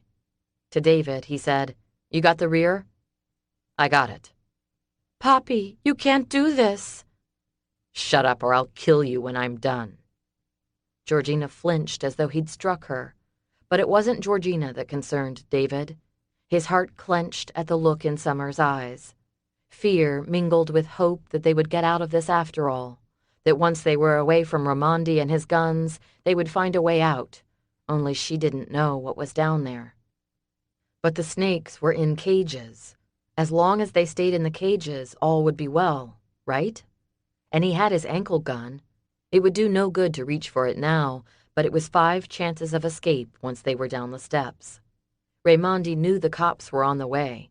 He'd leave soon enough, and David and the others would find a way out. He hoped. With a prayer on his lips, he watched Chase disappear. Summer caught his eye as she passed him, and he gave her a reassuring nod. She swallowed hard and descended, followed by Sandy and Olivia. Agostino transferred his weapon to David. Raimondi shoved Marley through the open door, and she would have fallen down the steps had David not reached out and grabbed her, an act that Raimondi had been counting on. The man moved back, his gun never wavering. "Goodbye once and for all, David Hackett. I am thrilled beyond belief that I get to choose the way you die." David gave him a grim smile.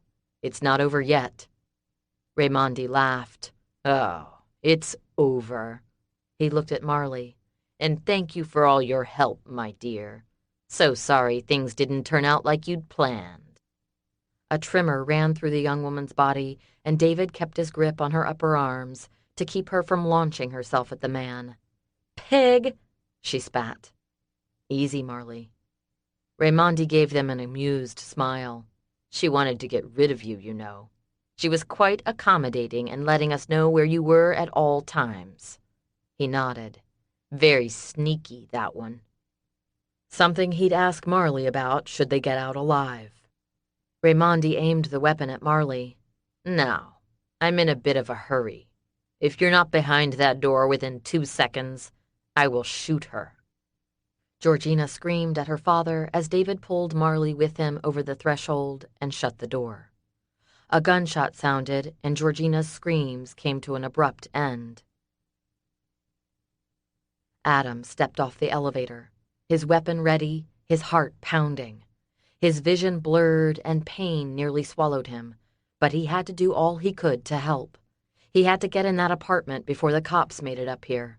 He couldn't let David and Summer and the others die. "How much time do I have before the cops get up here?" Blue said, "About 2 minutes. I've got the stairwell cameras on to keep an eye on them, and most are having to stop and rest along the way. A couple are getting close." The empty hallway yawned before him. He moved to the door and twisted the knob. Shocked that it wasn't locked, he stood to the side and pushed the door open. Gunshots greeted him with a fast pop, pop, pop. Adam dropped to his knees and took another quick peek around the door jamb, got a glimpse of the shooter. He jerked back, ignoring the pain, his weakness, everything. He narrowed his focus to one thing: get to Summer and David. Adam spun into the open doorway and popped off 3 shots, then ducked back. A scream sent satisfaction through him. At least one bullet had found its mark. Adam scooted army-style around the edge of the door once again to survey the damage. His ears rang, but no more shots came his way. He'd have to go slow, use caution. He had no idea who was in the next room, who had heard the shooting and might be waiting for him to show himself. "Little Lou?" he whispered. "You there?" "Yeah, but I'm a little tied up at the moment. Got caught by surprise. But don't worry about me. As soon as this joker makes a mistake, I'll be in to help." "Blue, you there?" "Affirmative, but I've got to flush out some of Raymondi's leftover goons to get to you." Looked like he was on his own. As gunshots echoed through his home, Raymondi glanced at Agostino. "The cops are here. Make sure the office door is locked." Agostino paced to the door and did as bid. "It's locked." Raymondi sat at the computer and turned on the camera for the snake room. He would miss his friends. He would miss watching them do their worst. "Get your aunt and let's go." "You shot Georgina, Uncle. How can you shoot your own child?" Raymondi ignored his nephew's whining and his daughter's whimpering. "She'll live." Agostino's stare made him a tad uncomfortable. Maybe he had gone a little too far in shooting her, but at least she wasn't yelling at him anymore and trying to get to the door. At least Rosalinda had known her place and stayed back in the room like he told her to. "Be ready to go as soon as I say when." "Go where?" "I'll show you in a minute." Raymondi pressed the button to release his friends. "Now we just have to wait. The floor will get colder and colder, and my friends will start looking for heat. If everyone stays quiet and doesn't panic, no one will get bit. If they panic," he shrugged and lifted his hands, "well, things will get interesting." "Those kids don't deserve to die like that, Uncle." "Those kids? Bah!" He waved a hand. "Their mama should have picked a different lawyer. No more questions. Go get ready, now." Agostino turned and entered the passageway while Raymondi settled back in his chair to watch the monitor. He clasped his hands across his chest and smiled at the men's efforts to keep the snakes at bay. Useless. 3 shots sounded, and his office door slammed open. Raymondi jumped to his feet and grabbed the nearest weapon, only he was too late. A bloody man had his weapon trained on Raymondi. "Where are David and Summer?" 51. Summer blinked and let her eyes adjust to the dim light, then jerked as 3 gunshots came from the office they'd just vacated. David and Chase exchanged a look. Wonder who got shot. Summer pounded on the door. "Let us out!" The girls joined her. Marley added her screeching and pounding. After a minute passed with no answer, Summer dropped her hands and crossed her arms. She looked at her prison. They were in a room about the size of her bedroom, maybe 15 feet by 18 feet. Concrete walls and a tile ceiling. They'd only walked down about 4 steps from the door, so they weren't on a lower floor.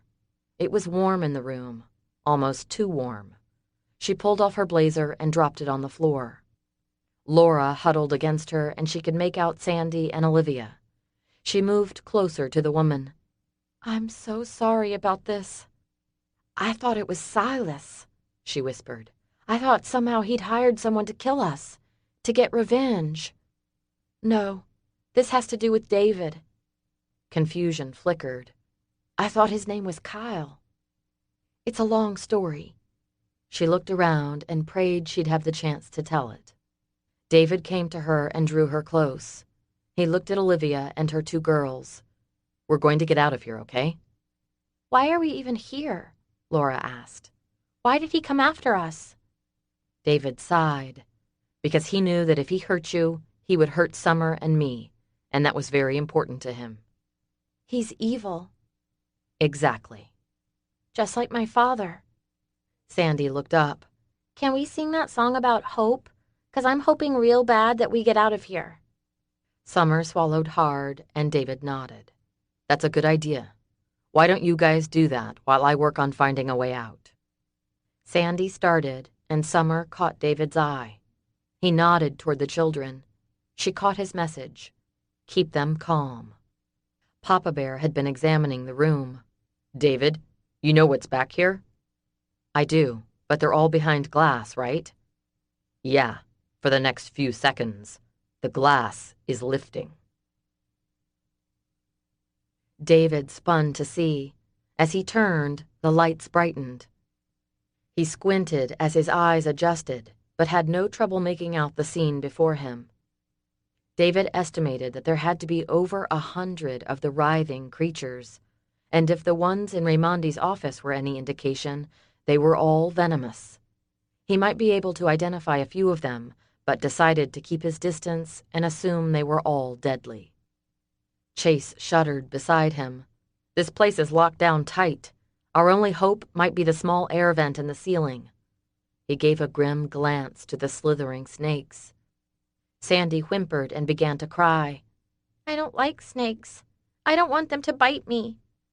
"Hey," Papa Bear had backed slowly away from the waking mass. "They're not going to bite you. We're going to figure a way out of here, okay?" David noticed that the temperature was dropping. He saw the snakes start to move almost as one. Straight toward them.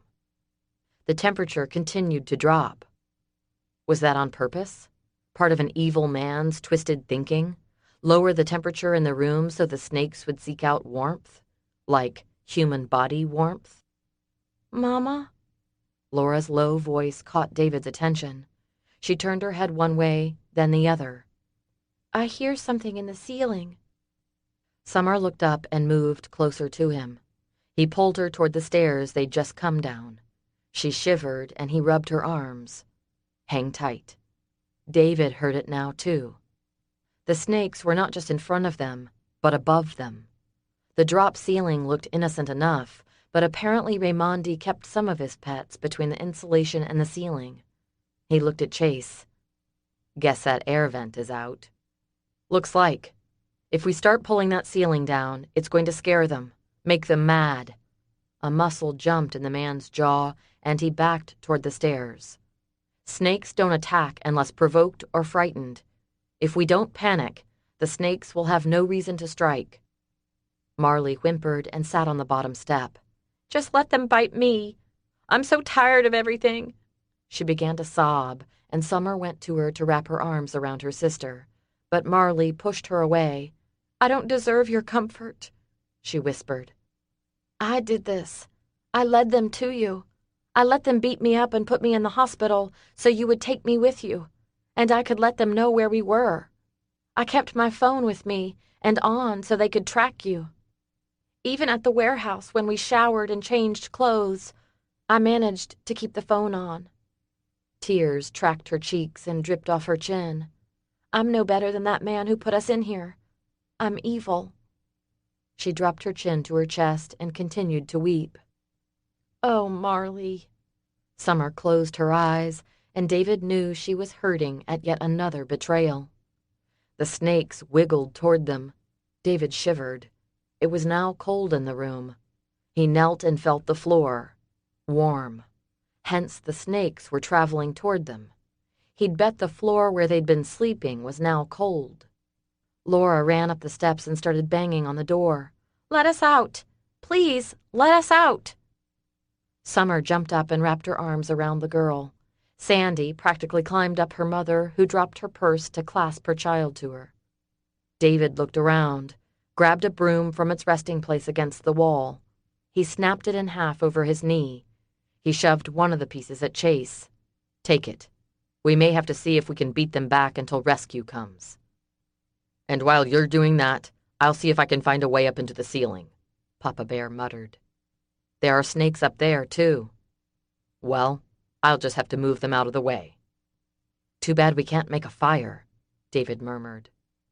Papa Bear walked to the steps where Summer still held Laura.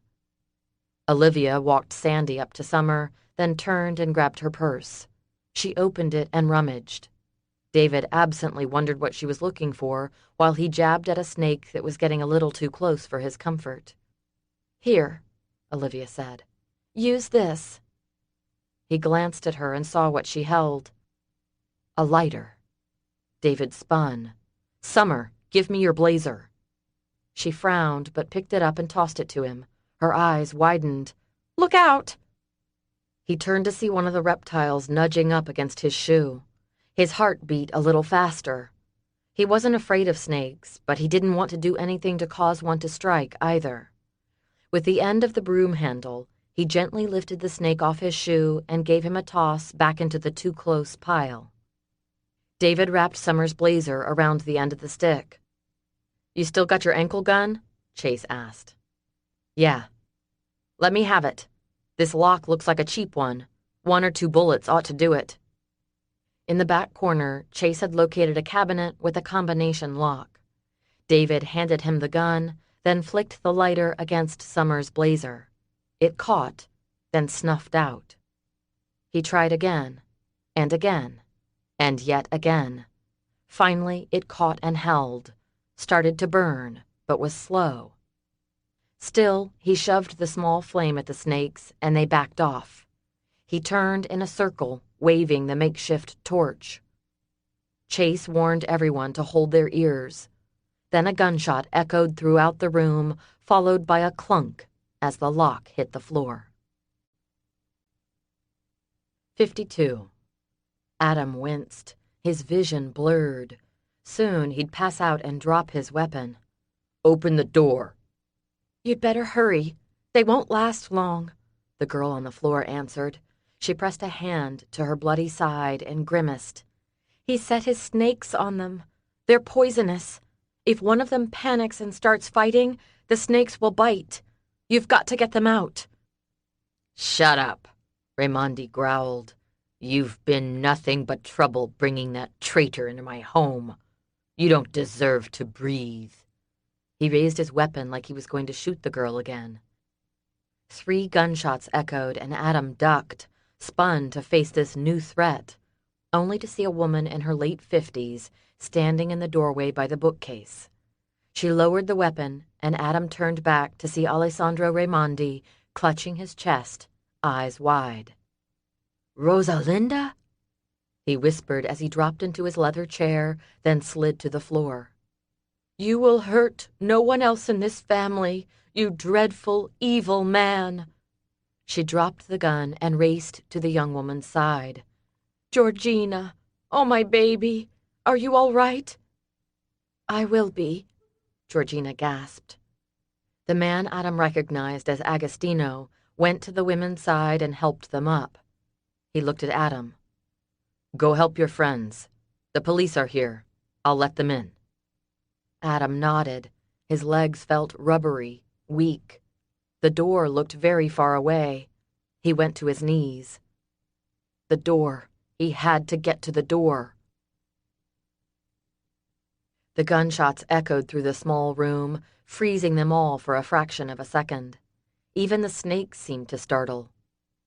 "They're coming," Summer warned in a tight voice. Papa Bear looked at him. "I can't find a way up there. There are too many of them." He held up a hand. "One of the buggers got me. I didn't move fast enough." David clenched his teeth and willed the blazer to burn faster. "Great." Guess we'll see if it kills me or not. With his other hand, Papa Bear caught one of the snakes behind its head, a viper, David thought, and tossed it aside. They backed up, and David waved the now burning blazer at the mass. If we don't get out of here real soon, you won't have to worry about one measly little bite. He was more concerned than he let on. How do you feel? It's swelling, and it hurts. But other than that, nothing. David, what else can we do? Summer asked him.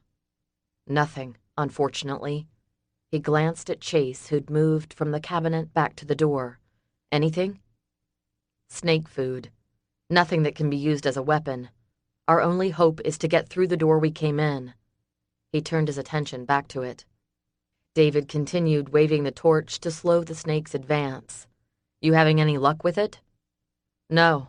I think it's dead-bolted from the outside. Hinges are on the other side, too. Pounding on the door startled him. David? Summer? Summer yelled, Adam! We're here! Open the door! Back up. I've got to shoot the lock off. They moved down the steps, but no farther, as the snakes now surrounded the area. Papa Bear held Sandy on his shoulders. Laura, Olivia, and Marley crowded together. Sandy pointed and squealed. They're coming closer. David placed the makeshift torch at the bottom of the steps. Shoot it! The shot came, and the door shuddered. 53. The door flew open, and Summer rushed into the office. She froze at the scene before her. Cops everywhere. Adam on the verge of passing out, and Raimondi on the floor, his chest covered in blood. Laura and Sandy followed her, Olivia and Marley bringing up the rear with Papa Bear and Chase. The last one through the door, David turned and pushed it shut. The bullet had shattered the lock as well as part of the door jamb, so it didn't close well. But as long as it kept the snakes down below, that was all Summer cared about. Chase muttered, We need some serious pest control down there. Officers swarmed them, and as soon as they realized they weren't the bad guys, started firing questions. David ignored them and pointed to Papa Bear, who had come into the office and leaned against the wall. He's been bitten by a snake and needs immediate medical attention. He looked at Adam. Looks like you do, too. The officer got on his radio and requested EMTs on the scene. Olivia and her girls huddled next to an officer who began questioning them. Marley sat on the love seat with yet another law enforcement official. David? Summer turned to see the one who'd called her husband's name, but David wasn't looking at her. He gripped Summer by the upper arms. Are you all right? She nodded. Are you? Yes. And Summer saw he was. There was an excited air around him, a glint in his eye that said he saw the end was really near. He finally turned to the girl who'd professed to be in love with him and dropped beside her. Georgina, are you okay? She shrugged. Her gaze bounced between him and Summer. David took her hand and squeezed her fingers. The gesture squeezed something in the pit of Summer's stomach. Who was this woman to him? What else had he lied about? Just when she was hopeful things might somehow work out for them after all of this was over, the doubts crept back in. I'm sorry, she heard him whisper. I don't understand. I know. He looked up and Summer refused to look away from the two of them. Regret flashed in his eyes. He turned back and said, I owe you an explanation, but not now. We need to get you to a hospital. David stood and Summer sat on the couch next to Marley. Her sister mumbled answers to the officer's questions, and he finally gave up. Papa Bear sidled up to David and said, Blue's got the elevators working. I told him to fade out of the picture as soon as possible. What about you? I'll get checked out, get some anti-venin, grab Doc B from the hospital, and disappear. How are you feeling? Not so great. EMTs and paramedics entered the room.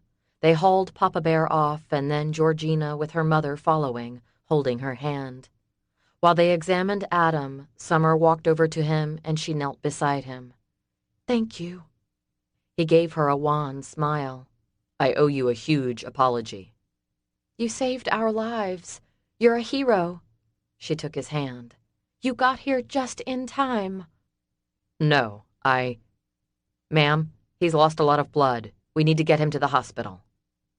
Summer moved out of the way and let the paramedics work. Raymondi's body was photographed. The medical examiner finally arrived about 2 hours later, and Summer was ready to lie down on the floor and go to sleep. But she needed to have a conversation with her sister. Marley sat staring at nothing. She'd been separated from the group and questioned by the officers, as had everyone else. Now Summer could see she was lost in her thoughts, her betrayal. A battle raged within Summer. Everyone she'd loved and trusted had betrayed her, lied to her. David and Chase were still talking to the authorities.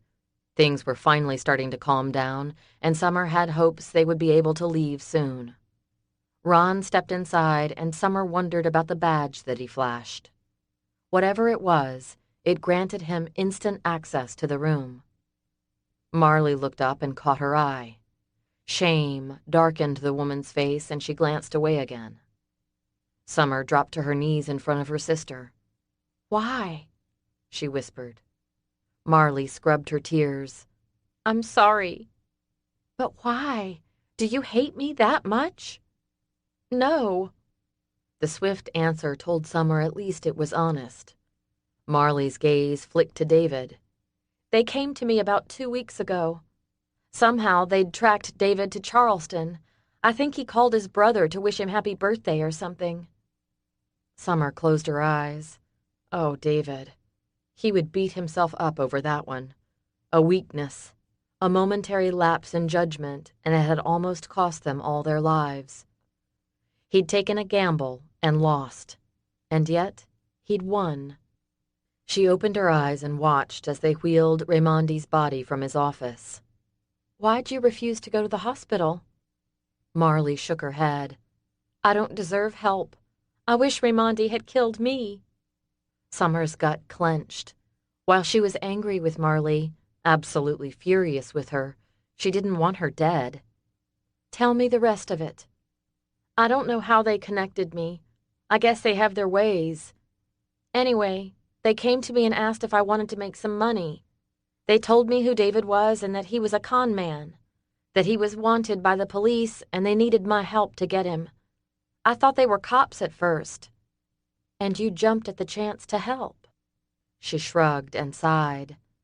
"I wanted the money, true, I'll admit it." A pause. "But more than that, I had wanted David out of your life before those guys showed up. When they arrived on my doorstep all official-like and I thought he was using you for some reason, it made me angry." "Surely it didn't take you long to figure out they weren't the cops." "No, it didn't. But by then, I didn't care. I just wanted David gone and you back to the way you were before you met him." "A spineless jellyfish?" Summer muttered. Marley blanched and looked away. "Of course not." "They beat you up, Marley." She flushed and glanced back up. "I told you that was my idea. The first time. I didn't know they were going to break my arm or that it would hurt so bad. That Corbin Hayes guy enjoyed it way too much. But it was the only way I could think to get you to come to me. If I landed in the hospital, as long as you found out, I knew you'd come." A rap on the door caught their attention. 2 uniformed pest control workers entered. The officer covering the door asked, "Are we about finished? They're here to get the snakes." Summer looked at David. He gave a slight nod. She stood and held a hand out to Marley. "Let's go. You need to get checked out at the hospital whether you want to or not." Marley stared at her. "Why do you care, Summer? Why would you offer to take my place when Raymondi had the gun on me? I don't understand." Summer let her hand fall to her side and simply stared. "I love you, Marley." "But I betrayed you. I don't deserve your love." Her shout brought all eyes to them. Summer ignored them and gave her sister a gentle smile. "Doesn't matter whether you deserve it or not. You still have it." 54.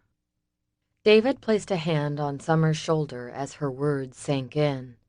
Words that gave him hope that she could forgive him like she had just forgiven Marley. A restlessness invaded him. He wasn't sure he wanted Summer to forgive Marley. The woman had essentially done her best to have him killed. He wondered if she even realized that. Marley was definitely petulant, selfish, and self-centered, but she was also in some ways incredibly naive, easy to manipulate, and foolish. Sort of like Georgina had been. He winced at the thought. Could he hold a grudge against Marley when his own sins were stacked to the ceiling? Summer had no problem forgiving Marley. But that was her sister. She was blood. He was a guy who'd used her as a means to an end. He'd never imagined falling head over heels in love with her. Summer held out her hand again to her sister. Marley stared at it for a full 30 seconds before reaching up to grasp it like a lifeline. She swallowed hard and looked up at David. "I'm sorry." The sincerity in her eyes held him. He nodded.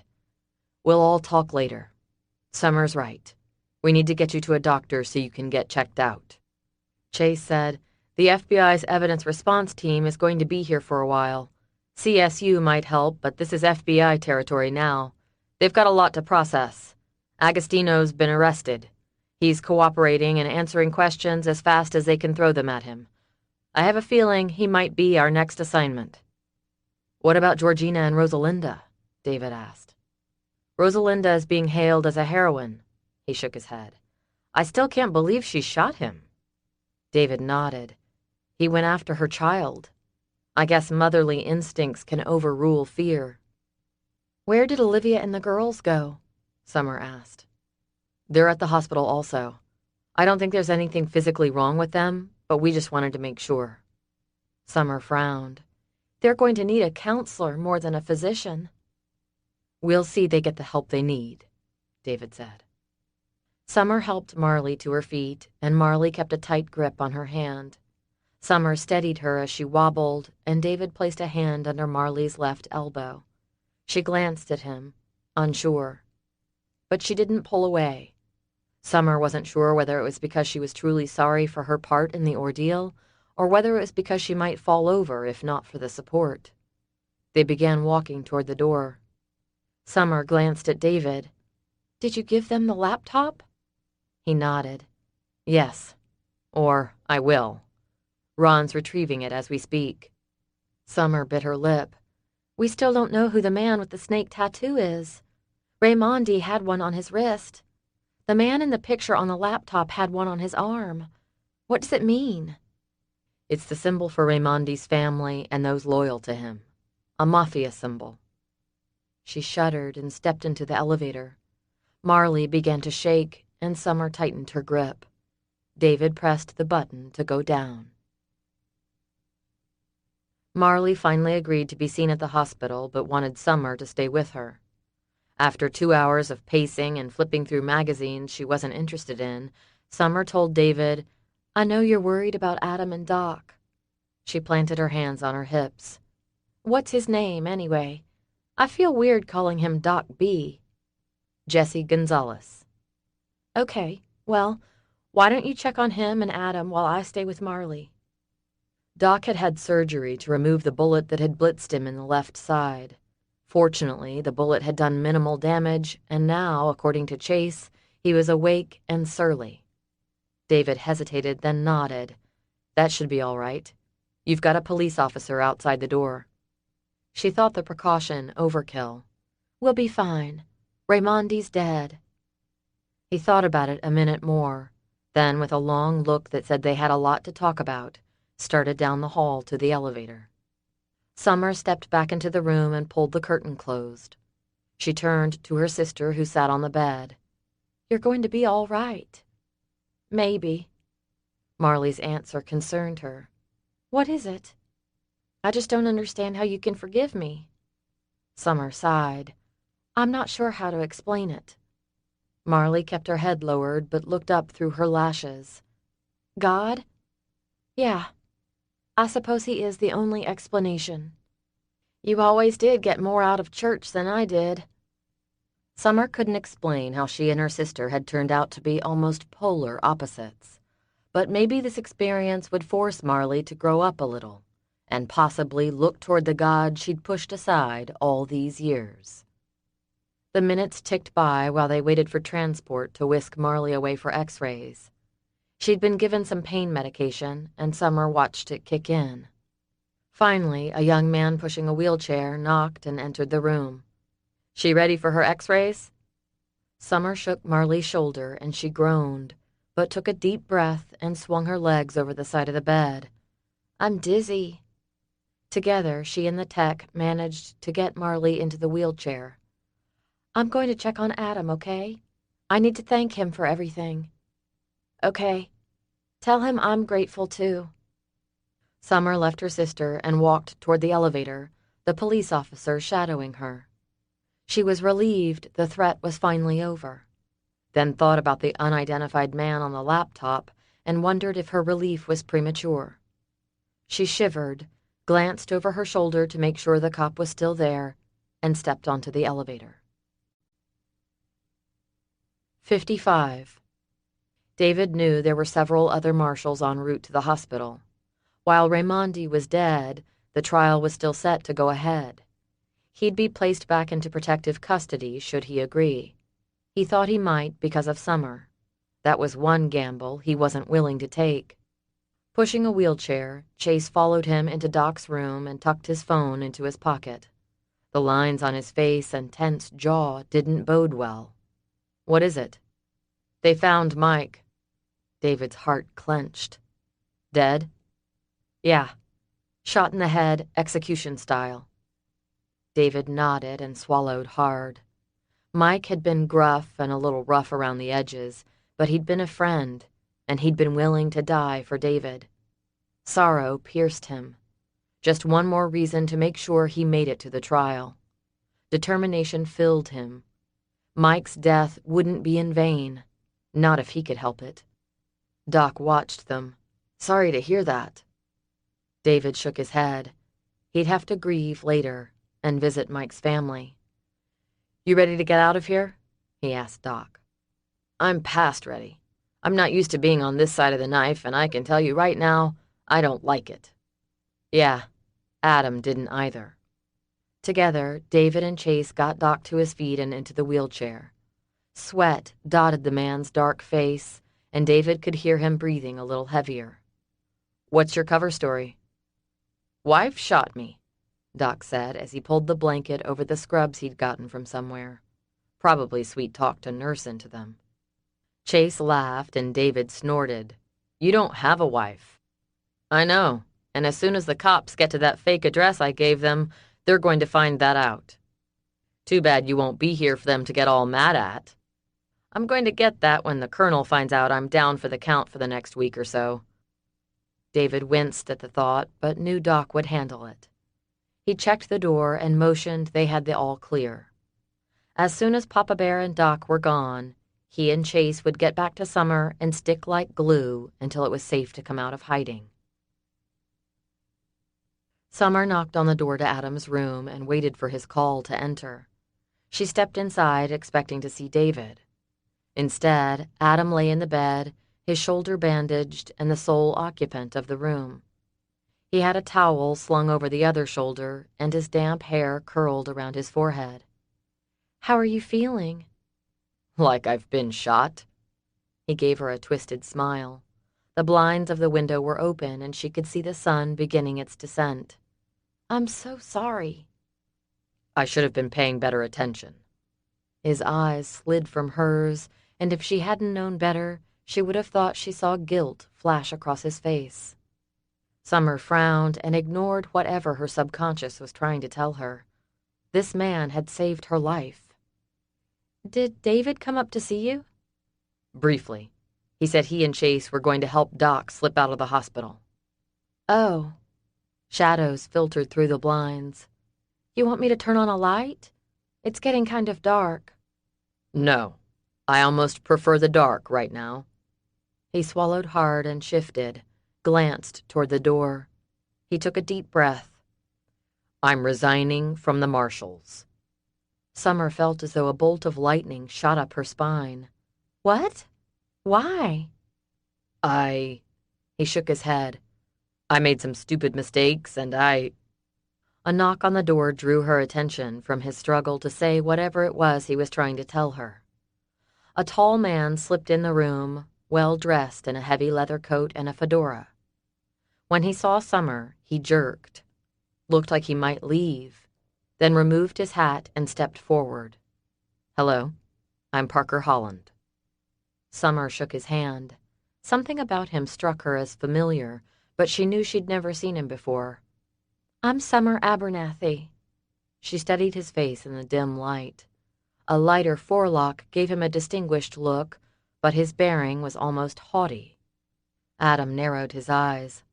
Uncle Parker, what are you doing here? The tension in the room increased tenfold.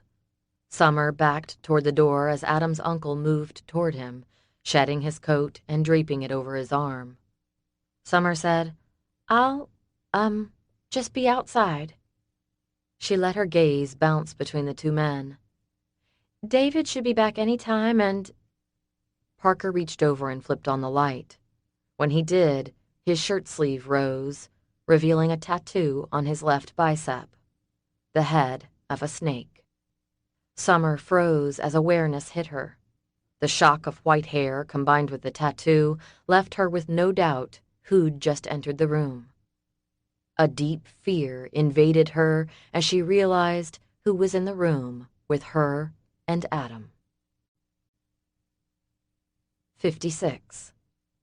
David didn't bother to watch his former unit members drive away. He hurried back into the hospital and headed straight for Marley's room. He rapped his knuckles on the door and waited. When no one answered, he pushed the door open to find the room empty. Puzzled, he walked to the nurse's station. Do you know where Marley Chastain is, and her sister? The nurse consulted her computer, looked up, and smiled. Yes, they've taken Miss Chastain to X-ray. I'm not sure where her sister went. Maybe with her? Probably. Do you know how long they're going to be? I'm sorry, I don't have any way of knowing. I could call, or you could go down and find out. She told him how to get to X-ray. Thanks. I'll walk down. David headed for the elevator, wishing he'd left a cell phone with Summer. Summer? Summer! Adam's voice penetrated her stunned revelation. Parker Holland was the man on the computer. He was the one, along with Raimondi, who'd been trying to kill her and David, and now he stood between her and the door. She moved to brush past him. I've got to go, Adam. I'll see you later. The man placed a hand on her upper arm. Don't be so quick to leave, Mrs. Abernathy. I'm always interested in Adam's friends. Summer froze and pulled away from him. Uncle Parker. Adam's stern voice cut into her rising fear. Leave her alone and let her leave. You and I need to talk in private anyway. Summer backed away toward the door, never taking her eyes from Parker Holland's. He pulled a weapon out of his jacket pocket and aimed it at her.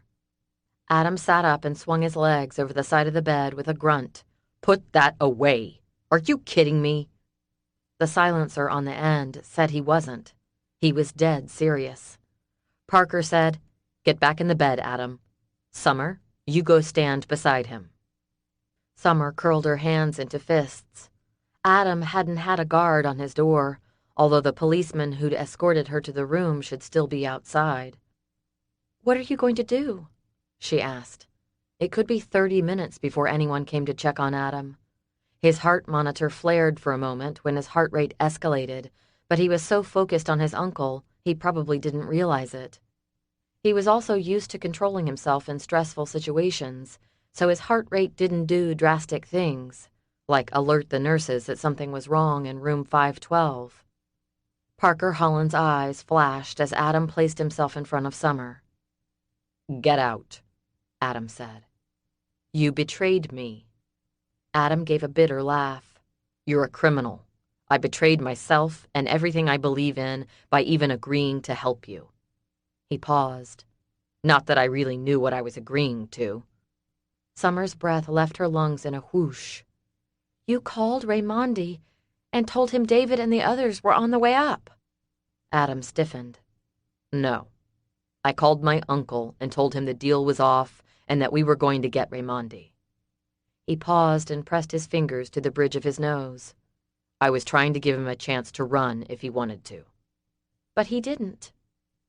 My uncle came to me not too long ago and told me about a trial that was coming up, that he had a key witness who refused to hand over crucial evidence. Adam drew in a deep breath.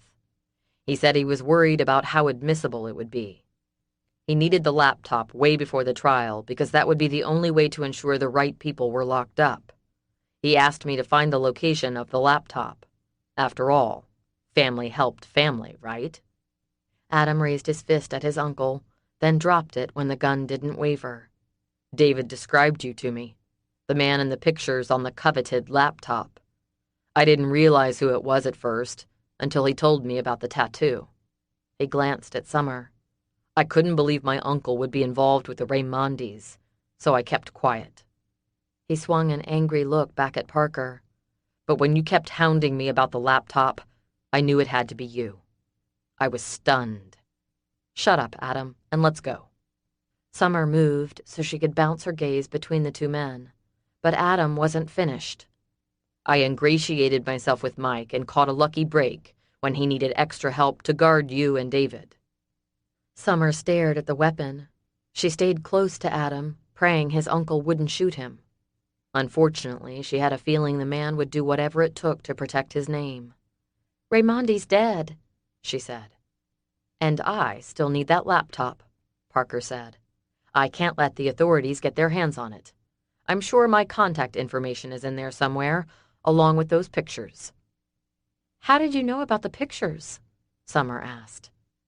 Sam sent them to me. Said he could just as easily leave the face in them.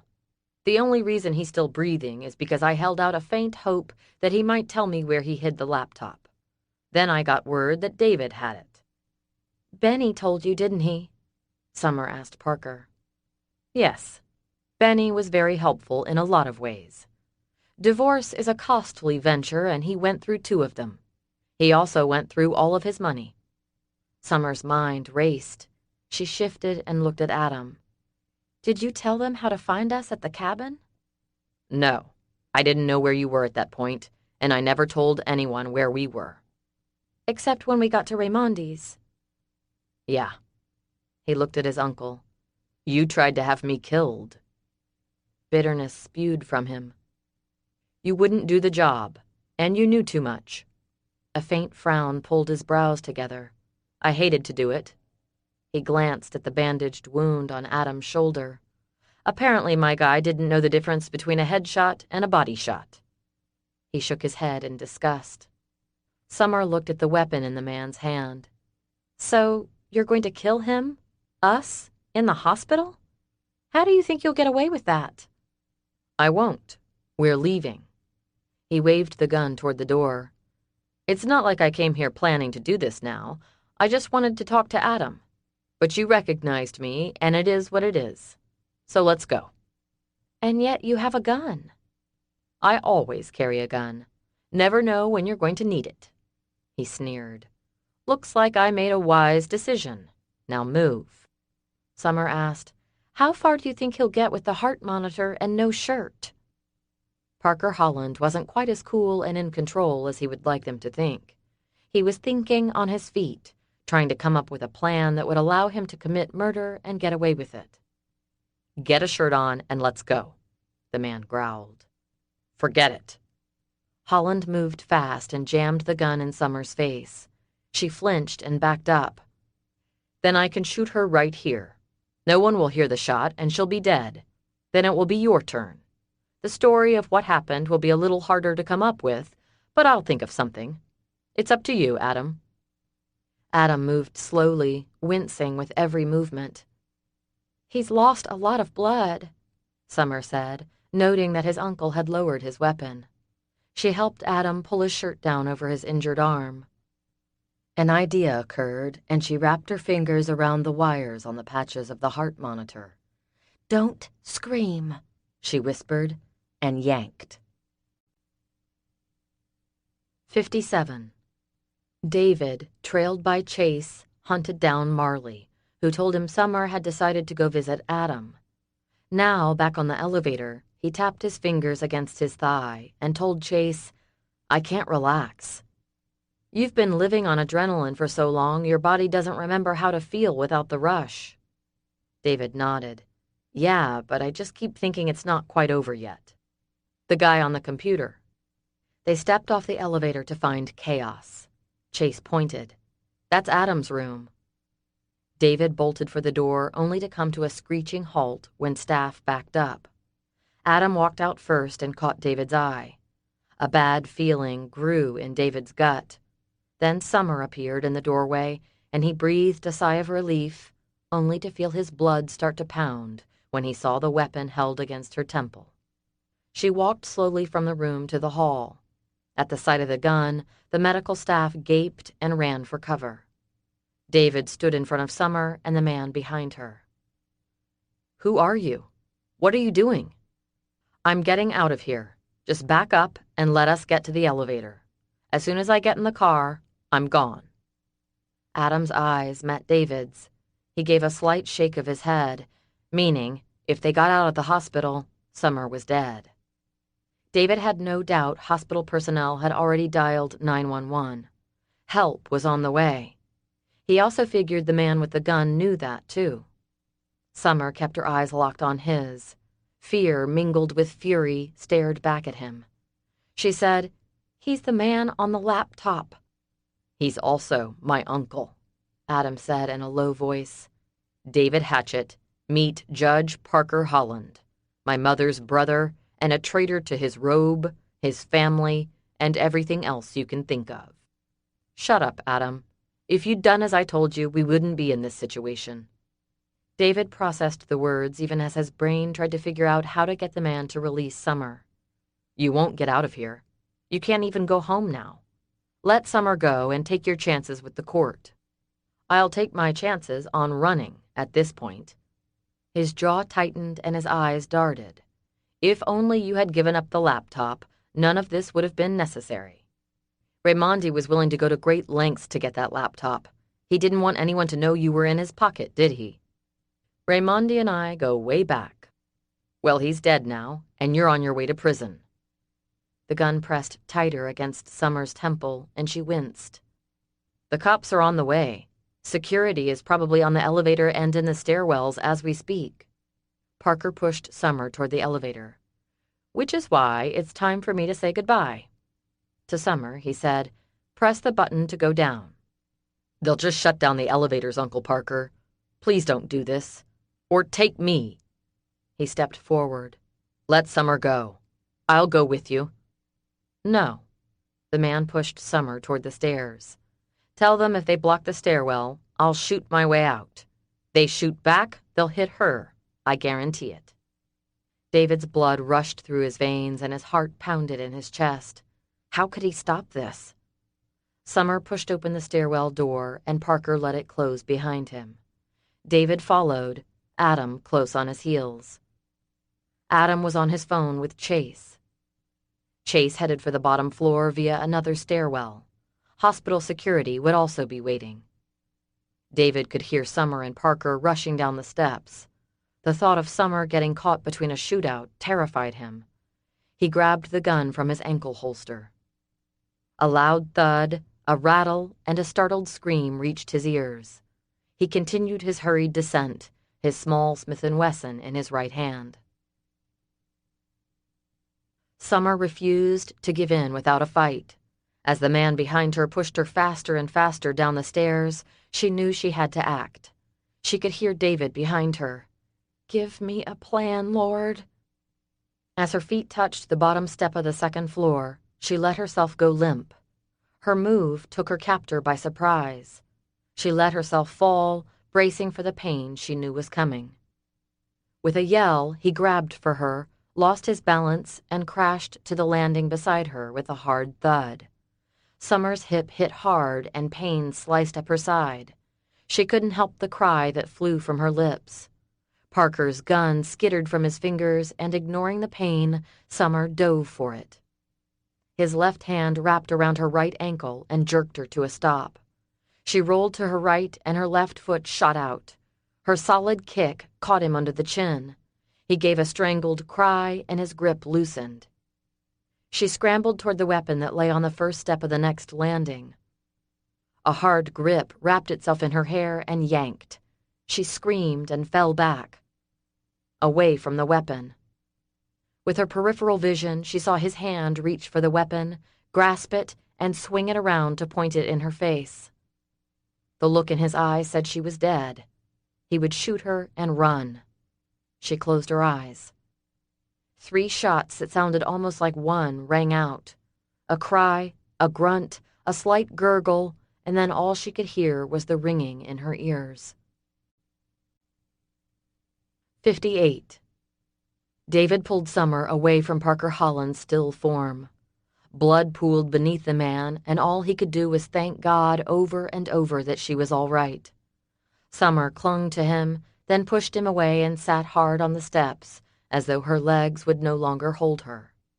"I'm going to be sick," she whispered, "and I can't get up.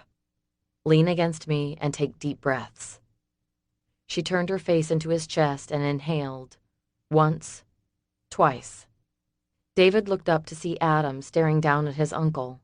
Sorrow etched deep lines on his face, and he looked like he'd aged a few years in the last few minutes. He shook his head and looked at David. "I'm sorry." "Yeah, I am too." Adam held his weapon in a loose grip between his knees. He stared at it. "I pulled it from my nightstand when he was introducing himself to Summer. I don't know why, He shrugged. "You saved her." "I had to." Adam's gaze met David's as footsteps and yells reached their ears. "I had to make it right." David nodded. "You did." The door opened and law enforcement swarmed them.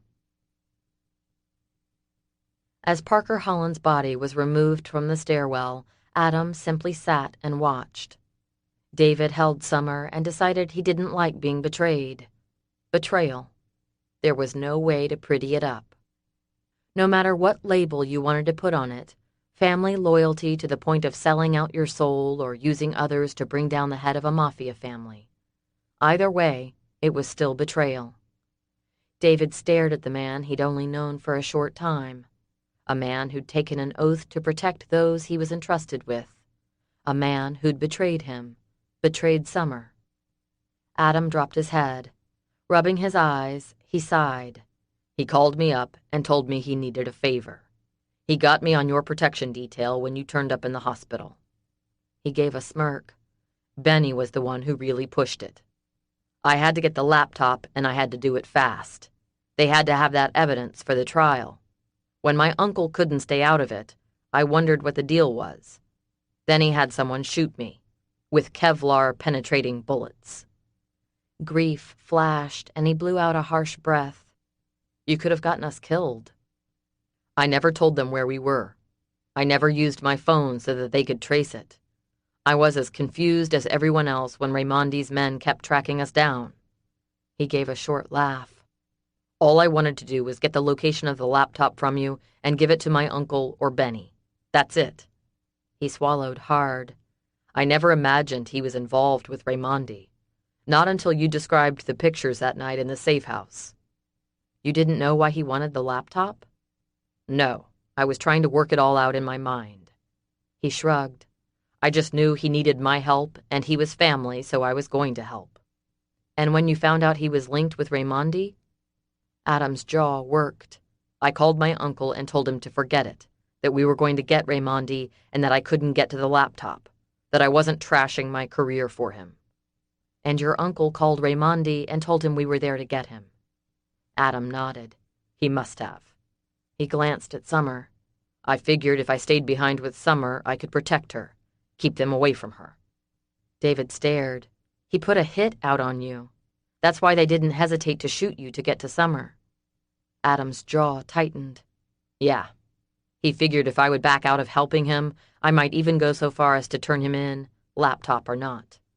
I was a loose end he needed to tie up. And yet he came to the hospital himself."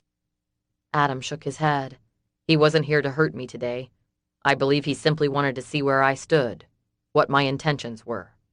But when Summer recognized him, he had to do something. Act fast. Adam gave a sad smirk. That's never been his strong point. He's never been impulsive.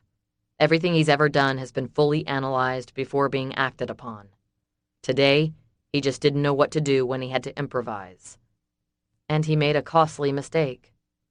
David tightened his grip around Summer's shoulders and shook his head, amazed he and Summer were still alive. Marley, Benny, and now Adam. Unbelievable. Chase motioned for David. We need Summer to give a statement. Then you. David nodded, and Summer said, They have to come to me. I'm not moving for the next few minutes. Chase gave a small smile and sat on the step beside her. Summer stayed on the step for a long time. So long, she lost track of time. She did notice that David kept coming to check on her before fading away again to talk to various people in law enforcement. The M.E. hadn't had far to travel, and in no time, Parker Holland was transported down to the morgue. His blood stained the floor, and she couldn't seem to look away from it. It was just hard to fathom that someone was willing to kill so his dirty deeds wouldn't come to light. But it happened every day, and she knew it. She'd just never been this close to it before. She didn't turn as the footsteps sounded behind her. She'd stayed in the stairwell for privacy, and to get her ears to stop ringing, her mind to stop spinning. David sat beside her. Hey. You used me, she blurted, then snapped her mouth shut. Was she really going to rehash this? You used Georgina. She sighed. I'm not liking the pattern. Yep, she was going there again. She needed to in order to let it go. At least that's what she thought. David dropped his head and nodded. I'll admit, I didn't think twice about doing it either. Not then. She clasped her hands between her knees. So what happens now that my usefulness is over? Summer wondered at her detachment. She figured she should be feeling something, but a numbness had settled over her heart. I know you think I used you at first, Summer, but that's not entirely true. What do you mean? You were different. From the moment we met, I knew there was something about you that was different. So you've said. I don't want to lose you. That's the difference. She saw his throat work. I didn't care if I lost Georgina because it wasn't really losing her. I never considered her mine, just a means to an end. I wanted to bring down Raimondi, and she was my way to do it. But you consider me yours. Yes, and I'm yours. It would break my heart if you walked away from me, which was one of the reasons I married you. She lifted a brow. He shrugged. I guess I figured if we were married, it would make it harder for you to leave. You should have told me. I wanted to. Almost more than I wanted to live to go to trial, I desperately wanted to tell you everything. And I was going to do it, too. Friday, our day off. She took a deep breath and shook her head. I want to forgive you. I need to. When I thought you might die, I didn't want you to die with me mad at you. And now that I'm going to live? I don't want you to live with me mad at you. She gave him a small smile. Hope flared in his eyes. Summer, I promise, I'll never lie to you about anything ever again. Anything? He thought about it. If you ask me if a certain dress makes you look fat, and it does, then yes, I'll probably lie about that, but... A surprised laugh burst from her, and she smacked his arm. Now I won't know. He laughed and caught her fingers. You'll just have to ask one of your girlfriends. He sobered. Why was it so easy for you to forgive Marley? She betrayed us both. Wanted me dead for all intents and purposes, and yet you forgave her on the spot. No anger, no bitterness. Oh, I was angry, but I don't think she thought about what would actually happen to you if you fell into Raimondi's hands. She just wanted you out of my life. She frowned. I didn't know she was so dependent upon me. I really didn't. She looked him in the eye. You saw it, didn't you? He nodded. My brother was a lot like that. I finally had to sever all ties with him to force him to grow up. It didn't end pretty. Where is he now? He's still on his farm, eking out a living and refusing to speak to me. I'm sorry. You didn't answer my question. She sighed. I don't know why I could forgive her like that. Part of it's because I know that's what Jesus did for me. Not just on the cross, but every day of my life. Part of it's probably because that's so Marley. She's always looked out for number one. I don't really have high expectations of her. But you do for me. Of course. Sadness invaded her. You're the man I love. The man I expected to spend the rest of my life with. Grow old with. Share my deepest secrets with. She looked at him. I suppose I've forgiven you. After all we've been through the last few days, I understand why you did what you did. She licked her lips. It's just the trust factor I'm having trouble with. I know it's hard to believe anything I say right now, but I'm a changed man, Summer. I don't want to give up on our marriage. I don't want you to give up on me, on us. I want us to get through this and be stronger than we ever were before. He gave her a gentle smile. Think about what we'll tell our kids when they ask us how we met. The smile slid. I know I don't deserve it, but I'm praying you'll give me a second chance. Summer drew in a deep breath. She nodded. As crazy as it was, she believed him. Mostly because of the way he'd risked his life to save her while they were on the run, and the small ways he'd proven his love over the last few days. The last year, really. Well, I've figured out why I've been so sick the last few weeks. Stress? Yes, that probably had something to do with some of it, but no. She looked him in the eye. You know those kids you mentioned a few seconds ago? A frown creased his brow for one split, confused second before it cleared and his eyes went wide. Are you saying... I'm pregnant. For a moment, he didn't move. Then, in reverent awe, his gaze dropped to her stomach.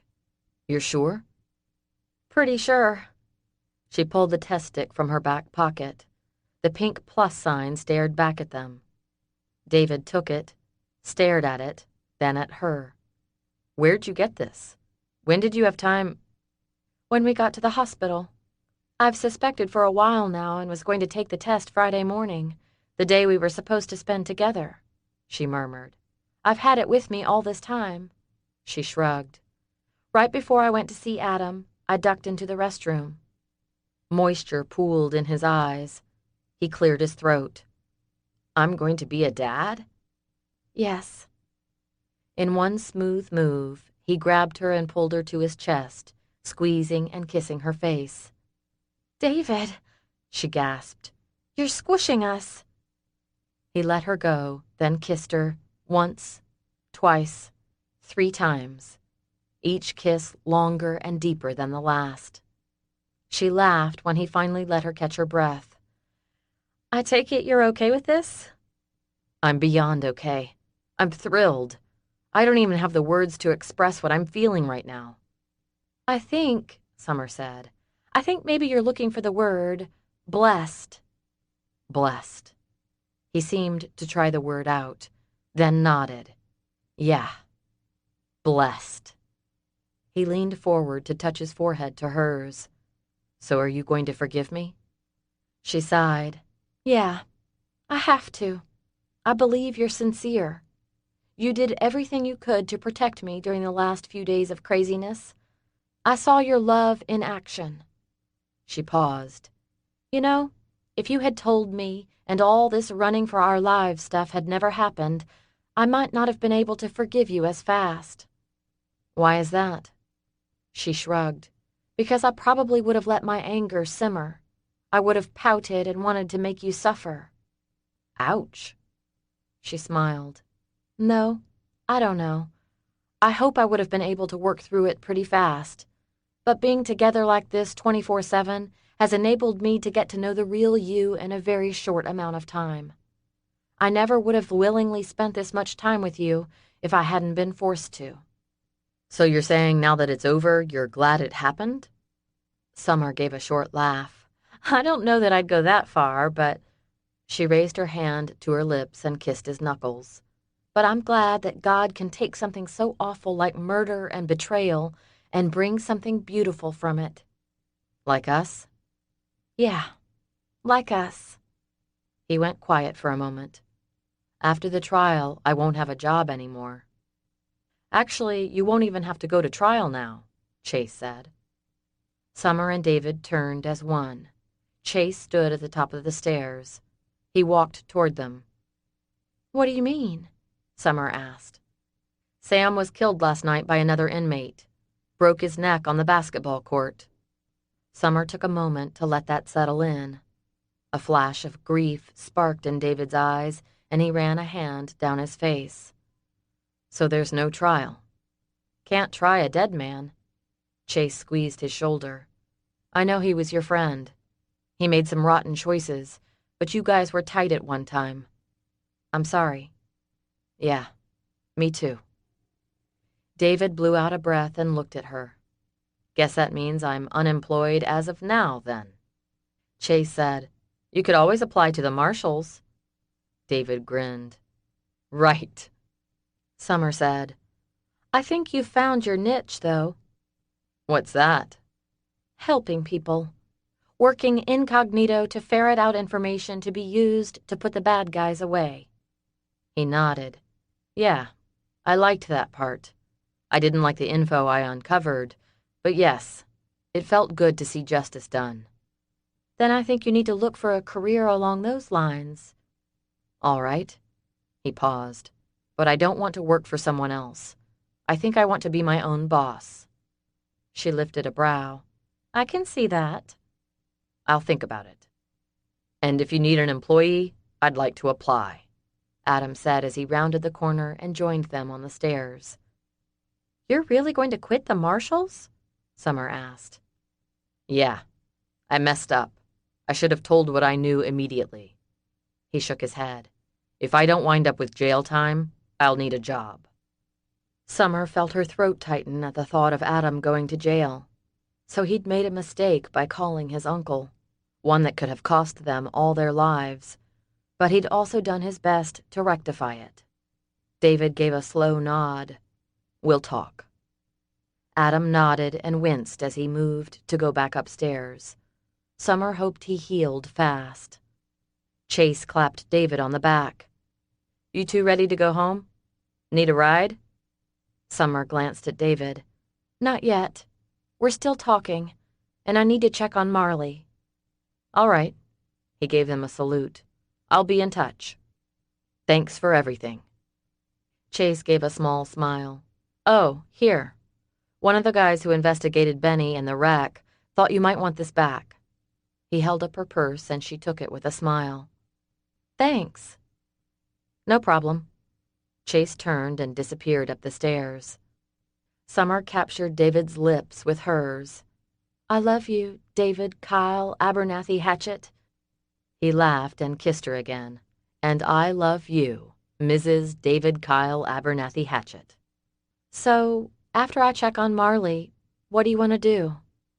He gave her a wicked grin. Go home and take a nap? Summer gave him a shove, and his laughter was the best thing she'd heard in a long time. I have a better idea, he said. What's that? I hear Jupiter Wind is going to be playing in concert tomorrow night. I know where I can score a couple of tickets. You interested? She pretended to think about it.